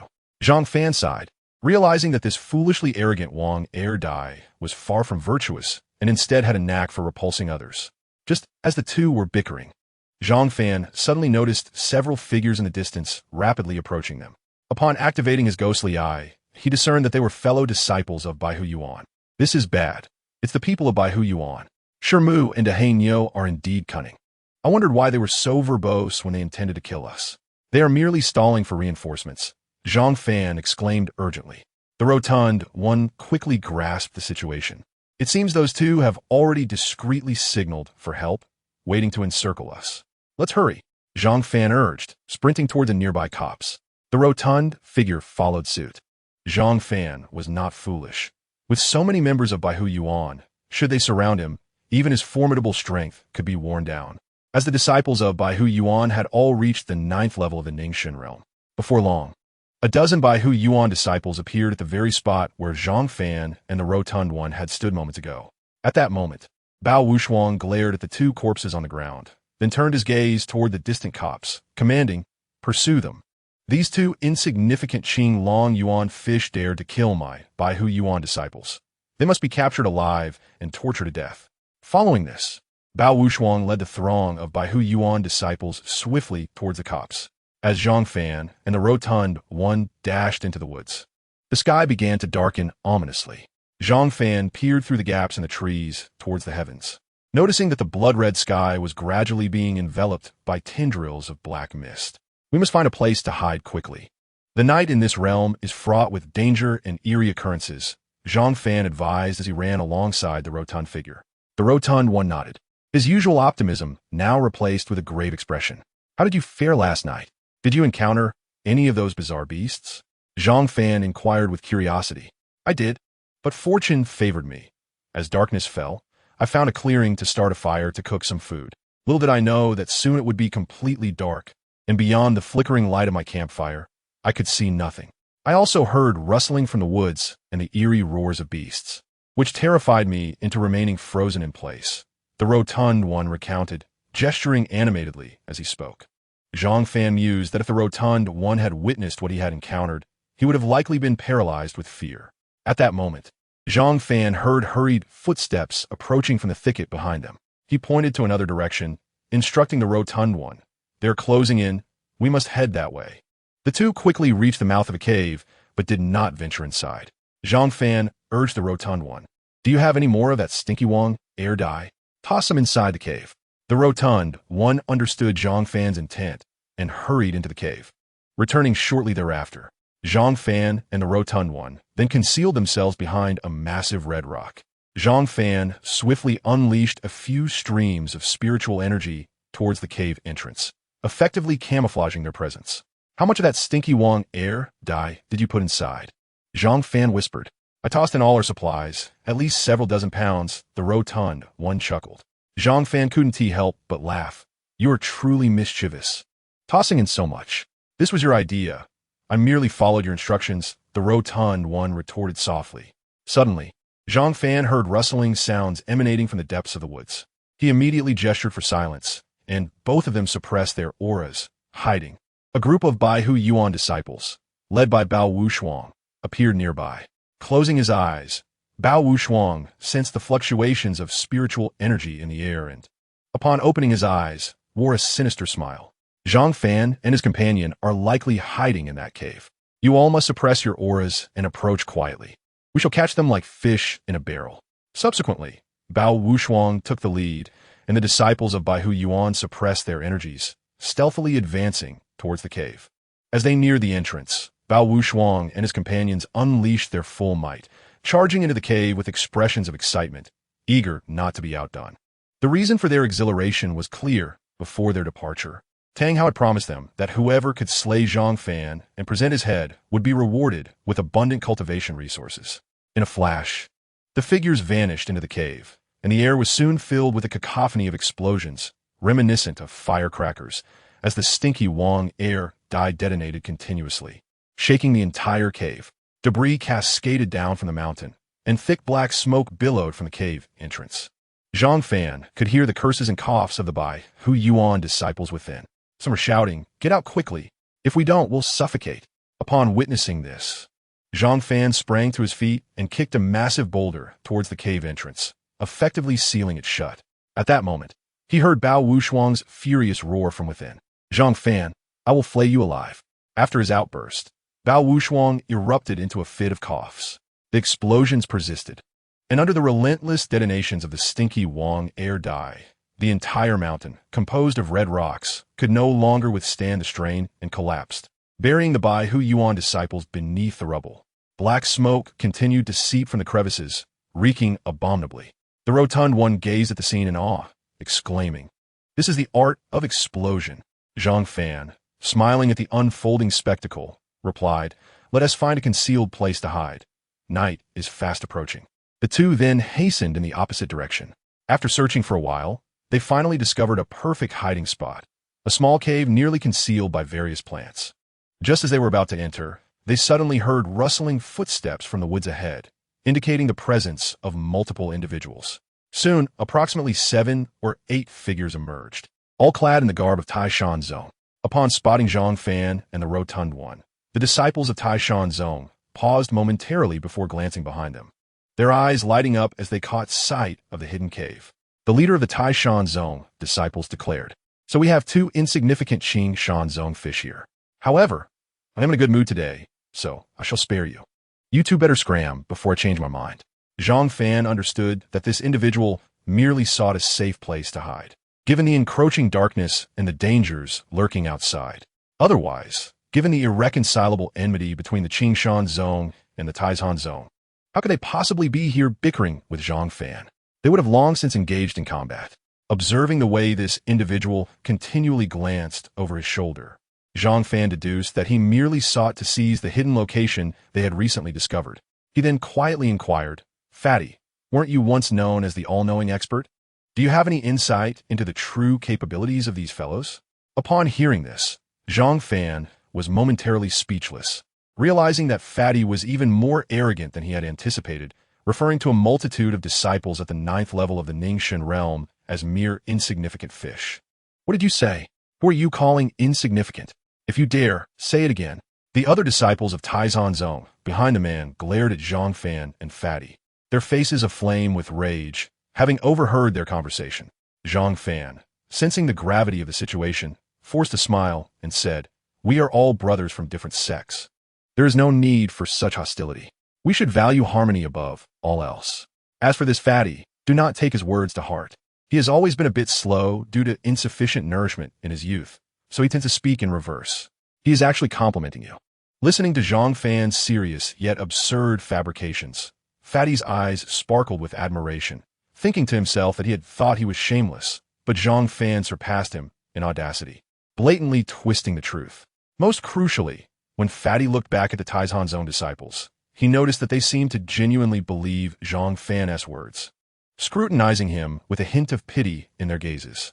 Fatty was instantly rendered speechless, lamenting the fact that these Taishan Zong disciples were no different from fools, gullibly accepting such nonsense. At that moment, the leading disciple of Taishan Zong coldly declared, "Our Taishan Zong is not to be compared with the worthless disciples of your Qingshan Zong. Moreover, in 2 years, there might not even be a place for your Qingshan Zong among the 4 great sections." Hearing the words of the leader, the other Taishan Zong disciples burst into laughter, their expressions dripping with mockery as they regarded Zhang Fan and Fatty. Fatty's complexion darkened at the disrespect shown to his sect, as he too was a member of Qingshan Zong. Meanwhile, the smile had vanished from Zhang Fan's face, replaced by a calm demeanor that betrayed no thoughts. Seeing Zhang Fan's expression, Fatty inwardly mused that the Taishan Zong disciples were in for a misfortune. He knew that whenever Zhang Fan wore that expression, someone was bound to suffer. The Taishan Zong disciple, noticing the silence from Zhang Fan and Fatty, assumed they were intimidated and slowly approached Zhang Fan, raising his right hand to slap his face, disdain dripping from his words. "Behave obediently, clear out the cave behind you, and crawl between my legs to serve as a dog for Taishan Zong. I might spare your lives if you do so. Otherwise, Taishan Zong will ensure you meet the same fate as those Qingshan Zong disciples from years ago, and none shall escape." Upon hearing this, The other disciples of Taizhan Zong echoed, "You must crawl between our legs as well. We're not like Qingshan Zong, who takes in any trash, ha ha ha." These disciples genuinely looked down upon the Qingshan Zong, believing that it was an affront to their dignity to be grouped with them among the four great sections. The leader of Taizhan Zong intended to slap Zhang Fan, but halfway through, Zhang Fan seized his hand, feeling the intense pain radiate from his wrist. The expression on the leader's face darkened, and he warned, "You better know your place and let go of my hand. Or what?" Zhang Fan coldly interjected. Just as the Taizhan Zong leader was about to explode, a sharp pain shot through his right arm, followed by the sound of bones fracturing. "Ah!" he screamed, the excruciating agony nearly causing him to faint. When he looked at his arm, he realized it had bent at an unnatural angle, clearly indicating that Zhang Fan had completely crushed the bones within. Despite the severe pain, he raised his left hand to strike Zhang Fan in retaliation, angrily shouting, "Hurry!" But before he could finish, Zhang Fan caught his fist with his left hand, releasing the already crushed arm, and with a forceful punch, struck the leader squarely in the face. The impact sent the leader staggering backward, blood pouring from his mouth, his nasal bones shattered, and all his teeth dislodged. A sound akin to breaking eggs resonated in the air. Even Fatty behind Zhang Fan felt a chill in his nether regions and instinctively squeezed his legs together. Zhang Fan released the leader's hand and shouted to Fatty, "Let us go." Fatty immediately reacted, and the two hastily fled into the depths of the forest. This entire sequence unfolded in the blink of an eye, leaving the other Taizhan Zong disciples utterly unprepared. The leader, now clutching his legs together, slowly sank to his knees, unable to scream from the agony, his vision fading to darkness as he teetered on the brink of unconsciousness. Just before losing consciousness, he managed to utter a few words. "Capture him alive." Then, engulfed in despair and resentment, he succumbed to the darkness, realizing that his fate was sealed. Meanwhile, the other Taizhan Zong disciples finally reacted, designating one disciple to tend to their unconscious leader while the rest hastily pursued Zhang Fan and Fatty, as Zhang Fan's actions had humiliated them all. At that moment, Zhang Fan and Fatty were swiftly navigating through the forest, where Fatty glanced at the darkening sky and remarked, "Zhang Fan, it's about to get dark. We need to shake off our pursuers and find a place to hide, or it will become dangerous once night falls." Zhang Fan surveyed the increasingly dense black mist enveloping the surrounding woods, accompanied by the relentless sound of hurried footsteps behind them. His mind raced, fully aware of the dangers that darkness would bring, especially recalling the human-faced beast from the previous night, which sent shivers down his spine. After a moment's contemplation, Zhang Fan exclaimed, "I've got it. Follow me." With that, he led Fatty towards the direction of the Baihu Yuan disciples. Fatty, realizing they were heading towards the disciples they had previously outsmarted, though unsure of Zhang Fan's intentions, trusted his judgment. The two moved swiftly, soon arriving at the cave where the Baihu Yuan disciples had been ensnared. Zhang Fan and Fatty observed as a dozen Baihu Yuan disciples, looking disheveled and covered in dirt, hunched over, retching. It was only when Zhang Fan and Fatty approached that a few of them straightened up to glance in their direction. After a few moments, perhaps overwhelmed by their emotions, the Baihu Yuan disciples began coughing again, particularly Bao Wushuang, upon seeing Zhang Fan and Fatty, instinctively charged at them, eager for a fierce confrontation. However, after just a few steps, he doubled over once more, violently heaving. Some of the Baihu Yuan disciples, despite standing, exhibited trembling legs, clearly weakened from their earlier retching. Witnessing this, Zhang Fan couldn't help but marvel at the effectiveness of Fatty's Stinky Fart King. While direct killing was off the table, the ability to render so many cultivators incapacitated was beyond his expectations. He had indeed underestimated the potency of the Stinky Fart King. Fatty, on the other hand, reveled in the scene before him, as it seemed to affirm the value of his arduous efforts in developing the Stinky Fart King. At this moment, the rapid sound of footsteps echoed once more from the dense thicket behind Zhang Fan and the portly man. Subsequently, several disciples clad in the attire of Taizhan Zong emerged from the woods and halted behind them. Upon noticing the multitude of Qingshan Zong disciples present, their expressions turned grave, for they were not naive, although the overall strength of Taizhan Zong surpassed that of Qingshan Zong significantly, and they were confident in their ability to defeat any single Qingshan Zong disciple in a one-on-one encounter.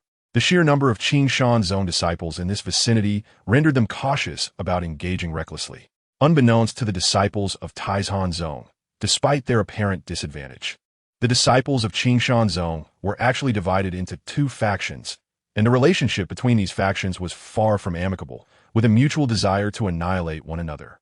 Among these three factions, if one were to identify the most perilous situation, it would undoubtedly be that of Zhang Fan and the portly man. For they were but two individuals. At this moment, the disciples of Baihu Yuan also beheld the Taizhan Zone disciples, each of them channeling their spiritual energy and warily watching, prepared for a confrontation at any moment. Observing this, the disciples of Taizhan Zone unleashed their formidable auras, bracing themselves for the impending battle. Zhang Fan understood that given the intense animosity between Taizhan Zone and Qingshan Zone, an encounter between their disciples would inevitably erupt into chaos, which was precisely what he desired, as both factions were adversaries in his eyes, and the more ferocious the conflict, the better. Suddenly, Zhang Fan noticed that the surrounding black mist was thickening at an alarming rate, rapidly enveloping the mountainous terrain in darkness. A sense of foreboding washed over him as he had not anticipated the mist's swift arrival, far beyond his expectations. At that moment, he heard the sound of earth being disturbed, prompting him to activate his ghost eye to ascertain the source of the noise. He witnessed as the previously flat ground of the forest began to swell, forming a series of crimson mounds, from which grotesque, decaying beasts emerged, slowly advancing toward their position. The disciples of both sects, who had been in a tense standoff, soon realized that they were completely shrouded by the black mist and heard the ominous sound of approaching footsteps, fear evident on their faces. At this juncture, Bao Wushuang urgently shouted for everyone to ignite fires, asserting that flames could hinder the creature's advance. The disciples of Baihu Yuan promptly felled nearby trees, casting spells that conjured roaring flames into existence. The disciples of Taizhan Zone adopted a similar course of action, as those who had survived the previous night were well aware that these peculiar beasts harbored a fear of fire. It was not that they lacked the ability to slay these creatures, but rather that the black mist was exceedingly bizarre, capable of swallowing light, rendering them unable to discern the locations of the beasts. Most of the disciples who perished the previous night had done so due to this very phenomenon. Zhang Fan and the portly man kindled their own flames, the golden fire radiating a greater distance than ordinary flames. Just as everyone believed they had secured a temporary respite, Zhang Fan noticed that the grotesque creatures were not retreating. Instead, they stood their ground, completely encircling the group. A chilling premonition gripped Zhang Fan's heart. These creatures were behaving unusually. Then he observed a singular beast step forth from the throng, its body coated in a red, putrid slime, adorned with two eerie human faces that bore unsettling smiles, provoking an instinctual dread. This abomination slowly approached the area occupied by the disciples of Baihu Yuan, emitting a chilling, sinister laughter. Realizing the gravity of the situation, Zhang Fan felt an immediate sense of foreboding. This scenario was markedly different from the previous night, when the grotesque creature had shown a clear aversion to fire. How could it now dare to approach the flames? However, he also noted that it appeared to be the only one of its kind bold enough to approach the light, while the other beasts remained hidden in the darkness, refraining from further action. A chilling thought crept into Zhang Fan's mind. Had this grotesque creature developed intelligence? Its actions the previous night might have been a ruse to mislead them into believing it feared fire. Tonight, it could be orchestrating its minions to surround them while it approached to extinguish their flames, intent on wiping them out. His suspicions were soon confirmed. The grotesque creature neared the disciples of Baihu Yuan, and from its two eerie faces, a blood-red whirlwind erupted, extinguishing the flames they had conjured. After this, the creature swiftly made its way to the gathering of Taizhan Zone disciples, and the crimson whirlwind extinguished their fires as well. The portly man was left in shock, stammering, This is madness. We must flee. That human-faced beast has certainly attained intelligence. It feigned fear of fire last night to set a trap for us."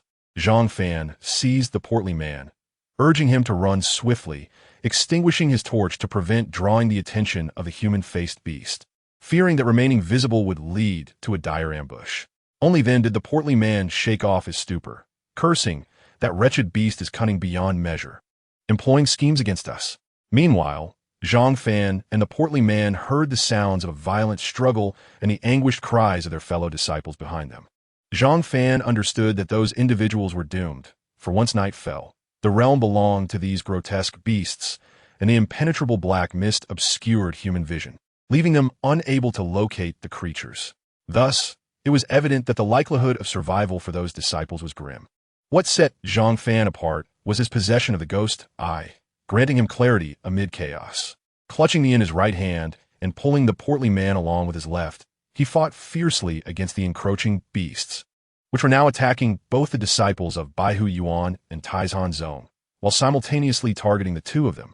However, Zhang Fan found solace in the fact that the human-faced beast did not pursue them. He had clearly observed it directing other beasts to encircle the disciples. As they fought their way through, with each swing of the sword, Zhang Fan dispatched one beast after another, utilizing them with precision. Yet, he soon found himself panting with exhaustion, as he was forced to both kill the beasts and protect the portly man. Nevertheless, he noticed that the number of beasts before him was dwindling, indicating that success was within reach. Ice prison, Zhang Fan bellowed, channeling the power of frost, instantly transforming several nearby beasts into ice sculptures, which subsequently shattered into icy dust dispersed within the black mist. After clearing the final few beasts, he swiftly pulled the portly man, intent on fleeing this treacherous locale. After the brutal skirmish, Zhang Fan was drained and needed to find a safe haven to recuperate his spiritual energy. Yet, just as they had taken a few steps, Zhang Fan suddenly noticed the ground ahead vibrating violently. A beast, slick with red slime, burst forth from the earth, its two eerie faces grinning menacingly at Zhang Fan, exuding an ominous black aura, manifesting an unsettling presence. Zhang Fan halted, his expression darkening, for he had little spiritual energy remaining and was uncertain if he could vanquish this bizarre creature. Chapter 71. The Battle Against the Grotesque Human-Faced Beast. Where do you think you're going? The grotesque human-faced beast fixed its gaze upon Zhang Fan and the portly man, its two eerie faces speaking in unison with an unnerving resonance, followed by a cacophony of sinister laughter. By heavens, it can talk, the portly man exclaimed, startled by the creature's ability to articulate. As Zhang Fan initially believed that the monstrous beasts in this area had been thoroughly slain, the plump companion, holding a torch, was able to clearly discern the surrounding environment. Zhang Fan's expression darkened. It was evident that the grotesque humanoid beast had its sights set on him. You should find a place to hide. I will handle this creature, Zhang Fan declared. No, you are severely depleted and cannot contend with this beast, the plum man retorted. You will all die tonight, the eerie humanoid beast intoned in a chilling voice. A myriad of thoughts raced through Zhang Fan's mind. He sensed that he might be able to manage this creature, for he had a nagging feeling that it was merely stalling for time, awaiting reinforcements from other beasts. If this grotesque humanoid beast were truly formidable, it could have easily dispatched both Zhang Fan and his companion without wasting time. He also recalled a crucial point. Within the constraints of this world's laws, only disciples of the condensing spirit stage were permitted entry, implying that these beasts should possess comparable strength, or else they would not be able to exist in this realm.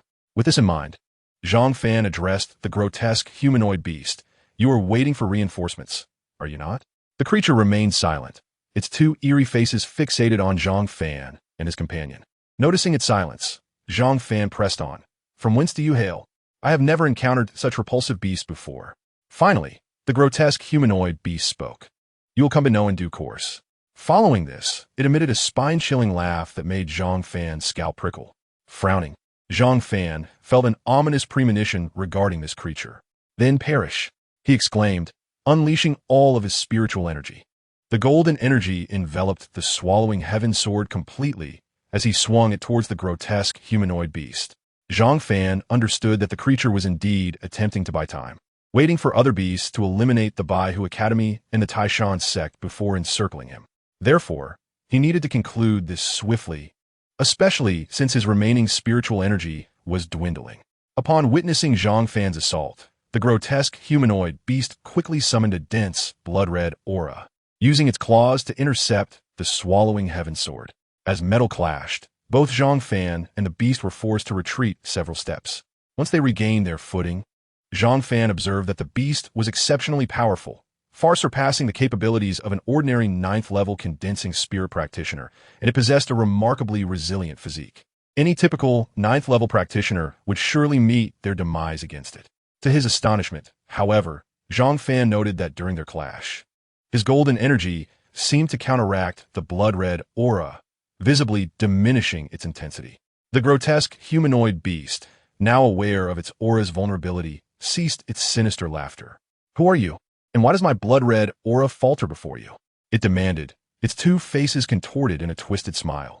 "I am here to guide you, to facilitate your swift passage to the afterlife," Zhang Fan retorted, again striking at the grotesque humanoid beast with his sword.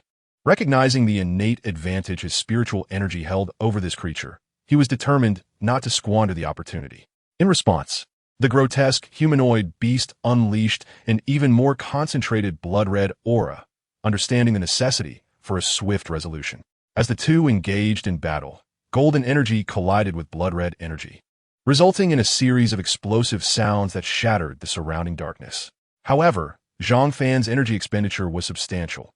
If this continued, he risked exhausting all his spiritual energy, which would spell doom for both himself and his companion. During the skirmish, Zhang Fan noticed that the beast was deliberately shielding its two faces, seemingly fearful of being struck. Though its movements were subtle, Zhang Fan discerned them. A thought crossed his mind. Those two faces might be the beast's Achilles heel. With this insight, he aimed a probing strike of the swallowing heaven sword towards the humanoid visage, the golden energy propelling it through the thick blood-red aura, heading straight for the beast's face.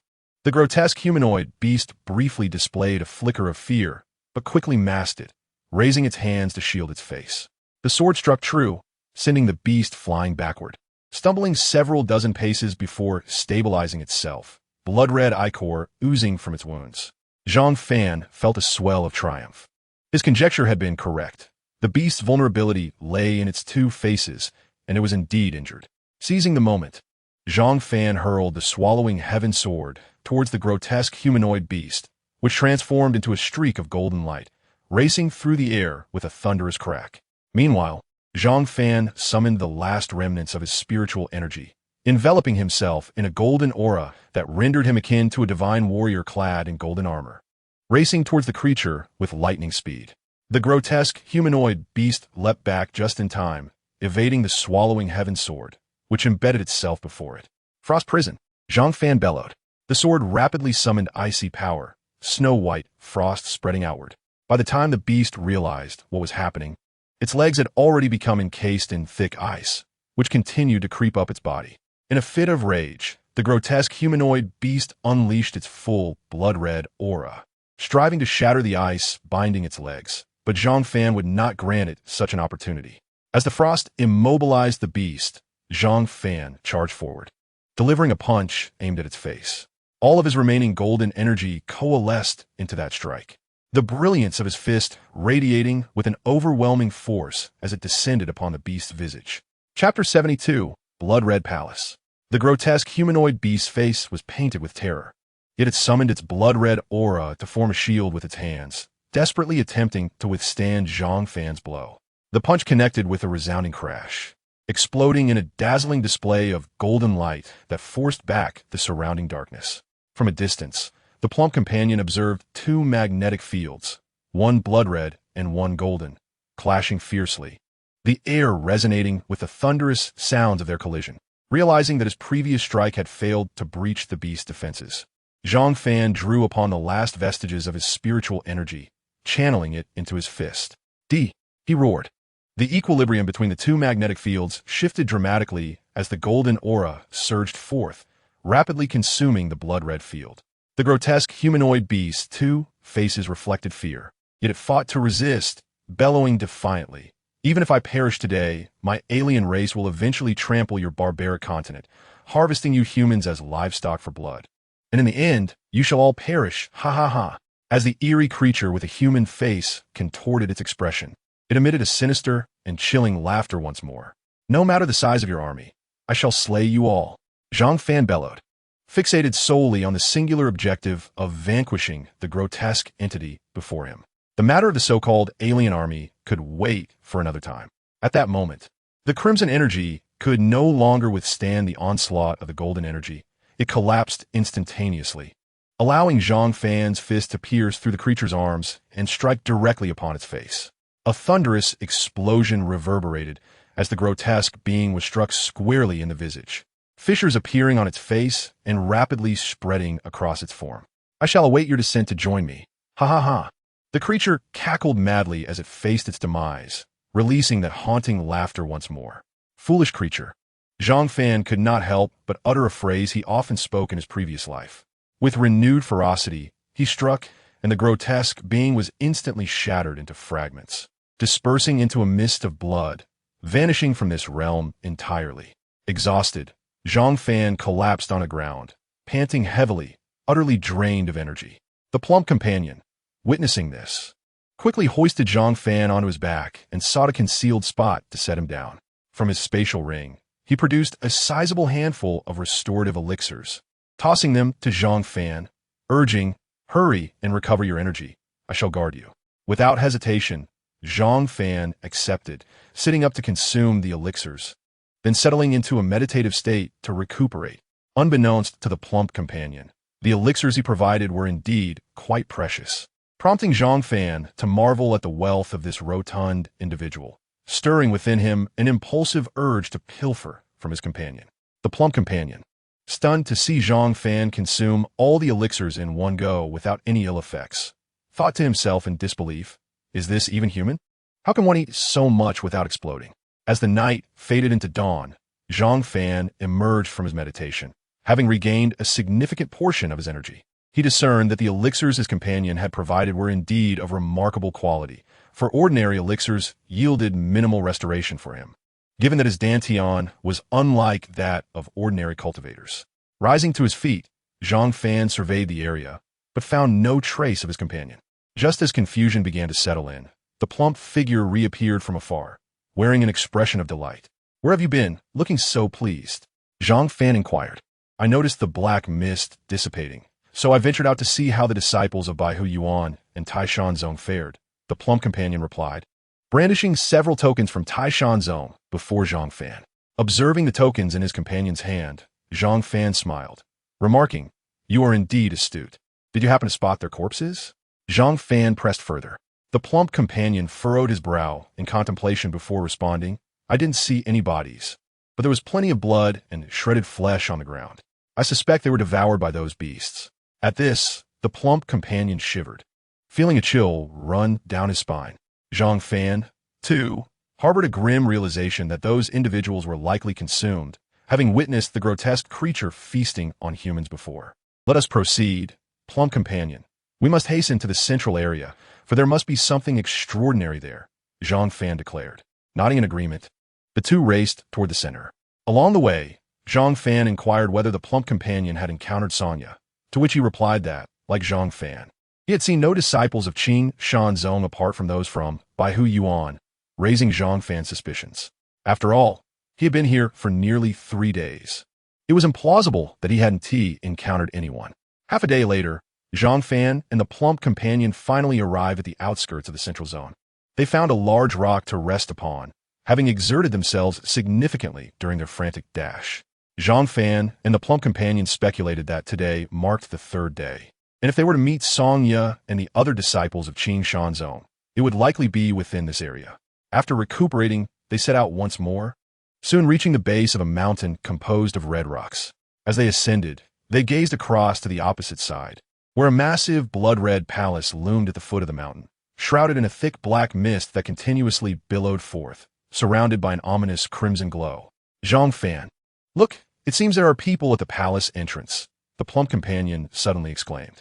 Zhang Fan turned his gaze toward the entrance of the blood-red palace, spotting several figures gathered there. However, due to the distance, he could not discern their actions. He promptly activated his ghostly eye, a flash of purple illuminating his sight, revealing clarity. When he looked again, he saw a multitude of disciples surrounding the entrance, including those from Taishan Zong, Lushui Zong, and Qingtong Zong. Yet he could not find any disciples from Qing Shan Zong, which puzzled him.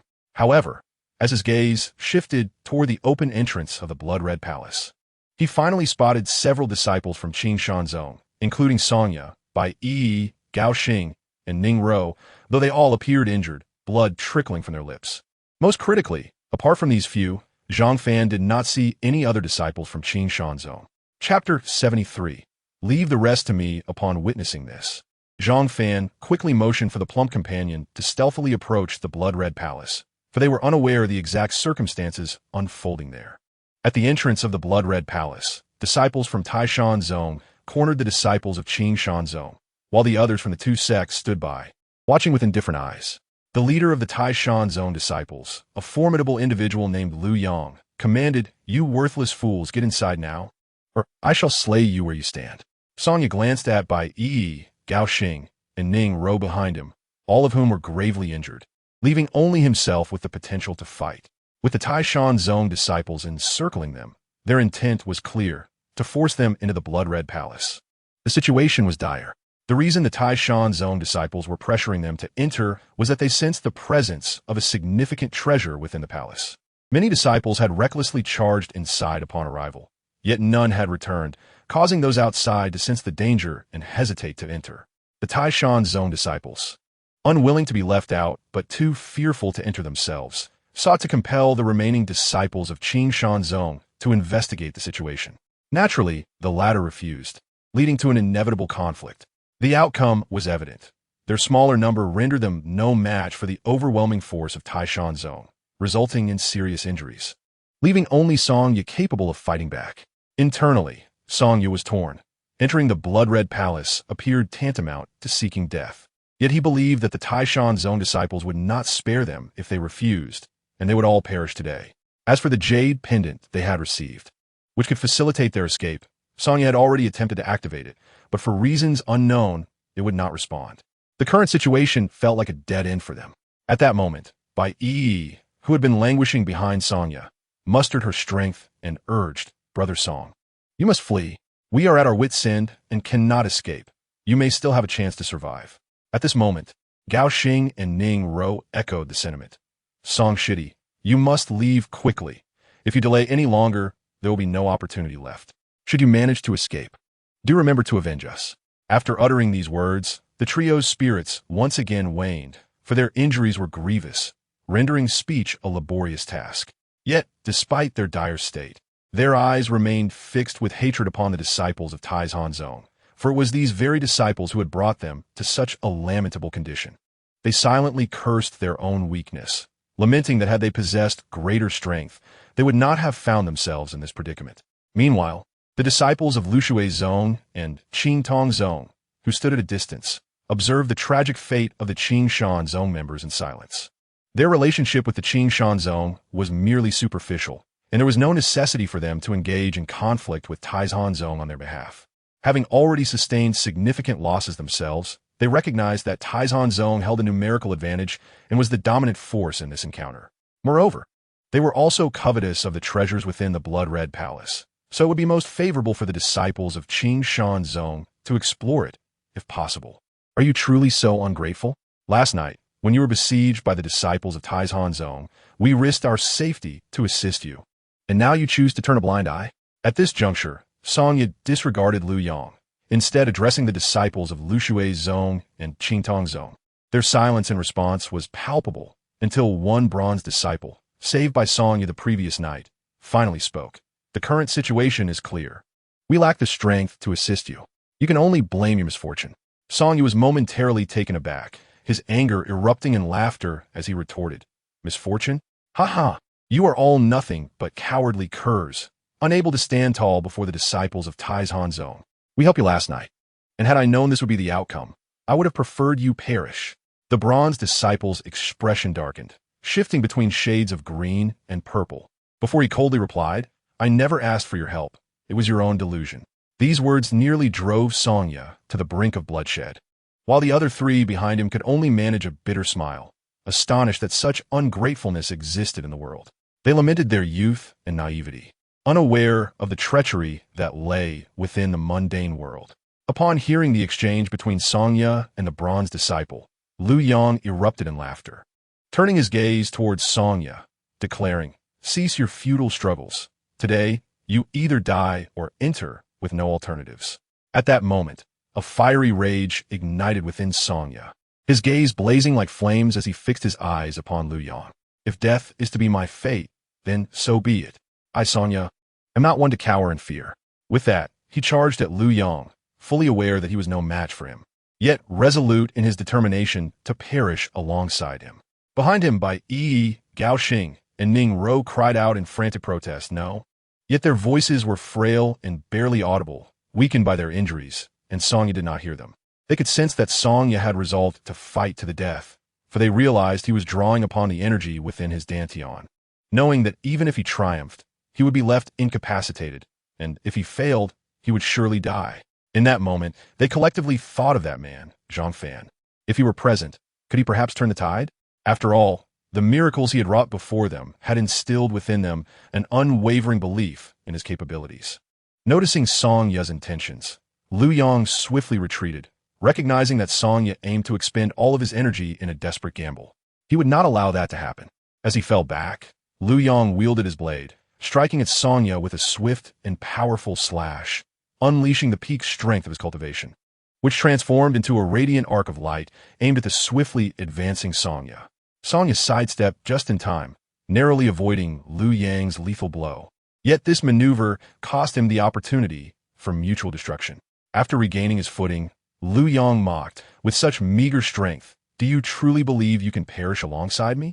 At this point, relief washed over by Yi and the others, for they did not wish to witness Song Ye throw away his life in vain. Gao Xing, summoning the last vestiges of his energy, cried, run. Yet with those words, his strength evaporated, his complexion paling as he coughed up blood. Gritting his teeth, he ignited the energy within his dantian once more, charging at Liu Yang with the intent to self-detonate, determined to take as many as he could with him. Flames erupted from Song Ye, enveloping him in a terrifying heat. Liu Yang, seeing this, shouted in panic, flee quickly. He intends to self-destruct. He and the other disciples of Taizhan Zong made haste to escape the impending explosion. Bai Yi and Ning Ro's eyes welled with tears, for they understood that Song Ye was preparing for a desperate final stand. Had it not been for them, he would have had the chance to flee. Gao Xing, equally affected, could only watch helplessly as events unfolded before him, devoid of the strength to intervene. Just as Song Ye's dantian was on the verge of being fully ignited, a golden figure suddenly appeared beside him, pressing him down. A surge of energy flowed into him, calming the tumultuous fire within his dantian. Turning to see the source of this intervention, joy illuminated Song Ye's face, for there stood Zhang Fan, resembling a golden war god beside him. Zhang Fan released his hand from Song Ye's shoulder, gazing ahead at the disciples of Taizhan Zong, and calmly declared, leave the rest to me.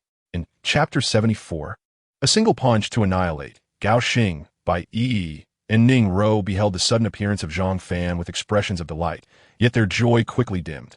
They understood that while Zhang Fan was formidable, he was facing Liu Yang, renowned as the strongest among the outer disciples, whose cultivation had already reached the peak of the condensation realm. Had he not been deliberately suppressing his power to enter this secret realm, he would have long since broken through. Moreover, Zhang Fan had only recently entered the 8th level of the condensation realm, a stark disparity in strength, compounded by the numerical superiority of their opponents. Zhang Fan, you must take Song Ye and flee. There are too many to contend with, Bai Yi urged. But before she could finish, Zhang Fan waved a hand, signaling her to be silent.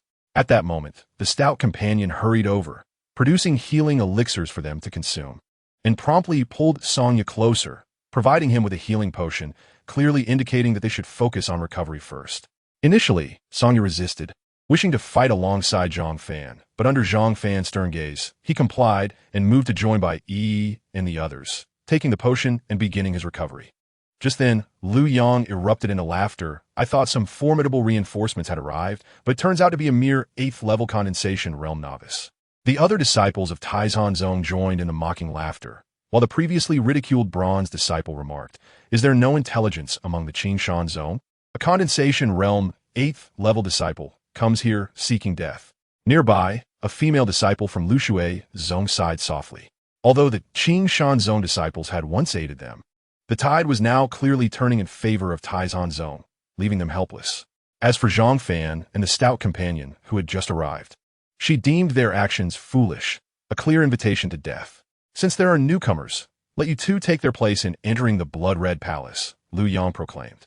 Upon mentioning the Blood-Red Palace, Zhang Fan realized that a mysterious allure emanated from within, as if something of great value beckoned him to enter. instilling an irresistible desire. Do not enter. Many disciples who ventured inside before have not returned. There is definitely something amiss within that palace. Song Yi suddenly interjected, his eyes wide open. Upon hearing this, Zhang Fan's brow furrowed even deeper. As he had suspected, the blood-red palace harbored secrets, and the treasures within might merely be an illusion. Boy, hurry up and enter, do you hear? We cannot afford to waste time here. A disciple from the Taishan sect approached Zhang Fan with ill intent. A mocking expression plastered across his face. This individual had recently entered the secret realm and had just achieved the 9th level of the Ningxin realm. Over the past 2 days, he had been absorbing the crimson energy orbs, leading to a rapid enhancement of his strength, which naturally inflated his confidence. He thought to himself that it was time for him to shine, especially since Zhang Fan was merely an insignificant insect at the 8th level of the Ningxin realm. The disciple's expression darkened as he did not anticipate this little insect daring to confront him publicly, demonstrating a blatant disregard for his authority. Meanwhile, other Taishan sect disciples behind him were jeering, "This little shrimp completely disregards you. Ha ha ha." At that moment, Lu Yang watched the scene unfold from a distance, curious to see how this little shrimp would stir up a storm. Hearing the remarks from behind him, the Taishan disciple's face turned ashen with rage. Seeking death, he roared, charging toward Zhang Fan with an outstretched palm, intent on teaching this little shrimp a lesson for provoking him. In response, Zhang Fan clenched his right fist and struck toward the incoming palm, a thunderous sound reverberating through the air. Upon collision, a sickening crunch echoed, and the Taishan disciple's arm bent grotesquely, collapsing downward. Just as he emitted a cry of anguish, Zhang Fan unleashed another punch aimed at his face. In an instant, the disciple's skull was shattered into a mist of blood, and his headless body collapsed, a crimson haze rising from the ground as blood poured from the gaping wound, staining the earth a deep red. The members of the Qing Shan sect, who had been healing, could not help but display expressions of astonishment. They recognized that Zhang Fan's strength had significantly advanced. However, their expressions soon returned to calm, for it was merely one Taishan disciple who had perished, and many others remained, including the most formidable, Lu Yang, who had yet to make a move.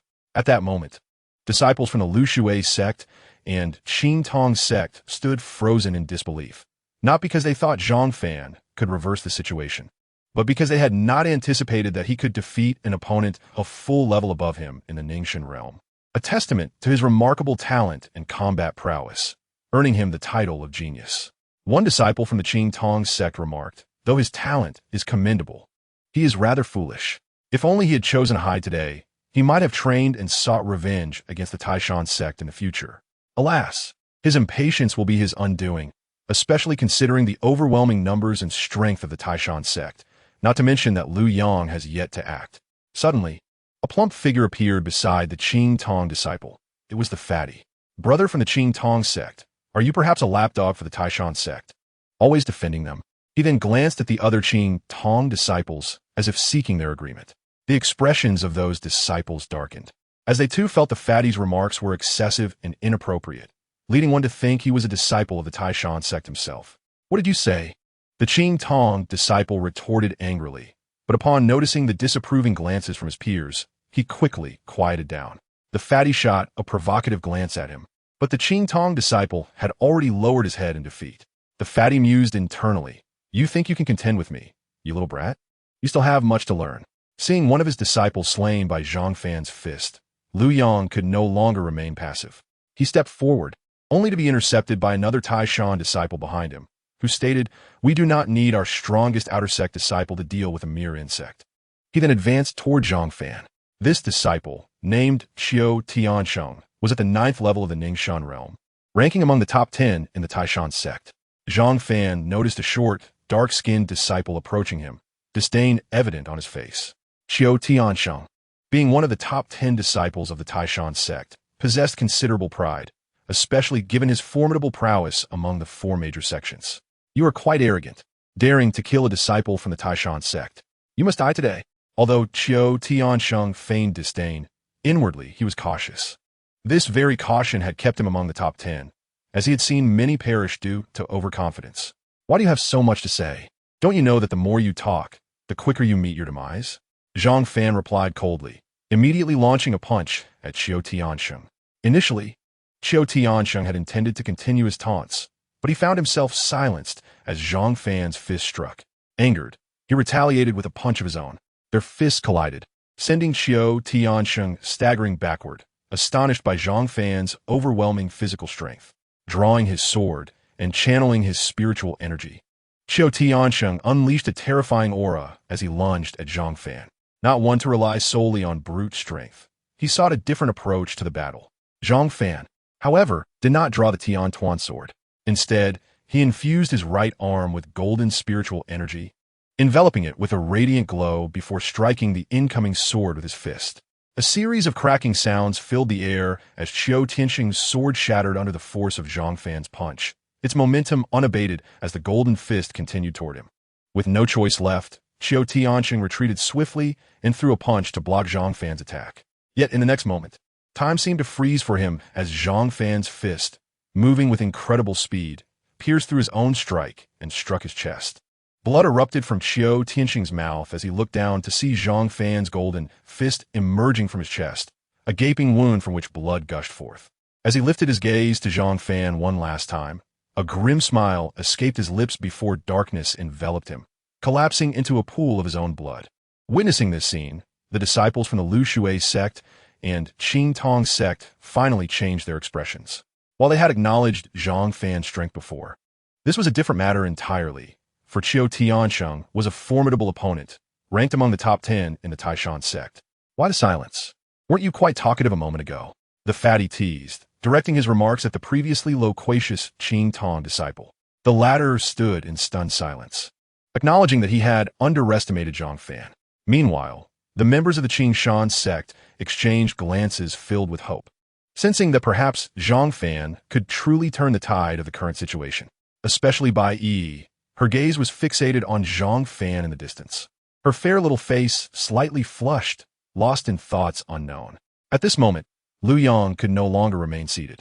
He drew his battle sword and swiftly slashed towards Zhang Fan. Today, Iron Mountain sect had suffered an irreparable loss, being outmatched by a mere pawn from Green Mountain sect who had slain 2 of their disciples. If this were to spread, how could they maintain their standing among the 4 great sects, especially when they had always proclaimed themselves the strongest? Be cautious. This Lu Yang has reached the pinnacle of the Ning Shen Jing. He is extraordinarily formidable, Sanya warned loudly from behind Zhang Fan. Upon hearing this, Zhang Fan's expression instantly turned grave. He understood that the pinnacle of the Ning Shen Jing was entirely different from those at the 9th level.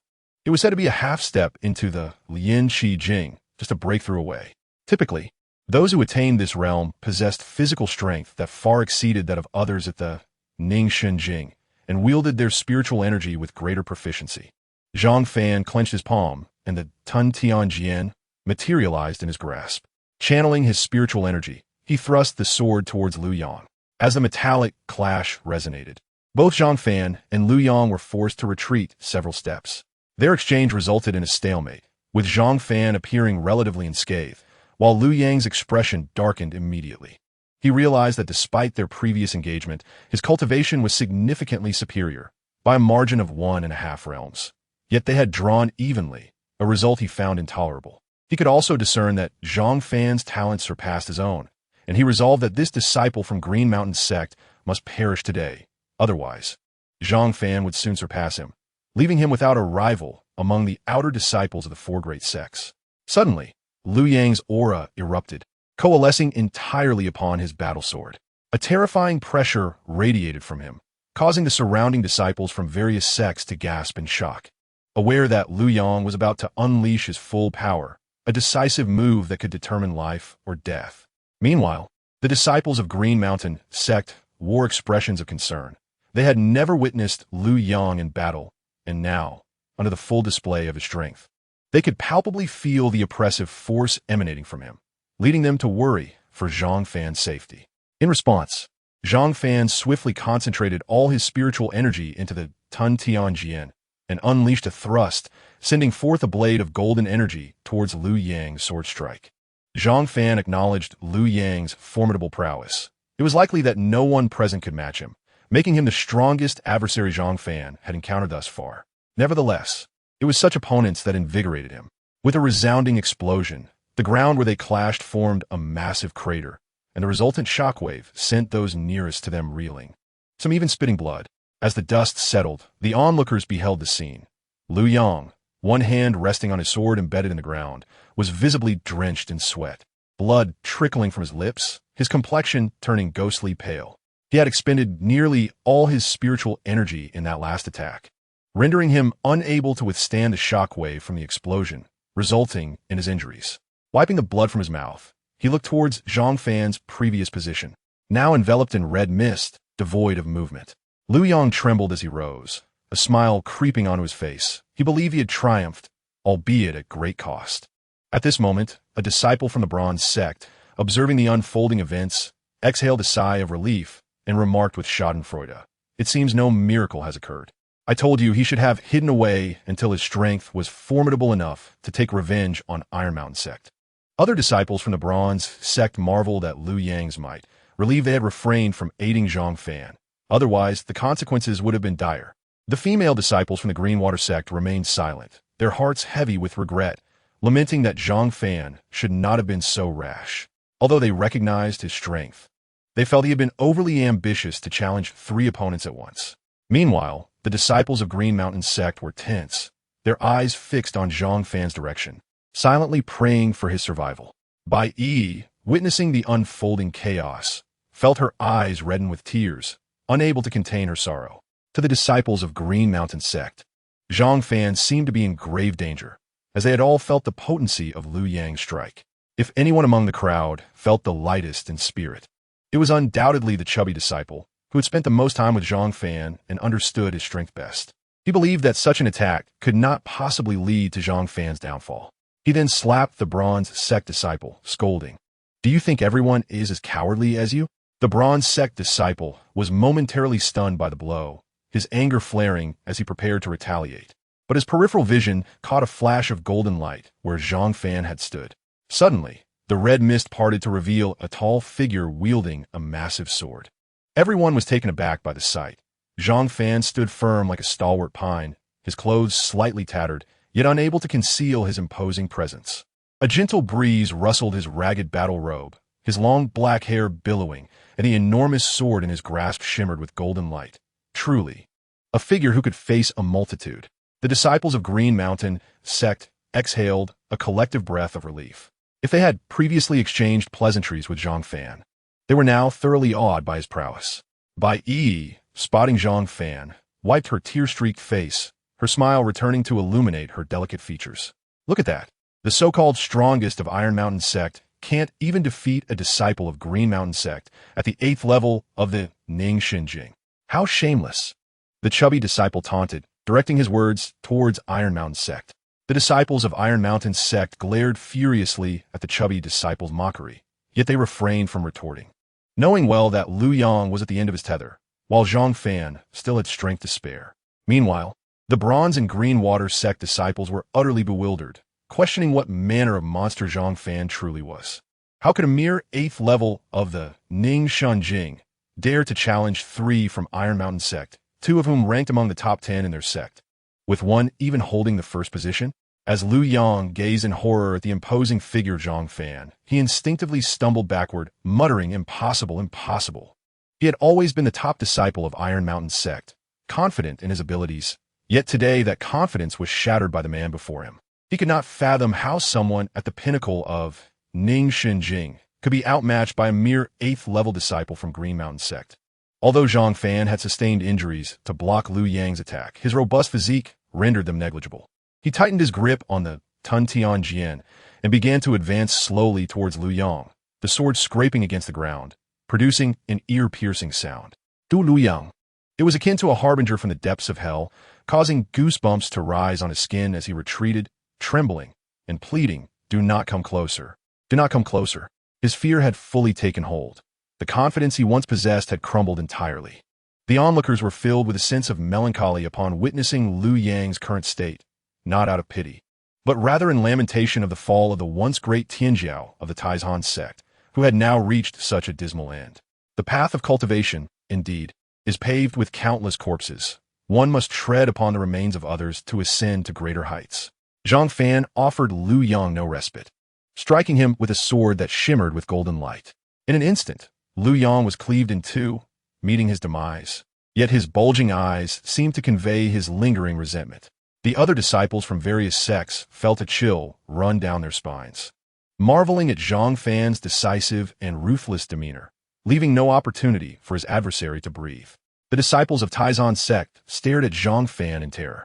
Despite their numerical advantage, their confidence had shattered after witnessing his prowess, leaving them too afraid to advance.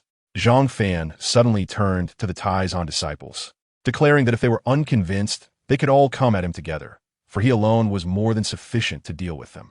Standing there, an aura of invincibility radiated from him, as he aimed to show the disciples of Taizhan that in his presence, they were but lowly beings with their tails tucked between their legs. Upon hearing Zhang Fan's bold proclamation, all the disciples present turned their gazes toward him. Had he spoken thus earlier, they might have harbored doubts, but now they believed. Their eyes shifted back to the gathering of Taizhan disciples, who were now with heads bowed, too afraid to meet Zhang Fan's gaze, clearly cowed. The battles ahead would undoubtedly involve numerous prodigies, and only by stepping over the corpses of these invincible talents could one reach the pinnacle. This path was fraught with peril. As the words of a certain woman echoed in the air, the other disciples stared at Zhang Fan in astonishment.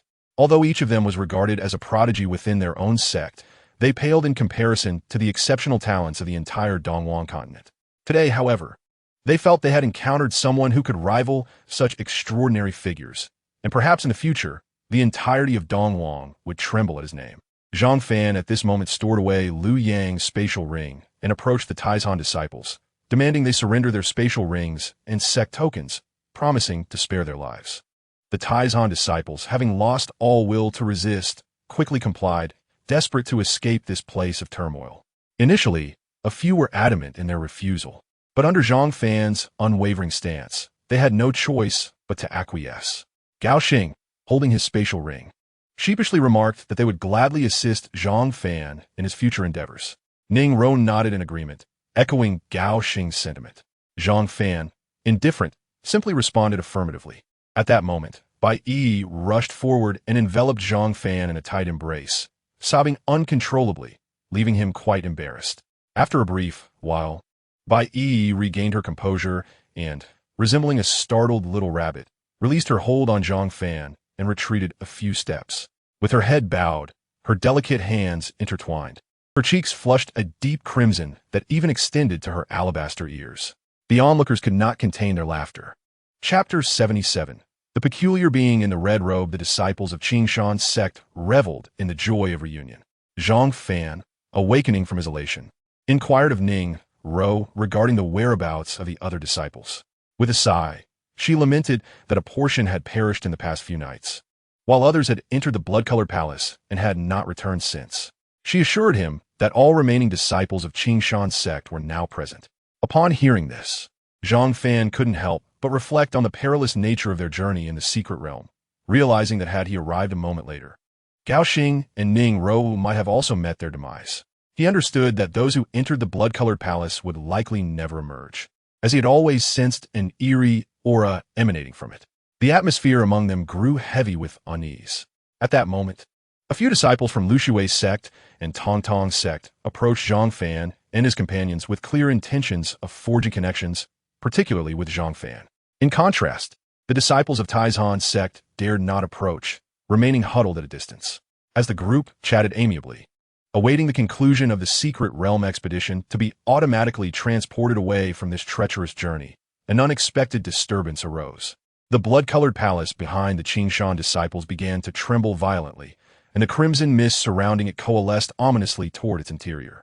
Alarmed, the disciples hastily evacuated from the palace entrance, retreating to a safe distance, their brows furrowed in concern as they observed the palace from afar. They were genuinely fatigued.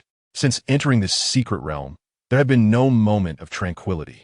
After a brief interval, the blood-colored palace fell silent again, yet none dared approach.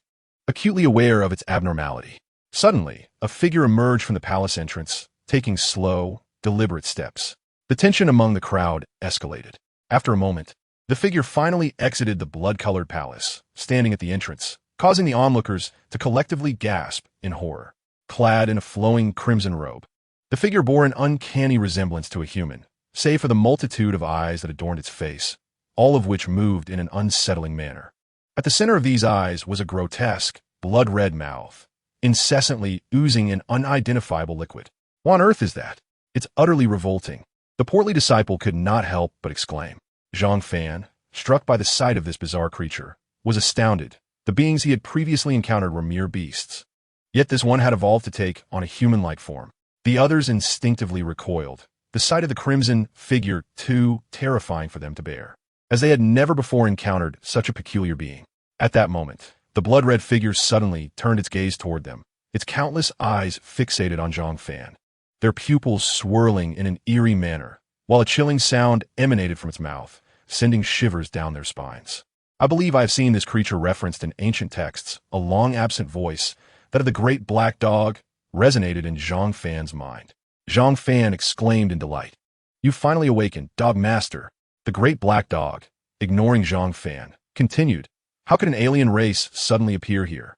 Were their pathways not sealed long ago? Could it be that chaos is about to descend again? Dead dog, what are you muttering about?" Zhang Fan, dissatisfied with the dog's lack of response, interjected. "Child, are you itching for a fight? Do you wish for this lord to come out and scratch you?" The great black dog, roused from its reverie, heard Zhang Fan's insults and angrily raised its sharp paw. Zhang Fan chuckled awkwardly, attempting to change the topic. "I didn't insult you. You must have misheard. By the way, Dog Master, what were you just mumbling about? Do you know the origins of this creature?" With a huff, the great black dog pondered for a moment before replying. "I have only encountered it in ancient texts. I cannot ascertain its truth. According to these records, tens of thousands of years ago, a strange race invaded the barbaric continent, nearly conquering the entire land before setting their sights on the human territories of Dongwon. At that time, it was precisely the zenith of the eastern wilderness, a period marked by the emergence of countless prodigies, an era where exceptional talents flourished. However, despite such a remarkable epoch, humanity teetered on the brink of extinction as those enigmatic beings relentlessly devoured human flesh and blood to augment their own power. A truly terrifying prospect. Zhang Fan furrowed his brow and could not help but inquire, how was this catastrophe ultimately quelled? The large black dog responded to Zhang Fan's query, stating, "In the end, numerous top-tier powerhouses from various factions united, sacrificing their lives to seal the passage through which that peculiar race entered our barbaric continent, thus bringing an end to this calamity. However, one must understand that during that time, countless lives were lost in the eastern wilderness, the number of cultivators plummeted, and at least half of humanity perished. The top-tier powerhouses of the eastern wilderness were entirely wiped out. It can be said that since that incident, the vitality of the entire human race was severely injured, taking tens of thousands of years to recover, yet has never regained its former glory." Upon hearing this, Zhang Fan could not help but lament in his heart, reflecting on how splendid this grand era was, nearly leading to humanity's extinction due to those strange creatures. If those enigmatic beings had arrived at the eastern wilderness in a different time, humanity might have faced total annihilation. At that moment, Zhang Fan suddenly noticed a critical issue and asked again, "Master Dog, does that mean the passage still exists, albeit sealed? Could the strange beings within this secret realm have escaped from that seal? After all, seals can weaken over time." The large black dog pondered for a moment and replied, "It is possible. With the passage of time, the sealing array may deteriorate, indeed providing an opportunity for those strange beings. However, there's another possibility." The large black dog paused abruptly, prompting Zhang Fan to anxiously ask, "What other possibility?" After a moment's hesitation, the large black dog continued, "It is possible that this secret realm is a newly opened passage by that peculiar race." Zhang Fan was momentarily stunned. If the large black dog's assertion held any truth, it indeed presented a plausible scenario, for this secret realm exuded an aura of strangeness, completely unlike any ordinary secret realm. Both man and dog fell into a profound silence. Just as Zhang Fan was still immersed in the secrets divulged by the large black dog, he was suddenly shoved from behind. Turning around, he discovered it was the portly fellow, who questioned in confusion, "Why did you push me? What are you dawdling for a time like this? If we don't run, we shall all perish today." The portly fellow pointed into the distance, speaking urgently. Zhang Fan followed the direction indicated by the portly fellow and, in horror, realized that a bizarre creature clad in a blood-red robe was currently within the vicinity where the disciples of the Iron Mountain sect were stationed. Those disciples appeared dazed, their bodies emanating a crimson energy from within. At this moment, the red-robed creature was voraciously consuming the flesh and blood of the Iron Mountain sect disciples, who seemed utterly oblivious, allowing the strange being to feast upon them. Zhang Fan, witnessing the crimson energy radiating from the Iron Mountain sect disciples, cursed loudly. Damn it. I knew there was something amiss with the crimson energy orb that was devoured earlier. He immediately recognized the source of the red energy emanating from the Iron Mountain sect disciples. The sight of the red-robed creature devouring the disciples sent chills down his spine. Chapter 78. I truly find you unpleasant. Suddenly, an idea struck Zhang Fan, and he turned his gaze towards the remaining disciples of the Green Mountain sect. Noticing that they too were emanating a faint crimson energy, though significantly less intense than that of the Iron Mountain sect disciples, and their consciousness had not dulled to the same extent. He then glanced at the disciples from the other two sects, and noted that some of them also appeared dazed. Standing motionless, Zhang Fan, along with the few remaining clear-headed disciples, quickly departed from that perilous location, leaving behind those who were already lost to their senses, as he had no idea how to rescue them. The group swiftly found refuge in a cave, where some individuals appeared pale, their eyes filled with terror, evidently still haunted by the gruesome scene of the red-robed figure devouring its victims. At this juncture, the previously skeptical disciple from the Bronze sect approached Zhang Fan, stating, "You are currently the strongest among us. Why did you not intervene to save them?" Zhang Fan frowned, recognizing that the disciple's intent was to stir trouble before the assembled crowd. "Why didn't you go save them yourself?" The portly fellow chimed in, having perceived the disciple's deliberate provocation. At that moment, the other disciples who had fled with Zhang Fan cast peculiar glances in his direction. The Bronze sect disciple was momentarily speechless, then retorted, "I lack the strength. If I had Zhang Fan's power, I would certainly have intervened." The implication was clear. As the strongest among the group, Zhang Fan bore the responsibility for their safety. After listening for a while, Zhang Fan finally grasped the situation. The disciple simply resented Zhang Fan's prominence and was seeking retaliation after being scolded by the portly fellow multiple times. Just as the portly fellow was about to say more, Zhang Fan abruptly yanked him back and then swung his sword at the Bronze sect disciple. The disciple's expression changed drastically, but he reacted swiftly, dodging the attack while shouting, "What are you trying to do? Everyone is watching. I was merely expressing my thoughts, and now you want to kill me because you are displeased." After saying this, he smirked, appearing to have successfully executed a scheme, although only Zhang Fan and the portly fellow could discern this expression. "Your ploy is exceedingly clumsy. Anyone with a modicum of intelligence here can see what you are attempting. However, you are correct about one thing. I indeed find you quite displeasing at the moment. So your demise is certain." With that, Zhang Fan unleashed a punch directly towards the head of the Bronze sect disciple, moving with a speed several times faster than his earlier sword strike. The Bronze sect disciple's face paled in horror as he attempted to evade, but soon realized it was futile.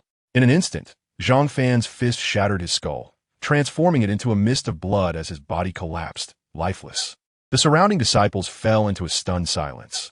They recognized the intent behind the Bronze sect disciples' actions, and, being far from foolish, even the few Bronze sect disciples present refrained from speaking, turning away as if nothing had occurred. They deemed the actions of such a fool unworthy of their concern. After resolving the Bronze sect disciple, Zhang Fan retrieved the cultivation materials he had previously acquired from the Iron Mountain sect disciples and began to cultivate. As his energy had significantly dwindled following the series of battles, night soon enveloped the land, and a fire was kindled within the cave to deter any other strange beings from approaching. The group gathered around the fire, awaiting the end of the darkness. For the 3-day period was nearly over. They needed only to endure through the night to survive this ordeal. The air around them was thick with black mist, and the night felt interminable. Just when everyone believed they would safely navigate through the night, they suddenly heard footsteps approaching from outside the cave, gradually drawing closer. Tension gripped the group, and the obscured surroundings instilled a sense of despair. The atmosphere by the fire grew eerily quiet, so much so that even the sound of their anxious heartbeats seemed distinct. The footsteps drew nearer, growing louder, and then abruptly halted, leaving everyone on edge, afraid to breathe. Suddenly, they noticed crimson mist beginning to seep into their surroundings, becoming increasingly dense. The expressions of the crowd shifted dramatically, for they all understood that the appearance of the crimson mist signified the arrival of the blood-robed, monstrous being, most likely lurking at the cave's entrance. Zhang Fan activated his ghostly eye and gazed outside the cave. At that moment, he discerned a figure enveloped in the sanguine fog. As time elapsed, the mist gradually dissipated, revealing the grotesque visage of the creature within. Zhang Fan sensed that the aura emanating from this aberrant entity was now more formidable than before, with a thick fog surrounding it even denser than he had previously witnessed. He comprehended that this eerie being had significantly augmented its power after devouring those unfortunate souls. Meanwhile, a few female disciples behind Zhang Fan trembled uncontrollably, and Bai Yi, her complexion ashen, rushed to his side, clutching his arm and whispering with a quiver, "Zhang Fan, is that monstrous being here? Are we destined to perish in this place?" Suddenly, Song Ya's voice pierced the silence of the cave. "Damn it, if we must die, let us confront it together like men."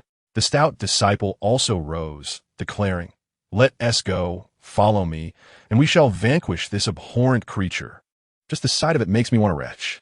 He then commenced his journey towards the cave's entrance, fumbling along the rocky walls as he could barely see. At that moment, Gao Xing stood up as well, and the male disciples from other sects followed suit, all heading towards the cave's exit, determined to engage the monstrous being in a decisive battle.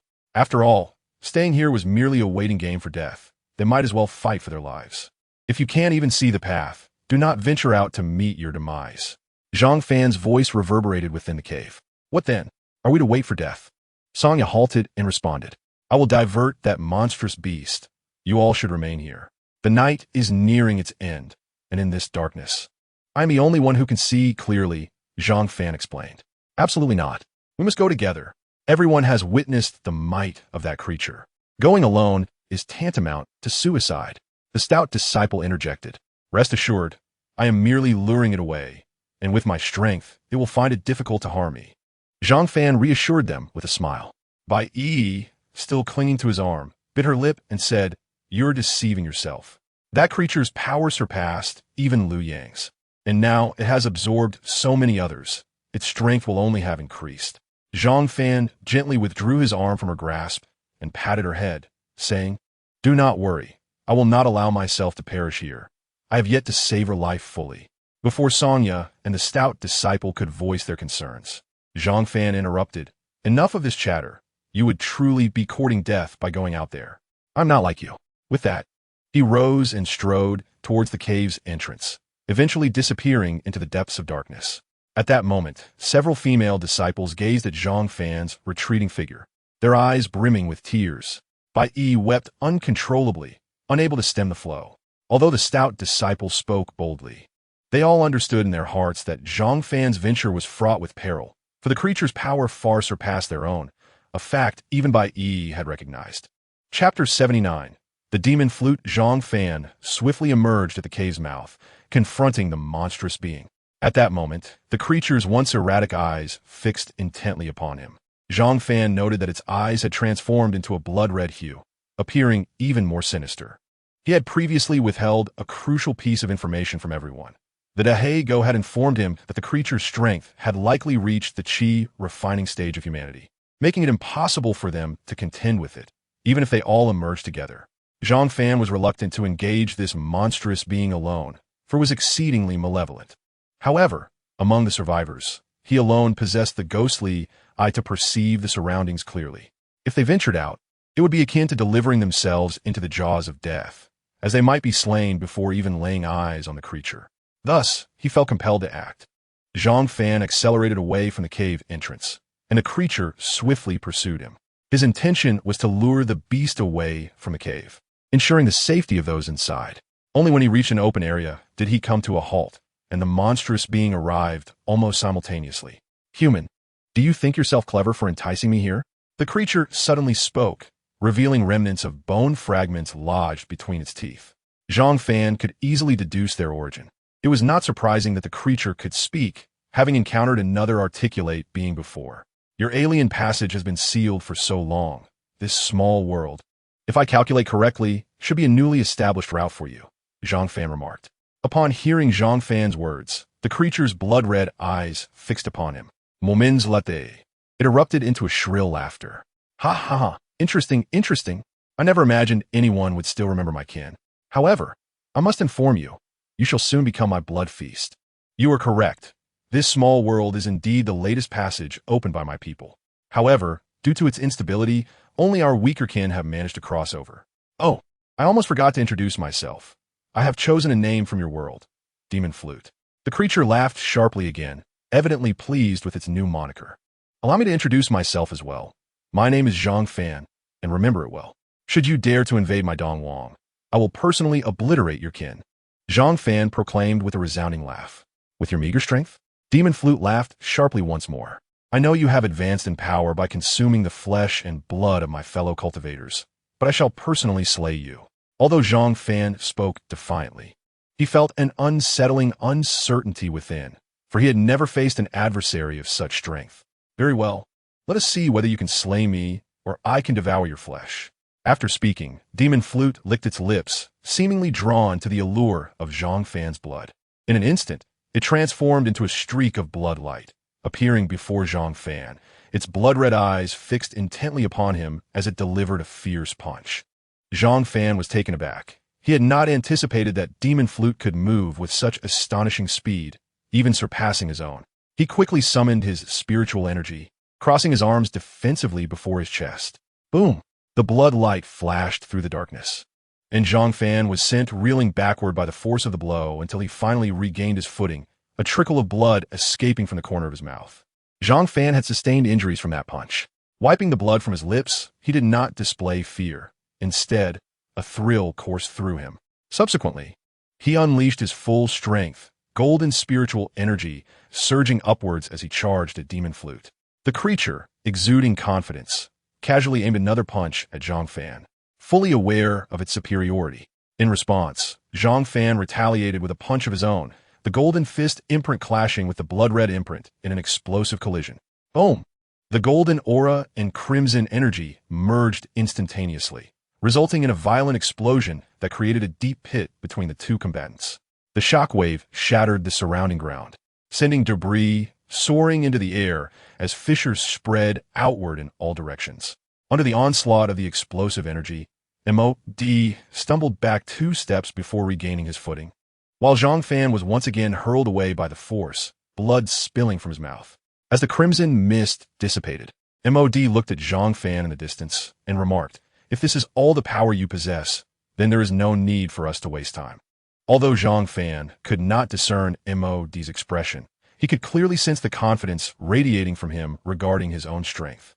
Slowly rising from the ground, Zhang Fan wiped the blood from the corner of his mouth and declared, "You are the strongest opponent I have faced thus far.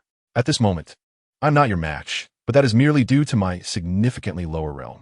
In an equal realm, I could easily overpower you with one hand. Unfortunately, you will never have the opportunity to face me on equal footing, for with my next move, I shall annihilate you and feast upon your flesh and blood. Once I have savored your essence, I will seek out your companions, ensuring they join you in my belly." Ha ha ha! MOD erupted in a maniacal laugh. "Is that so? Then let us see." With that, golden specks of light began to shimmer around Zhang Fan, growing increasingly vibrant with the passage of time, all converging towards his arms. When the golden luminescence coalesced completely, Zhang Fan's hands were adorned with scales of golden dragon, transforming his palms into fearsome golden claws that emanated a terrifying aura. Since mastering the Qinglong Ju, he had not employed it in combat, preserving it as his trump card.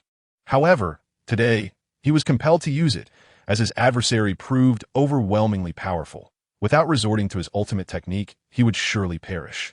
Upon witnessing Zhang Fan's sudden surge in power, MOD's expression shifted to one of astonishment.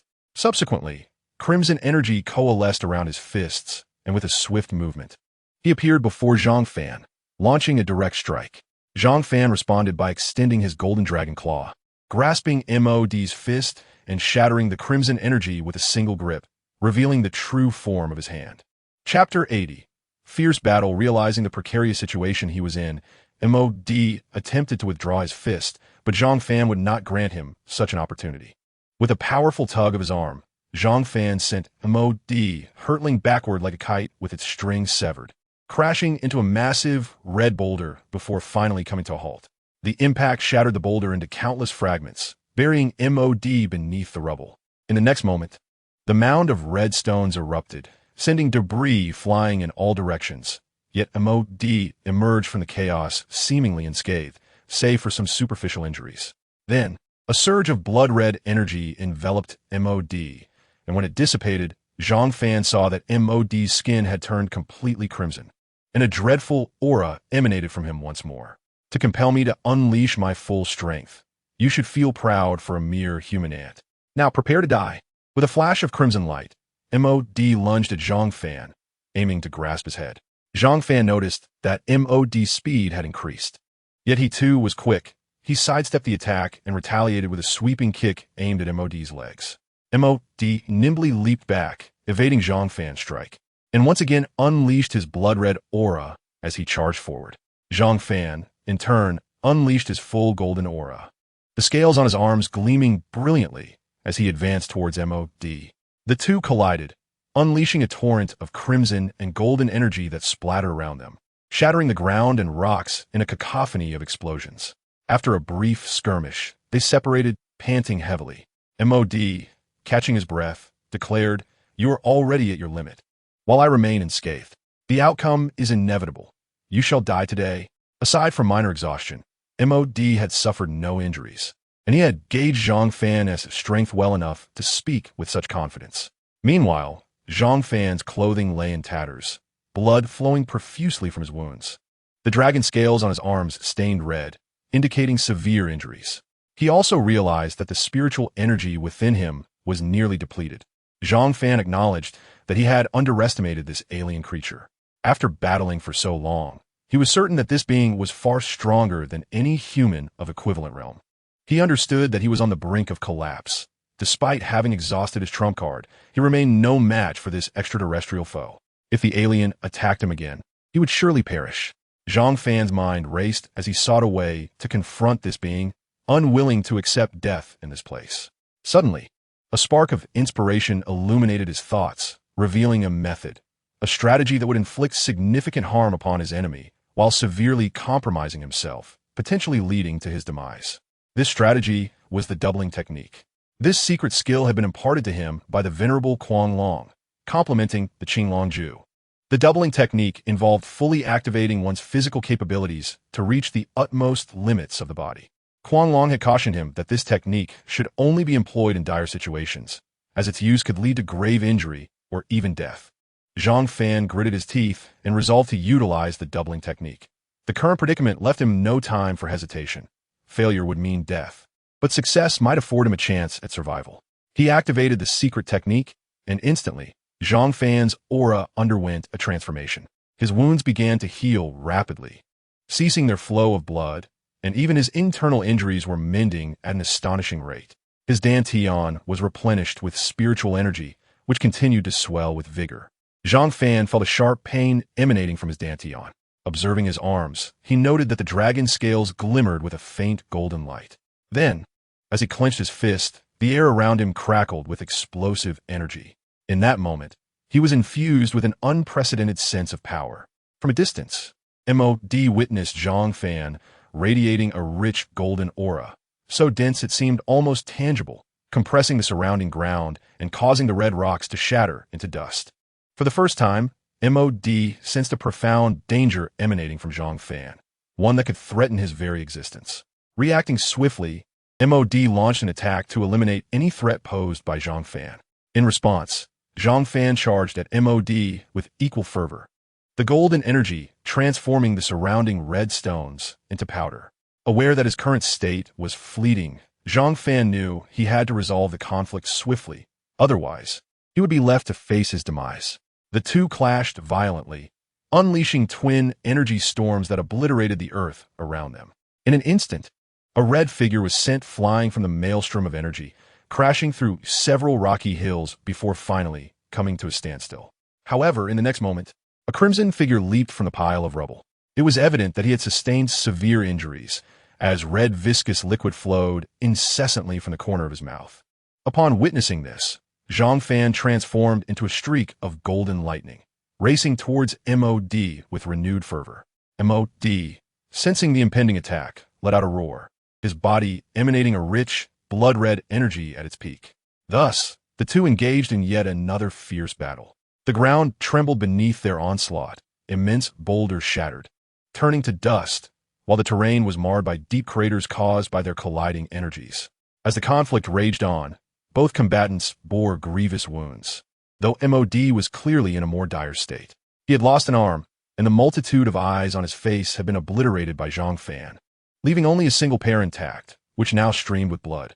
Zhang Fan fared slightly better, yet his body was marred with bloodstains, and he bled profusely, his complexion growing increasingly pale. Aware that his time was limited, Zhang Fan summoned all the spiritual energy within his dantian, concentrating it into his right arm. The golden dragon claw radiated with a dazzling brilliance, a sight to behold. Zhang Fan roared, launching a powerful punch towards MOD. The air crackled with the sound of the void being pierced, the very fabric of space quaking. In response, MOD gathered all his blood-red energy into his right fist and retaliated, determined to unleash his final strike. As their fists met, the blood-red energy and golden spiritual energy intertwined, resulting in a cataclysmic explosion. The energies soared into the sky, piercing through the dense black mist, shooting upwards into the heavens. The energy field created by their explosion expanded relentlessly, leaving devastation in its wake, the once solid red rock ground crumbling to dust. After a moment, the tumultuous waves of the explosion began to subside, and the mist from the battle gradually dissipated, revealing a massive pit several meters deep at the center of the battlefield, where Zhang Fan and MOD stood. Both were locked in the pose of their final strike. Upon closer inspection, Zhang Fan was bleeding from all 7 orifices, continuously expelling blood, which dyed his tattered clothing a golden hue. Half kneeling, he attempted to force himself to stand, but, due to his severe injuries, coughed up another mouthful of golden blood, reluctantly abandoning the effort.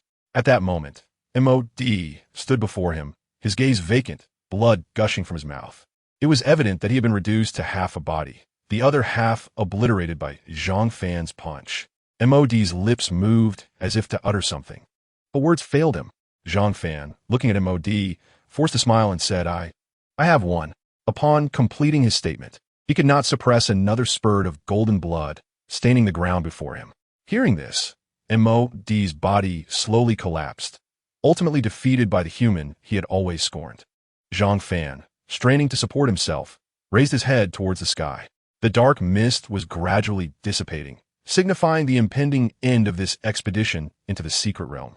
He could not help but emit a bitter laugh, for though he had triumphed, it was a Pyrrhic victory. The repercussions of utilizing the doubling technique were unknown, leaving him to surrender to fate. As the black mist continued to fade, Zhang Fan suddenly felt intense pain coursing through his body. It felt as if his meridians and dantian were being torn apart, and his head throbbed as though it might explode.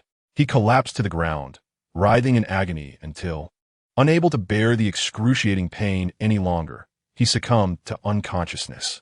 When Zhang Fan awoke again, he found himself in a room. As he attempted to rise, a wave of intense pain engulfed him, nearly bringing him to tears. Once he regained his composure, he realized he was in an unfamiliar environment, clearly not his residence. The room was adorned with various feminine items, such as a dressing table adorned with cosmetics, and a faint, pleasant fragrance wafted through the air, creating a soothing ambience. Just then, the door gently creaked open, and a graceful figure entered, carrying medicine. She had a delicate complexion, her skin as smooth as jade. Clad in a light green gown that accentuated her curvaceous silhouette, her fair feet subtly visible beneath the fabric, adding an alluring charm to her presence. The ethereal beauty of Hua Nianqing momentarily captivated Zhang Fan, and as she closed the door, he finally regained his senses and asked, "What are you doing here?" Upon realizing he was awake, Hua Nianqing beamed with joy, her adorable fangs peeking through as she cautiously approached and sat beside him, saying, "Drink the medicine first." She seemed to realize her actions were overly intimate, and a blush crept onto her cheeks. Zhang Fan quickly gulped down the medicine, and, as it coursed through him, a warm sensation enveloped his entire being, providing immense comfort. He realized this potion was no ordinary concoction. Gua Shui'er smiled as she watched him finish, having brewed it herself, investing considerable time in its preparation. Seeing Zhang Fan well again filled her with genuine happiness. Setting the bowl aside, Zhang Fan gazed at Gua Shui'er's exquisite visage and asked, "Can you tell me what happened? I thought I was in the secret realm." He was taken aback to learn that he had been asleep for an entire month. Suddenly recalling the events in the secret realm, he hurriedly inquired, "What about the issues in the secret realm?" Gua Shui'er interjected, "Calm down. The sect is aware of the situation, and the Dongji Holy Land has sent people to completely seal the entrance of that secret realm. You need not worry." Zhang Fan sighed in relief, then recalled something and remarked, "We must have ranked first in the Qinglong Academy, right?" Rest assured, Qinglong Academy secured first place. Furthermore, the sect has decided to grant greater rewards than previously promised due to your significant contributions. The academy is now overflowing with disciples, and those who have yet to enter the sub-institutes are clamoring to join. Guoxue Chakot Zuftli. Hearing this, Zhang Fan felt a wave of relief wash over him. After a moment, he suddenly realized, but where is this? The room's decor is not like mine at all. At his words, Gua Shui'er blushed, murmuring softly, "This is my room." Zhang Fan's eyes widened in shock as he stammered this. "This is your room?" Gua Shui'er's face turned crimson. Her fair neck flushed with color as she lowered her head and nodded slightly. It was worth noting that she was the saintess of the Qingshan sect, not only stunningly beautiful but also of high status, with countless male disciples enamored by her.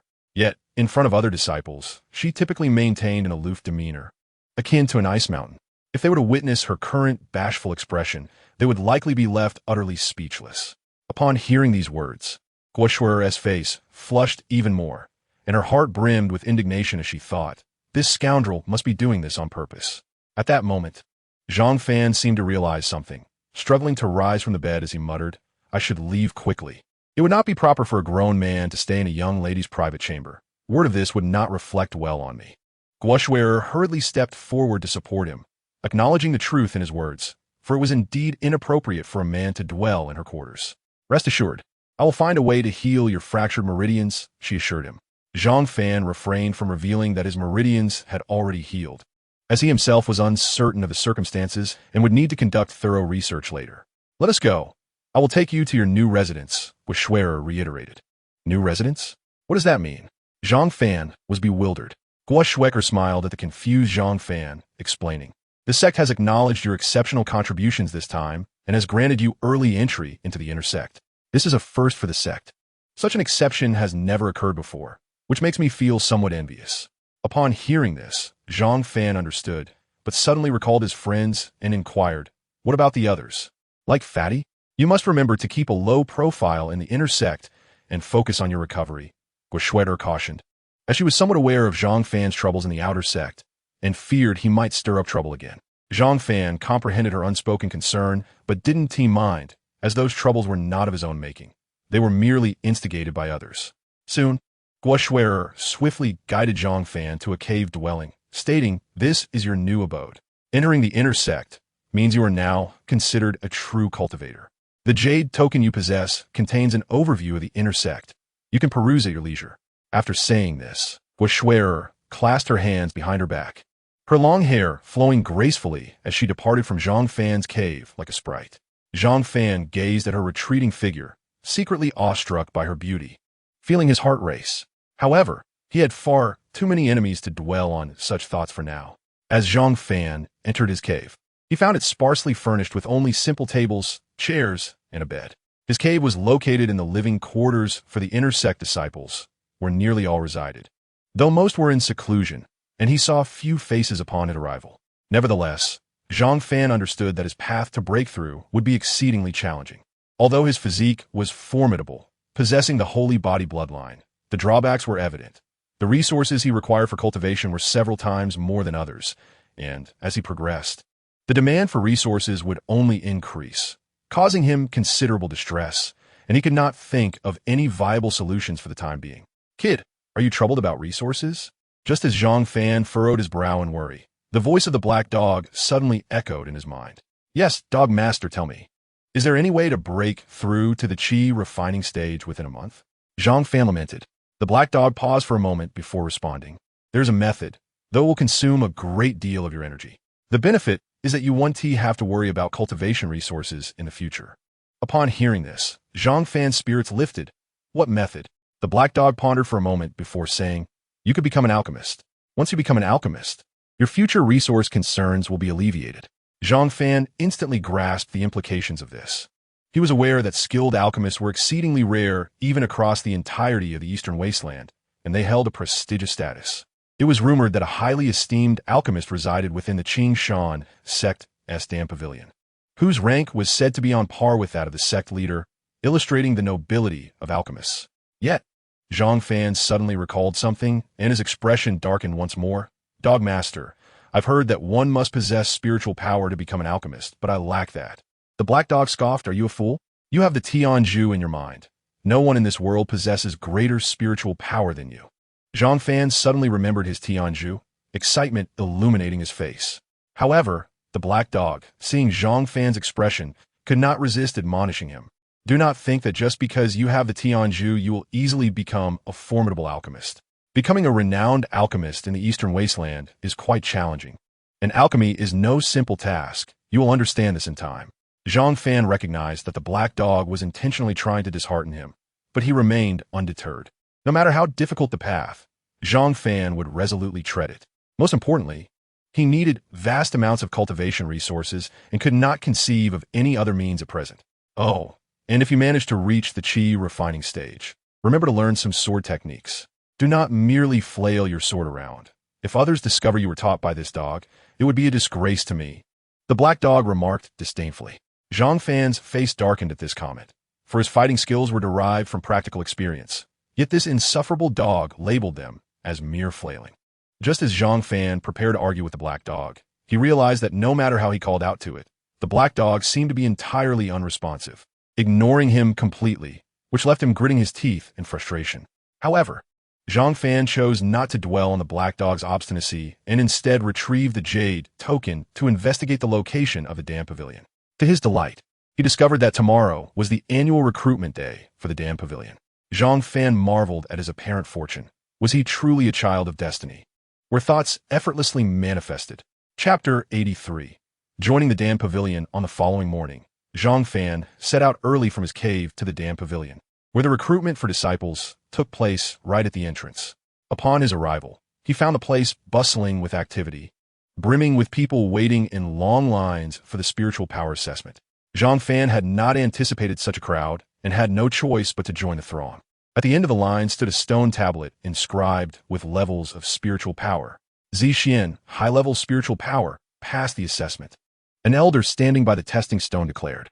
The previously quiet square erupted into chaos, and amidst the crowd, someone exclaimed with envy. The Lady Zixian is not only beautiful, but possesses such a strong spiritual power talent. It is truly enviable. Zixian is the most talented individual the Z family has seen in decades, and I heard her purpose in coming to the Dam Pavilion is to become a disciple of Elder Mo. At the mention of Elder Mo, the disciples below gasped in awe. Being able to become Elder Mo's disciple would be a tremendous honor, granting access to his teachings in alchemy and a significant elevation in status within the sect, akin to being a direct disciple. After all, Elder Mo had very few disciples, only 3 at present, and they were prominent figures within the sect. Many noble disciples sought to befriend them, yet opportunities were scarce. Having such a friend would alleviate future concerns regarding medicinal resources. Hearing this, Zhang Fan curiously turned to look at the woman named Zixian. She wore a form-fitting lavender dress, her long, straight black hair swaying in the breeze, and her slender, fair feet were accentuated by the short skirt, perfectly outlining her alluring figure. Upon hearing the elder's announcement, she calmly walked towards the Dam Pavilion, seemingly unperturbed by the murmurs behind her. To Zhang Fan, her figure was more captivating than her talent. He felt a slight warmth rising within him, while the other disciples gazed longingly at Zixian's retreating silhouette as she gracefully made her way into the Dam Pavilion. Wang Peng, high-level spiritual power, passed the assessment. The elder by the stone tablet announced once more. Unexpectedly, Wang Peng has also arrived, and it seems we are in for quite a spectacle. Wang Peng is indeed a prodigy from the alchemical family, the Wang clan, rivaling Zixian in prowess. I have a little insider information. It is said that Wang Peng has been pursuing Zixian, though it remains uncertain whether he has succeeded. What a revelation! Your sources are indeed reliable, my friend. It is understandable. After all, as Miss Xian is exceptionally charming. If I possessed such a remarkable aptitude for spiritual energy and had the opportunity to be close to her, I too would certainly pursue her. Meanwhile, a group of individuals gathered below waited for the testing to commence, whispering amongst themselves. Wang Shui, low-level spiritual energy, unable to pass the assessment. Qing Shan, low-level spiritual energy, unable to pass the assessment. Zhang Dechui, mid-level spiritual energy, passes the assessment. The elder by the stone tablet announced each result one by one. Those disciples who passed the test joyfully entered the Dan Pavilion, while those who did not could only leave in disappointment. After some time, it was finally Zhang Fan's turn. He approached the stone tablet and emulated others by placing his hand on its concave surface. Moments later, the tablet emitted a soft white light, and a crimson energy within it was activated, beginning to rise slowly. "Ah, this fellow seems somewhat familiar," remarked a disciple observing from the sidelines. "I know him. His name is Zhang Fan. He is quite a notable figure in the outer sect. During the outer sect assessment, he saved countless disciples in a critical moment within the secret realm. As a reward for his valiant actions, the sect made an exception and allowed him to enter the inner sect early, which is typically not permitted without reaching the chi refining stage. I have heard of this as well. The secret realm they tested and was perilous, with nearly all disciples facing annihilation. It is only reasonable to reward him with early access to the inner sect for his bravery." Just as the crowd was engaged in discussion, another disciple interjected. "What does it matter? I heard that after Zhang Fan emerged, his meridians were severed, and his dantian was damaged. He is now rendered waste. I suspect he wishes to join the Dan Pavilion simply because he can no longer cultivate." Upon hearing this, the crowd was taken aback. Yet they soon lamented the unpredictability of fate, feeling pity for Zhang Fan. Meanwhile, Zhang Fan remained oblivious to their conversation, instead fixating on the crimson energy as it ascended. Before long, it surpassed the beginner threshold, and shortly thereafter, it broke through the intermediate line, coming to a gradual halt. Zhang Fan, mid-level spiritual energy, passes the assessment. The elder proclaimed loudly beside the stone tablet. This announcement instantly sparked a commotion among the onlookers. Incredible! He actually passed the assessment. Could he be preparing to rise again as an alchemist? Impossible. His spiritual energy strength is merely mid-level. To become a formidable alchemist, one must possess at least high-level spiritual energy, along with a capable mentor to guide them. At this moment, a young girl in a pink dress spoke up, "But I believe if he possesses great talent in martial arts, his alchemical abilities might also be impressive. If he recovers from his injuries, wouldn't he be even more formidable in both martial and alchemical paths?" Beside her, a refined middle-aged man replied, "Sister, you are unaware that throughout history, there have been individuals with high talents in both martial and alchemical arts, yet they are exceedingly rare and almost negligible. Moreover, they have never managed to elevate both paths to equal heights. It is crucial to understand that both of these paths are arduous, and attempting to excel in both is nearly impossible. Such efforts would only lead to mediocrity in both." Upon hearing this, the crowd nodded in agreement, recognizing the wisdom in his words. Just as he concluded and began to depart, someone suddenly exclaimed, "That man seems to be Wu Jiang," one of Mo Lao's disciples.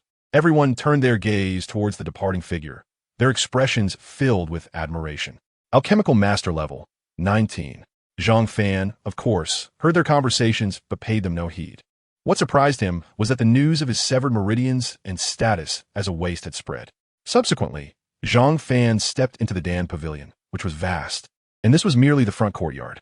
Upon entering, he noticed a large calligraphic piece hanging on the wall, inscribed with a powerful character for Dan. He could distinctly sense a fragrant aroma of elixirs wafting through the air, refreshing and invigorating. Continuing his way deeper into the pavilion, he joined the other disciples who had passed the test, all waiting for the external assessments to conclude. Although they had succeeded in the spiritual energy test, they were not yet considered formal disciples of the Dan Pavilion, merely apprentices at best. Chapter 84. Alchemy. Zhang Fan stood among the crowd, waiting with boredom, when suddenly he recalled something. He then inquired in his mind, "Dog Yi, did you not say that I possess the Tianju and that my spiritual energy is unparalleled? How is it that I just tested as mid-level?" The lazy voice of the big black dog echoed in Zhang Fan's mind, sounding as if it had just awakened. It murmured, "That is the Tianju. How could this crude stone tablet possibly detect it? Zhang Fan was momentarily taken aback by the dog's words, but upon reflection, he found them reasonable. He felt reassured, as during the test, seeing his spiritual energy rated at mid-level had left him somewhat bewildered. If it were truly mid-level, it would imply that he could only aspire to become a level 34 alchemist at most. At that moment, the elder responsible for the test slowly approached the crowd, prompting everyone to cease their idle chatter and quiet down, turning their attention to him.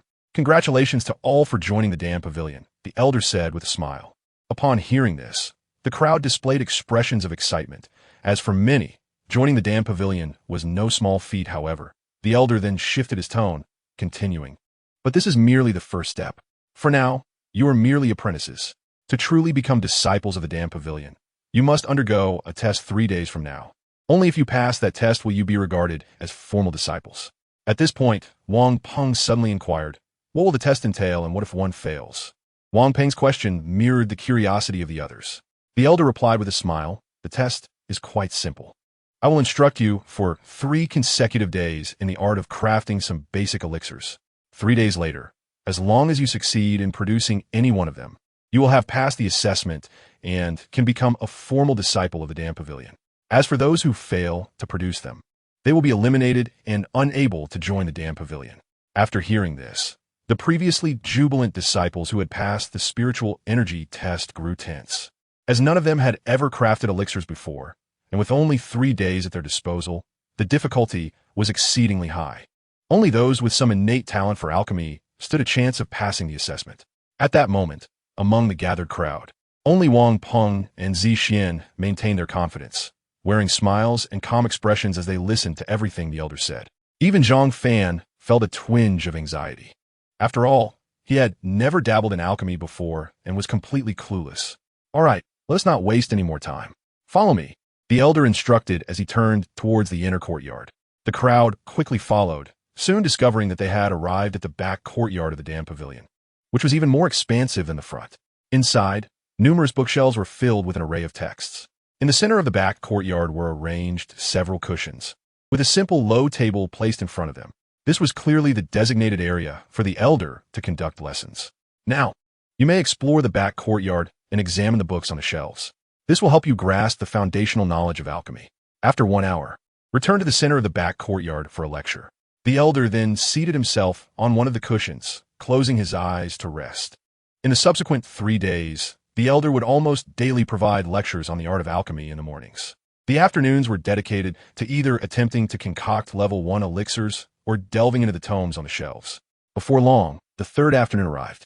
Zhang Fan had spent the last 2 afternoons immersed in the alchemical process, focusing on the formulation of the Ning Shun Dan, an elixir designed to enhance the cultivation of practitioners at the Ning Shin stage. While this may have little utility for others, it was precisely what he required.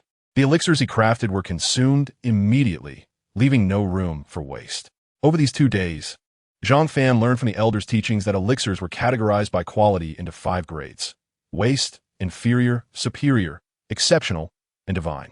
The divine elixirs were exceedingly difficult to produce, boasting the best effects, yet novices like Zhang Fan, who had just entered the Dam Pavilion, would generally be unable to create them.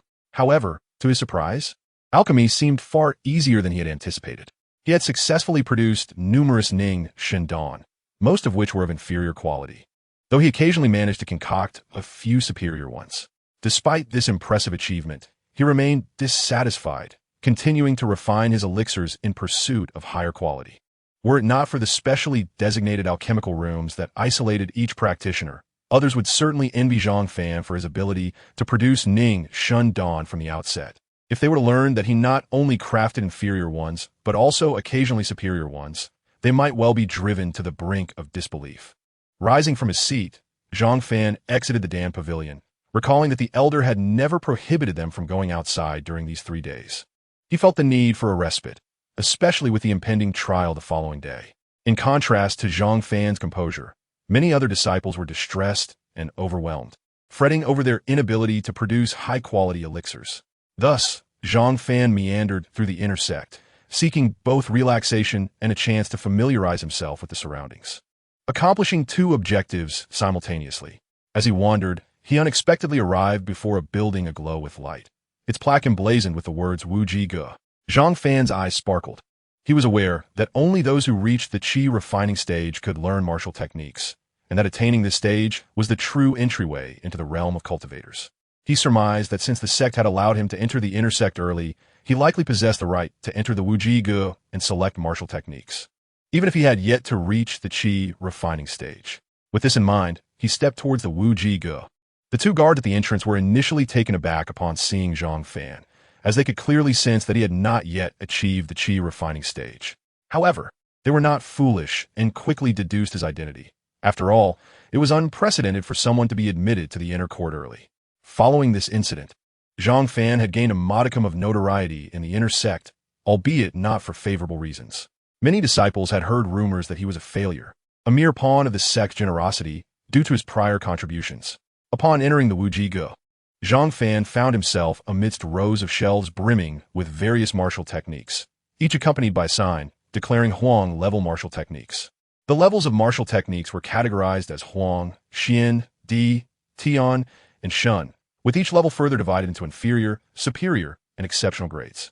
Zhang Fan meticulously browsed through the shelves, evaluating each technique. He encountered techniques such as Pang Feng Zhang, an inferior Huang level martial technique, Ben Quan, a superior Huang level technique, and Kaishan Dao Fa, another superior Huang level technique. As he perused the shelves, overwhelmed by the plethora of options, he struggled to find a technique suitable for him. Just as he was about to randomly select a martial technique, he noticed a wooden box tucked away in the corner, covered in a thick layer of dust, which he might have easily overlooked had it not been for his keen eyesight. Rising on tiptoe, Zhang Fan retrieved the box from the top of the shelf, only to be assaulted by the dust, causing him to cough. Upon opening the box, he discovered an ancient, yellowed tome resting within, its cover inscribed with the two characters Shijian. Instantly intrigued, Zhang Fan was drawn not merely by the appealing name of the technique, but by its reference to the sword, for he had been searching for sword techniques, particularly those pertaining to heavy swords, without success. Zhang Fan preferred to memorize the techniques rather than register for them, finding the process cumbersome. A look of ecstatic delight crossed his face as he realized this sword technique was precisely what he needed. This technique was tailored for practitioners of the heavy sword, emphasizing the amplification of power with each strike. Although categorized as an inferior Huang level martial technique, if mastered to perfection, Shijian could unleash power on par with exceptional Xian level techniques, making it exceptionally formidable. Unbeknownst to Zhang Fan, his luck appeared to be extraordinary, despite his injuries. He had somehow survived. Yet now, he was deemed a cripple, and he hoped not to cower in fear when faced with a life-and-death competition in a month's time. Duan Jiaxu regarded Zhang Fan with scorn, stating with derision that he was now nothing more than a mere ant, easily extinguishable. At that moment, Zheng Qian, having recently broken through to the qi refining stage, radiated confidence. She coldly remarked that Zhang Fan should have known better than to seek death in the inner sect. Turning her gaze towards Zheng Qian, she threatened ominously, advising her to avoid crossing paths with her in the future lest she succumb to the urge to eliminate her personally. Zheng Qian was incensed by Zhang Fan's words, her previous joy from her breakthrough evaporating in an instant. Duan Jiaxu, on the other hand, had long since considered Zhang Fan a dead man, mocking him to cherish the last month of his life, for it would surely be his final days. Zhang Fan, with a frigid gaze that pierced like daggers, surveyed the two, contemplating the unpredictability of fate. Just as he approached the entrance to the Wu Ji Ge, his steps faltered. Bending over, he coughed up a mouthful of golden blood before laboriously straightening up and leaning against a shelf as he exited the building. Zheng Qian watched Zhang Fan leave, blood staining his lips, yet her expression revealed no sympathy. Instead, she radiated an even colder demeanor, exuding an aura of icy disdain. Were anyone to witness Zhang Fan in his current state, they would surely condemn him as shameless, for his robust vitality belied the severity of his supposed injuries. Despite Zhang Fan's awareness of the trial awaiting him in the Dan Pavilion the following day, time was of the essence. He needed to practice his sword techniques as soon as possible. Immersed in relentless strikes, he entered a remarkable state of focus. When he finally emerged from this extraordinary trance, he was startled to find that dawn had already broken. Hastily, he sheathed his sword and rushed towards the Dan Pavilion. As Zhang Fan arrived at the Dan Pavilion in a flurry, he discovered that everyone had already settled before the cauldrons, engrossed in alchemical pursuits, leaving him to sheepishly scratch his head in embarrassment. The elder seated on meditation mat noticed Zhang Fan's arrival and gestured for him to quickly gather the alchemical materials before proceeding to refine the elixirs. It was the first time he encountered a disciple who could arrive late for an assessment. Originally, the allotted time for refining elixirs was 1 hour, but due to Zhang Fan's tardiness, only half an hour remained. The elder spoke, then closed his eyes once more. The elder responsible for the assessment chose not to elaborate further, having grown weary of addressing someone like Zhang Fan, who was late even for the examination. With merely half an hour left, it was nearly impossible for these alchemical apprentices to produce any elixirs. Even the most gifted among them, Zixuan and Wang Peng, would struggle to complete the task in time, leading the elder to internally conclude that Zhang Fan would be eliminated. Upon hearing this, Zhang Fan hastily selected the materials and approached an unoccupied alchemical furnace, meticulously arranging the materials on the ground. He then proceeded to toss the various materials into the furnace, where the flames quickly ignited them, transforming them into a liquid. The next crucial step involved gradually merging these liquids, which was also the most challenging part. The quality of the elixir largely depended on this stage. Zhang Fan carefully manipulated the various liquids within the furnace, feeling a twinge of anxiety since he aimed to concoct a top-tier Ning Shun Dan, a feat he could not guarantee success in.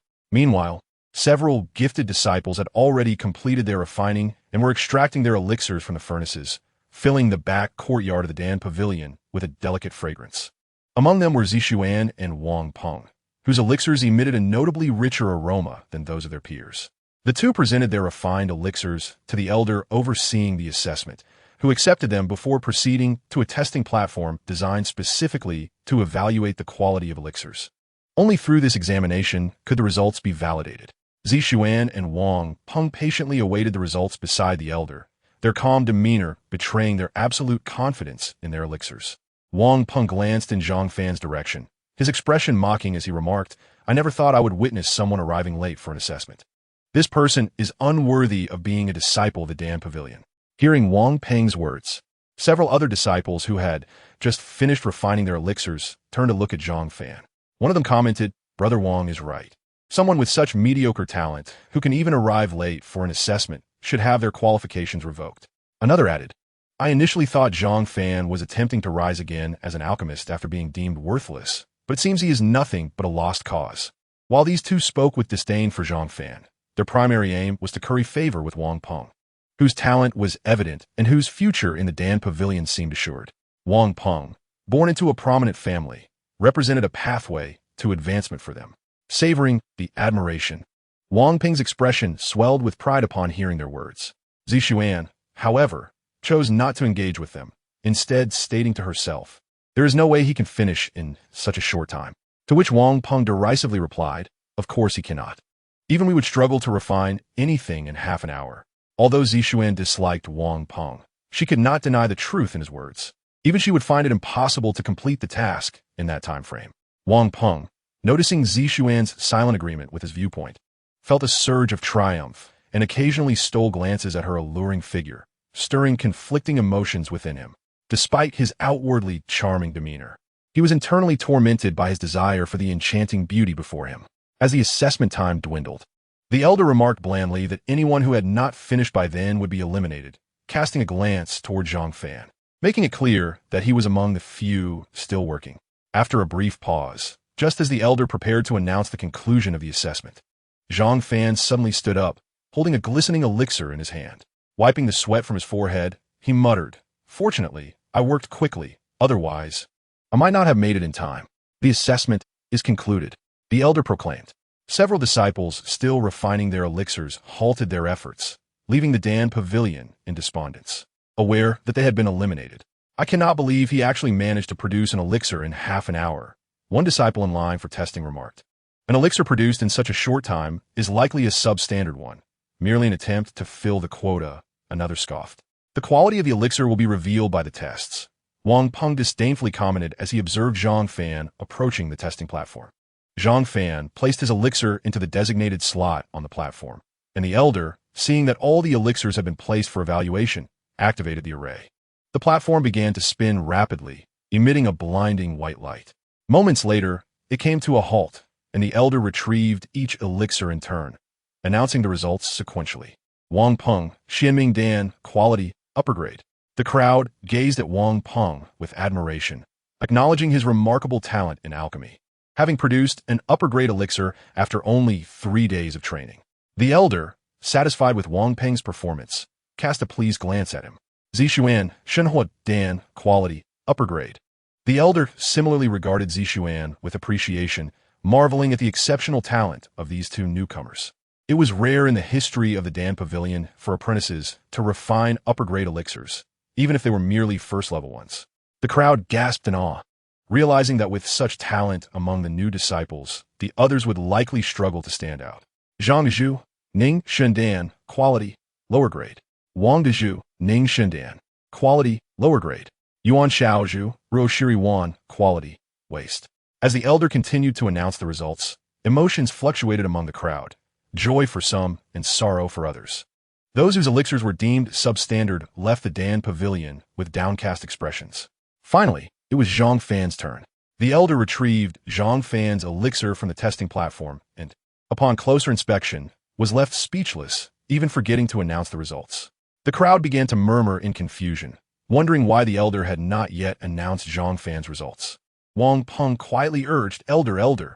Zixuan furrowed her brow, contemplating the scene, silently wondering if the elixir had indeed succeeded. However, such a reaction seemed excessive. Even if it had been a success, Zhang Fan, Ning Shundan, quality, top grade. The elder's words struck like a heavy hammer against the hearts of those present, leaving them in stunned silence. Soon, some disciples regained their composure, exclaiming in astonishment, "My goodness, this guy is simply a monster. To refine a top-grade elixir in such a short time is beyond belief. If it were me, I could never accomplish that. Indeed, I feel inferior. This is truly a reversal of fortunes." One disciple who had previously mocked Zhang Fan stubbornly asserted, "I believe this is merely luck. I refuse to believe he could refine a top-grade elixir in such a short time." Subsequently, a few other disciples who had just been flattering Wang Peng echoed in agreement, suggesting that Zhang Fan should refine the elixir once more if he possessed the capability. Wang Peng, too, chimed in, proposing to the elder that since no one believed Zhang Fan could concoct a superior elixir in such a short span of time, it would be prudent to allow Zhang Fan a second chance to prove himself, thereby preventing idle gossip.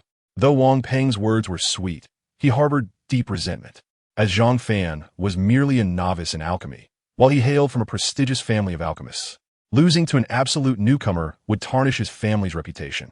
Zixian, with her enchanting phoenix eyes, occasionally glanced at Zhang Fan with a mix of curiosity and intrigue, her gaze seemingly capable of ensnaring one's very soul. Zhang Fan felt uncomfortable under her scrutiny. As a passionate youth, he found it challenging to endure such alluring attention, despite knowing that Zixian harbored no ulterior motives. Her gaze sparked his imagination. Wang Peng, noticing Zixian's undue interest in Zhang Fan, felt an intense surge of jealousy and feigned a calm demeanor as he inquired, "Elder, what do you think of my suggestion?" The elder, responsible for overseeing the examination, harbored his own doubts about Zhang Fan's abilities, considering that his previous mental acuity test had only yielded intermediate results. Furthermore, Zhang Fan had managed to refine the elixir in merely half an hour, raising suspicions in the elder's mind. Zhang Fan understood Wang Peng's intent. It stemmed from his discontent that Zhang Fan's elixir had surpassed his own. The proposition of a re-examination, purportedly to quell the rumors, was merely a ruse to witness Zhang Fan's folly. Zhang Fan could discern from the crowd's expressions that many believed his success was largely attributed to luck. The decision ultimately rested with him, as he had already passed the assessment. Although the elder harbored doubts, he spoke with impartiality. Upon hearing the elder's words, Wang Peng turned to Zhang Fan with a grin, asking, "Zhang Fan, what do you think of this proposal?" Zhang Fan, looking at Wang Peng's disingenuous smile, replied, "I find it unappealing." Zhang Fan was pressed for time and had no inclination to squander it with Wang Peng. Wang Peng's expression froze momentarily before he resumed his feigned smile, suggesting, "How about we make a wager? If you can successfully refine the superior Ning Shundan again, I, Wang Peng, shall gift you a Dan furnace. However, should you fail, you must leave the Dan Pavilion." With that, Wang Peng produced a furnace from his spatial ring and placed it before Zhang Fan. Zhang Fan examined the furnace. Noting its deep green hue and the faint sheen that glimmered upon its surface, indicating its superior quality. The crowd gasped in astonishment, exclaiming that this was indeed a mid-grade Dan furnace, an object of their dreams. One noble youth lamented how he had spent a fortune on a low-grade furnace and had rejoiced for days. The thought of owning a mid-grade furnace seemed beyond his wildest imaginings. Zixian looked at Wang Peng in surprise. If her assumptions were correct, this furnace must hold significant value even for him, as such high-quality furnaces were challenging to procure, even for the scions of prominent families.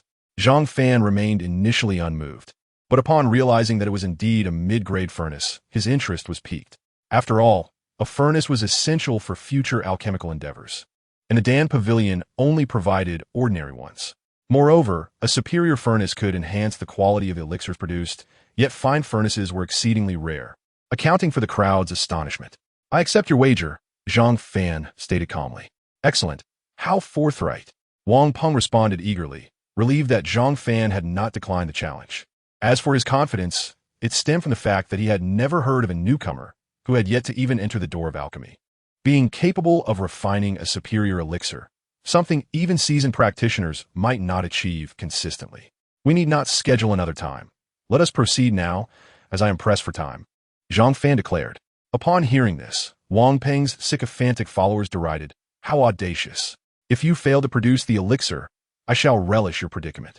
"Very well, let us begin immediately," Wang Peng responded with glee, relishing the opportunity to challenge this brash youth.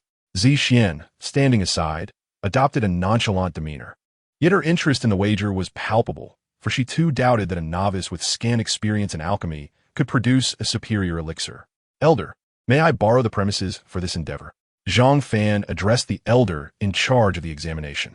The elder hesitated before nodding, recognizing that as a senior member of the Dan Pavilion, he should not interfere, yet his curiosity was undeniable. "This time, there shall be no time constraints. As long as you can refine a superior elixir, it will suffice," Wang Peng stated confidently. Chapter 88. Divine Grade Elixir. Zhang Fan casually selected an unoccupied Dan furnace and requested the elder for materials to refine the Ningshun Dan, promptly commencing his work. Moments later, the furnace erupted with a resonant roar, and vibrant, multicolored light radiated from within, leaving the onlookers momentarily stunned, exchanging bewildered glances, as they had never witnessed such a phenomenon. Only the elder overseeing the examination gazed at Zhang Fan's furnace with astonishment, his hands trembling slightly with anticipation and speculation. As the flames within the furnace gradually subsided, Zhang Fan deftly grasped a newly formed elixir, marveling at its transparency and the rich aroma wafting from it. The elixir's surface shimmered with a kaleidoscope of colors, though it dulled shortly thereafter. Zhang Fan had followed his previous methods, but did not expect the elixir to be so extraordinary. He had never encountered anything like it before. This is a divine grade Ning Shundan," the elder exclaimed, pointing at the elixir with trembling fingers. It was not that he had never seen a divine grade elixir. Rather, he was astounded that a novice disciple had directly produced one of such quality, a feat he had never witnessed. The crowd's eyes widened in astonishment at the elder's proclamation, their voices lost in disbelief. Even Zhang Fan found himself momentarily dazed. The disciples who had previously mocked Zhang Fan were now rendered speechless, standing quietly in the corners. Zixian, transformed into a delicate breeze, swiftly approached Zhang Fan, her voice sultry as she asked, "May I see the elixir?" Zhang Fan, taken aback, handed the elixir to her. Zixian examined it thoroughly before returning it to Zhang Fan, flashing him a coy smile as she remarked, "You are truly remarkable. Able to refine a divine grade elixir at such a young age.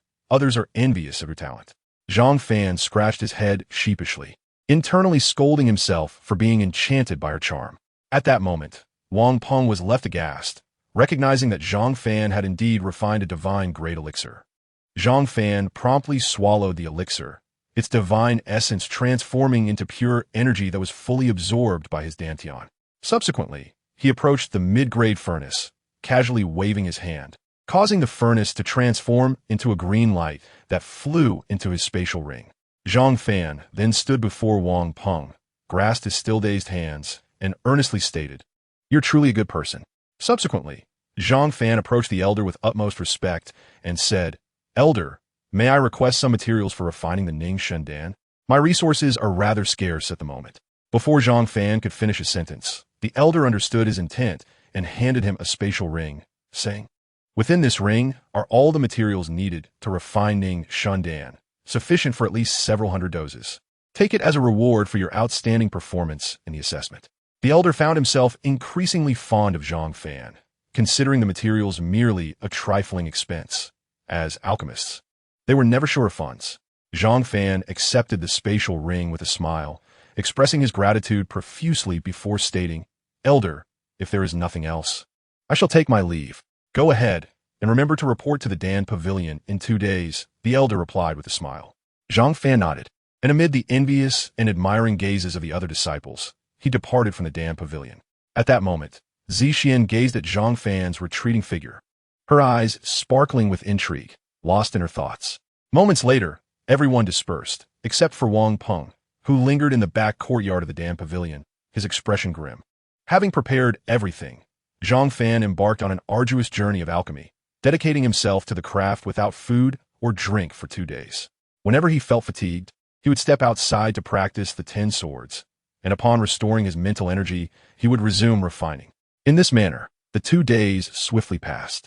During this time, Zhang Fan's alchemical skills improved significantly, becoming more stable, and he occasionally succeeded in producing divine-grade pills, while the remainder were predominantly top-tier Ning Shendan. However, what delighted Zhang Fan even more was that after consuming so many Ning Shendan, he was on the verge of a breakthrough. Unfortunately, he had exhausted all the materials. Where he might have succeeded, Zhang Fan recognized that his ability to produce so many divine-grade pills was largely due to the dark green cauldron, and he reflected on the importance of possessing a fine alchemical furnace as a practitioner. After tidying himself up, Zhang Fan left his cave and made his way to the Dan Pavilion. Upon arrival, he found everyone already waiting, but this time, they did not cast judgmental glances at the tardy Zhang Fan. Instead, admiration and respect filled their eyes. The sycophants surrounding Wang Peng instinctively looked away upon seeing Zhang Fan, their bodies involuntarily retreating a couple of steps. Zixian, on the other hand, watched Zhang Fan with keen interest, her gaze intense. Congratulations, everyone. You have officially become disciples of the Dan Pavilion, the elder announced. However, the most crucial aspect is that only after becoming a second-tier alchemist will you have the opportunity to take on a master. Of course, this is contingent upon your becoming a second-tier alchemist, and the simplest way to achieve that is by refining second-tier pills. At this, the crowd's eyes brightened. If they could become disciples of a certain elder, they would no longer have to worry about resources and would have a mentor to guide them, accelerating their mastery of alchemy. The second floor of the Dan Pavilion was entirely different from the first. Due to strict recruitment standards, there were few newcomers, resulting in a sparsely populated first floor. In stark contrast, the second floor bustled with many disciples, some engrossed in alchemical texts, while others sat in small groups, discussing the art of alchemy, eventually dispersing to continue their studies. However, at that moment, Zhang Fan swiftly approached the elder's side, wearing a fawning expression. The elder, noticing Zhang Fan's mischievous smile, sensed trouble and inquired, "What is it? Looking to beg for more materials again?" "Elder, I find myself in a bit of a pinch lately. I assure you, I will repay you in the future," Zhang Fan promised, patting his chest. "No need for repayment. Just agree to one condition, and I will provide them for free," the elder replied with a smile. "Please, elder, speak your mind. I, Zhang Fan, will not hesitate to endure any hardship." Zhang Fan's expression turned serious as he spoke earnestly. "Cease your boasting before me. My request is quite simple. Agree to become my disciple," the elder stated, stroking his graying beard, his gaze fixed on Zhang Fan. Upon hearing this, Zhang Fan initially thought it would be a more daunting demand, but realizing how simple it was, he promptly knelt on one knee and proclaimed, "I pay my respects to my teacher." The elder couldn't help but chuckle at this display. Although Zhang Fan could be quite cheeky at times, he was fundamentally good-hearted and showed considerable talent for alchemy. Thus, the elder was quite pleased with his new disciple. The elder helped Zhang Fan to his feet, saying, "From now on, you may call me Feng Lao." He then handed Zhang Fan another spatial ring, adding, "The materials within are equal in quantity to those from yesterday. Use them sparingly. Once they are gone, I shall have none left. Zhang Fan quickly stowed the spatial ring away, grinning as he replied, understood. I have but one request of you. Strive to become a second-tier alchemist. Only by reaching that level can you truly claim your place among the ranks of alchemists. Feng Lao stated, his expression unusually serious. Noticing the elder's grave demeanor, Zhang Fan reined in his smile and said, Rest assured, Feng Lao, I shall make every effort to attain the rank of second-tier alchemist as swiftly as possible. With that, Zhang Fan immediately retrieved all the materials and resumed his relentless pursuit of alchemy. A week later, he emerged from his cave, sporting dark circles under his eyes. Yet his face radiated joy. The extended duration was primarily due to Zhang Fan's determination to refine divine-grade Ning Shindan, which required greater purity and yielded more spiritual energy upon absorption, demanding more of his effort. Dog Master, I am on the verge of a breakthrough. Zhang Fan exclaimed joyfully to the great black dog. Yes, I am aware. However, it would be prudent to rest before your breakthrough and seek a secluded location for the process, the great black dog advised. In the following days, Zhang Fan's cave became a spectacle. Many disciples passing by could hear the thunderous roars emanating from within, prompting them to stop and gather around in curiosity.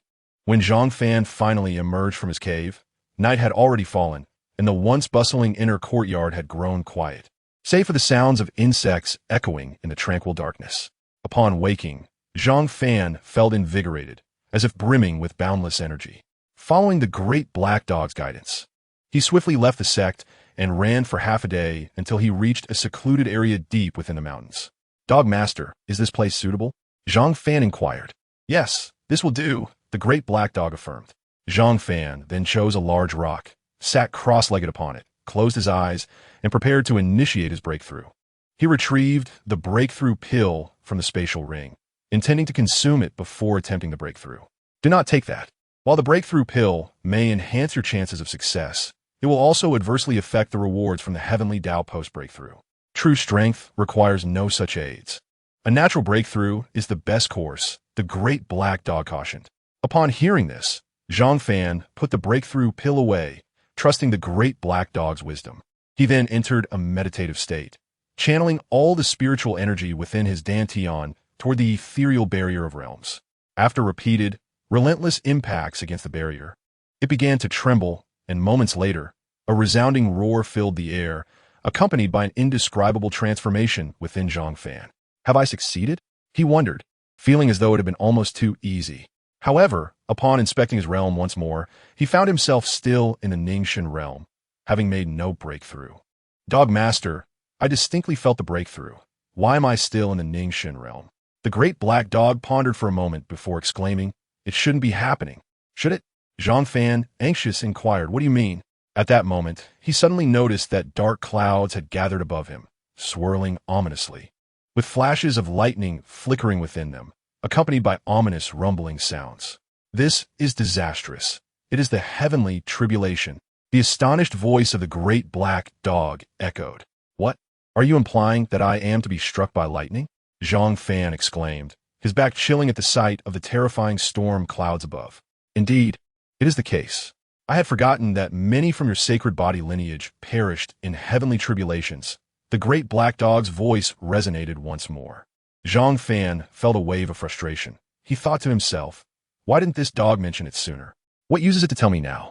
However, Zhang Fan was not one to sit idly by. He quickly sprang to his feet and ran away, with the singular aim of distancing himself from the area engulfed by the ominous clouds. What he witnessed next made him unable to contain his anger.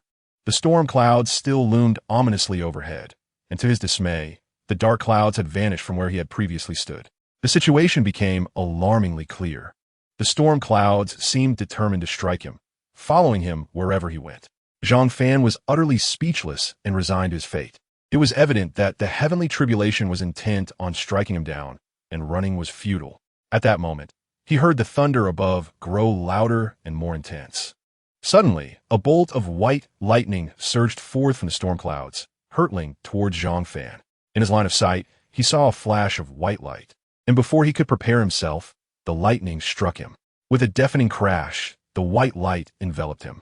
Zhang Fan found himself charred and smoking, yet miraculously, he endured the strike, realizing that its power was not as overwhelming as he had feared and remained within his capacity to withstand. Just as he thought it had ended, the clouds above began to churn once more, and another bolt of lightning was aimed at him. Zhang Fan could clearly see that this new bolt appeared thicker than the previous one. He hastily summoned his spiritual energy to envelop himself, bracing for the impending assault. The thunder crashed as the lightning struck him, dissipating his protective energy the moment it made contact. The force of the strike forced him to kneel, a trickle of blood escaping from the corner of his mouth. He was wounded. Is there any way to resist the heavenly tribulation? These storm clouds show no signs of dispersing. They clearly wish to destroy me. Zhang Fan exclaimed in desperation, genuinely terrified of being struck again, especially since he had no idea how long this tribulation would last. Never use your spiritual energy to counter the heavenly tribulation. It will only amplify its power. The only way to withstand it is through your physical form. If you endure, great benefits await you. If you fail, you shall perish. There's no other way. The great black dog's voice echoed in his mind. No sooner had the dog finished speaking than another bolt of lightning descended from the heavens. Zhang Fan observed in horror as this bolt appeared even thicker, nearly the size of his waist. It resembled a gigantic serpent composed of lightning, lunging towards him. Heavens! You won't take me so easily. Come on, Zhang Fan declared defiantly, his clothes reduced to ashes by the previous strikes. Now, bare-chested, his hair whipped wildly in the destructive winds of the approaching lightning, his furious expression emanating an aura of unyielding power. Zhang Fan gathered his spiritual energy. Raising his hands skyward, prepared to heed the great black dog's advice and confront the tribulation with his body. With a tremendous explosion, the lightning engulfed him, and a shockwave from the blast radiated outward, incinerating all creatures and plants within several hundred yards, leaving them as nothing more than ash. Those beasts further away, sensing the violent eruption, scattered in terror, breaking the silence of the forest. As the smoke cleared, Zhang Fan found himself kneeling, his body battered and bloodied.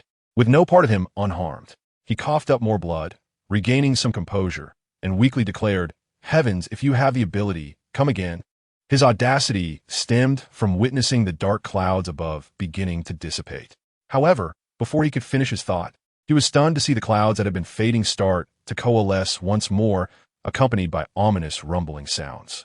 Zhang Fan was dumbfounded. Could the heavenly tribulation truly respond to his words? No. My mouth was just twitching involuntarily from the lightning. Those words were not my intention. He pleaded towards the storm clouds above. You fool, your insolent words have drawn the wrath of the tribulation upon you once more, the great black dog admonished. The heavenly tribulation is the embodiment of the will of the heavens. It can sense your utterances. Why didn't you mention this earlier? How was I to know? Zhang Fan retorted, feeling guilty. Yet, unexpectedly, the gathering storm clouds began to disperse again. Just as they were nearly gone, a radiant, multicolored light suddenly emerged from the clouds, descending towards Zhang Fan. This is a gift from the heavens. Do not resist it, the great black dog urged, fearing Zhang Fan might act recklessly. Zhang Fan, too weary from the previous tribulations, instinctively abandoned his defenses. The multicolored light enveloped him entirely, and moments later, entered his body. Zhang Fan closed his eyes, aware that this radiant light held immense benefits for him, and thus he began to cultivate right there. Meanwhile, hundreds of miles away, atop the lofty peaks of the Qingshan sect, two figures stood, gazing in Zhang Fan's direction. An elderly man in a white robe remarked, "From this energy fluctuation, someone must be undergoing a heavenly tribulation. I have never witnessed such a phenomenon in my life. I have only read about it in ancient texts." The middle-aged man beside him nodded in agreement, saying, "I share the same sentiment. This fluctuation is undoubtedly from someone facing a heavenly tribulation. I wonder if they will succeed. Master, I have learned from ancient texts that those who face heavenly tribulations are often extraordinary talents. We should investigate, for it is close to our Qingshan sect. If it is a young person, we must bring them into our sect. Their presence will surely elevate our standing," the elderly man, referred to as Wang Lao, declared, his murky eyes gleaming with excitement. The middle-aged man, known as Chun Hao, the sect leader of Qingshan, found Wang Lao's proposal compelling. "Let's depart quickly. Hesitation may lead to unforeseen consequences. If a young prodigy is indeed undergoing tribulation, recruiting and nurturing them could significantly enhance our sect's future prospects." Little did they know that the one facing the tribulation was, in fact, an inner disciple of the Qingshan sect. Chapter 91. The minor completion of the sacred body. At this moment, Zhang Fan sat cross-legged upon the charred earth, struck by the thunderous tribulation, his eyes closed, exuding an aura of tranquility. However, beneath this calm exterior, his body was undergoing monumental transformations. The vibrant energy he had previously absorbed was now coursing wildly throughout his being, enhancing both his meridians and flesh significantly. Zhang Fan could distinctly feel that his meridians had grown thicker and his flesh had become more refined. Yet, the most astonishing revelation came when he discovered that his blood had entirely evolved into a resplendent gold. While it had previously exhibited a faint golden hue, it had now transformed into a pure and brilliant gold. Although his eyes remained shut, the awareness of these changes within compelled a smile to grace his lips, for he had achieved remarkable advancement. However, just as joy enveloped him, his expression suddenly stiffened in dismay as he realized that his previously normal Dantian had now transformed into a vast lake, its waters composed entirely of his golden spiritual energy. The surface of this golden lake shimmered with a radiant sparkle, its waters flowing freely. Zhang Fan then inquired of the Dahe Go, seeking to understand the reason for this transformation of his Dantian. After a moment of contemplation, Dahe Go responded, "It appears that the gifts of the heavenly Tao have directly elevated your sacred body to the minor completion stage. You were previously only in the early awakening phase of the sacred body, not yet a true sacred body in the fullest sense. Now, with the assistance of the heavenly Tao, your sacred body has fully awakened and attained the minor completion stage. The alteration of your Dantian speaks volumes. Historically, the Dantian of a sacred body has always differed from that of ordinary cultivators." Upon hearing this, Zhang Fan exhaled a sigh of relief, yet he soon sensed something amiss, his countenance shifting to one of concern. "Dahe Go, with such a vast lake of spiritual energy, how am I to cultivate in the future? It seems I could fill this lake for a lifetime and still not manage to do so." Dahe Go retorted disdainfully, "You ought to view this positively. Having such a unique Dantian is a cause for celebration. For you now, you could nearly be invincible within the same realm. It is likely that no one in this world could outlast you." While Zhang Fan found merit in Dahe Go's reasoning, he countered, "But what are the resources for cultivation?" "That, well, you shall have to figure out yourself," Dahe Go stammered. Before Zhang Fan could voice further concerns, Dahe Go urged, "We must depart swiftly. The commotion caused by your tribulation was significant, and it will not be long before others come to investigate. It is best that this matter remains undisclosed." Conceding to Dahe Go's wisdom, Zhang Fan promptly exited, blending into the vast expanse of the forest. Shortly after his departure, Wang Lao and Chun Hao arrived at the site Zhang Fan had occupied, their eyes widening in astonishment at the scene before them. It seems this tribulation was no trivial matter, and it appears the individual has successfully transcended it, Wang Lao remarked, surveying the scorched terrain. "It is a pity that the one who endured the tribulation has already departed. Had we arrived a tad earlier, we might have encountered them." Chun Hao lamented beside Wang Lao. With that, the two figures flickered and vanished from the scene. In the ensuing days, Zhang Fan diligently practiced the 10 swords technique, and with the aid of the Tianju, he progressed rapidly, soon mastering the technique to the minor completion stage. Standing amidst the trees, he thrust a sword towards a colossal boulder, which erupted into countless shards upon impact. The strike he executed was the 10th sword, its formidable power amplified by the preceding 9, yielding an astonishing result. Zhang Fan felt immense satisfaction in the strength of this stroke. After a brief tidying up, he departed from his cave dwelling, intent on visiting the Dange. As he reached the entrance, a striking figure approached him. Clad in flowing white garments adorned with butterfly motifs, her long hair was elegantly styled with butterfly tassels, and a luminous pearl carved into a butterfly rested upon her brow, emitting a soft glow. Her features, unadorned with makeup, remained captivatingly beautiful. This enchanting figure was Gua Shuer. Upon spotting Zhang Fan, the previously frosty demeanor of Gua Shuer melted away, her charming smile illuminating her face. She trotted towards him, her voice as melodic as silver bells. "Xiao Fanzi, are you feeling better?" Zhang Fan paused momentarily, then pointed at himself with his right hand, bewildered. "You call me Xiao Fanzi?" "Indeed, Xiao Fanzi. Is that not acceptable?" Gua Shuer replied, her lively eyes sparkling with mischief as they locked on Zhang Fan. Yet I seem to recall that I am older than you by a month. Zhang Fan retorted, turning his gaze away, unable to withstand the allure of her enchanting eyes. Is that so? Ivas unavava, si I ofansi, guoksuiatizit. Her hands clasped behind her back as she stood on tiptoe, her delicate face inching closer to Zhang Fan's as she giggled. Noticing her boldness, Zhang Fan, disregarding her status as a saintess, reached out playfully toward her face, jesting, "Little sister, do not play with fire. Your brother may not be able to resist." Hua Shuer nimbly evaded Zhang Fan's reach, laughing, "Oh, Xiao Fanzi, you have become quite mischievous." Zhang Fan, sobering, inquired earnestly, "No more jokes? What brings you to seek me?" Hua Shuer, sensing his seriousness, produced an invitation card from seemingly nowhere, stating, "In 2 months, it will be my 18th birthday. Xiao Fanzi, you must come and celebrate."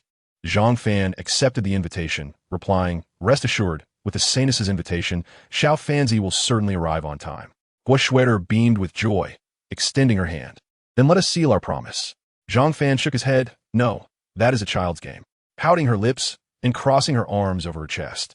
Guoksuea feignet anoyans. With no choice but to comply, Zhang Fan extended his hand to seal the promise, prompting Hua Shuer to reveal her sweet smile once more, leaving Zhang Fan momentarily spellbound. Chapter 92.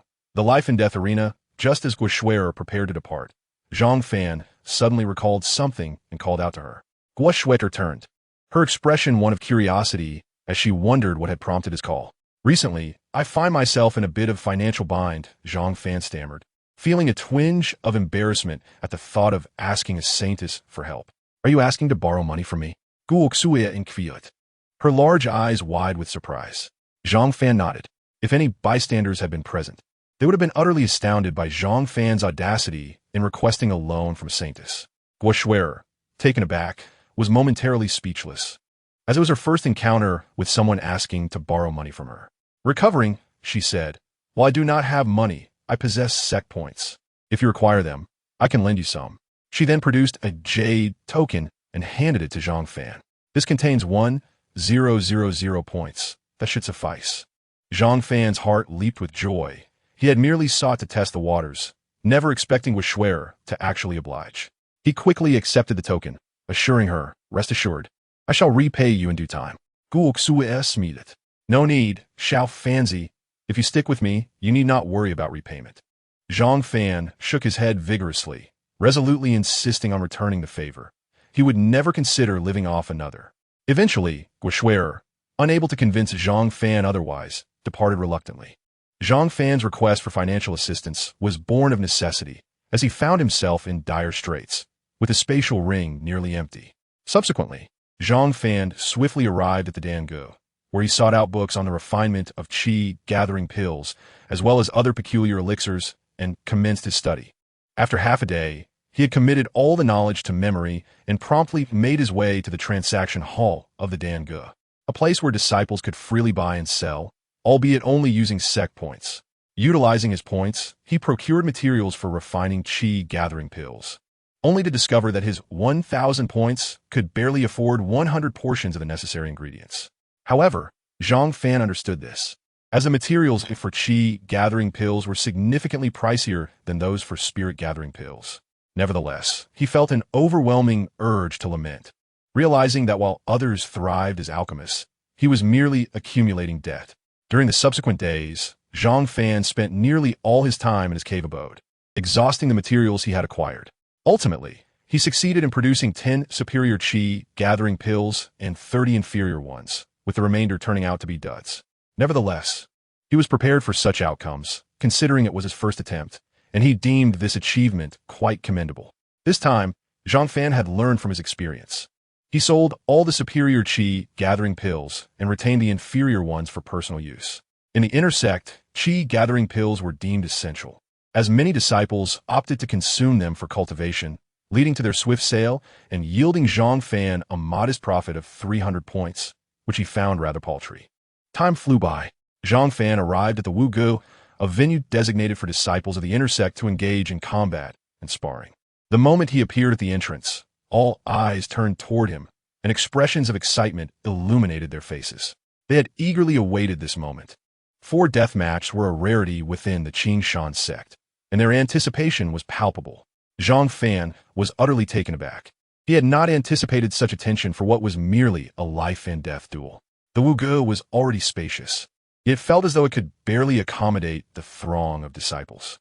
Zhang Fan, are you not hurrying to your demise?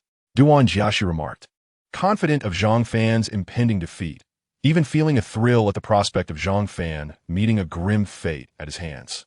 The crowd parted to create a passageway for Zhang Fan to approach the stage. He is Zhang Fan, and quite handsome too, remarked a female disciple. Being handsome is of no use. I have heard that Zhang Fan has been rendered useless, and his opponent is the grandson of the Grand Elder. A renowned genius within our inner sect, certainly a figure of note on our list of prodigies. Another female disciple replied with a look of pity. Is that so? Then he is truly here to meet his end today, she continued. A disciple who had joined the inner sect the previous year sighed, but the duel was already arranged. It cannot be cancelled unilaterally. One can only blame Zhang Fan for his unfortunate luck. However, the other disciples paid him no heed. One particularly irritable-looking woman scolded. You brought this upon yourself. The sycophant who had been mocking Zhang Fan immediately erupted with anger, eager to confront anyone daring enough to challenge him. Yet, upon seeing the woman, he lost his bravado. What are you staring at? Keep looking, and I'll crush you, Hua Nianqing declared, glaring at him. The sycophant quickly retreated into the crowd, fearing that Hua Nianqing might indeed act out, as her temper was somewhat infamous within the sect. Once he had fled, Hua Nianqing huffed and continued, I heard from my outer sect brother that this feud began because Zheng Qian abandoned Zhang Fan for personal gain, leading to this life-and-death duel. The other disciples, upon hearing this, finally grasped the situation, realizing it stemmed from a woman's actions. However, Zhang Fan's tragic fate was indeed deserving of sympathy. As Zhang Fan made his way to the stage, he overheard their conversation, prompting a sudden shift in his demeanor. He began to cough violently, covering his mouth with both hands, and droplets of golden blood trickled through his fingers, witnessed clearly by the onlookers. Zhang Fan wiped the blood from the corner of his mouth and forced a smile. Thank you for your concern, senior sister. However, now that I have committed to this life-and-death duel, I shall not retreat. Even in death, I shall perish upon the stage. He then succumbed to another fit of coughing. The disciples accompanying Hua Nianqing sighed in resignation, knowing that those who were oblivious to the danger often met an early demise. Upon arrival, the disciples from the Dange were equally astonished by the scene before them, having not anticipated such a large gathering. Elder Yu led them to the second floor of the Wuge, where several viewing platforms were located, accessible solely to the sect's elders. Wang Peng stood coldly, casting a glance at Zhang Fan. Having heard of his previous circumstances, he was merely there to witness Zhang Fan's anticipated downfall. Zixian leaned against the railing on the second floor, her alluring eyes observing Zhang Fan below with keen interest. Truth be told, she believed that Zhang Fan's participation in the life-and-death duel was tantamount to seeking his own end. As an elder of the Dange, she felt a degree of pride in her position, yet deep down, she did not harbor faith in her sole disciple's victory. What on earth? Why are all these Dange people here? Even Elder Yu has come, one disciple exclaimed in shock. I heard that Zhang Fan joined the Dange after being severely injured. Perhaps they are here to support him. Another noted as they ascended to the second floor to observe the battle. Duan Songping had come today specifically to witness his grandson defeat Zhang Fan, especially since Zhang Fan had previously slain another of his grandsons. He had been holding back his breath in anticipation. Just then, the crowd stirred once more, this time due to Elder Wang Tao arriving with the saintess Guoshuer, who immediately headed for the second floor. Guoshuer had come because she understood Zhang Fan's predicament and knew that his chances of survival were slim. After much contemplation, she felt it prudent to bring her master along, as Elder Wang Tao was among the strongest in the sect and held considerable influence. Elder Wang Tao, however, had been coerced into accompanying her by her persistent pleas. What is happening? The saintess is here. Is it just a life-and-death duel? A disciple wondered, bewildered by the magnitude of the gathering. Not only the saintess, but beside her is Elder Wang Tao, one of the most powerful figures in our sect. He usually avoids such spectacles. Why is he present today? At that moment, the disciples who had come to witness the commotion were left in a state of confusion, never expecting such influential figures to attend what was ostensibly just a life-and-death duel. Suddenly, one disciple noticed that Guoshuer's gaze seemed entirely focused on another individual, her eyes betraying a hint of concern. He followed her line of sight, and felt a chill run through him upon realizing she was watching Zhang Fan, a sight he could scarcely endure. Upon hearing this, Duan Jiaxu laughed mockingly, saying, "Do you really need two people to deal with you? I could stand here and let you strike me, and you wouldn't even be able to injure me." Laughter erupted from the crowd below at this proclamation. Zhang Fan must be out of his mind. In his current state, he thinks he can take on two? Zhang Fan, however, paid these taunts no mind, his gaze scanning the surroundings until he finally spotted Zhang Qian in a corner of the wugu, her expression icy as she regarded him with a profoundly dark countenance. "Zhang Qian, step forward, do not hide in the corner.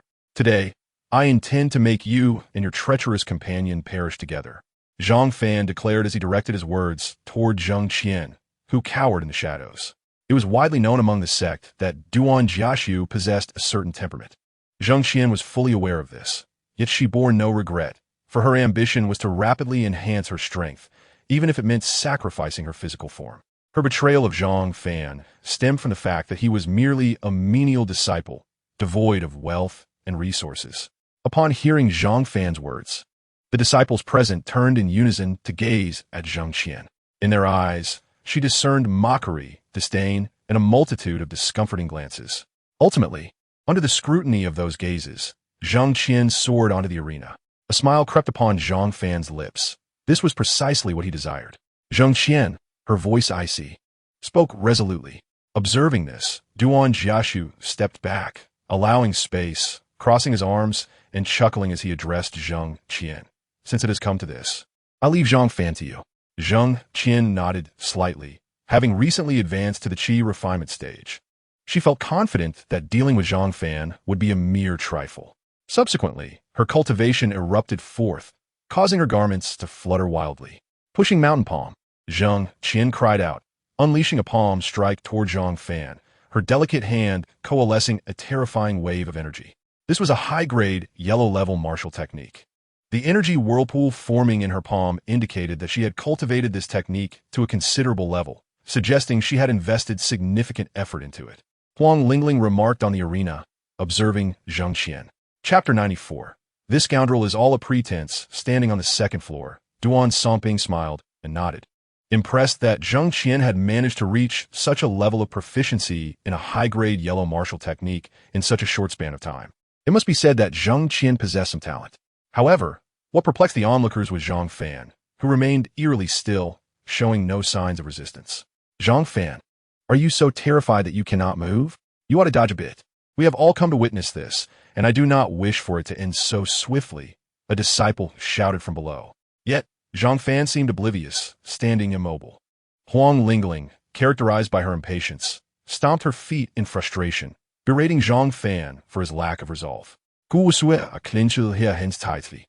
heart racing as she watched Zhang Fan remain frozen in place. With a resounding crash, Zhang Qian's palm struck Zhang Fan squarely. The whirlpool of energy in her hand detonated, unleashing a tempest of energy that engulfed the arena. Those disciples nearest to the arena were blinded by the force of the energy storm, only reopening their eyes when the chaos subsided, turning their gazes back to the arena. At that moment, Zhang Fan stood there, serene, radiating a gentle golden light, having not moved an inch. What on earth is happening? Zhang Fan withstood Zhang Qian's attack and appears entirely unscathed? A disciple blinked in disbelief. Who claimed Zhang Fan was useless? A useless person would not be capable of such a feat. Another disciple exclaimed, feeling deceived. Yet, he had clearly spat blood moments ago, indicating severe injury. A female disciple stared blankly at Zhang Fan, bewildered by the scene before her. You are not incapacitated?" Zhang Qian staggered back, her face drained of color, her lips trembling as she spoke. "Guess," Zhang Fan replied coldly. He then raised his right hand and hurled a punch toward Zhang Qian, golden light swirling around his fist. Zhang Qian attempted to brace herself, but Zhang Fan's speed was too swift. She could not react in time and was struck squarely in the chest. Blood spewed from her mouth as she clutched her chest, slowly collapsing to the ground.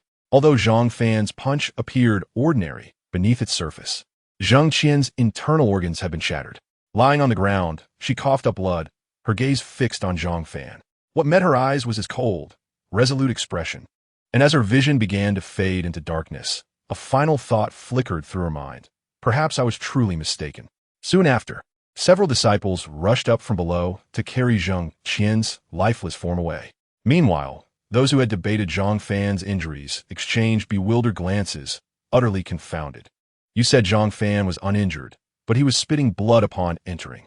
Yet if you claim he was hurt, how could he have just killed Zhang Qian with a single punch, appearing as vibrant as ever? They were still grappling with the reality of Zhang Fan's condition when they suddenly noticed him clutching his chest, another mouthful of blood erupting forth, golden droplets staining his garments. At this moment, the disciples who had been discussing were utterly distraught, cursing Zhang Fan for his theatrics. On the second floor, Guo anxiously observed Zhang Fan's repeated bloodshed, her chest tightening with worry. Master, is Zhang Fan all right? Why does he keep spitting blood? She inquired anxiously. Wang Tao murmured to himself, golden blood.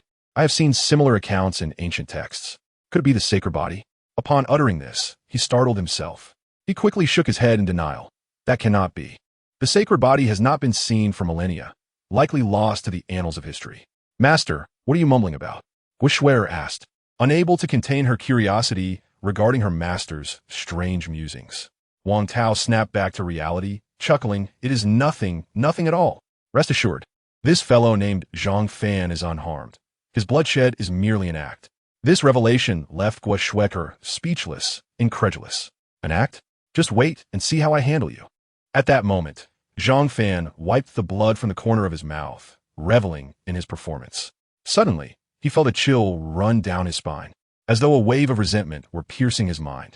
Zhang Fan, regardless of your condition, you shall meet your demise today. Duan Jiaxu stepped forward once more, unsheathing his sword, showing no concern for Zhang Qian's demise. She was merely a plaything to him. Huang Lingling frowned at the sight. The sword was a level 3 spiritual weapon, a rarity among inner disciples. Even seasoned disciples seldom possess such a weapon, and she had recently depleted her resources to acquire one. This underscored the weapon's value. Huang Lingling speculated. Enough talk. I shall cleave you in two with a single strike. Chapter 95. Zhang Fan's terrifying strength as Duan Jiaxu swung his sword at Zhang Fan. A condescending smile adorned his face. Yet, he was taken aback. He had not anticipated the magnitude of power behind Zhang Fan's retaliatory strike. Duan Jiaxu found himself continually retreating, his countenance contorted in rage, desperately wielding his sword to counter Zhang Fan's onslaught, his voice rising in furious roars. He could not fathom how a mere newly initiated disciple could possess such formidable strength. Duan Jiu let out an enraged roar, subsequently unleashing all of his qi at the third level of qi refinement, just in time to withstand Zhang Fan's onslaught and cease his retreat. Zhang Fan, you are utterly useless. Little did he know, despite having spat blood several times and appearing extremely pale, on the arena, Zhang Fan sprang to life. I never claimed to be useless. These are merely your own words. Zhang Fan replied coldly. He then similarly released his qi, a golden aura soaring into the sky, enveloping him completely, radiating an overwhelming vitality. The disciples below the stage were dumbfounded, having just witnessed Zhang Fan spewing blood, seemingly on the brink of death. And now this? This fellow is cunning. We've all been deceived. He is not injured at all. Not only was he unscathed, but his power was also terrifying. It was inconceivable for a disciple at the first level of qi refinement to possess such a concentration of qi. Zhang Fan is indeed monstrous. I suspect no one of the same rank in the inner sect could rival him, whispered some inner sect disciples who were closer to the stage, feeling the terrifying pressure emanating from Zhang Fan more acutely. Goodness, Zhang Fan is truly extraordinary, not only gifted in alchemy, but also in cultivation, remarked a disciple who had a decent rapport with him at the Dam Pavilion. He is not human, another disciple succinctly commented. At this moment, Zixin gazed at Zhang Fan on the stage with a charming smile, her voice enchanting countless men as she mused, this fellow is truly hiding his talents. Things are becoming increasingly intriguing. Hearing this, Wang Peng's expression darkened instantly, for he had long pursued Zixin, yet she had paid him no mind. Now, it seemed she was more interested in Zhang Fan. Unable to contain himself, Wang Peng retorted, such a person is insatiable. Had he focused on a single field, he would surely achieve great things. But his greed in pursuing both alchemy and martial arts will lead him to mediocrity.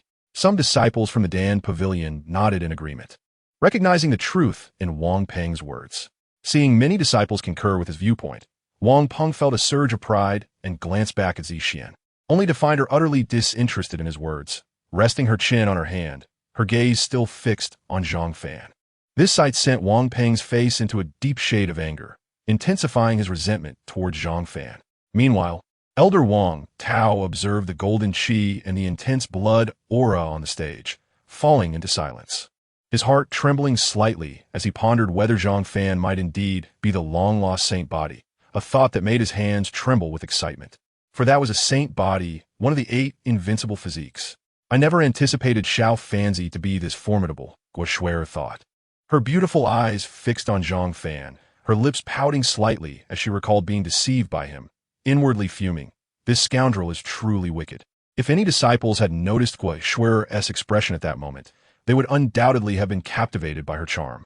Should they discover her thoughts, they would likely rally together to confront Zhang Fan, eager to defend their goddess, who now seemed enamored with that shameless fellow. Duan Jieyu's pupils constricted as he sensed that Zhang Fan's qi was even more potent than his own. However, he had no time to contemplate this, for Zhang Fan had already seized the Tianjian and struck towards him once more.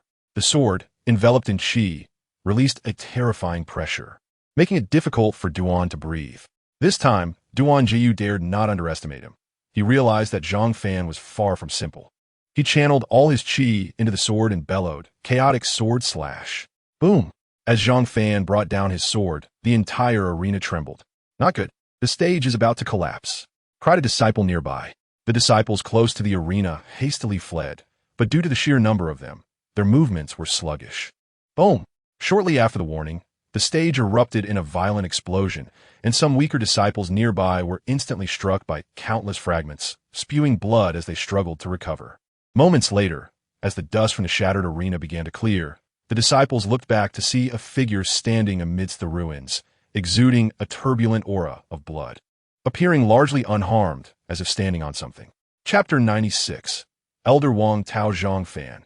If you possess the ability, then kill me. Duan Songping yelled. When your grandson sought to kill me, you said nothing.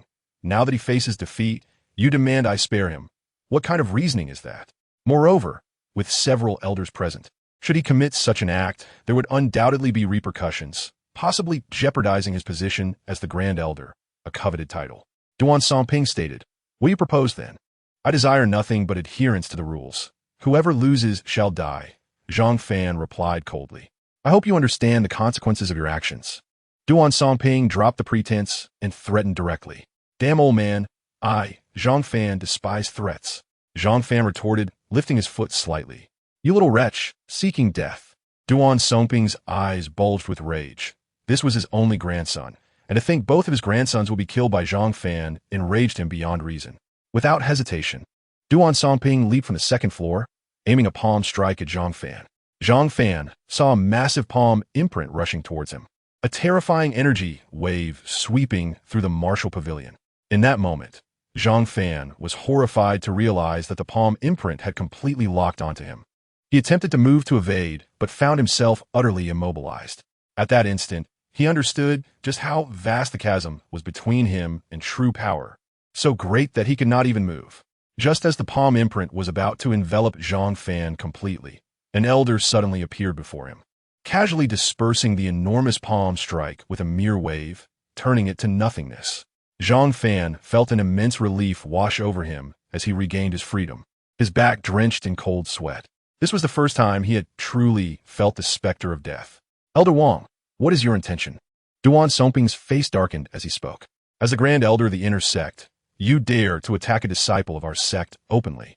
I trust you comprehend the ramifications. Elder Wang Tao replied coolly.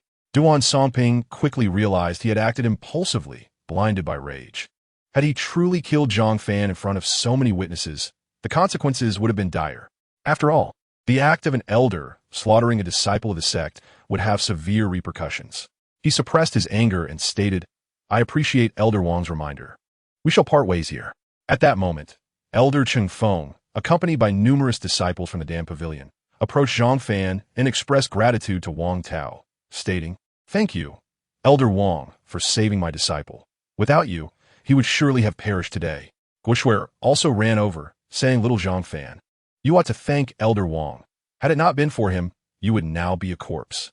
Zhang Fan immediately clasped his fists and expressed his gratitude, saying, I'm deeply thankful for Elder Wang's life-saving grace. Should there be anything in the future that I can assist with, I will certainly exert myself to the fullest. Zhang Fan felt immense gratitude towards Elder Wang, whom he met for the first time. After all, had it not been for his timely intervention, Zhang Fan would have surely perished today. However, he was also curious as to why Elder Wang had chosen to rescue him without any apparent reason. After expressing his thanks once more, Zhang Fan resolutely declared, I understand what you have said, Elder Wang. Since things have come to this, let them come at me. I, Zhang Fan, am prepared to face whatever lies ahead.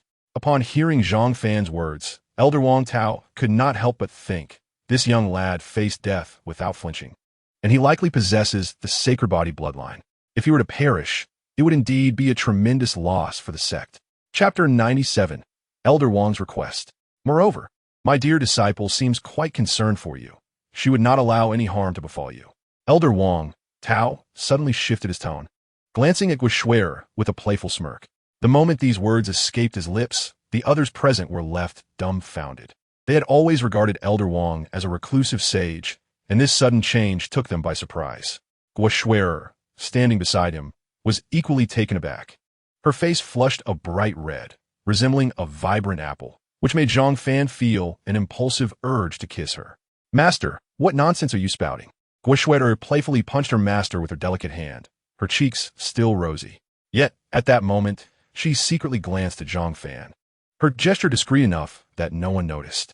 Zhang Fan, however, remained oblivious to her actions, allowing her to breathe a sigh of relief. But soon enough, she felt a wave of discontent. What did it mean that a stunning beauty stood beside him, and he acted as if he were unaware? As for why she felt this sudden anger, even Guoxuer herself could not pinpoint the reason. Elder Wang Tao, witnessing his disciple's reaction, burst into hearty laughter, evidently amused by the situation. Since all is well, we shall take our leave, Yu Chengfeng announced, leading the disciples of the Dan Pavilion away. Believing that as long as Zhang Fan was unharmed, there was no need for concern. As they departed, Zixian approached Zhang Fan, leaning slightly closer to whisper in his ear, I never imagined you would surpass my expectations. I find such a resilient man quite appealing. She then let out a flirtatious giggle before departing.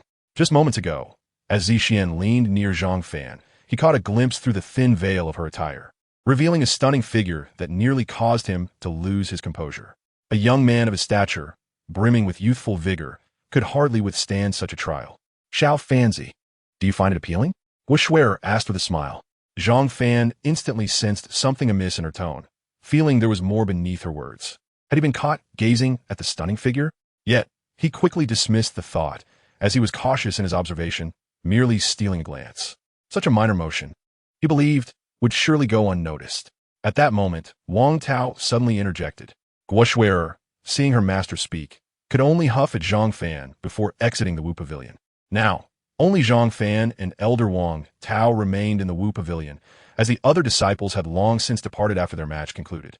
Once Guoxuer left, Wang Tao chuckled and said, Little fellow, you are quite adept at concealing your true self. Zhang Fan gazed at Wang Tao in confusion, unsure of the meaning behind his words. Wang Tao, seeing his bewilderment, did not hold back and stated plainly, If I am not mistaken, young one, you must possess the sacred body bloodline. Upon hearing this, Zhang Fan was momentarily stunned. He had not anticipated that his secret would be so easily discerned, for until now, no one had ever suspected him. However, Zhang Fan chose not to conceal the truth any longer, acknowledging, Elder Wang truly possesses keen insight. This small secret has been uncovered by you. Wang Tao burst into laughter, saying, You needn't worry. Very few are aware of the sacred body bloodline. I stumbled upon it while perusing ancient texts. His expression then turned serious as he continued. However, you must exercise caution. My lack of ill intent does not guarantee that others will be equally benign, particularly those from ancient sacred lands and families who may recognize you at a glance.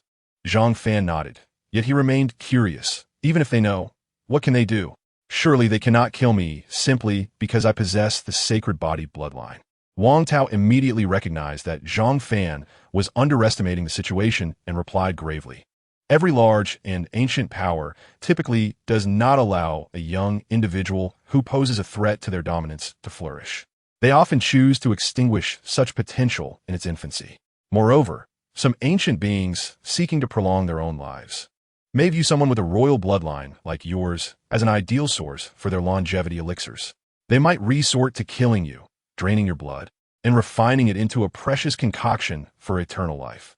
Zhang Fan was taken aback, realizing that his future was fraught with peril.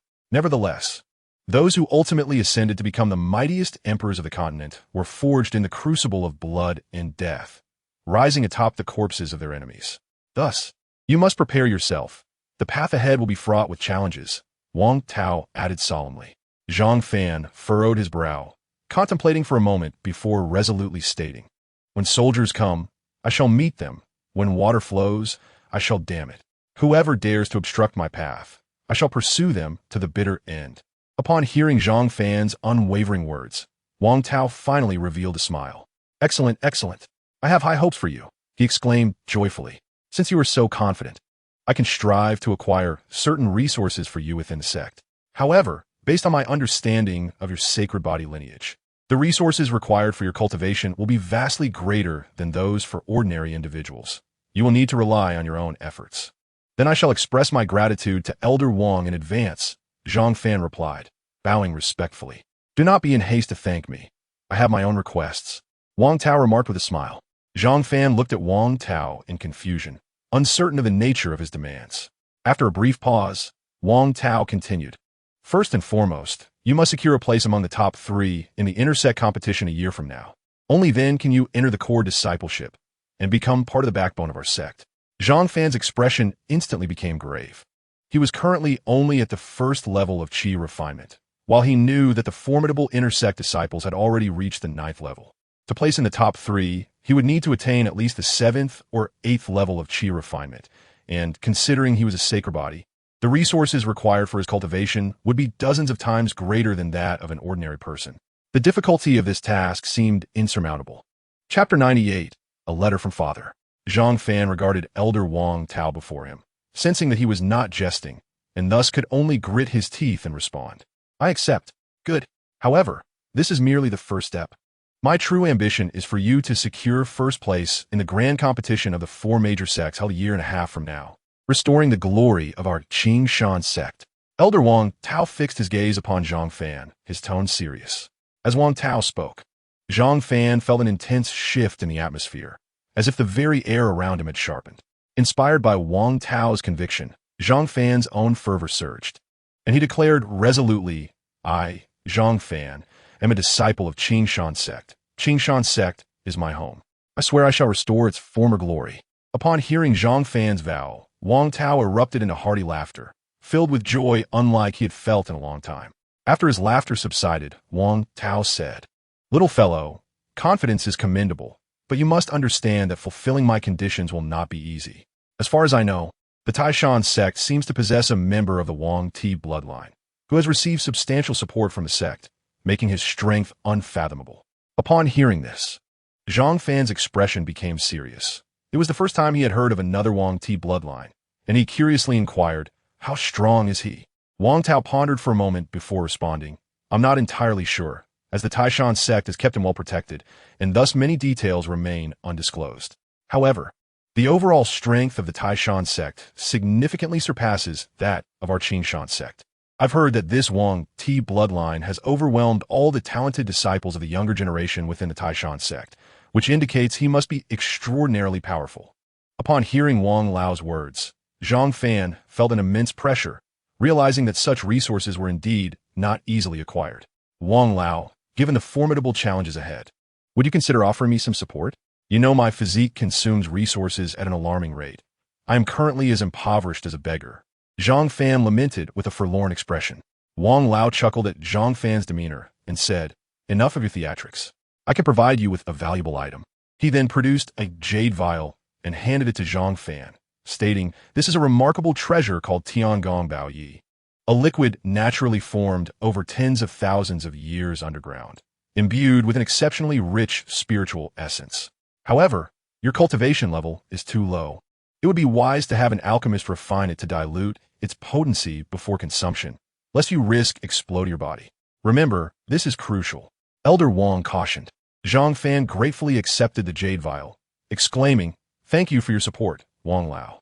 I will strive to enhance my strength and repay your kindness." "Very well." "Ha ha." Elder Wang laughed heartily. Zhang Fan took the Tiangong Bao Yi and drank it in one go, confident that his physique could handle it without needing an alchemist's assistance. As he sat in meditation, the viscous spiritual liquid transformed into countless streams of spiritual energy, which were absorbed by his spiritual river. Zhang Fan could distinctly sense that the golden spiritual river within him had become even more vibrant, its levels seemingly rising. The golden surface of the lake was now tumultuous, with waves crashing against the banks. Upon opening his eyes, a fleeting golden light glimmered within them, and Zhang Fan was elated to discover that he had indeed made a breakthrough. He had now reached the second level of qi refinement, and his golden blood energy was more abundant than before. Wang Lao did not deceive me. This Tiangong Bao Yi is indeed a treasure, allowing me to break through directly, Zhang Fan murmured. What brought him even more relief was the realization that he had previously believed he needed to completely fill the spiritual lake to ascend to a new realm. It appeared that this was not the case. Just as Zhang Fan was savoring his recent achievement, a voice suddenly echoed from outside the cave. "Xiao Fanzi, come out quickly. You have a letter." Guo Shuer's melodious voice reached Zhang Fan's ears. He immediately rose and exited the cave, and upon seeing Guo Shuer, his eyes lit up. She was adorned in a delicate pink gauze dress, her fair legs subtly visible beneath the fabric. Additionally, her hair was tied with a pink ribbon, exuding an air of youthful vitality that left Zhang Fan momentarily entranced. Noticing his gaze, Guo Shuer felt a surge of satisfaction and teased, "What are you staring at? Xiao Fanzi? You seem quite captivated." Zhang Fan, jolted from his reverie, scratched the back of his head and chuckled awkwardly. "Oh, it's nothing at all." Umph. Guo Shuer huffed playfully before handing him the letter. Upon opening it, Zhang Fan's expression shifted dramatically, turning anxious and frantic. Guo Xuya, observing his demeanor, inquired with concern, "Xiao Fanzi, what troubles you? If you have difficulties, feel free to share. I might be able to assist." Zhang Fan shook his head, then looked up at the azure sky with a wistful gaze filled with memories. He recalled how his grandmother had always treated him with kindness, and they had lived together for many years. He had relied heavily on her until he had to live apart as he grew older. Although he belonged to a prominent family, he had often been isolated due to his lack of talent, with his grandmother being the one to comfort him after he was bullied, always leaving the best for him. Their bond surpassed even that with his father. Yet, despite Zhang Fan's transmigration, she was not his biological grandmother, so why did he feel such sorrow? This was primarily due to the contents of the letter, especially the words indicating that his grandmother was no longer well, which brought forth memories of his previous life. Just 2 days before his transmigration, his grandmother had passed away. The deepest regret was that when he received the news and rushed to her side, she had already departed, and he had not been able to bid her farewell. In that moment, Zhang Fan had not cried. He merely stared blankly at her serene form, his mind a void. His father had sadly told him, "Your grandmother's eyes have yet to close completely. Since you are here, please help her close her eyes." It was then that Zhang Fan numbly assisted in closing her eyes. Years had passed since he had last shed tears, but now they filled his eyes unbidden, blurring his vision. Guo Shuer paused for a moment and then said, "I will take you there." The two hurried swiftly towards the teleportation array. Zhang Fan's heart raced. He did not wish to relive the regrets of his past life. Chapter 99. Returning home, Zhang Fan and Guo Shuer soon arrived at a teleportation array. This array could transport one to Shuiyu City, where it was possible to rent a spirit beast for travel, allowing for arrival at Qingshan City in approximately half a day. Guo Shuer explained. Without hesitation, Zhang Fan stepped into the teleportation array. Just as he vanished, Guo Shuer heard his voice of gratitude emanating from within. A gentle smile graced her lips as she departed. In no time, Zhang Fan emerged from the teleportation array, finding himself at the center of a bustling city square. He quickly approached a passerby to inquire where he could rent a spirit beast for travel. He learned that it could be found at the spirit beast market. Upon reaching the market, Zhang Fan swiftly located the rental area. Having primarily used points within the sect, he still possessed some silver coins for use in the outside world. Ultimately, He spent a few coins to rent a swift-wind deer and hastened towards Qingshan City. Half a day later, Zhang Fan rode the swift-wind deer and finally arrived at the gates of Qingshan City. As he beheld the moss-covered city walls, familiar memories flooded back to him.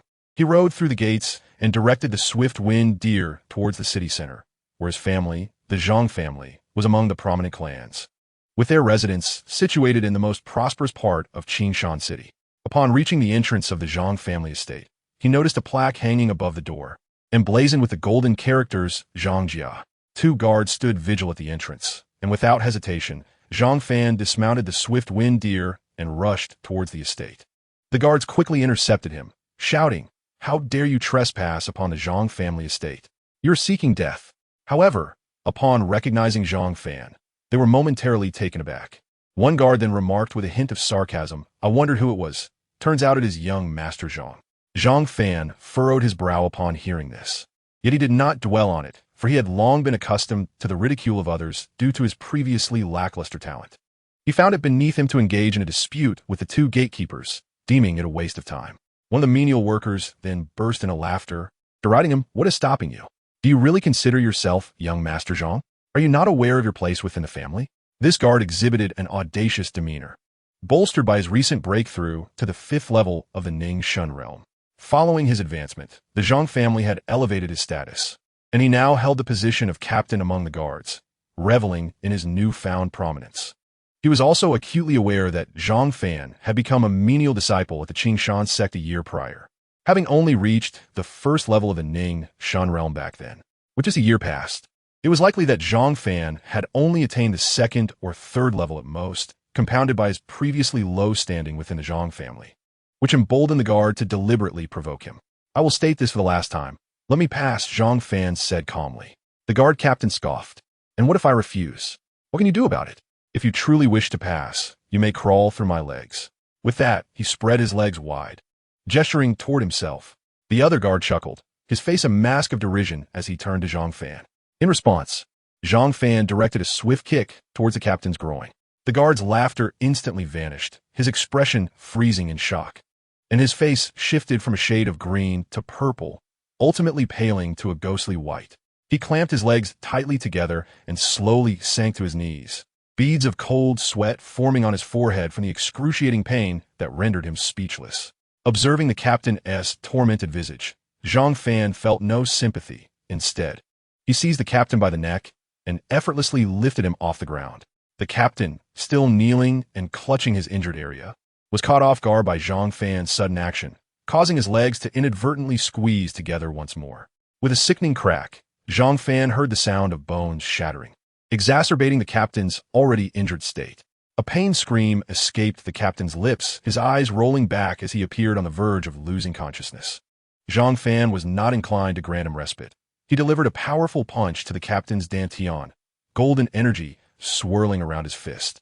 Upon impact, the captain felt a surge of energy invade his body, shattering his dantian completely. Despair enveloped the captain as he realized his fate. Not only had he suffered a grievous injury, but his dantian had been obliterated as well. With a final roll of his eyes, he succumbed to unconsciousness, his last thought a desperate wish for a second chance to avoid provoking Zhang Fan. Alas, there were no second chances.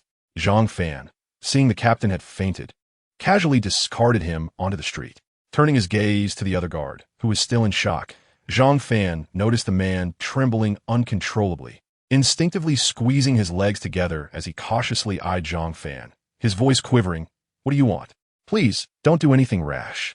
Zhang Fan, taken aback by the guard's demeanor, responded coldly, "Take me to see my father."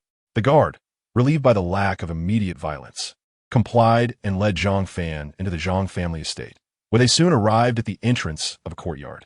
Zhang Fan's expression darkened as he realized they had arrived at the quarters of the servants, a stark contrast to where he remembered his family residing. "Are you certain this is the right place?" Zhang Fan inquired with a frown. "Yes, young Master Zhang," the guard replied nervously. "However, I recall that before you left the family, your father did not reside here." Zhang Fan's suspicions were piqued, yet he pressed for clarity. "What happened?" "It is as follows, young Master Zhang. Grandfather did not originally live here, but for reasons unknown, he moved. I'm not privy to the details," the guard stammered, fearful of incurring Zhang Fan's wrath. "Leave," Zhang Fan commanded. "Yes, yes." The guard hurriedly retreated, scrambling away at an impressive speed. Upon entering the courtyard, Zhang Fan was met with the sight of a dilapidated thatched cottage, long neglected and in disrepair, with wooden boards visibly rotting and cracked. Fury surged within him, yet he managed to suppress it. Pushing open the decayed wooden door, he entered the small dwelling, which contained only a few pieces of furniture and a straw-covered bed. Beside the bed stood two middle-aged men, their faces etched with profound sorrow, tears still visible at the corners of their eyes. On the bed lay an elderly woman, her hair nearly white, her frail form resembling little more than skin over bone. Her eyes were tightly shut, and the faint sounds of her labored breathing indicated she was nearing the end of her life. The sound of the door, creaking open, startled the two men, one of whom discreetly wiped his eyes, clearly not wishing to reveal his tears. "Go Dong, my mother is on the brink of death. If you dare to cause any more trouble, don't blame us for turning against you," one of the men shouted in anger. The other man, equally fierce, cast a menacing glance at Zhang Fan. This man was Zhang Fan's uncle, the elder brother of his father, who had always treated Zhang Fan kindly despite his lack of talent. With a smile, Zhang Fan approached the bed and grasped his grandmother's frail hand, feeling its icy touch. He rubbed her hand gently, desperate to restore warmth. As if sensing his presence, her eyes fluttered open slightly, and a glimmer of recognition sparked within her cloudy gaze upon seeing Zhang Fan. She attempted to raise her other hand to caress his face, but it faltered halfway. Yet, she was unwilling to give up. Her lips parted as if she wished to speak, but soon the effort proved too great, and she resigned, her eyes closing once more, the spark of life within them fading. Zhang Fan's eyes welled with tears at the sight, and even his uncle and father turned away, feigning nonchalance, though their hands betrayed their sorrow as they rubbed their eyes. Zhang Fan recalled that when he had last departed the family, his grandmother, though aged, had still appeared healthy and vibrant. It was incomprehensible to him how things had deteriorated so drastically in just over a year. He continued to warm her hand with his, as if fearing it might lose all warmth forever. "I recall that my grandmother was in good health before I departed. Why has she suddenly deteriorated so drastically in just a year?" At this moment, Zhang Fan felt an overwhelming mix of anger and helplessness. This was not an indictment of his father or uncle, for he was well aware that they had always treated his grandmother with utmost care. His uncle remarked, "In truth, it is not only your grandmother who feels this way. We too have been sensing a decline in our vitality and an increasing tendency toward excessive sleepiness." Zhang Tian interjected at that moment. Zhang Fan furrowed his brow, acutely aware that there was an underlying issue at play. Just then, a young servant unexpectedly pushed the door open, carrying a meal, evidently intended for Zhang Tian and his uncle. "Place it on the table," his uncle said in a dejected tone. "Wait," Zhang Fan suddenly interjected. The young servant, who was about to leave after setting the meal down, paused at Zhang Fan's call. "Who instructed you to bring this food?" Zhang Fan inquired, regarding the young servant intently. "I asked him to deliver it, given your grandmother's condition. I thought it would be more convenient for me to dine here," his uncle explained. After contemplating for a moment, Zhang Fan pointed at the young servant and commanded, "You will eat this meal."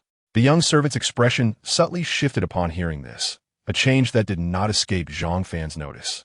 Zhang Fan had merely intended to test the waters, yet he inadvertently uncovered a hidden truth. "Young master, this is food for the two elders. I wouldn't dare to eat it. Please do not put me in a difficult position," the young servant replied, lowering his gaze. Zhang Fan approached the young servant, placing a hand on his shoulder, and inquired, "Is there poison in this food?" Upon hearing this, the young servant instinctively shivered, fearing that his scheme had been uncovered. He immediately knelt down, tears in his eyes, and pleaded, "Young master, I did not wish to poison anyone. It was the great elder who compelled me to do so. I had no choice for the sake of my life." Hearing this, both Zhang Tian and his uncle were visibly shocked, their expressions swiftly transforming into fury. The uncle stepped forward, gripping the young servant's neck, exclaiming, "After all these years of our family caring for you, how dare you attempt to poison us?" The young servant nearly lost consciousness under the uncle's wrath, prompting Zhang Fan to intervene, thereby sparing him from dire consequences. Zhang Fan spoke calmly, "It is bone powder. The great elder provided it to me, instructing me to sprinkle a bit into the meals of the two elders and the old lady each time." The young servant trembled as he spoke these words.